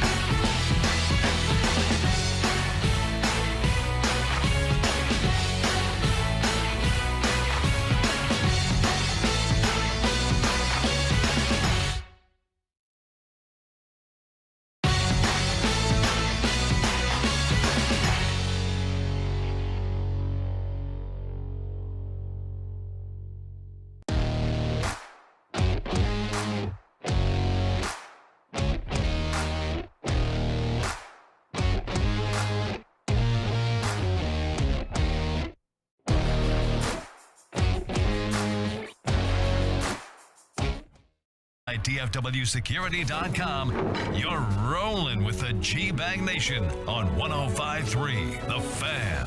Welcome to the nation. It's hour 3 of the G-Bag Nation here on 105.3 The Fan. Hope you're having a great day as we are going to have DeMarcus Ware on here in just 1 second on your home of the Cowboys. We'll talk playoffs with him. We'll talk Hall of Fame with him and so much more. General at your service. Salute to you. There's Brian Broaddus, former Cowboy scout, NFL executive. You got Luke Alexander in the Pimp Cup over there at Master Control, keeping those Gators down. Of course, Carter Freeman is coordinating your video and flipping you off if you disrespect him, as we found out in the first hour. He'll fly the bird right in your face. There's Woolchuck and Chiafalo. And along with you, we are the G-Bag Nation here on 105.3 The Fan. Big doings on Monday night, of course. The pregame will start at 4 o'clock. The kickoff at 7:15 as the Cowboys visit the Buccaneers. Chiafalo's buddy is, I think he might be triggered by my doubting of the Cowboys. And he's wanting to bet me $50 here, so maybe we'll get multiple wagers going on this deal. Yeah, Brian wants to go. He wants to go straight up with you. $50. I don't think I want to bet against the Cowboys. I don't want to be actively pulling against them for any reason. I don't know. Maybe I've had enough of picking them. DeMarcus Ware, though, is here courtesy of Bet Online. Check out Bet Online for updated Super Bowl and conference futures, along with updated wild card round game lines and a plethora of fun props for each game. Bet Online. And a good afternoon, DeMarcus Ware. How the heck are you? Hey, I am doing good, man. Happy New Year to y'all. Happy New Year to you. It's always so good to hear from you, D. Ware. And congrats on being a Hall of Fame finalist. I can't believe it's been 5 years already. Dude, time flies, and it's one of those things where, the wait is here. It was there last year. It's here again this year. And hopefully I'm able to etch my name in stone in the NFL, but also in Dallas Cowboys history by putting that jacket on, Oh, yeah, that's got to happen. I mean, it should have happened last year, but there's no way they leave you out at this point, right? You never know. I mean, the resume's there, but, you got to go through everything else, and just like everybody else did. And, hopefully the time is now. It's one of those things where the excitement is every day, and the nervousness is every day, just like the Dallas Cowboys got to play Tampa Bay Buccaneers, Yeah. Yeah, absolutely. If they leave you out, D. Ware, after we got to catch up with you back there in August at that Miller Lite Fantasy Football visit there at the Ford Center, we're going to riot, okay? We got your back. We're rioting. That's absolutely ridiculous. This is the year, DeMarcus. But let's talk about that Bucs matchup. Are you nervous after the way the Cowboys played against Washington? Because it stinks losing to Washington, and I feel sick about it. I'm nervous because of two things. Because the performance that I haven't been seeing like the beginning of the season, right? When I saw the Cowboys clicking on all cylinders, I'm like, okay, if they play like this, there's no team in the NFL that can beat them. But as of late, turning the ball over, the offense playing well, the defense not playing well. The defense playing well, the offense, vice versa. It's like one of those things where, like, that's number one, inconsistency. Number two, you're going to play against Tom Brady. It's a playoff. It's different. I don't care how Tampa Bay's been playing this year. Here's a new game. This is like a game where everybody's excited. They're ready to go and, go out with a bang, get to the playoffs. Actually, not in the playoffs, but, try to get to the Super Bowl. So, I'm with the boys, as you said. But you got to crank it up. Like, we have to. 100%. Now, what do you remember about your experiences playing Brady? And is he a trash talker? Oh, he talks plenty of trash. I mean, that's for sure. It took me, I don't know, maybe 9 years to beat Brady. I didn't beat Brady one time when I played the Dallas Cowboys. And that pissed me off, actually, right now by saying it. But I beat him twice 1 year for the Super Bowl. And we had to hit that dude, like Michael Parsons, DeMarcus Lawrence. I mean, the whole crew is going to have to really buckle down and make him uncomfortable in that pocket. Is the most annoying thing, D. Ware, how quickly he gets rid of the football? Yeah, because usually, quarterback, you can usually rattle him to where, like, let's say you push the interior guys, okay, cool, he's going to get off the ball a little bit faster. If the outside guys are rushing really good. He's going to step up in the pocket and it's going to be a quicker pass. But no. It doesn't matter. He's 2 seconds or earlier, no matter what, he's getting off the ball. So it doesn't matter if you can get to him or not. So it's like you got to almost like just make the pocket really small, like a phone booth, so he can't make that phone call and score a touchdown on you. I mean, it is what it is, but you have to do that. Just keep him corralled in that pocket.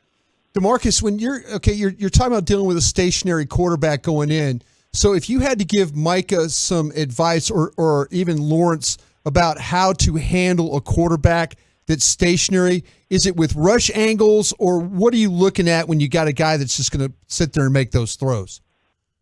A guy like Brady, I mean, he's a 3-step dropper. He don't have a lot of 5-step drops unless it's, play action.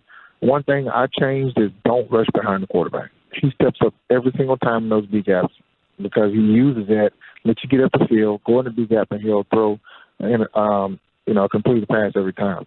So I made my rush angles a lot tighter. I powered a lot more. I went underneath to get in his face. How fast can I get in his face? It might have not been a sack, but that hit or that hand in the face, it knocks him off. And that's when he gets upset because he's like, oh, my God, I can't see where I need to go.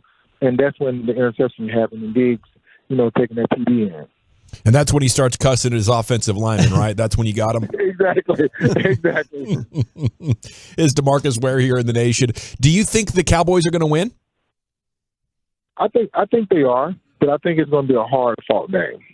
They're going to have to really run the football consistently just to eat up the clock. I'm not going to say that Brady's going to run the clock up, but sometimes your best defense is your better running offense because they're going to just eat the clock up. The guy that's scoring all the points is not going to be out there. And then you hammer it home on defense where you get short field, if it's a field goal or whatever it might be, to now it's 14-0 or a high-scoring game where you can really rush the passer now. Do you feel like this year's taken a toll a little bit on Micah physically, playing pretty much edge all year? I don't think it's taken a toll on him. It's just one of those things where he is, I take that back. He has been getting up a lot. I mean, the but double teams he's been getting with the tight end and tackles and running backs over there on him. At the beginning of the season, they were using him a lot differently. I mean, he was going a lot more inside, outside, put him on the right, put him on the left, and as of late, he's just been on the right-hand side where they know where he's at. So maybe they'll change some things up to make him a lot more effective, and so he can be at the quarterback this week.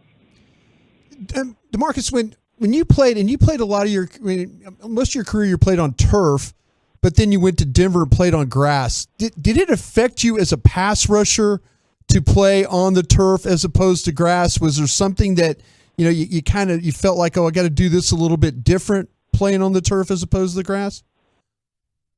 On the grass, it's a lot more slipperier, but the thing is you can bend a lot more on the grass because when your foot gets planted in the turf, your ankles, all that stuff gets really stuck in the turf like concrete, so it's hard to bend the corner. But you are faster because you don't lose any grip from you slipping on the grass or whatever, so there's an advantage to it. So I changed my game up depending on if I was on turf and grass. I like the grass the best, no matter what, because it was easy to bend around the corner, and now you can get underneath and get to the quarterback. It's DeMarcus Ware here with you on 105.3 The Fan. What are you hearing from your buddies in Denver? Are they going to come and try to take Dan Quinn from us? To be honest with you, I can't even answer that question because I don't know. But, we do have a good, quarterback. I'm not quarterback, but defense coordinator here. So they might try to come and get him. Don't know. But at the end of the day, we got to win this game this week. That's what I'm worried about. We got everything we need this week to win this game. So hopefully we're able to do that. What are you seeing with your buddy Tyron Smith out there at right tackle compared to left tackle?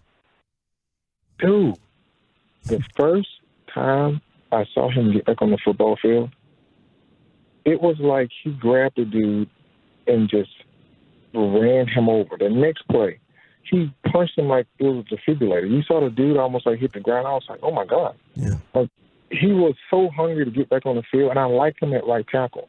Now he don't have to worry about a lot of the speed guys. He worry about the power guys. That's what he wants. He wants guys that are going to try to push him, try to use their strength, because he's a strong guy. So I think it's a perfect transition for him playing right tackle. We got a lot of the listeners that are texting, we need you to suit up on Monday night, DeMarcus, sure. which I know that you could still go out there and get us a sack if need be. But I'm wondering, well, what's your assessment of Dak right now? I'm sure that everyone asked Dak about the interceptions after every single game. And you, having played against some of the best to ever do it, you can evaluate quarterbacks with the best of them. What do you think about number 4? I think it's one of those things where I've seen him trying to do too much, right? You know, if Zeke's not in the game, if Pollard's not in the game, if somebody's not catching the ball right, if the defense isn't playing right, either he's going to try to run the ball to make the play, he's going to try to beat you deep, or try to throw it in a tight situation to try to make that play. And, you know, for me, it's like me talking to the boys right now, and I'm like, listen, everybody owns their job. The defense do what they need to do, the offensive line, everybody else, they do what they need to do, and let Dak just orchestrate things back there with no pressure in his mind and let him play. And just like he did the first 6 games, and this game against Brady will be no problem. How much interaction do you have with some guys on the team right now, DeMarcus, Micah, and these guys? I haven't talked to him lately, but at the beginning of the season, I talked to him in the season as well. So right now, they're hunkered down. They're so focused on this big thing coming up. I haven't talked to him that all. DeMarcus, rookie edge, Sam Williams, he's flashed a couple of times. Could he develop into a star pass rusher? What sticks out to you about his game? You know, actually, his power game. I was, watching him earlier, and he has really good power game. And when you're a power guy, you usually don't have a lot of get off, right? Like meaning being able to get off the ball really fast and go around the corner, but he has that too. So he has the makings of being a great player. It's one of those things where you got to give him that time, you got to give him those reps so he gets that experience. But he has what it needs to be that player that can be very effective and make some big plays out there. DeMarcus, when I went back and watched the game from week 1, the perimeter game was good for the Buccaneers running the ball with Fournette. And I was going to ask you, as an edge, when you get in those type of games, do you expect the Buccaneers who had some success running the ball in that perimeter and those dealing with the down blocks and stuff like that? Is that something you're going to think, okay, they're going to come at me again because we didn't really handle that well the first time around? And then what adjustments do you make if a team's getting the ball on the edge against you? I think no matter what, if an offense is successful with doing something, they're going to try it just to make sure that you corrected it, right? They're going to have those plays where they block down and either bring a guard or bring a tight end from the other side to sort of run at Micah. I've seen them do it. And so either Micah's stealing, then the next guy got to, come over to help on the edge, or Micah gets up the field to contain, and then the other guy has to field. But I would, no matter what, is set the edge. We always talked about setting the edge. Like, I never spilled. Anytime I did spill, it was on somebody else. But it's like, put it on me. Put that, me setting that edge on me, and now you make that play inside. And if you don't make it, it might be a 3 or 4 yard gain, but I'm still going to make that tackle. And I think that's the mentality that the outside guys got to have to be successful, so they don't get outside. DeMarcus Ware with us here in the G-Bag Nation. How a typical football Sunday for DeMarcus Ware, what does that look like now? Are you just surrounded by televisions? Are you man caving it? Are you doing red zone like me and Wolchuk, or are you just locked in on a Cowboy game? Dude, I'm going to tell you what, I got 1, 2, 3. I got 4 TVs in one room. One is 20 foot by 20 foot. I'm not even kidding. It's a big screen, and I play golf at the same time. So I'm hitting balls into the screen. Yeah. My kids are all in there. We got hot rooms and everything. So it's like a game room. So when that room turns on, everybody's in there enjoying it, and it's actually really fun. You stud. Bro. What a beast. Doing it right. How's your golf game coming along? That is awesome. I shot 84 yesterday. So, my putting's a little, every once in a while, it wants to get a little swirl. It depends on the cut of the greens. But, just getting better and getting over there and seeing some eagles, but still getting bogeys. Yeah, but you can hit that thing a 84 mile, is good huh? score. Yeah, I bet he's crushing it. Are you kidding me? How far are we hitting this Yeah, thing? man. Oh, yeah. I can do that. I can do that. I do wonder, you've been spending some time with Woody because you and Darren Woodson are both Hall of Fame finalists. So how special would it be, you as the Cowboys all-time sack leader and Darren Woodson, Cowboys all-time tackler leader, both getting into the Hall of Fame at the same time? It was so cool, when I got to do that press conference with Darren Woodson, right? And getting to know him even deeper as a player, how phenomenal he's been. And he actually, his name is thrown in Dallas Cowboys a long time ago before me. But having 2 Dallas Cowboys in the Hall of Fame, I'm talking about the TV ratings going to light up. Yeah. Everybody's going to be there. You know how it is. When you bring that star to the Hall of Fame, the star power comes. So hopefully both of us are able to make it and make a huge impact when we put that yellow jacket on. Now, are they going to make that announcement during Super Bowl week again? Yeah, at NFL Honors. They're going to do it again at NFL Honors, so it's going to, be that Thursday, I think NFL Honors is. So awesome. I'm looking forward to seeing what happens. Are you going to be out in Arizona for the Super Bowl? Yeah, I'll be out there. Right on. I'll be out there, so I'll see you there. Yeah, we'll be there. It'd be great to catch up again, talk about the Cowboys winning the Super Bowl or the off season or something. There you go. Yeah, yes, sir. You go. I like that. All righty. Well, we love it whenever you can join us, sir. Thank you so much, and have a great time, and congrats on this Hall of Fame announcement coming up, by the way. All right, thank you. Salute. DeMarcus Ware, brought to you by Bet Online. Check out Bet Online for updated Super Bowl and conference futures, along with updated wild card round game lines and a plethora of fun props for each game. That is Bet Online. Yeah, thanks to our guy Jimmy. Jimmy set up D-Ware there for us. Did I say Lawrence? Did you? I didn't say DeMarcus Lawrence. Did I at one point when I reset this thing? A texter in the 903 is alleging I did, and if so, I feel like you guys would have caught me. I feel like you guys would have caught me. I might have to go back and run the tape. It would be epic to know that all of you guys weren't listening. I don't know. I ticked Brian off pretty good. I cut him off on a question. He wants to kill me now. No, not at all. I just thought it was funny. You just jumped right in there on I know. that, I just didn't want you to change the subject, but you didn't end up changing it, so we would have ended up. I was going to ask the perfect. question you just asked. I think. D-Ware's so polite. was He'd he been like, really? that's I'm fine. You can call me sorry. DeMarcus Lawrence. For sure. Yeah, can we get confirmation of that on the truckrec.com fan text to Chiafalo column 10? Because that's a pretty good one right there. Oh, that would hurt That me. would have been funny. That would hurt me. That would hurt you. That would tickle us, of course. Yeah. But Well, it tickled me that none of y'all were listening enough to actually call it Well, out. we have That's Tank fair. on, so we probably just would have been like, it's I horrible. wrote his name down so I wouldn't do it. Where? 903, you did. I thought it was D-Law for a second. Yeah. Oh, it was at the beginning, I think, before he got on. Okay, so, yeah, all right. We got to run. We'll check the tape. Wooly Bully's Top 10's coming up next. Where are we headed with that, sir? Oh, it is National Treasure Day. So I've got the best treasure hunter movies of all time. What's your favorite? Plus, I got some NFL news for you next on The Fan. We got to talk about D&M leasing. Here we are.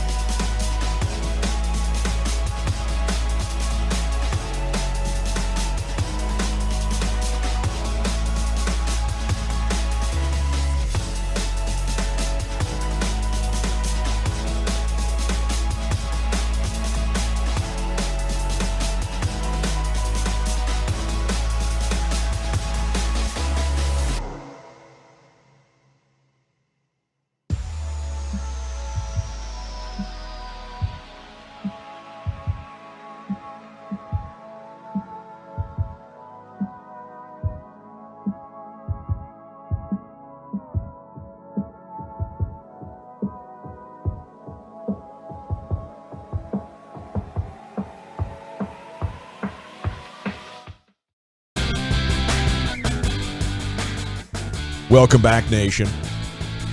Time for a top 10 at 420. Segment's brought to you by the Frankels. If you're hurt in an accident, it's not your fault. Call the Frankels, 214-333-3333. Go online to truckwreck.com. Now, here he is, the Wooly Bully. Thank you very much, General. Happy National Treasure Day. Oh, I love treasure. And I got a list of the top 10 best treasure hunter movies that we'll get to in just a moment. I got some quick NFL nuggets. How about Mr. Harbaugh? This one is Jim, the Michigan khaki-wearing Harbaugh. Not for long. Well, he apparently is the top Broncos head coaching candidate. If Brian, Sean Payton turns down the job. I think Sean Payton is looking at seeing what the Rams are doing, and I wonder what's going to happen in San Diego if they don't win that playoff game. San Diego, yeah, he could be. Well, I say San Diego. I mean, Los Angeles Chargers. Yeah, I think to me, and I haven't talked to Sean about this, but I just kind of feel like that he would like to be out there, whether it's the Rams or the Chargers. But to me, he's up for the one that surprises me is Houston. That's surprising to me that they were going to go that route. That doesn't seem That might like, be such a train wreck where they could give him autonomy. I keep telling everybody, I think the Arizona one's the one that's perfect for him. Yeah. Just because he could do what he wants. He doesn't have a general man. They don't have a general manager. So he can convince Bidwell that, okay, listen, if you hire me, I've got a guy in Jeff Ireland who used to be here with the Cowboys who helped him in New Orleans. Jeff, he could bring I could set this thing up for you. And Bidwell, what's Bidwell going to do? Bidwell's going to want him as a coach. Was he going to say no to him? But every other situation has a general manager involved. So, I think the general manager at Denver is probably on the thinnest ice right now. So if you were Sean Payton and you went to Denver, you could probably just say, okay, well, I'll take this job, but that general manager's has no say. Okay. And so, and that would, to me, would be, I don't know if Sean would want to go do that, but the one that makes the most sense is Arizona for what he's trying to do. For Cowboy fans, that's good news. If it's either Payton or Harbaugh, it means Dan Quinn wouldn't be getting that gig. So we'll see if he ends up getting other interview requests, but maybe not the Broncos job. Well, I wonder if new ownership again in Denver, and you had Russell Wilson was coming out and talking about Dan Quinn, and then you remember that Dan Schottenheimer's Brian Schottenheimer's on staff here with Dallas, and so you wonder, and the most success that Russell Wilson had in Seattle's with Brian Schottenheimer. That's right. As his OC. Yeah. So maybe you get that Dan Quinn as the head coach, gets that defense. It's a top 5 defense anyway, but then Brian Schottenheimer finds a way to fix what's going on with that offense. So that makes a lot of sense there too. Ravens quarterback Lamar Jackson is not looking like he's going to be able to play in the wild card matchup against the Bengals, as he did not practice today, as he's dealing with that PCL injury. And Ian Rappaport said today on Good Morning Football that it's not looking good for Lamar. So we'll have to wait and see later on in the week, but they might be getting Tyler Huntley ready to start that game. They seem doomed for a breakup, man. Yeah, I agree. I don't see Lamar going back to Baltimore. I don't either. I do want to give some love to a fellow Plano Senior High alum, Brandon Stevens, who is also of the Ravens, and he ended up being taken to the hospital prior to their matchup with the Bengals on Sunday, and he was ill, and he's now in good spirits. He's returning back to Baltimore, and he's their starting corner, played at SMU, started his career at UCLA, but a local kid from Plano Senior High. So good news for Brandon Stevens there. And then finally, I did want to touch on that Lamar Jackson thing real quick. Yeah. I felt early in the year that maybe Dalton Schultz was holding out because of his contract status. If you're holding out in the season or negotiating with your availability in any way, I got no time for you. We're done. We are done, ski dude. I drafted you. I've given you the franchise tag, as is the case. First round money. It's like, if you're going to say, well, you didn't give me the contract I want, and even though I'm still under contract from the one you gave me last time, I'm not playing because I'm mad at you. We're so done. Yeah. Well, and come postseason time, like this is when you can make some more money. If you're Lamar Jackson, you're healthy, you're ready to go play. If you can go beat Joe Burrow and the reigning AFC champs, I mean, you're cashing checks, buddy. I understand that the game asks you to sacrifice a lot, and some individuals fight back, and I support them on that. You can't fight back on game day. You have no competitive integrity when it comes to being there for your teammates, especially in the playoffs. Yeah. If that's the case, and maybe he is still just legitimately banged up, but it doesn't seem like Baltimore really is aware. Maybe of that's it. the case. He's kind of isolated himself. Like Michael Irvin talked about it. I believe it was Michael Irvin talking about it today with Sean and RJ, or somebody I was hearing saying like, how could you not know exactly what is going on with, like, Harbaugh's answering questions like, I don't really know what's going on with him. And it's like, why wouldn't you have round the clock, 24 hours? Exactly what's going on. The trainers your should be at his house, waking him up every few hours, icing, whatever it is. I feel like he knows. I feel like Harbaugh knows. He's just telling the media that. I don't think that Jackson wants to play there. Right. And this is what is totally different from what we used to have 10, 15 years ago, 20 years ago when it comes to these quarterbacks. Teams like the Ravens, who have that continuity in their front office and all that, they trust themselves the way they draft. They like the way their team looks. They built it. They felt like the right way. There's no panic with them. So they can move on from him. They can move on like, listen, fine, we don't want to pay you. We'll move on. They'll trade him. They'll do something. They'll figure it out, whatever they have to do to make it work for them. Because that's a good point, though. He might have decided he's done. Yeah.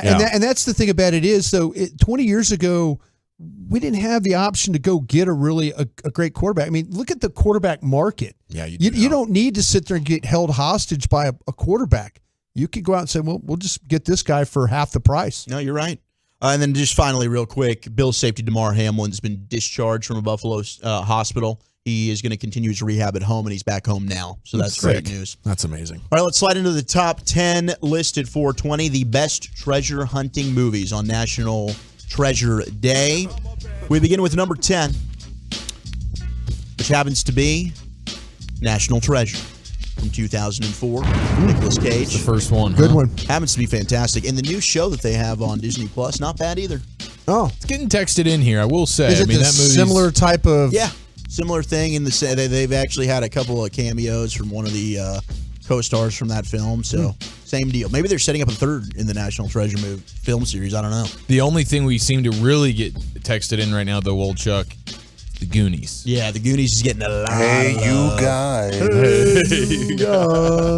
Lucius, did you have a fave? Look like Mike Basket a little bit, don't you? I say that respectfully. I do say that respectfully. Oh, my gosh. Other than Indiana Jones, that was my favorite one. Would you consider Oh Brother Where Art Thou? Yes. A treasure hunting movie? Yes, and that's an honorable mention. That's like my top 10 of all-time movies. Yep. All right. Absolutely. Clooney and them boys. I think it would be. I think it would absolutely be.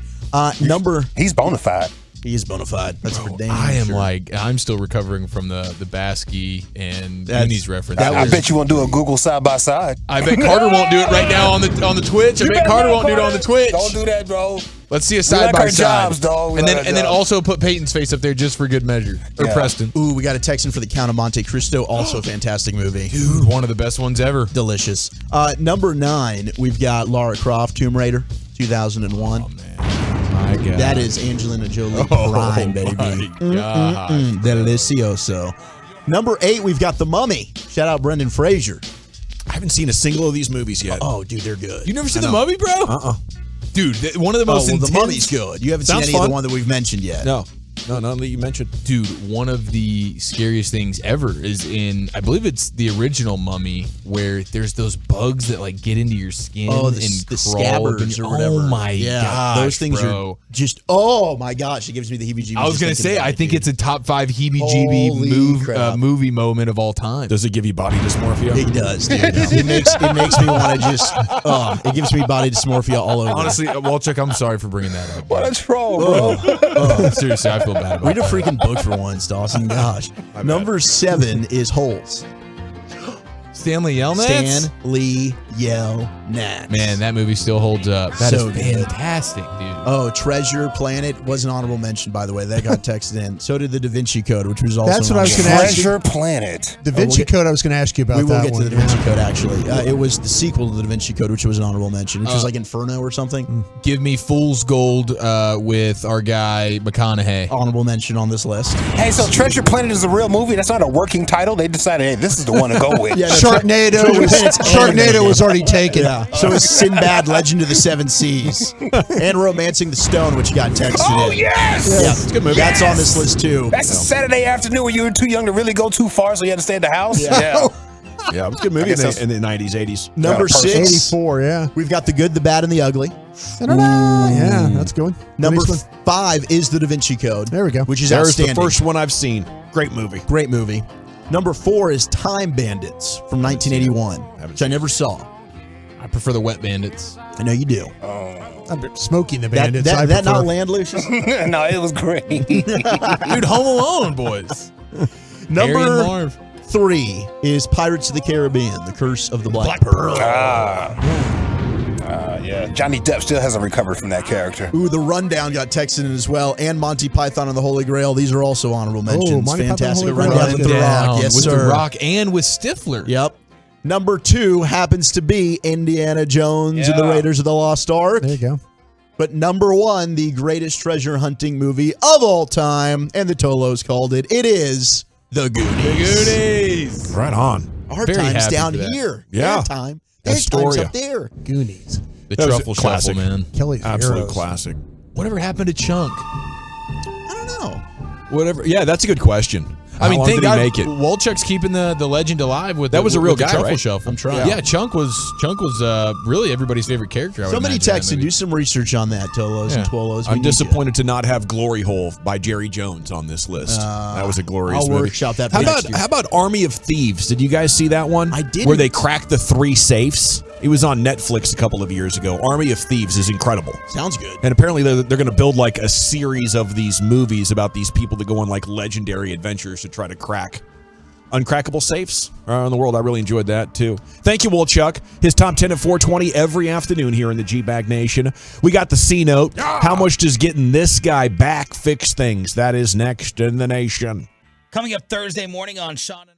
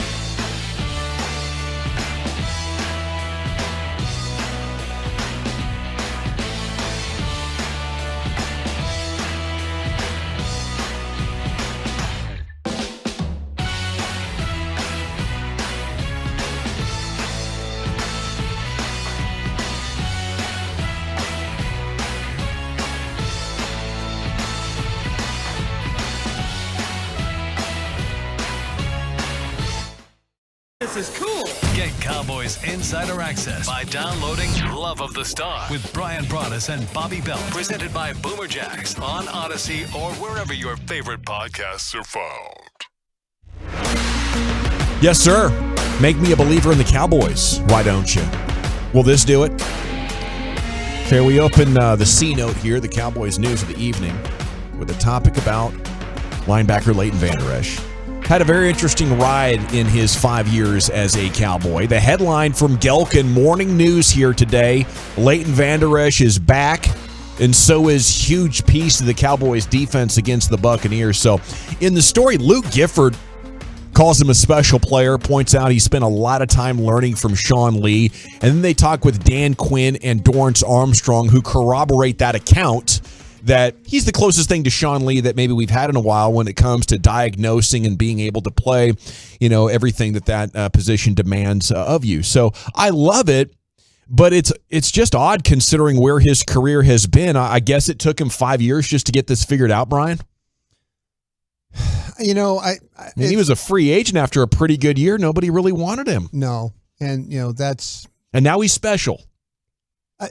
Yeah, and that's special and overstate. I mean, what he does for the defense is pretty special, I guess, but it's not like he's one of the top 10 linebackers in the sport. No, I just kind of feel like that with George Edwards and Dan Quinn and those guys like that, maybe it's a different scheme, a different plan of attack, a different, you know, I mean, it's the thing. It was funny because we were talking this morning on Cowboy Break.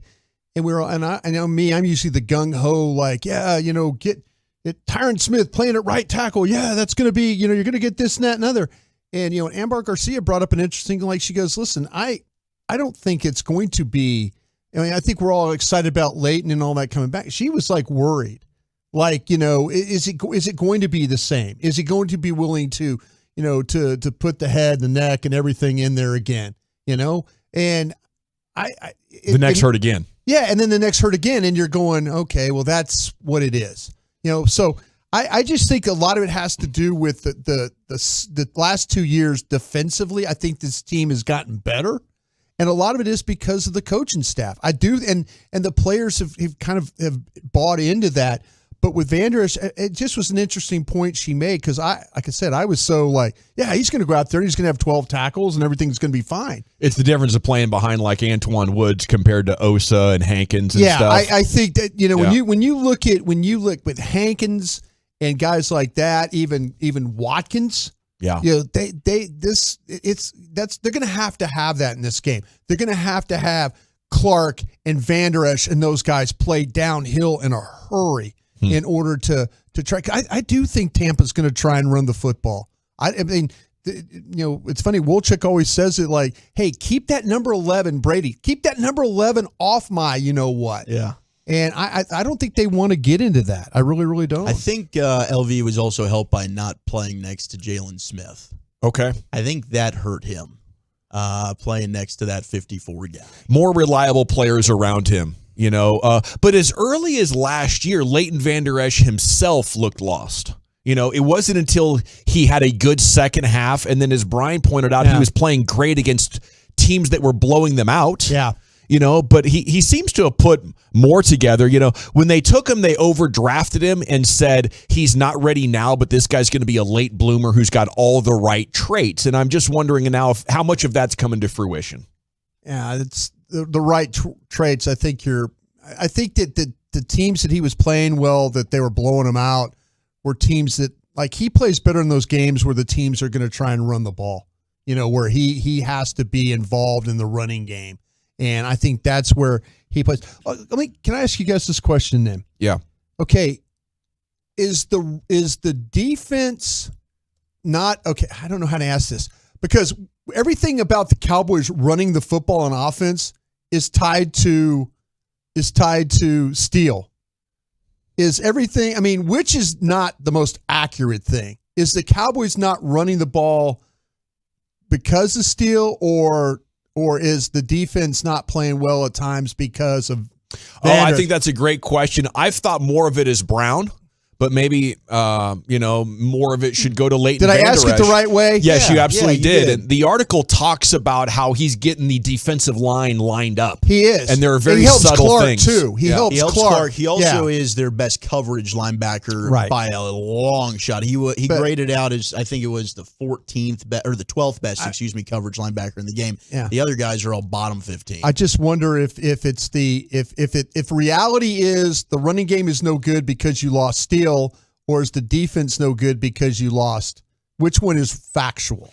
Okay. When you look at Nate Tice did this a few weeks back after he got injured, after Van Der Esch got injured in the Jaguars game, and at that point it showed that the rushing success, the success rate with Van Der Esch on the field at that point for the Cowboys defense, they were second in the sport in rush success rate. But they were 32nd with him off it. Yeah. And their overall defensive success rate was 4th with him on the field, and it went all the way to 26th with him off the field. Raise the damn roof, bro. Right. Let's go, LB. He's back. Holy crap. That, and they also averaged, though, a yard more with Jonathan Hankins off the field. Yeah. Yeah. I just wonder because sometimes things like, well, they don't run the ball anymore. Is it the right tackle? And it might very well be. I think the evidence shows it damn sure is. Yeah. Steele not being there has been a huge problem. And then so it's equal. It's both of them are fact that without those players, they don't have success. Yeah. Although I would say it's two guys on defense. It's a combination of Leighton Van Der Esch and then Brown that's giving you the huge plays. But if you just isolate it to the run defense, is that what you're saying? It's run defense and offensive run game. How about, yeah. No, you're totally on it then. Okay, speaking of LVE, congrats to him. Report from Todd Archer. By playing at 65% of the snaps, he did pick up a cool $300K. Good for him. Incentive.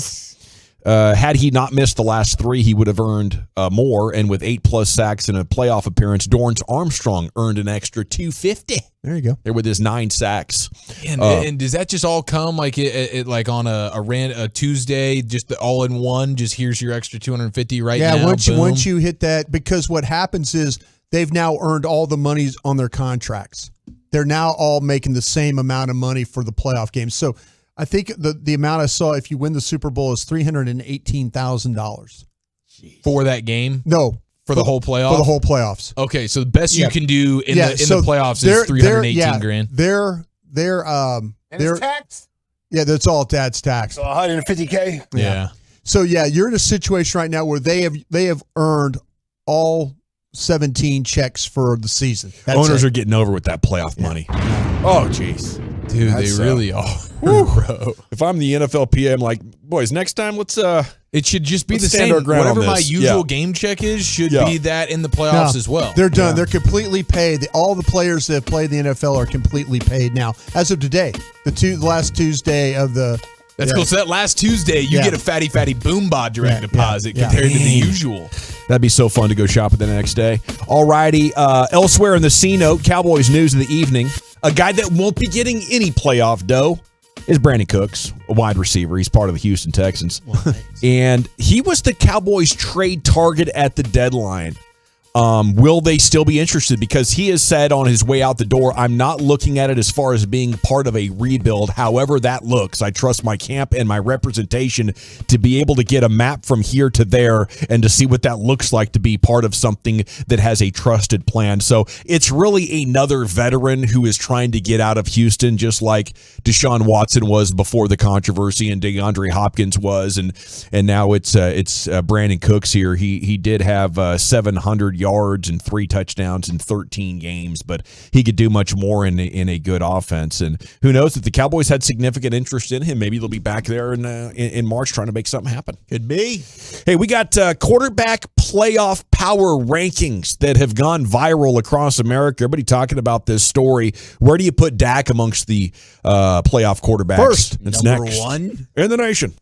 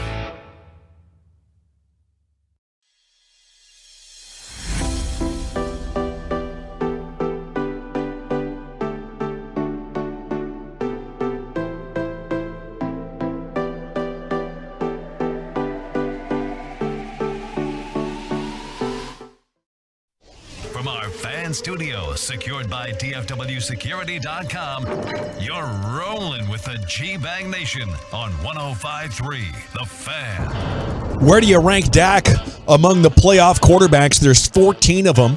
I was dropping off Abby at school this morning as Sean and RJ were discussing this, and I was texting all of them as this segment was going on with my thoughts on it. I was like, dang it, this is a pretty good subject, so we're going to have to bring this up tonight. And here we are. It's tonight, 5 o'clock. On the dot, G-Bag Nation, General at your service. Your thoughts are welcome on the truckwreck.com fan text, on the chat there on Twitch and YouTube. There's Brian Broaddus from a Cowboy Scout. We'll get his thoughts. Brian, long-time Scout, NFL executive. You got Lucius Alexander, the Pimp Cup over there, Master Control. It is his birthday. Yeah. Okay, happy birthday to Lucius. Drunk yet? Nah, it's still been calling me, man. Eyeballing it. That's good discipline. 2 hours to go. What do you think? Tequila right over my shoulder, bro. Yeah. I appreciate y'all, man. Yeah, you bet you. Yeah. You got Wolchuk and Chiafalo. Of course, Carter Freeman's coordinating your video, and along with you, we are the G-Bag Nation here on 105.3 The Fan. Now, I'm going to tell you where I have Dak Prescott ranked, but I want to start with a guy who's been called a hater by more than one Cowboys fan today, Cody Benjamin, CBSSports.com. He has decided here that his rankings go Mahomes, Allen, Burrow. Okay, top 3. Not going to fight you. No big deal. Jalen Hurts, Justin Herbert, 4-5. Okay, they've had good years, and you got the picks going. Tom Brady, that's the GOAT, number 6. The GOAT. Okay, we're doing good. So surely Dak's coming up in the next couple. Lamar Jackson at number 7. What? He's not even playing. Come on, man. Yeah, that one's tough. Yeah, he hasn't played. Brock Purdy is 8th. Okay, now we're getting a little disrespectful. If you say Skylar Thompson, I'm going to come over there and I'm going to punch you in the jugular. You guys just do not like Brock Purdy. No, it has nothing to do with not liking Brock Purdy. It's 5 games. You can't say Brock Purdy's a better quarterback than Dak right now. Sure you can. Objectively. Brian does think so. I like Brock Purdy, and you were Gavin. spot on. Gavin will after Tuesday morning. You're like, listen, that Brock Purdy, I think But I'm not going to put Brock 6 Purdy weeks. ahead of Dak. 6 weeks behind Broaddus as always. He's got so like 13 touchdowns, no interceptions. I think you had a good point back there in October. Come around. I've worked with you now for 3 years. I think I can count all the good points on the right hand. Brian, you were right. Give us Brock Purdy. You don't have the balls to say Skylar Thompson. No, but I do have the cojones más grande to say Trevor Lawrence, number 9. Well, that might be fair. Yeah, I wouldn't fight you too hard. He's coming around. I'm just saying this time last year, if you just said Dak Prescott or Trevor Lawrence. I would much rather have Trevor Lawrence. And right now, moving forward, yes. See, that's where I think that a lot of people, they were talking about him like as a bust. Yeah, but that's the coach. Had no now, help. That's the guy who was really wrong about that coach. Reaction of schmucks. To me, it's the potential upside of Lawrence and the cheap labor for 4 years. But we're in playoff time. We're talking about do or die. My Doing life it right is on now. the line, there dude. You go. Yeah. And it's today. It's right now. It's not next year. It's not in a decade. It's tomorrow. And I'm trusting Brock Purdy, who's done this for 5 seconds. And all NFL teams had 7 opportunities to draft him, and they said, no, thank you. Or Trevor Lawrence, who's put together a nice 8 or 9 game stretch, and then for 4 quarters versus the Titans, you're going, I see 3 or 4 badass throws. You got it, bro. But the other stuff, man, thank God you got the pick 6 at the end of that game, or we're talking about playing Josh Dobbs this weekend. It's an argument. I think personally I'd still have Dak ahead of Trevor Lawrence. I trust Dak more than Trevor Lawrence going into this weekend. Long-term building, I'd rather have Trevor Lawrence. Kirk Cousins comes in at 10. Oh, please. Much Did they not rather see 40-3? Chody Benjamin wrote this. We need to get in his email and just bombard him. Okay, so here's Dak at 11 saying Prescott's career resume suggests he belongs closer to the top 5. Typically, he does all the little things well, keeping Dallas in the mix, but the veteran has been uncharacteristically boom or bust since October, either lighting teams up while feeding CeeDee Lamb or telegraphing tight throws to the tune of multiple picks. More concerning is the fact that similar to his Cowboys, he's long been searching for a defining big game victory. That's trolling, though. Cody, I'm calling you out. You are trolling Cowboys Nation to try to get mentioned in the best NFL market in the world. There's no way you actually believe that. Put him at 11. Here's all the reasons why he's top 5, but he's 11. Stop. Okay. Dak deserves to be no lower than 7 on this. Yeah. All right. Let me get the Walchuk 7 here. Let me see where I got down. Okay. Let me get your. Let me see where we got it. He's got Herbert at 6. Yeah, I'm Brady fine with at 5. Allen, Burrow. Okay, Mahomes, Allen, Burrow, and then Herbert, Hurts, and Brady. Herbert, Hurts, and Brady. Okay, so I have all of those as well, just slightly different order, but I have all those guys as I would trust to, with my life on the line tomorrow, do or die. I trust those guys more than I trust Dak as well. I just moved Dak ahead of Herbert. I got him 6th. And I'd put Dak over Hurts if Hurts is hurt. 100%. I agree with that as well. I'm playing under the impression that Hurts is going to be the mobile running quarterback, 2 weeks from now when they have to take the field. Right. So I'm with you. I think the running of Josh Allen is going to be the difference maker in this playoffs, as I mentioned earlier. So I have Josh Allen 1, Mahomes, then Burrow, Brady, Herbert, Hurts, Dak, then Lawrence. And I don't much care about the rest of those guys. Daniel Jones, Geno, and them. And the picks are bad. Don't tell Reggie about the Geno thing. He's going to get ticked. That's why I said it softly. Reggie was right about him, by the way. He was dead balls on. He was right.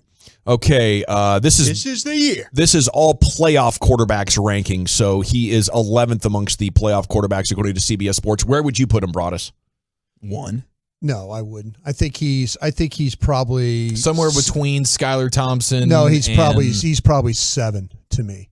Yeah, on that's that fair, list. right? Yeah. I would go with Herbert. I'd go with Brady. I would go with Hurts, Allen, and then Burrow. And then, of course, Mahomes. That's how I'd kind of. And I got Dak 6 or 7. Lawrence has the chance to get ahead of Dak, but I'm not putting him there yet. Right. Not for one game in the playoffs. I'm there with you. Although I think I like his upside and his future more. We're here in 2023 in the playoffs, and Trevor Lawrence has only played well for like 6 weeks in his NFL career. But damn, it's been a good 6 weeks. 682. Dak is really good. Yeah, and there are some eyeball moments that as soon as it's consistent, it's not going to be close. I think Trevor Lawrence is headed pretty quickly to top 5 or 6 status. Couldn't agree more. 682. Dak's a 12 to 15th best QB in the league. He has 3 to 5 games a year as a top 5 QB in the league. He is Derek Carr. Wow, that's rough. 972. Y'all are too close to Dak. He's not great. I don't think we're too close to Dak at all. We just put him 7th out of 14. Yeah, so. I think that if you thought that we were close, we'd all stick him in the top 3. And I don't think anybody's said that yet. Yeah, we only got to interview him once. It's a hell of a time, though. That's good. We become best friends. We're going to do karate in the garage. Okay, appreciate all that activity coming in. Of course, Daniel Jones and Geno Smith, Skylar Thompson coming in at 12, 13, and 14. So according to Cody Benjamin, those are the only players that Dak is better than at this point in his career. All righty, it is the G-Bag Nation here on 105.3 The Fan. Got a couple of other things going on here on this Tolo Wednesday for you on 105.3 The Fan. Pretty sweet history in the NBA last night, by the way. If you didn't see it, Miami went 40 for 40 from the free throw line. They broke the record. Jimmy Butler with an and one was the final margin. Yeah, to win the game, too. Yeah. It was like the free throw to win the game is also the record breaker of 40 straight free throws for a team. That is crazy. And that's not even the craziest thing that happened in Miami last night, because you had one of their players launch a massage Theragun onto the court by way of frustration, which was weird. He just grenade lobbed it I couldn't figure out what that was. I thought that was a shoe. No, it was a little Theragun massage gun that they have there that the players will use while we're sitting on the bench. You've seen what they launched onto the field in Buffalo before, haven't you? Oh, yes. That's why they call them the Buffalo Bildos. Yeah. Got that picture. I was watching the tape of it, and I got the picture for you right here. I still need the 17-inch shirt, by the way. Oh, okay. I got to find that for you. Yeah, what they throw down there? What they throw down there? Yeah. I can't say it on there. Oh, it's that inappropriate? I don't want to say it because I usually get in trouble when I say something. Yeah, it's fine. Buffalo Bildos. Yeah. That doesn't make any sense. All right. I need the full context. I'll show you the picture. Read a freaking book for once. Okay, Zach Wilson. I got a picture of it for you here. I'll show you. Yeah, travel the world a little bit. Get some damn culture, Wolchuk. Oh, yeah? What's going on over there? I have. Have you? Yeah, he's been to Jerusalem. Israel, stuff like that. South Africa. Nice job, buddy. Mexico. He's been overseas I went to overseas Mexico. to Mexico once. He just went to Ohio State and I went to Columbus. did a Buckeye. That's pretty she was impressive. a Buckeye, right? She was hot. That's pretty impressive. That's right, you did. Do you remember? Scored on the like road. 10 years Do you ago. remember? That's strong. No. Okay. I don't know what her name That's is. what I thought. Okay. Are you guys into the watch parties while your team is out of town in the playoffs? Absolutely I think this not. would be really fun. No, I can't do that. I need to be alone. Cowboys inviting fans of all ages to a free wild card watch party This is just shut down. at the Miller Lite House at AT&T Stadium. Did you say Miller Lite? Yes, I did say Miller Lite. I'll be there. Gates are going to open at 5:30 for fans who can enjoy the NFL wild card matchup. It's going to feature a performance from the cheerleaders as well as appearances by Cowboys alumni and Rowdy. It's going to be, I think, okay, I'm in. If Rowdy's there, I'm down. Performances? Yeah, there's Cowboy alumni cheerleaders. performances? Yeah, the Miller Lighthouse, a destination, boasts a 70-yard Cowboys turf field featuring field games and video boards and television screens. And I think those official parties are fun. You know, I could see wanting to be alone, especially if you're going to throw a fit. And Chief, he throws fits, doesn't he? Oh, Wolchuk throws a fit. Yeah, what? A Cowboy fit? A Cowboy playoff fit, Wolchuk? Yeah, it's not. Are you gonna kidding me? I can't take him this week. I've made an oath last year after the Niners lost. No, but the in-game frustrations for you, if things It's are not going worse. poorly. It's not worse than me. You don't want to embarrass yourself. That's why you want to watch it It's alone. worse than Broadus me. does need a straight jacket for some of these Cowboys. games. Brian and I can't go out in public. I can't watch that. I can't do that. I think you want to be out there having fun and high-fiving people that you barely know and like soaking up the social, dynamic that happens when your team's on a run. That's what creates memories. Yeah. That sudden roar of a big play. Yeah. Maybe once they get on the run, but right now Wolchuk's not playing with any Cowboy confidence. He's limping in, leaking confidence. If we start talking about, okay, you beat Brady at his house, now okay, we took down Brian's guy Brock Purdy in San Francisco. We're going NFC Championship, and then Wolchuk might be feeling like, okay, let's party this thing up. Let's create these memories with Cowboys Nation. But right now, he's not confident. You just don't want to have that feeling that the TCU fan had, where you just picked up naked and afraid. You made it out to the stadium and you're sitting there watching, slipping through the concourse. I'm sure not trying to go out in public looking like this, drinking overpriced beers. That's the real story. A good point. All right, that's for Cowboys Nation. That's not even for Wolchuk. He's doing them the favor. Trust me, I don't want to see me like this. You don't want to see me like this. Let's take a look at this matchup a little bit more. Cowboys Buccaneers here. Blogging the Boys has 3 things to know about the Buccaneers offense. Number 1, a tale as old as Tom. 2022 was one of the strangest seasons of Tom Brady's career. Did you know this? Posted an MVP caliber campaign in 21. The veteran signal caller showed signs of finally slowing down for the first time this year. Recorded his fewest touchdown passes, 25, since the 2013 season, and threw at least 1 pick in 5 of Tampa's final 7 games. Hello, chicken soup for the soul. There you go. Tom's on a little bit of a pick heater as well. Oh, good. Advanced metrics, 14th in the league, and of course EPA plus CPOE, completion percentage over expectation, and EPA per play was 15th. Now, I don't think this reflects on Tom Brady as much as it reflects on his starting center and both of his tackles being out and them turning over their guards, and it was an offensive line.